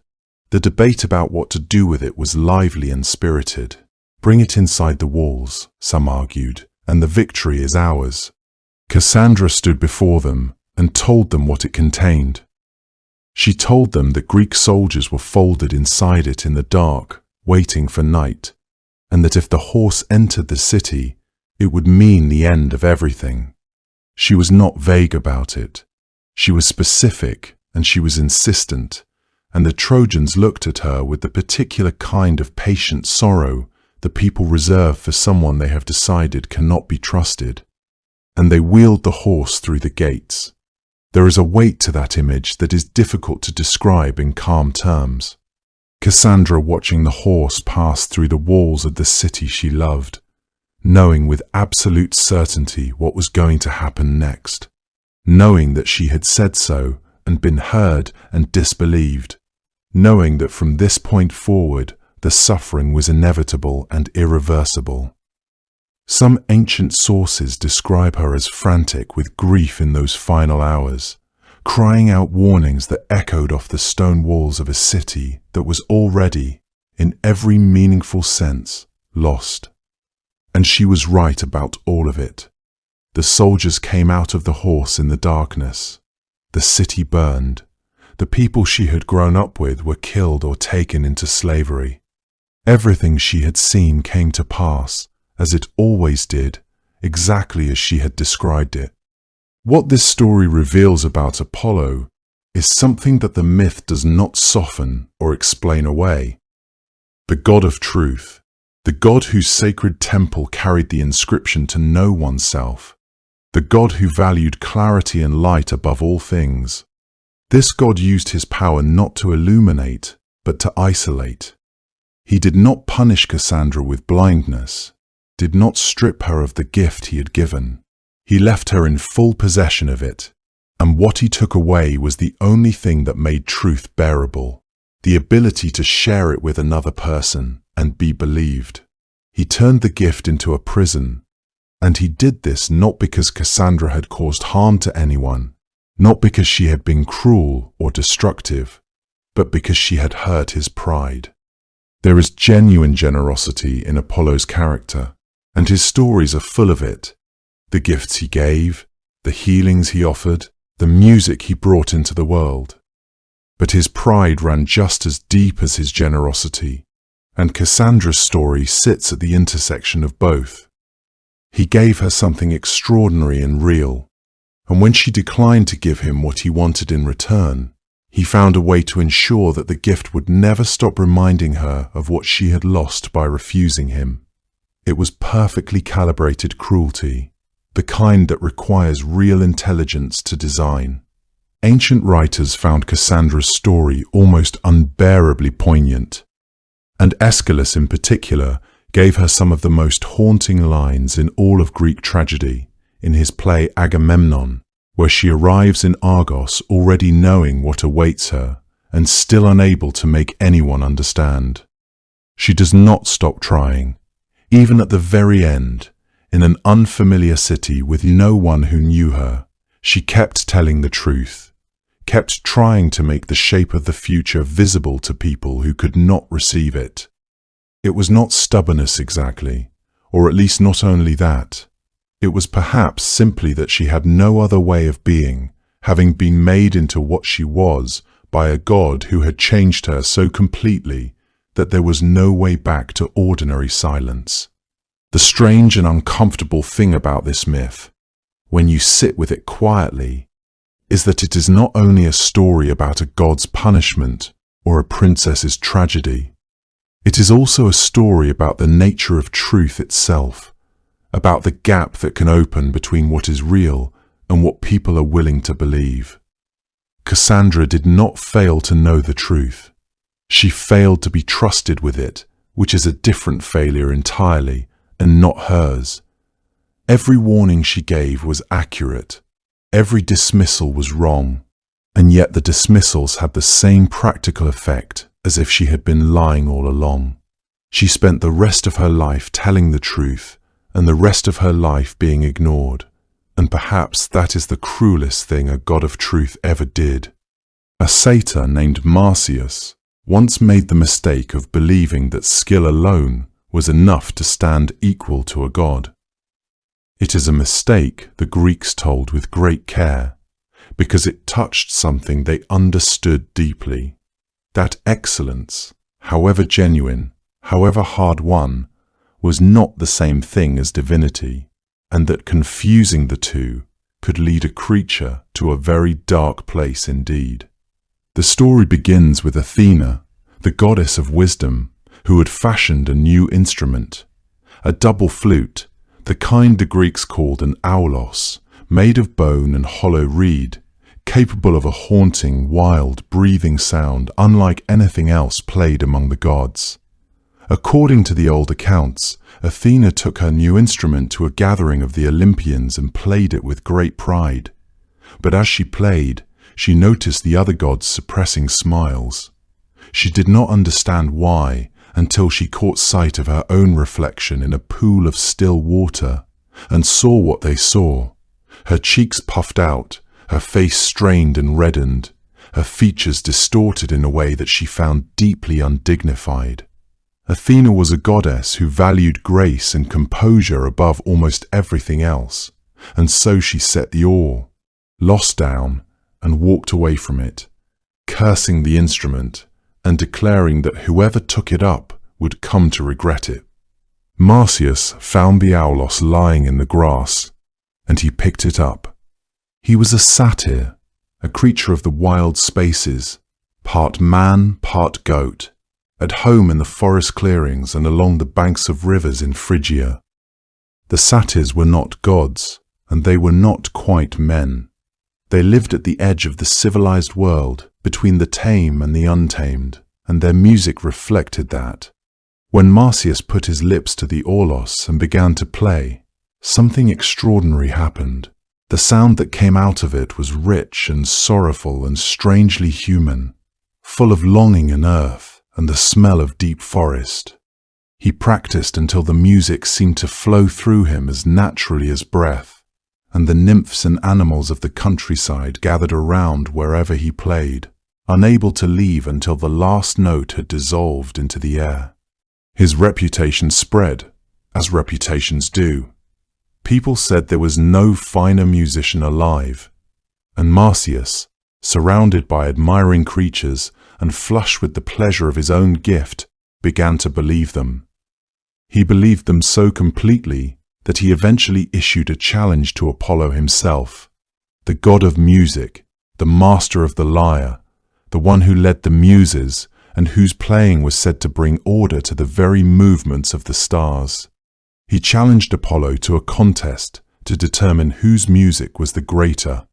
It is worth pausing here to feel the weight of what Marsyas was doing, because the Greeks would have felt it immediately. This was not merely confidence or competitive pride. This was a claim that a mortal creature, a half-wild satyr who had stumbled upon an abandoned instrument, was the equal of the god who embodied music itself. The Greeks had a word for this kind of overreaching, this crossing of the boundary between what a creature was and what it imagined itself to be. The story of Marsyas is, in many ways, the most vivid illustration of what that crossing cost. In issuing his challenge, Marsyas was not simply proposing a friendly competition between two musicians. He was making a statement about the nature of divinity itself, suggesting that it could be earned through devotion, practice, that excellence was a kind of currency that could purchase equality with the gods. The immortals understood otherwise. They understood that divinity was not an achievement, but a state of being, something that separated them from all other creatures in a way that no amount of skill could bridge. The contest was judged by the Muses, those 9 goddesses of inspiration who served under Apollo and understood music from the inside out. The terms were simple and terrible in equal measure. The winner would have complete power over the loser, to do with him whatever he wished. The two of them played, and by most accounts the music of Marsyas was genuinely beautiful. The aulos filled the air with something warm and raw and deeply felt, the kind of music that moves in the chest before it reaches the mind. Apollo's lyre answered it with something else entirely, a brightness and precision that seemed less like feeling and more like the revelation of an underlying order, as if the music was showing you the structure behind things rather than the surface of them. The Muses listened carefully, and in the end, they gave the victory to Apollo. Some versions of the story include a moment that makes the god's victory feel somewhat less than fair. According to certain tellings, Apollo proposed mid-contest that each player should also sing while performing, a condition that suited the lyre perfectly, and the aulos not at all, since no one can play a wind instrument and sing at the same time. There is also an account in which Apollo simply turned his lyre upside down and continued playing flawlessly, then challenged Marsyas to do the same with his flute, which was of course impossible. Whether by superior artistry or by a cleverness that shaded into cunning, Apollo won. What followed was not merciful. Apollo had Marsyas tied to a pine tree, or, in some accounts, a great plane tree, and there he flayed him, stripped the skin from his body while Marsyas cried out, and the nymphs and satyrs who had loved his music stood by, unable to help. It is one of the most brutal punishments in all of Greek mythology, and even the ancient writers seem to have been uncomfortable with it. The punishment far exceeded the offense in a way that the Greeks themselves occasionally noted. Apollo, in this story, is not the warm god of light and healing, or the gentle leader of the Muses. He is something cold and absolute, a force that cannot be questioned or challenged without terrible consequence. And yet the Greeks told this story, not to condemn Apollo, but to explain something true about the world as they understood it. The gods were not simply powerful versions of human beings. They were of a different order entirely, and the space between a god and a satyr was not a distance that music, however beautiful, could close. Marsyas had played with genuine skill, and that skill had been real, and it had not been enough. The tragedy of his story is not that he was bad at what he did. The tragedy is that he was extraordinary at what he did, and it still was not the same thing as being divine. The place where Marsyas fell became a river in Phrygia, which the ancient world knew by his name. The river ran fast and clear over stones, and people who lived along its banks said that the sound it made carried something of the old aulos music in it, that wild, sorrowful breathing quality that Marsyas had coaxed from the reed. The river that wept for him, people said, was the tears of the nymphs and satyrs who had loved his music, and for a long time after, you could hear it if you listened to the water carefully enough. The first and most famous of Apollo's loves began not with tenderness, but with a small god's wounded pride and 2 arrows fired in entirely different directions. Not long after Apollo had returned from Delphi, still carrying something of the brightness of his victory over the great serpent Python, he came across the god Eros on a hillside. Eros was small and winged, with a quiver of arrows slung across his back. He was practicing his aim in the way that young gods do, with complete and serious concentration. Apollo, feeling the warmth of his own recent triumph, looked at the little god with his bow and could not resist saying something unkind.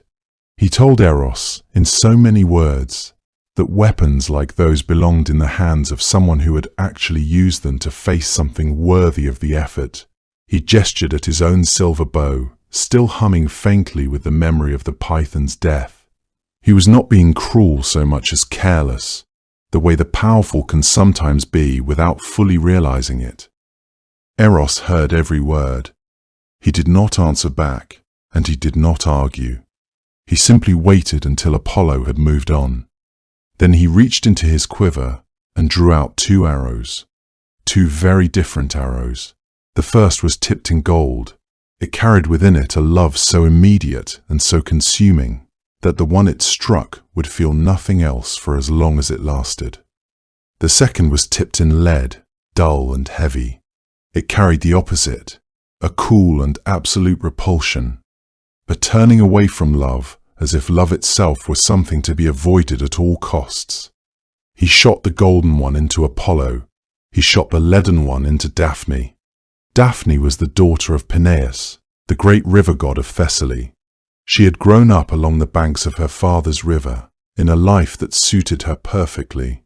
She loved the open country, the long grasses, the clearings between trees, the sound of water moving steadily over stones. She had made it known to her father that she had no interest in marriage, no interest in being claimed by anyone. Peneus, who loved her with the quiet patience of a river that has learned how to wait, accepted this about her. She was free, and she liked it that way. Then, Apollo saw her. The golden arrow had done its work so thoroughly that he felt the sight of her like light entering a room. Everything in him turned in her direction. She was standing near the river's edge, her hair loose, her feet bare on the dark soil her father had made. Apollo, the god of the sun and of prophecy, the god who could see the truth of things at a great distance, could not in that moment see anything clearly at all. He called out to her. His voice, which was always beautiful, carried across the water with a warmth that on another day might have moved her. But the leaden arrow had already found Daphne. She felt his approach the way you feel the approach of something that does not belong in a place you have made sacred. She turned and she ran. What followed was a pursuit that covered the full length of the open country, through meadows and along the curves of the river, through stands of pale birch trees and over ground softened by autumn's first rains. Apollo ran after her, and he called to her as he ran, not with cruelty, but with a helplessness that was almost pitiable. He told her he was not her enemy. He told her who he was, son of Zeus, god of light and song, the one who knew the future, as if any of that were the kind of thing that would cause someone fleeing to slow down. He told her that Eros had done this to him, that he had not chosen this wanting, that it was not his fault, and perhaps it wasn't, entirely. But Daphne kept running. She was fast, and she knew the land the way only someone who has loved a place for a long time can know it. But Apollo was a god. The distance between them was growing shorter, and Daphne could feel that it was. She could feel, too, the way her legs were beginning to tire, the way the river was somewhere just ahead but not close enough. She called out to her father, to Peneus, the river beneath her feet. She asked him for one thing, to take from her the form that had brought this upon her, to change what she was before Apollo could reach her. Peneus heard. Rivers of all things know how to listen. The change began at her feet. The soft soil seemed to rise up around her toes. Her skin where it touched the ground took on a different texture, something harder and at the same time more alive. A roughness like bark that moved upward along her ankles, and then her calves with a patience that was almost tender. Her legs stilled themselves, not from exhaustion, but from a new kind of rootedness. a settling into the earth that was nothing like standing still. It was deeper than that. It was the beginning of permanence. The bark continued its slow work upward, smooth and pale, grey-green in the late light. Her arms, which she had stretched out before her as she ran, began to lengthen differently, branching at the fingertips with the delicacy of something that had been growing for a long time without anyone noticing. Leaves appeared, small at first, narrow, deeply green, smelling of something sharp and clean and familiar. Her hair, which had streamed out behind her in the wind of her running, settled and became part of the canopy. Her breathing, which had been quick with fear and effort, slowed into something that was no longer breath at all, but the slow and ancient conversation between root and sky. She had become a laurel tree. Apollo reached her just as the last of her was becoming wood. He placed his hands against the bark where her shoulders had been. He felt beneath his palms the faintest warmth, the last trace of the girl who had run from him through the meadows of Thessaly. He stood there for a long time. When he finally spoke, it was not as a god making a proclamation. It was quieter than that. He said that since she could not be his, she would be his in every other way he could arrange. She would be his tree, sacred to him, carried by him, placed on the heads of those who had achieved something worth honoring. The laurel wreath, those soft-leaved crowns, would be worn by victors at the Pythian games held in his honor at Delphi. It would rest on the brows of poets and generals and heroes, not because those people had won something from Apollo, but because they had, in their way, reached toward the kind of excellence that he associated with her. She would be evergreen, he said. She would not lose her leaves in winter the way so many things do. She would remain herself, vivid and unchanged, through every season. He pressed his lips to the bark before he stepped away. The laurel became the tree of Apollo from that day forward. Its meaning carried both things at once, triumph and grief, honor and loss, a beauty that you could approach but never hold on to.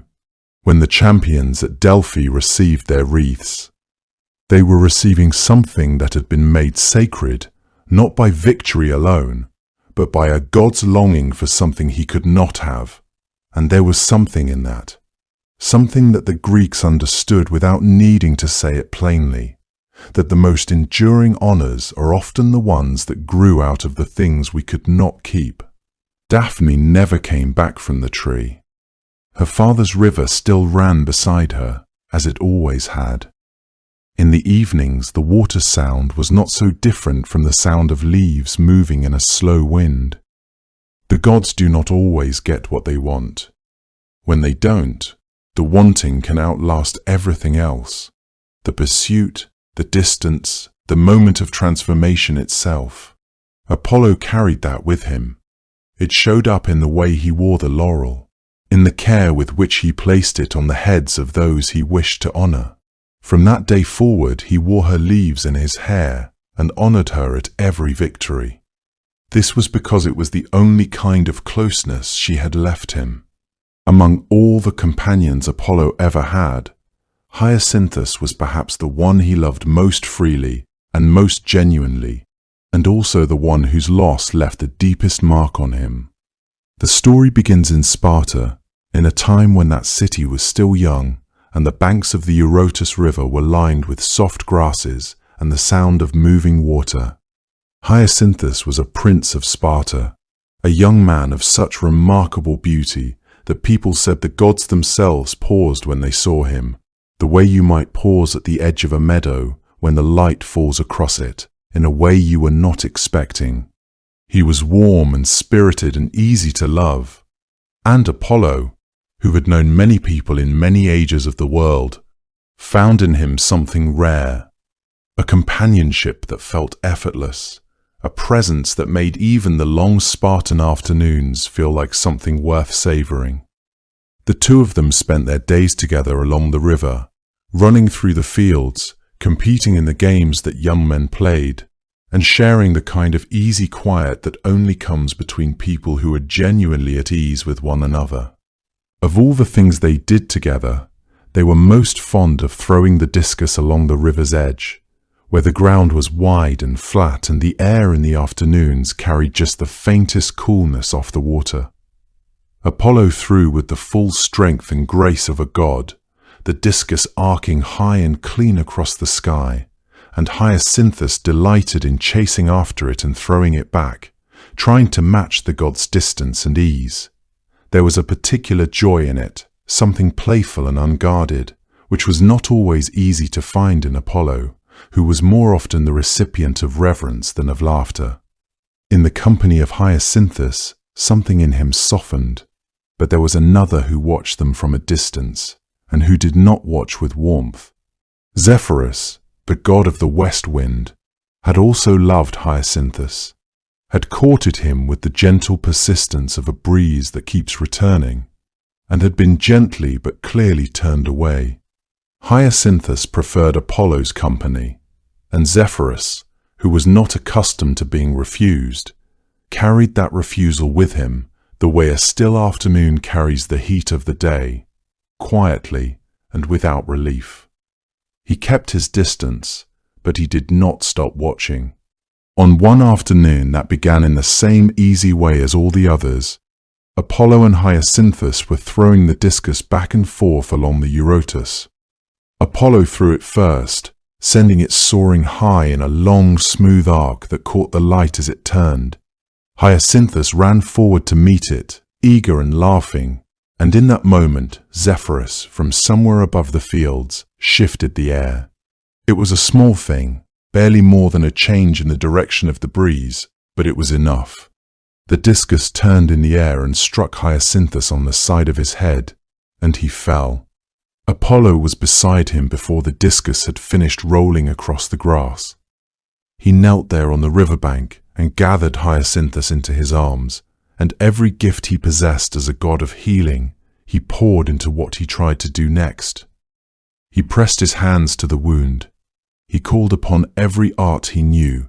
He spoke quietly and with a desperation that was entirely unlike the composed, radiant god who stood in the light of his own sanctuaries and offered prophecy to kings. None of it was enough. Hyacinthus died on the bank of the Eurotas, in the arms of a god who could not save him, and the afternoon that had been so ordinary became the kind of afternoon that does not end, that keeps returning in memory long after it is over. Apollo's grief was not the contained, dignified sorrow that gods were supposed to feel. It was real, and it was large, and it did not diminish quickly.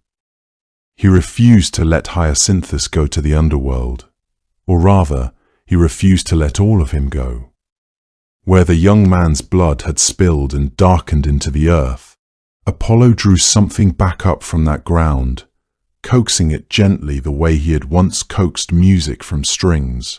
From the blood of Hyacinthus, a flower grew, deep purple, with petals that curved inward like a cupped hand holding something precious. It was a flower that had not existed in the world before that afternoon on the riverbank, and Apollo gave it the name of the one he had lost.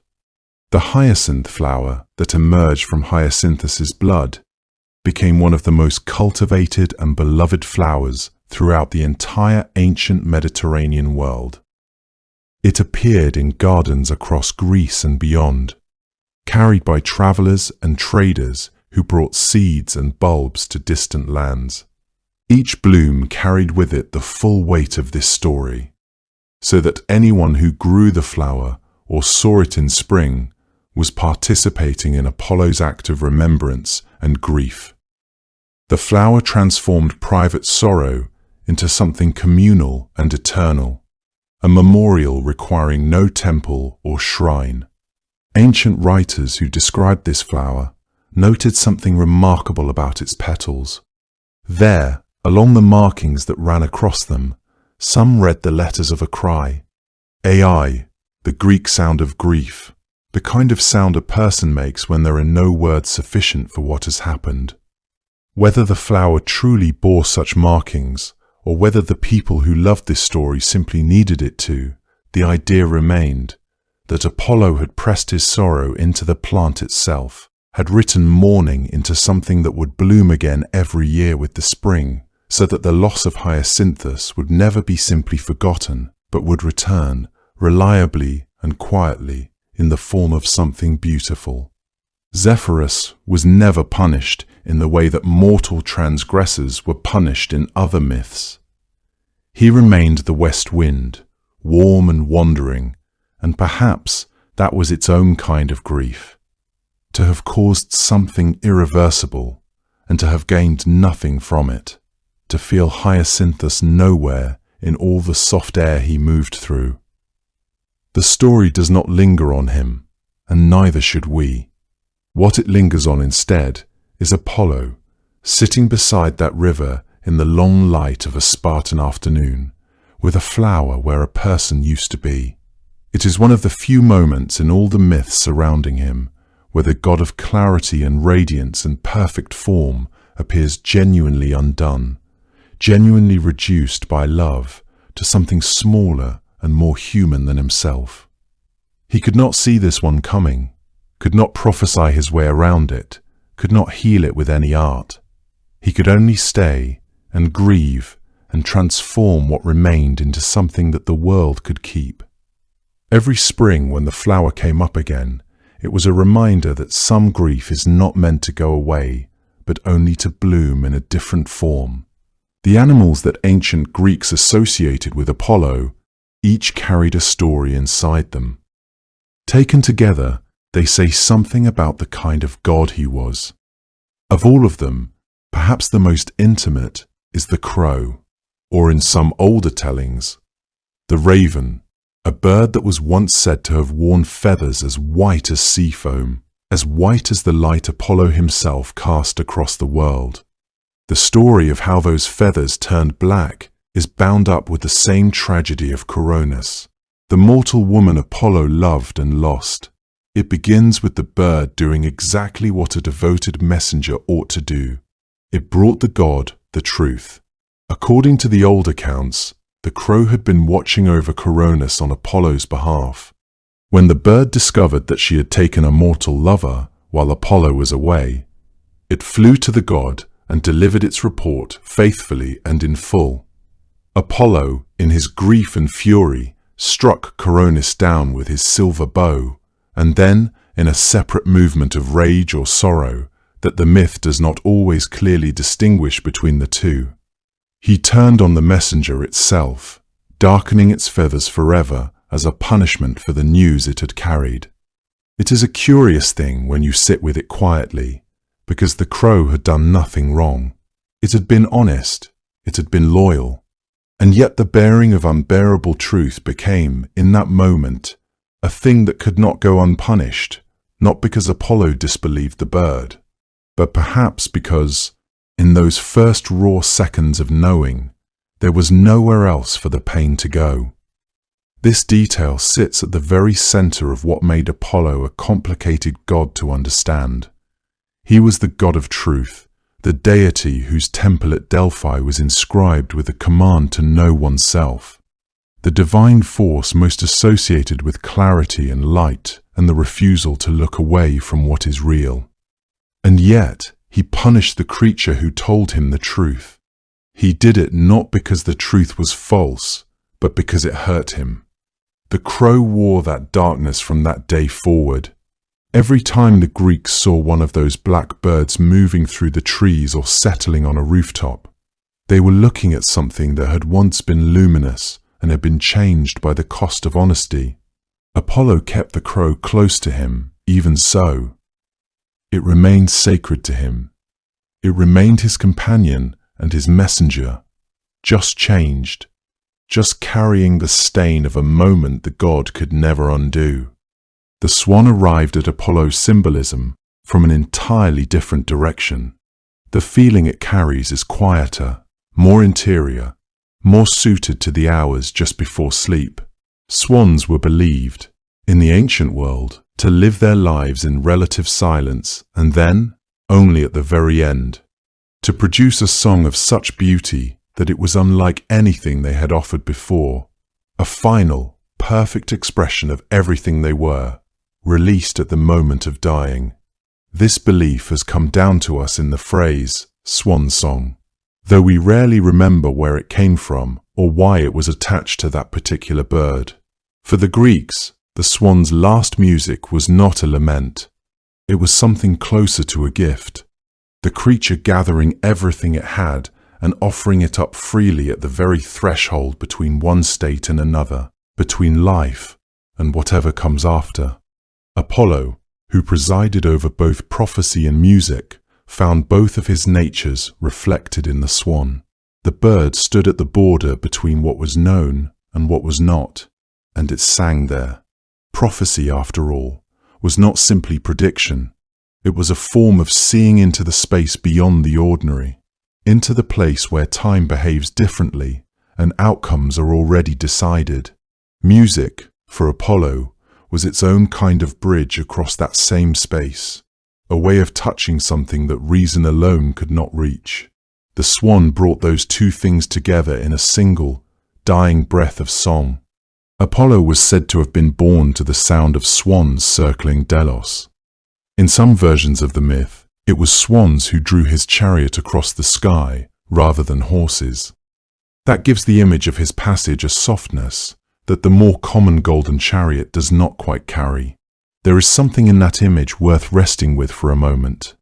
Not thunder, not fire, not the hard brightness of noon, but the quiet movement of white birds across an open sky, their wings barely audible, their song held in reserve for the moment when it would matter most. The wolf is older than either of these, and stranger. Apollo carried an epithet, Lykios, that has resisted easy explanation for a very long time. The difficulty of explaining it is itself part of what makes it interesting. The word Lykios is close in Greek to Lycos, which means wolf. It is also close to a root meaning light or bright. Scholars have spent a great deal of time debating which meaning came first and which meaning the Greeks themselves intended when they called Apollo by that name. Wolves were not animals that the ancient world looked at with simple warmth.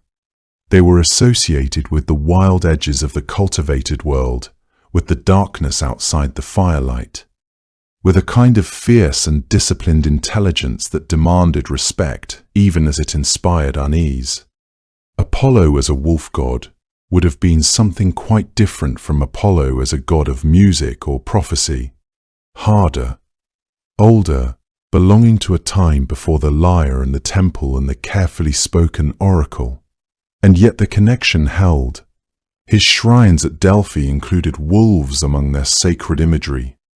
In some traditions, he was the protector of flocks against wolves. That gives his relationship with the animal a double meaning. He was both the threat and the guardian. That is a position not unlike the one he occupied with plague and healing. Whether wolf or light, the ancient word carried both meanings for long enough that perhaps the Greeks themselves were comfortable letting it mean both at once. There were two times in the old stories when Apollo was stripped of his divinity and made to live among mortals as a servant. Both of them reveal something about the limits of even a god's power. The first of these punishments came earlier, during a time when Apollo had agreed to help build the great walls of the city of Troy. He worked alongside Poseidon, god of the sea, at the request of Zeus, who had arranged for the two gods to serve the Trojan king Laomedon for a period of time as a kind of discipline. Together, Apollo and Poseidon labored in the form of mortal men, raising the famous walls of Ilion stone by stone. The walls they built were said to be among the finest ever constructed, so perfectly fitted that no ordinary force could hope to bring them down. When their time of service was complete, however, Laomedon refused to pay what he had promised. He turned the gods away with threats and insults, dismissing them as if they were no different from common laborers who could be cheated without consequence. It was a profound act of ingratitude, and neither god forgot it. Apollo carried the memory of that betrayal with him long afterward. It would shape the choices he made when the war over Troy finally arrived. But that first servitude was something he had agreed to, reluctantly perhaps, because Zeus had decreed it. The second time was different. That one came as punishment for something Apollo had chosen to do entirely on his own.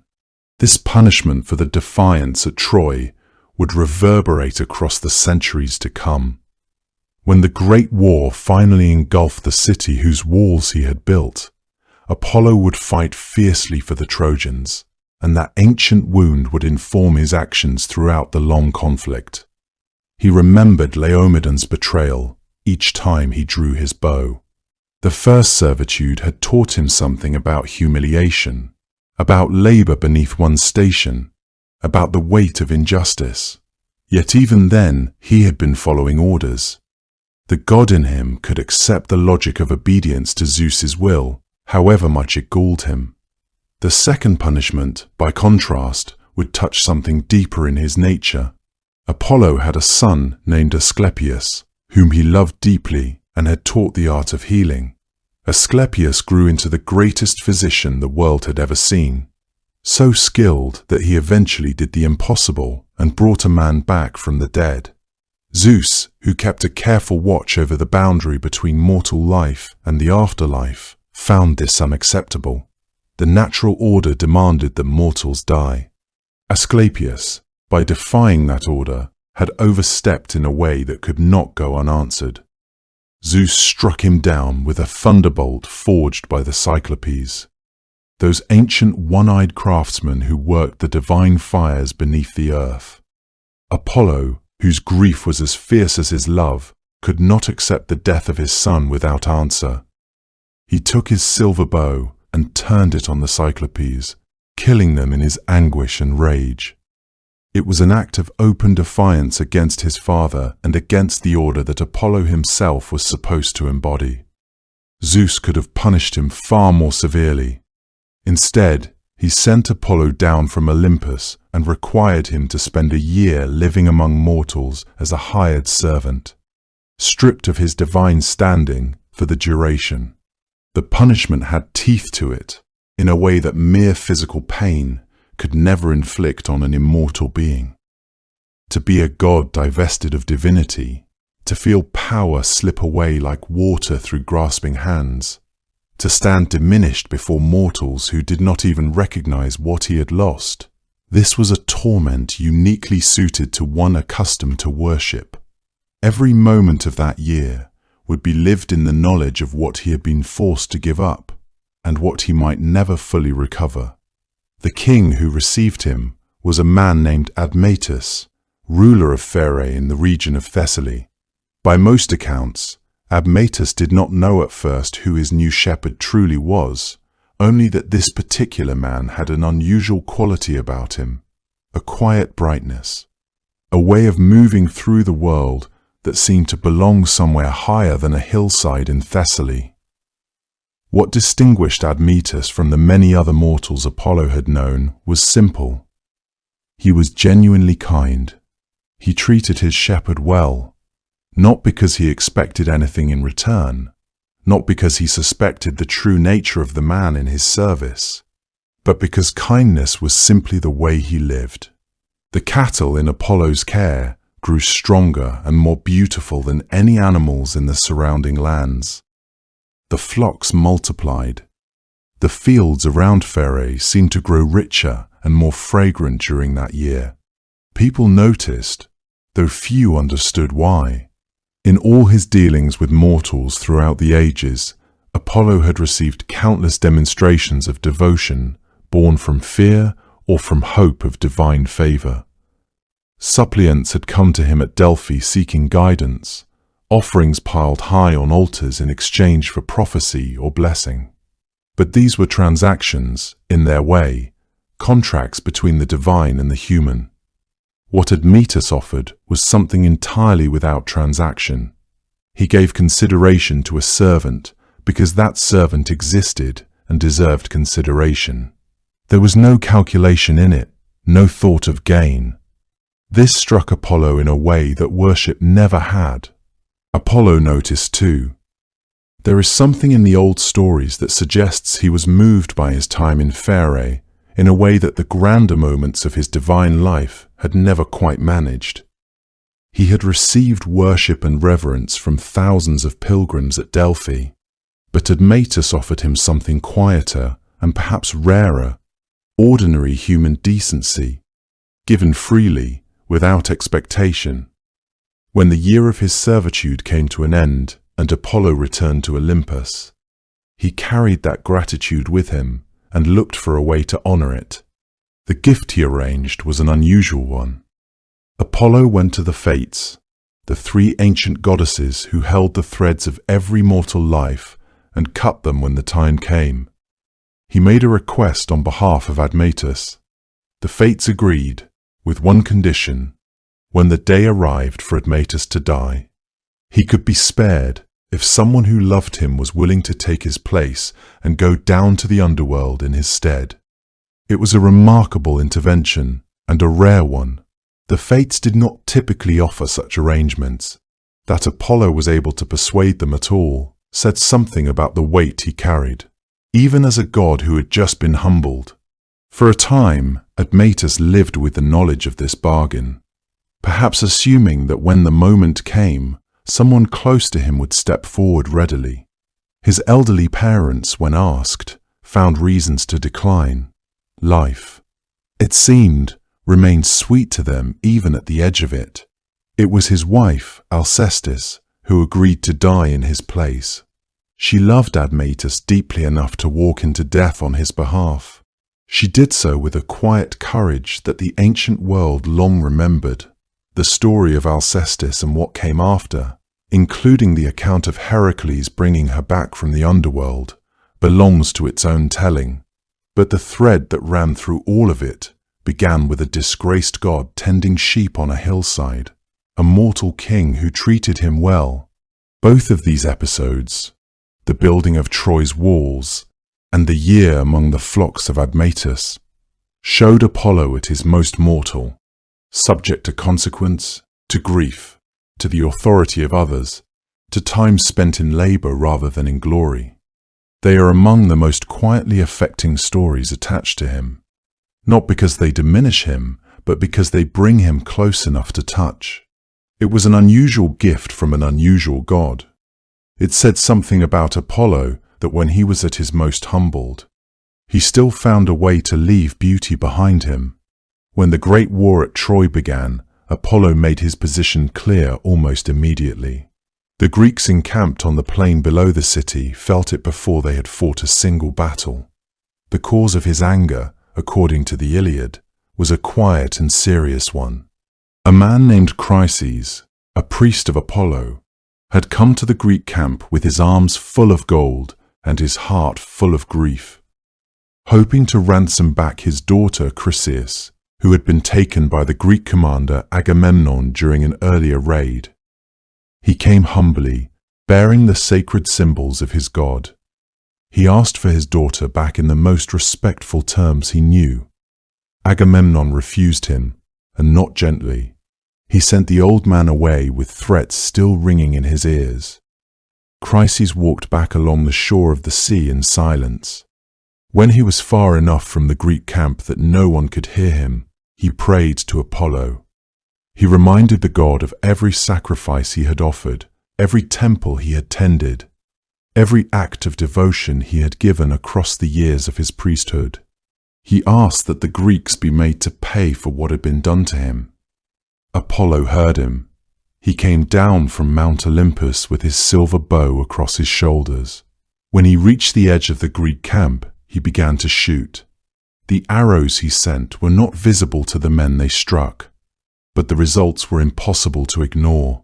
First, the mules fell sick, then the dogs, and then the men themselves began to die, one after another, day after day, until the smoke from their funeral pyres rose continuously into the Trojan sky. For 9 days the plague ran through the camp. On the 10th, the Greeks finally gathered to discuss what was happening to them and why. A seer named Calchas told them the truth. that the anger of Apollo rested over them because of what Agamemnon had done to his priest, that it would not lift until Theseus was returned. Agamemnon, furious and humiliated, gave the girl back, and the plague receded. But the argument that followed between Agamemnon and the warrior Achilles would shape the entire course of the war.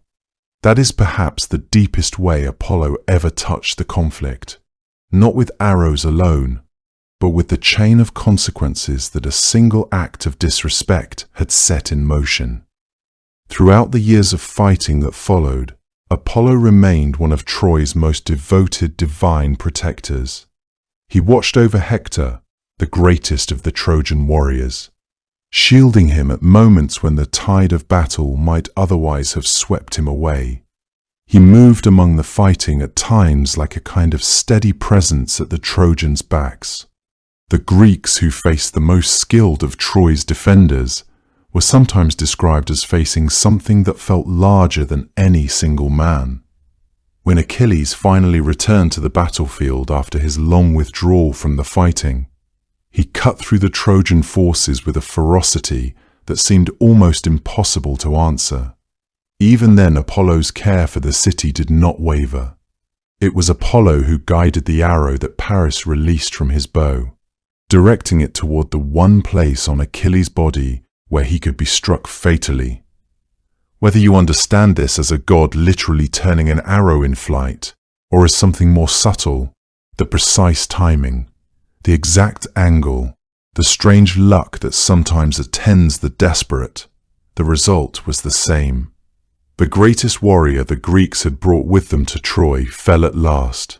Apollo's hand was understood to be in it. The god had made his loyalties plain from the very beginning of the war.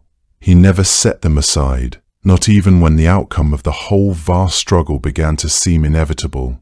It is worth wondering, gently, what it meant that a god so closely associated with order and truth and clarity had aligned himself with the side that would ultimately lose. That had given shelter to the very act, Paris taking Helen, which had made the war necessary in the first place. Perhaps the ancient storytellers understood this, not as a contradiction, but as a reminder that divine favor and divine justice do not always move in the same direction. That a god could love a city and still be unable to save it. That even Apollo's light could not hold back what the fates had already decided. The city fell anyway.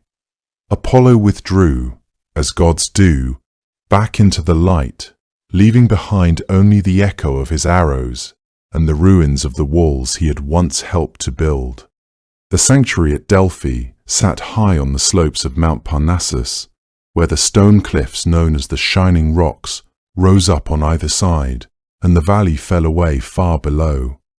The Greeks called these cliffs the Phaedriades, and on bright afternoons they caught the light and reflected it back in long, warm waves, so that the whole hillside seemed to glow from within. Far beneath, the valley of the Pleistos River wound through groves of silver-leafed olive trees, and beyond that, if the air was clear, you could see all the way to the Gulf of Corinth shining in the distance. It was a place that seemed chosen rather than found, as if the mountain had arranged itself deliberately around this one narrow terrace, drawing the sky closer and the rest of the world just far enough away. People who travelled to Delphi from across the ancient world often said that arriving there felt different from arriving anywhere else, that the air changed as you climbed, becoming cooler and sharper, and that the silence between the cliffs was a particular kind of silence, the kind that made you want to speak more carefully. The sanctuary had been sacred to Apollo since at least the 8th century before the Christian era, and possibly longer, though the earliest records were fragmentary, and the true origins of the cult were already lost to antiquity by the time of the classical period. Mycenaean pottery had been found in the precinct, suggesting that worship here might trace back to the Bronze Age and the time before the Greeks themselves had fully taken shape as a unified culture. Whether this meant that Apollo had been worshipped here in earlier forms, or whether a later generation had simply adopted an ancient sacred site and claimed it for their own god, remained a matter of scholarly debate. What was certain was that by the time of the classical period, no sanctuary in the Greek world rivaled Delphi in reputation or in the weight of authority that pilgrims attributed to the god's pronouncements. Kings and generals travelled here to learn the future. Cities sent ambassadors to inquire whether the gods favoured their plans. Ordinary citizens came with personal questions and private hopes. The sanctuary accepted them all, rich and poor alike, though those with means could make larger offerings and commission more elaborate monuments. Before any pilgrim reached the temple itself, they passed first through the sanctuary gates and onto the sacred way, a winding stone path that rose steeply through the heart of the precinct. Along either side stood the treasuries, small stone buildings, each one commissioned by a different city-state, each one filled with offerings and dedications meant to honor Apollo and to demonstrate the wealth and piety of the city that built it. The Athenians had their treasury, and the Siphonians had theirs, and the Cnidians, and many others besides. Walking among them was like walking through a record of the Greek world, each building a kind of permanent gift left at the gods' feet. Votive statues stood along the path as well. Bronze figures of athletes and heroes, golden tripods, carved marble monuments, accumulating over generations until the sacred way had become a kind of open gallery, dense with centuries of gratitude and petition. The treasuries themselves held a practical purpose beyond their symbolic weight. They housed not only grand dedications, but also the everyday offerings of pilgrims, the small bronze figurines, and simple stone carvings that demonstrated gratitude for answered prayers or prayers yet to be made. Some treasuries had been built after famous victories, such as the treasury the Athenians commissioned to commemorate their success at Marathon. Others had been built simply as acts of piety, declarations of a city's devotion to Apollo and its hopes for his continued favor. The accumulation of these buildings across centuries created an architecture of collective memory, a physical record of the Greek world's relationship with the divine. The inscriptions carved into the bases of these offerings were simple and direct. They gave the name of the donor, the occasion, the prayer. They did not need to be elaborate because the place itself supplied everything that words could not. Near the top of the sacred way, before the great temple rose into full view, a pilgrim would pass the omphalos. This was a carved stone, roughly dome-shaped, said to mark the exact center of the earth. According to the old story, Zeus had once released two eagles simultaneously from opposite ends of the world, sending them flying toward each other in equal and balanced arcs across the sky. They had met at Delphi. Where they landed, or where their paths crossed overhead, Zeus declared the navel of the earth to be, and the omphalos stone was placed there to mark it.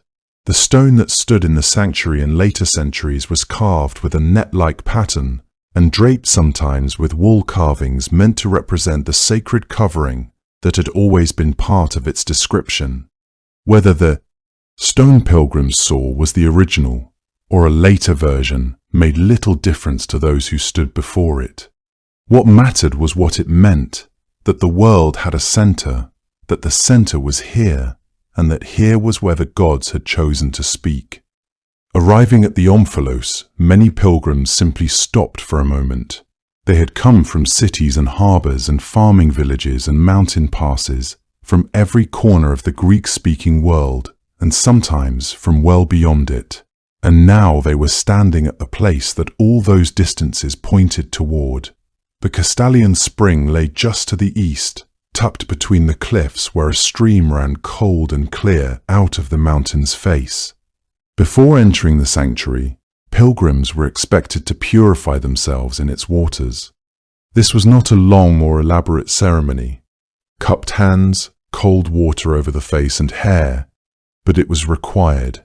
and the spring itself was understood to be sacred to Apollo, its water connected in some way to the clarity and honesty that the god demanded of those who came to him with questions. The temple that stood at the top of the sacred way was large and columned, rebuilt several times over the centuries after earthquakes and fires, but always restored on the same foundations and always dedicated to the same god. Inside, in the innermost sanctuary, the Pythia delivered her prophecies from a seat above a natural fissure in the rock. Outside, on the walls, and perhaps above the entrance, certain words had been carved that generations of visitors read and carried away with them. The most famous of these were brief, almost to the point of simplicity: "Know thyself, and nothing in excess." They were attributed in ancient times to the 7 sages, that loose grouping of wise men whose sayings the Greeks collected and treasured, but they had come to belong entirely to Apollo and to this place. Know thyself meant something specific in the context of Delphi. It was a reminder offered at the threshold of divine communication. Before you ask the god your question, understand who is doing the asking. Understand your limitations, your desires, your capacity for self-deception. The oracle would give you truth, but you had to be prepared to receive it honestly. Nothing in excess carried a related weight. It was a caution against the particular human tendency to push too far, to take too much, to mistake abundance for wisdom. Together, the 2 phrases framed the entire experience of coming to Apollo with a question. They said, in effect, that the god's wisdom was available to you, but only if you approached it with humility and proportion. Every few years, the sanctuary came alive with even greater ceremony than usual, when the Pythian Games drew competitors and spectators from across the Greek world. Held every 4 years, roughly in late summer, the Games had begun as primarily a musical competition, a contest of singing and lyre playing in honor of Apollo, before expanding over time to include athletic events as well. Winners received not gold or silver, but a wreath of laurel, the leaves of Apollo's sacred tree, cut from a particular grove near the sanctuary. The laurel wreath was understood to carry the god's own blessing, and to wear one was to carry something of his light home with you. The Games drew poets and musicians and athletes into the same sacred space, which was fitting for a god whose domains had always included both the body's grace and the mind's clarity, both the arrow's precision and the song's harmony. When the Games ended and the crowds descended the mountain and dispersed back along the roads to their distant cities, the sanctuary settled again into its high, quiet stillness. The shining rocks caught the last of the afternoon light.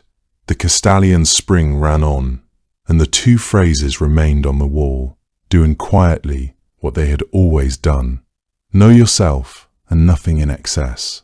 2 phrases carved in stone, waiting for Eve, Rye pilgrim, who climbed the sacred way, and still waiting, in a sense, for anyone who thinks about them now. There is something surprising hidden in the mythology of Delphi. The sanctuary that everyone associates with Apollo was shared, for part of every year, with Dionysus.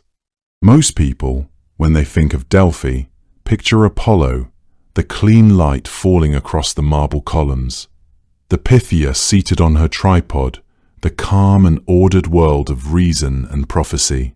And for much of the year, that picture is accurate enough.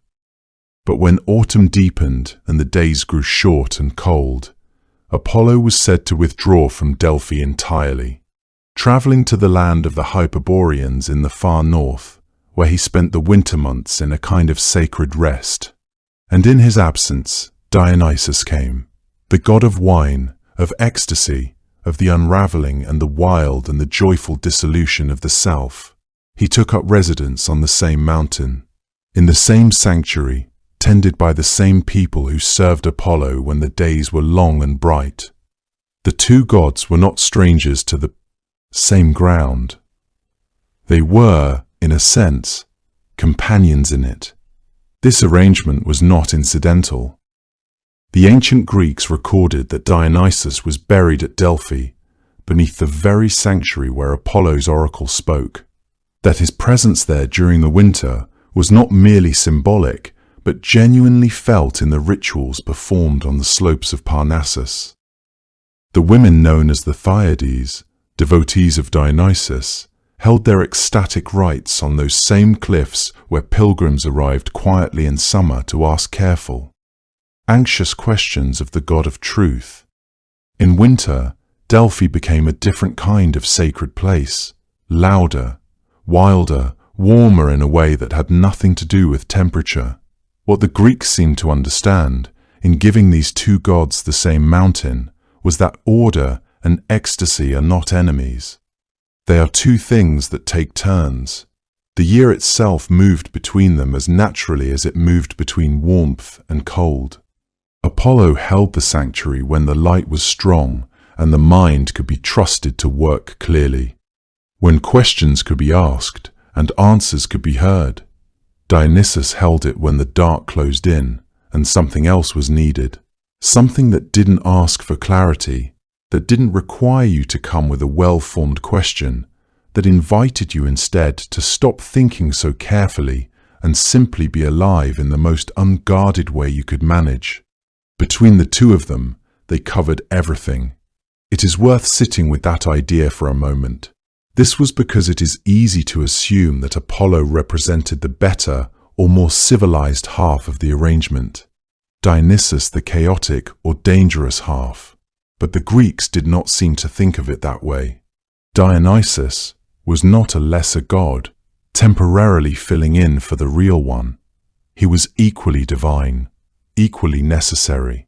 His season at Delphi was not a gap in Apollo's influence, but a different expression of what that sacred place could hold.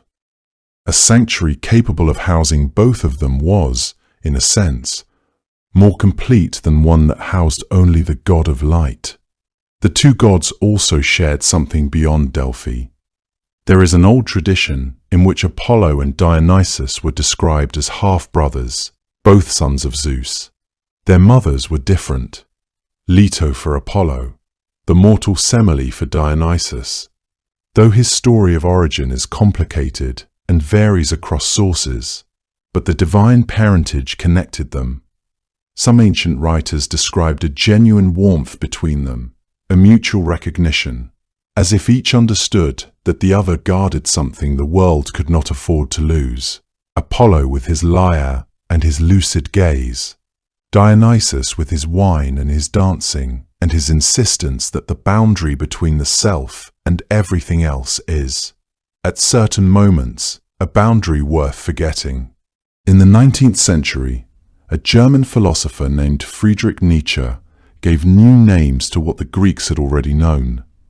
Writing about art and music and the forces that drive human creativity, Nietzsche described two fundamental impulses, the Apollonian, that he associated with form, reason, order, the individual self held clearly apart from the world around it, the Dionysian, which he associated with passion, dissolution, the surrender of the individual into something larger and more overwhelming.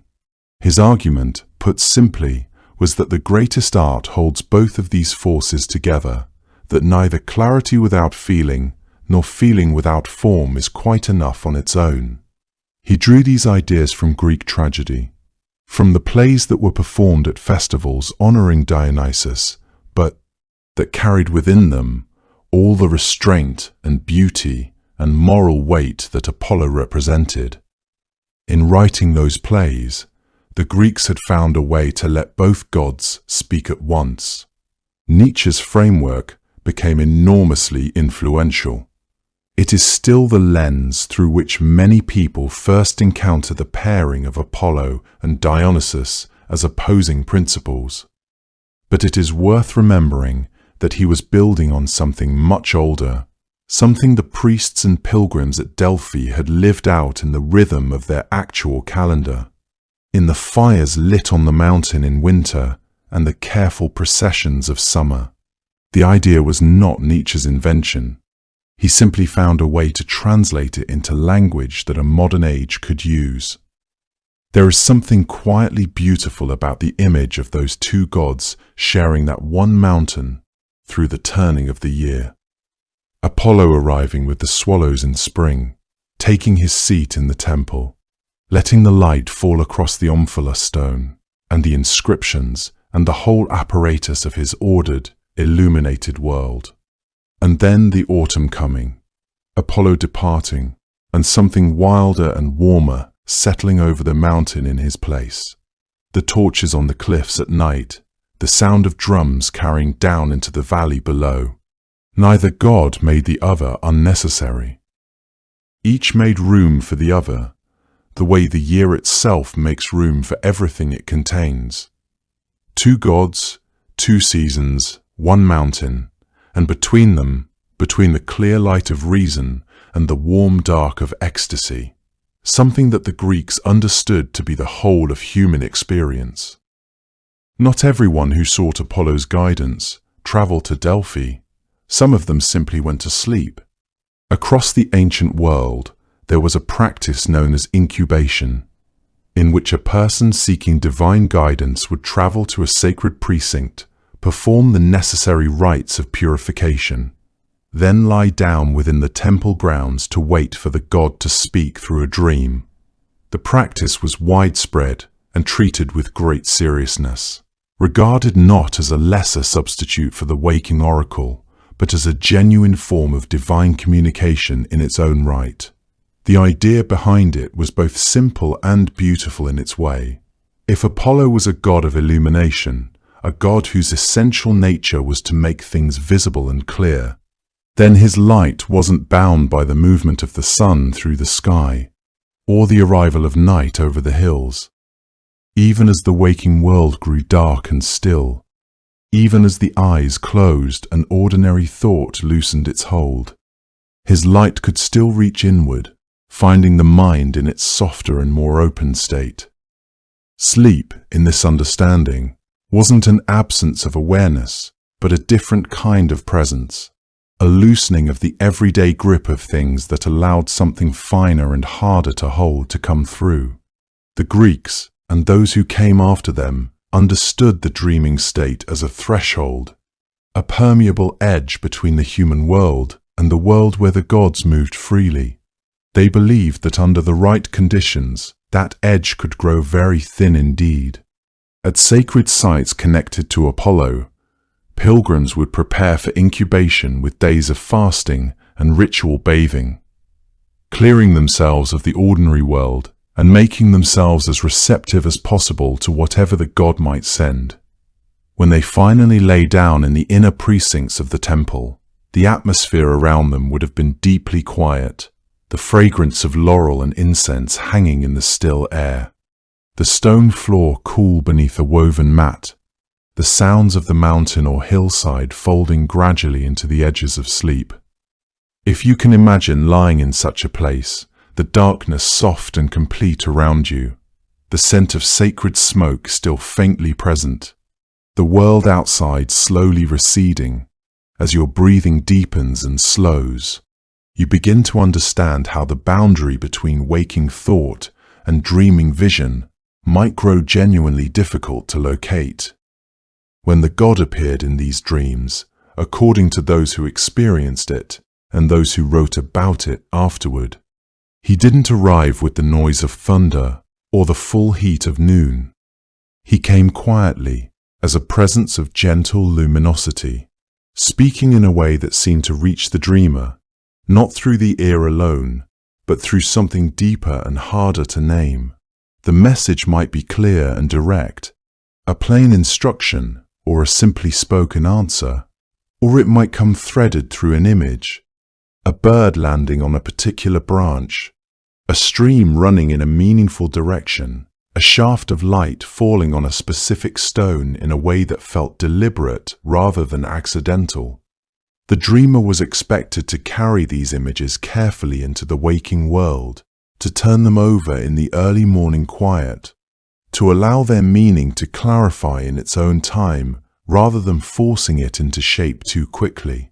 In this sense, The dreams that came through incubation and the prophecies delivered by the Pythia at Delphi shared the same essential quality. Both required the recipient to participate, to bring their own patience and attention to bear, to understand that divine truth was rarely as straightforward as it first appeared. There are accounts in the ancient record of rulers and ordinary people alike who regarded Apollo's presence in their dreams as genuine guidance. Augustus, the first Roman emperor, held a deep and personal reverence for Apollo above all the other gods, and took his own dreams seriously as a form of divine communication. According to the tradition surrounding him, a vision in which Apollo appeared in the form of a serpent, an animal long associated with prophetic wisdom and the deepest knowledge of the earth, moved him enough to build a great temple to Apollo on the Palatine Hill, positioning it near his own house as a lasting acknowledgement of the god's favor. There were also countless stories of individuals who traveled to Apollo's sanctuaries seeking healing guidance through the dreams that came to them in those sacred precincts, who woke with the quiet certainty that something true had reached them in the night, something that the clearer and harder world of midday hadn't been able to offer. What I find most meaningful in these accounts, what I think the ancients themselves understood very well, is the underlying conviction they carry that Apollo wasn't confined to a single chamber in a single sanctuary, that he moved through the world in many ways, that your own sleeping mind was one of the places where his presence might most quietly and genuinely arrive. As the centuries passed, something in that relationship began to change. By the time of the later Roman Empire, the voice of the oracle at Delphi had grown noticeably quieter. The philosopher Plutarch, writing in the 1st and 2nd centuries of the Common Era, composed a series of careful and genuinely thoughtful dialogues about this very subject. Why the oracles seemed to be declining, why the Pythia's responses had become simpler and fewer, why the god appeared to speak less freely than he once had. Plutarch didn't arrive at a single answer, and perhaps that was fitting. The fading of the oracle was itself a kind of mystery, not easily resolved. Some who thought about it suggested that the world had grown too crowded with competing claims and too full of noise for the delicate thread of divine communication to hold as steadily as it once had. Others understood it more simply, that all things have their seasons, that Apollo, like the low winter sun, hadn't disappeared but had grown more distant. His light still present in the world but arriving now at a gentler angle, casting longer shadows across the cold stone floor of the sanctuary. The last recorded response from the oracle is often said to have come in the 4th century, when a messenger was sent to ask if the god still had anything to say. The answer that came back was quietly sorrowful, that the laurel had fallen, that the sacred spring had gone dry, that the god's house stood empty of its former voice. When the oracles finally went silent, it was not with a clap of thunder, but with a gradual fading, like a voice heard across water that you are no longer sure you are still hearing.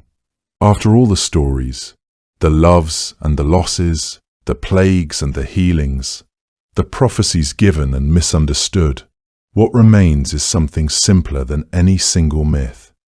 What remains is the image of a god who wanted, above all things, to see clearly and to help others do the same.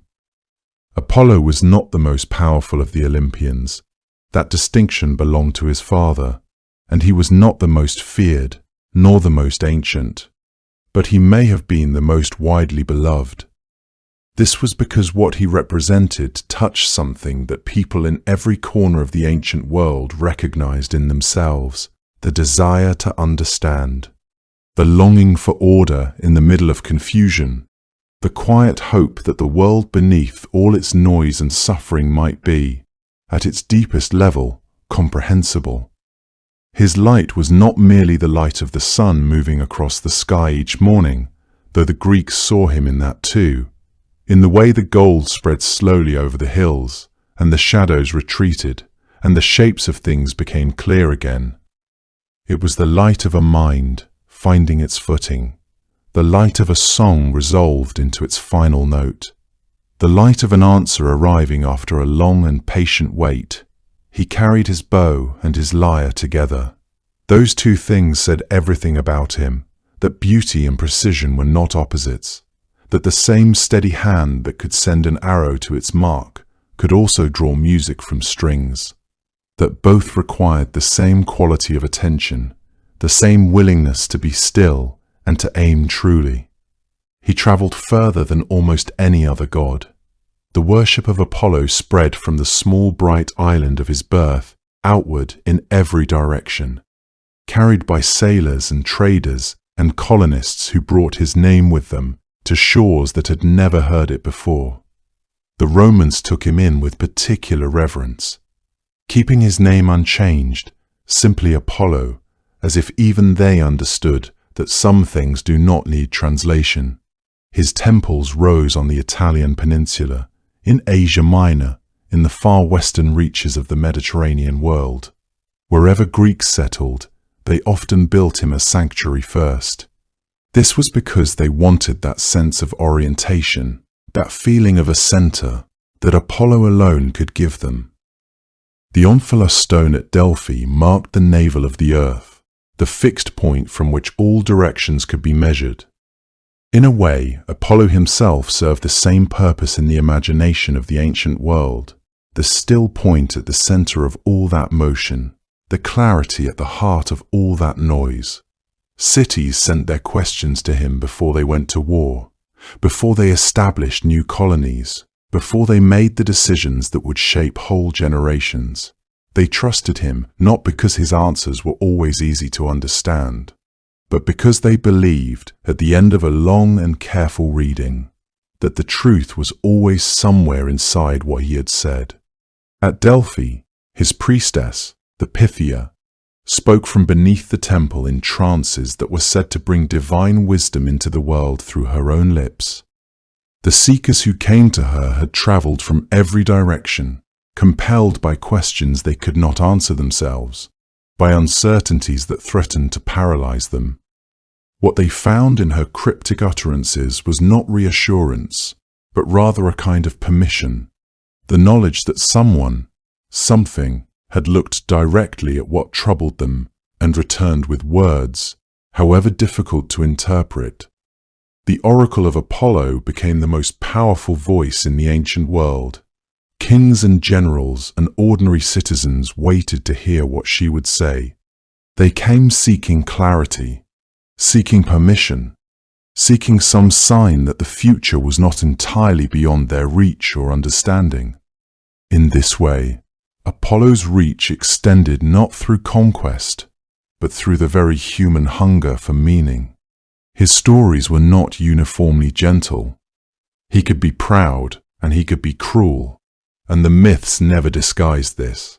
He punished Marsyas with a pitilessness that is difficult to look at directly. He turned Cassandra's gift into a lifelong torment. He sent plague into the Greek camp at Troy over a slight against one of his priests. The people who suffered had nothing to do with the offense. The Greeks did not worship a sanitized Apollo. They worshipped the whole of him, the golden archer and the god of healing, the patron of music and the sender of disease, the giver of prophecy and the author of its cruelest ambiguities. And somehow, in holding all of that together without resolving it, they arrived at something true about the nature of illumination itself. That to see clearly is not always comfortable, that light does not only reveal beautiful things, that the God who most wanted truth to be known was also the one who understood better than any other how resistant truth can be to the people who need it most.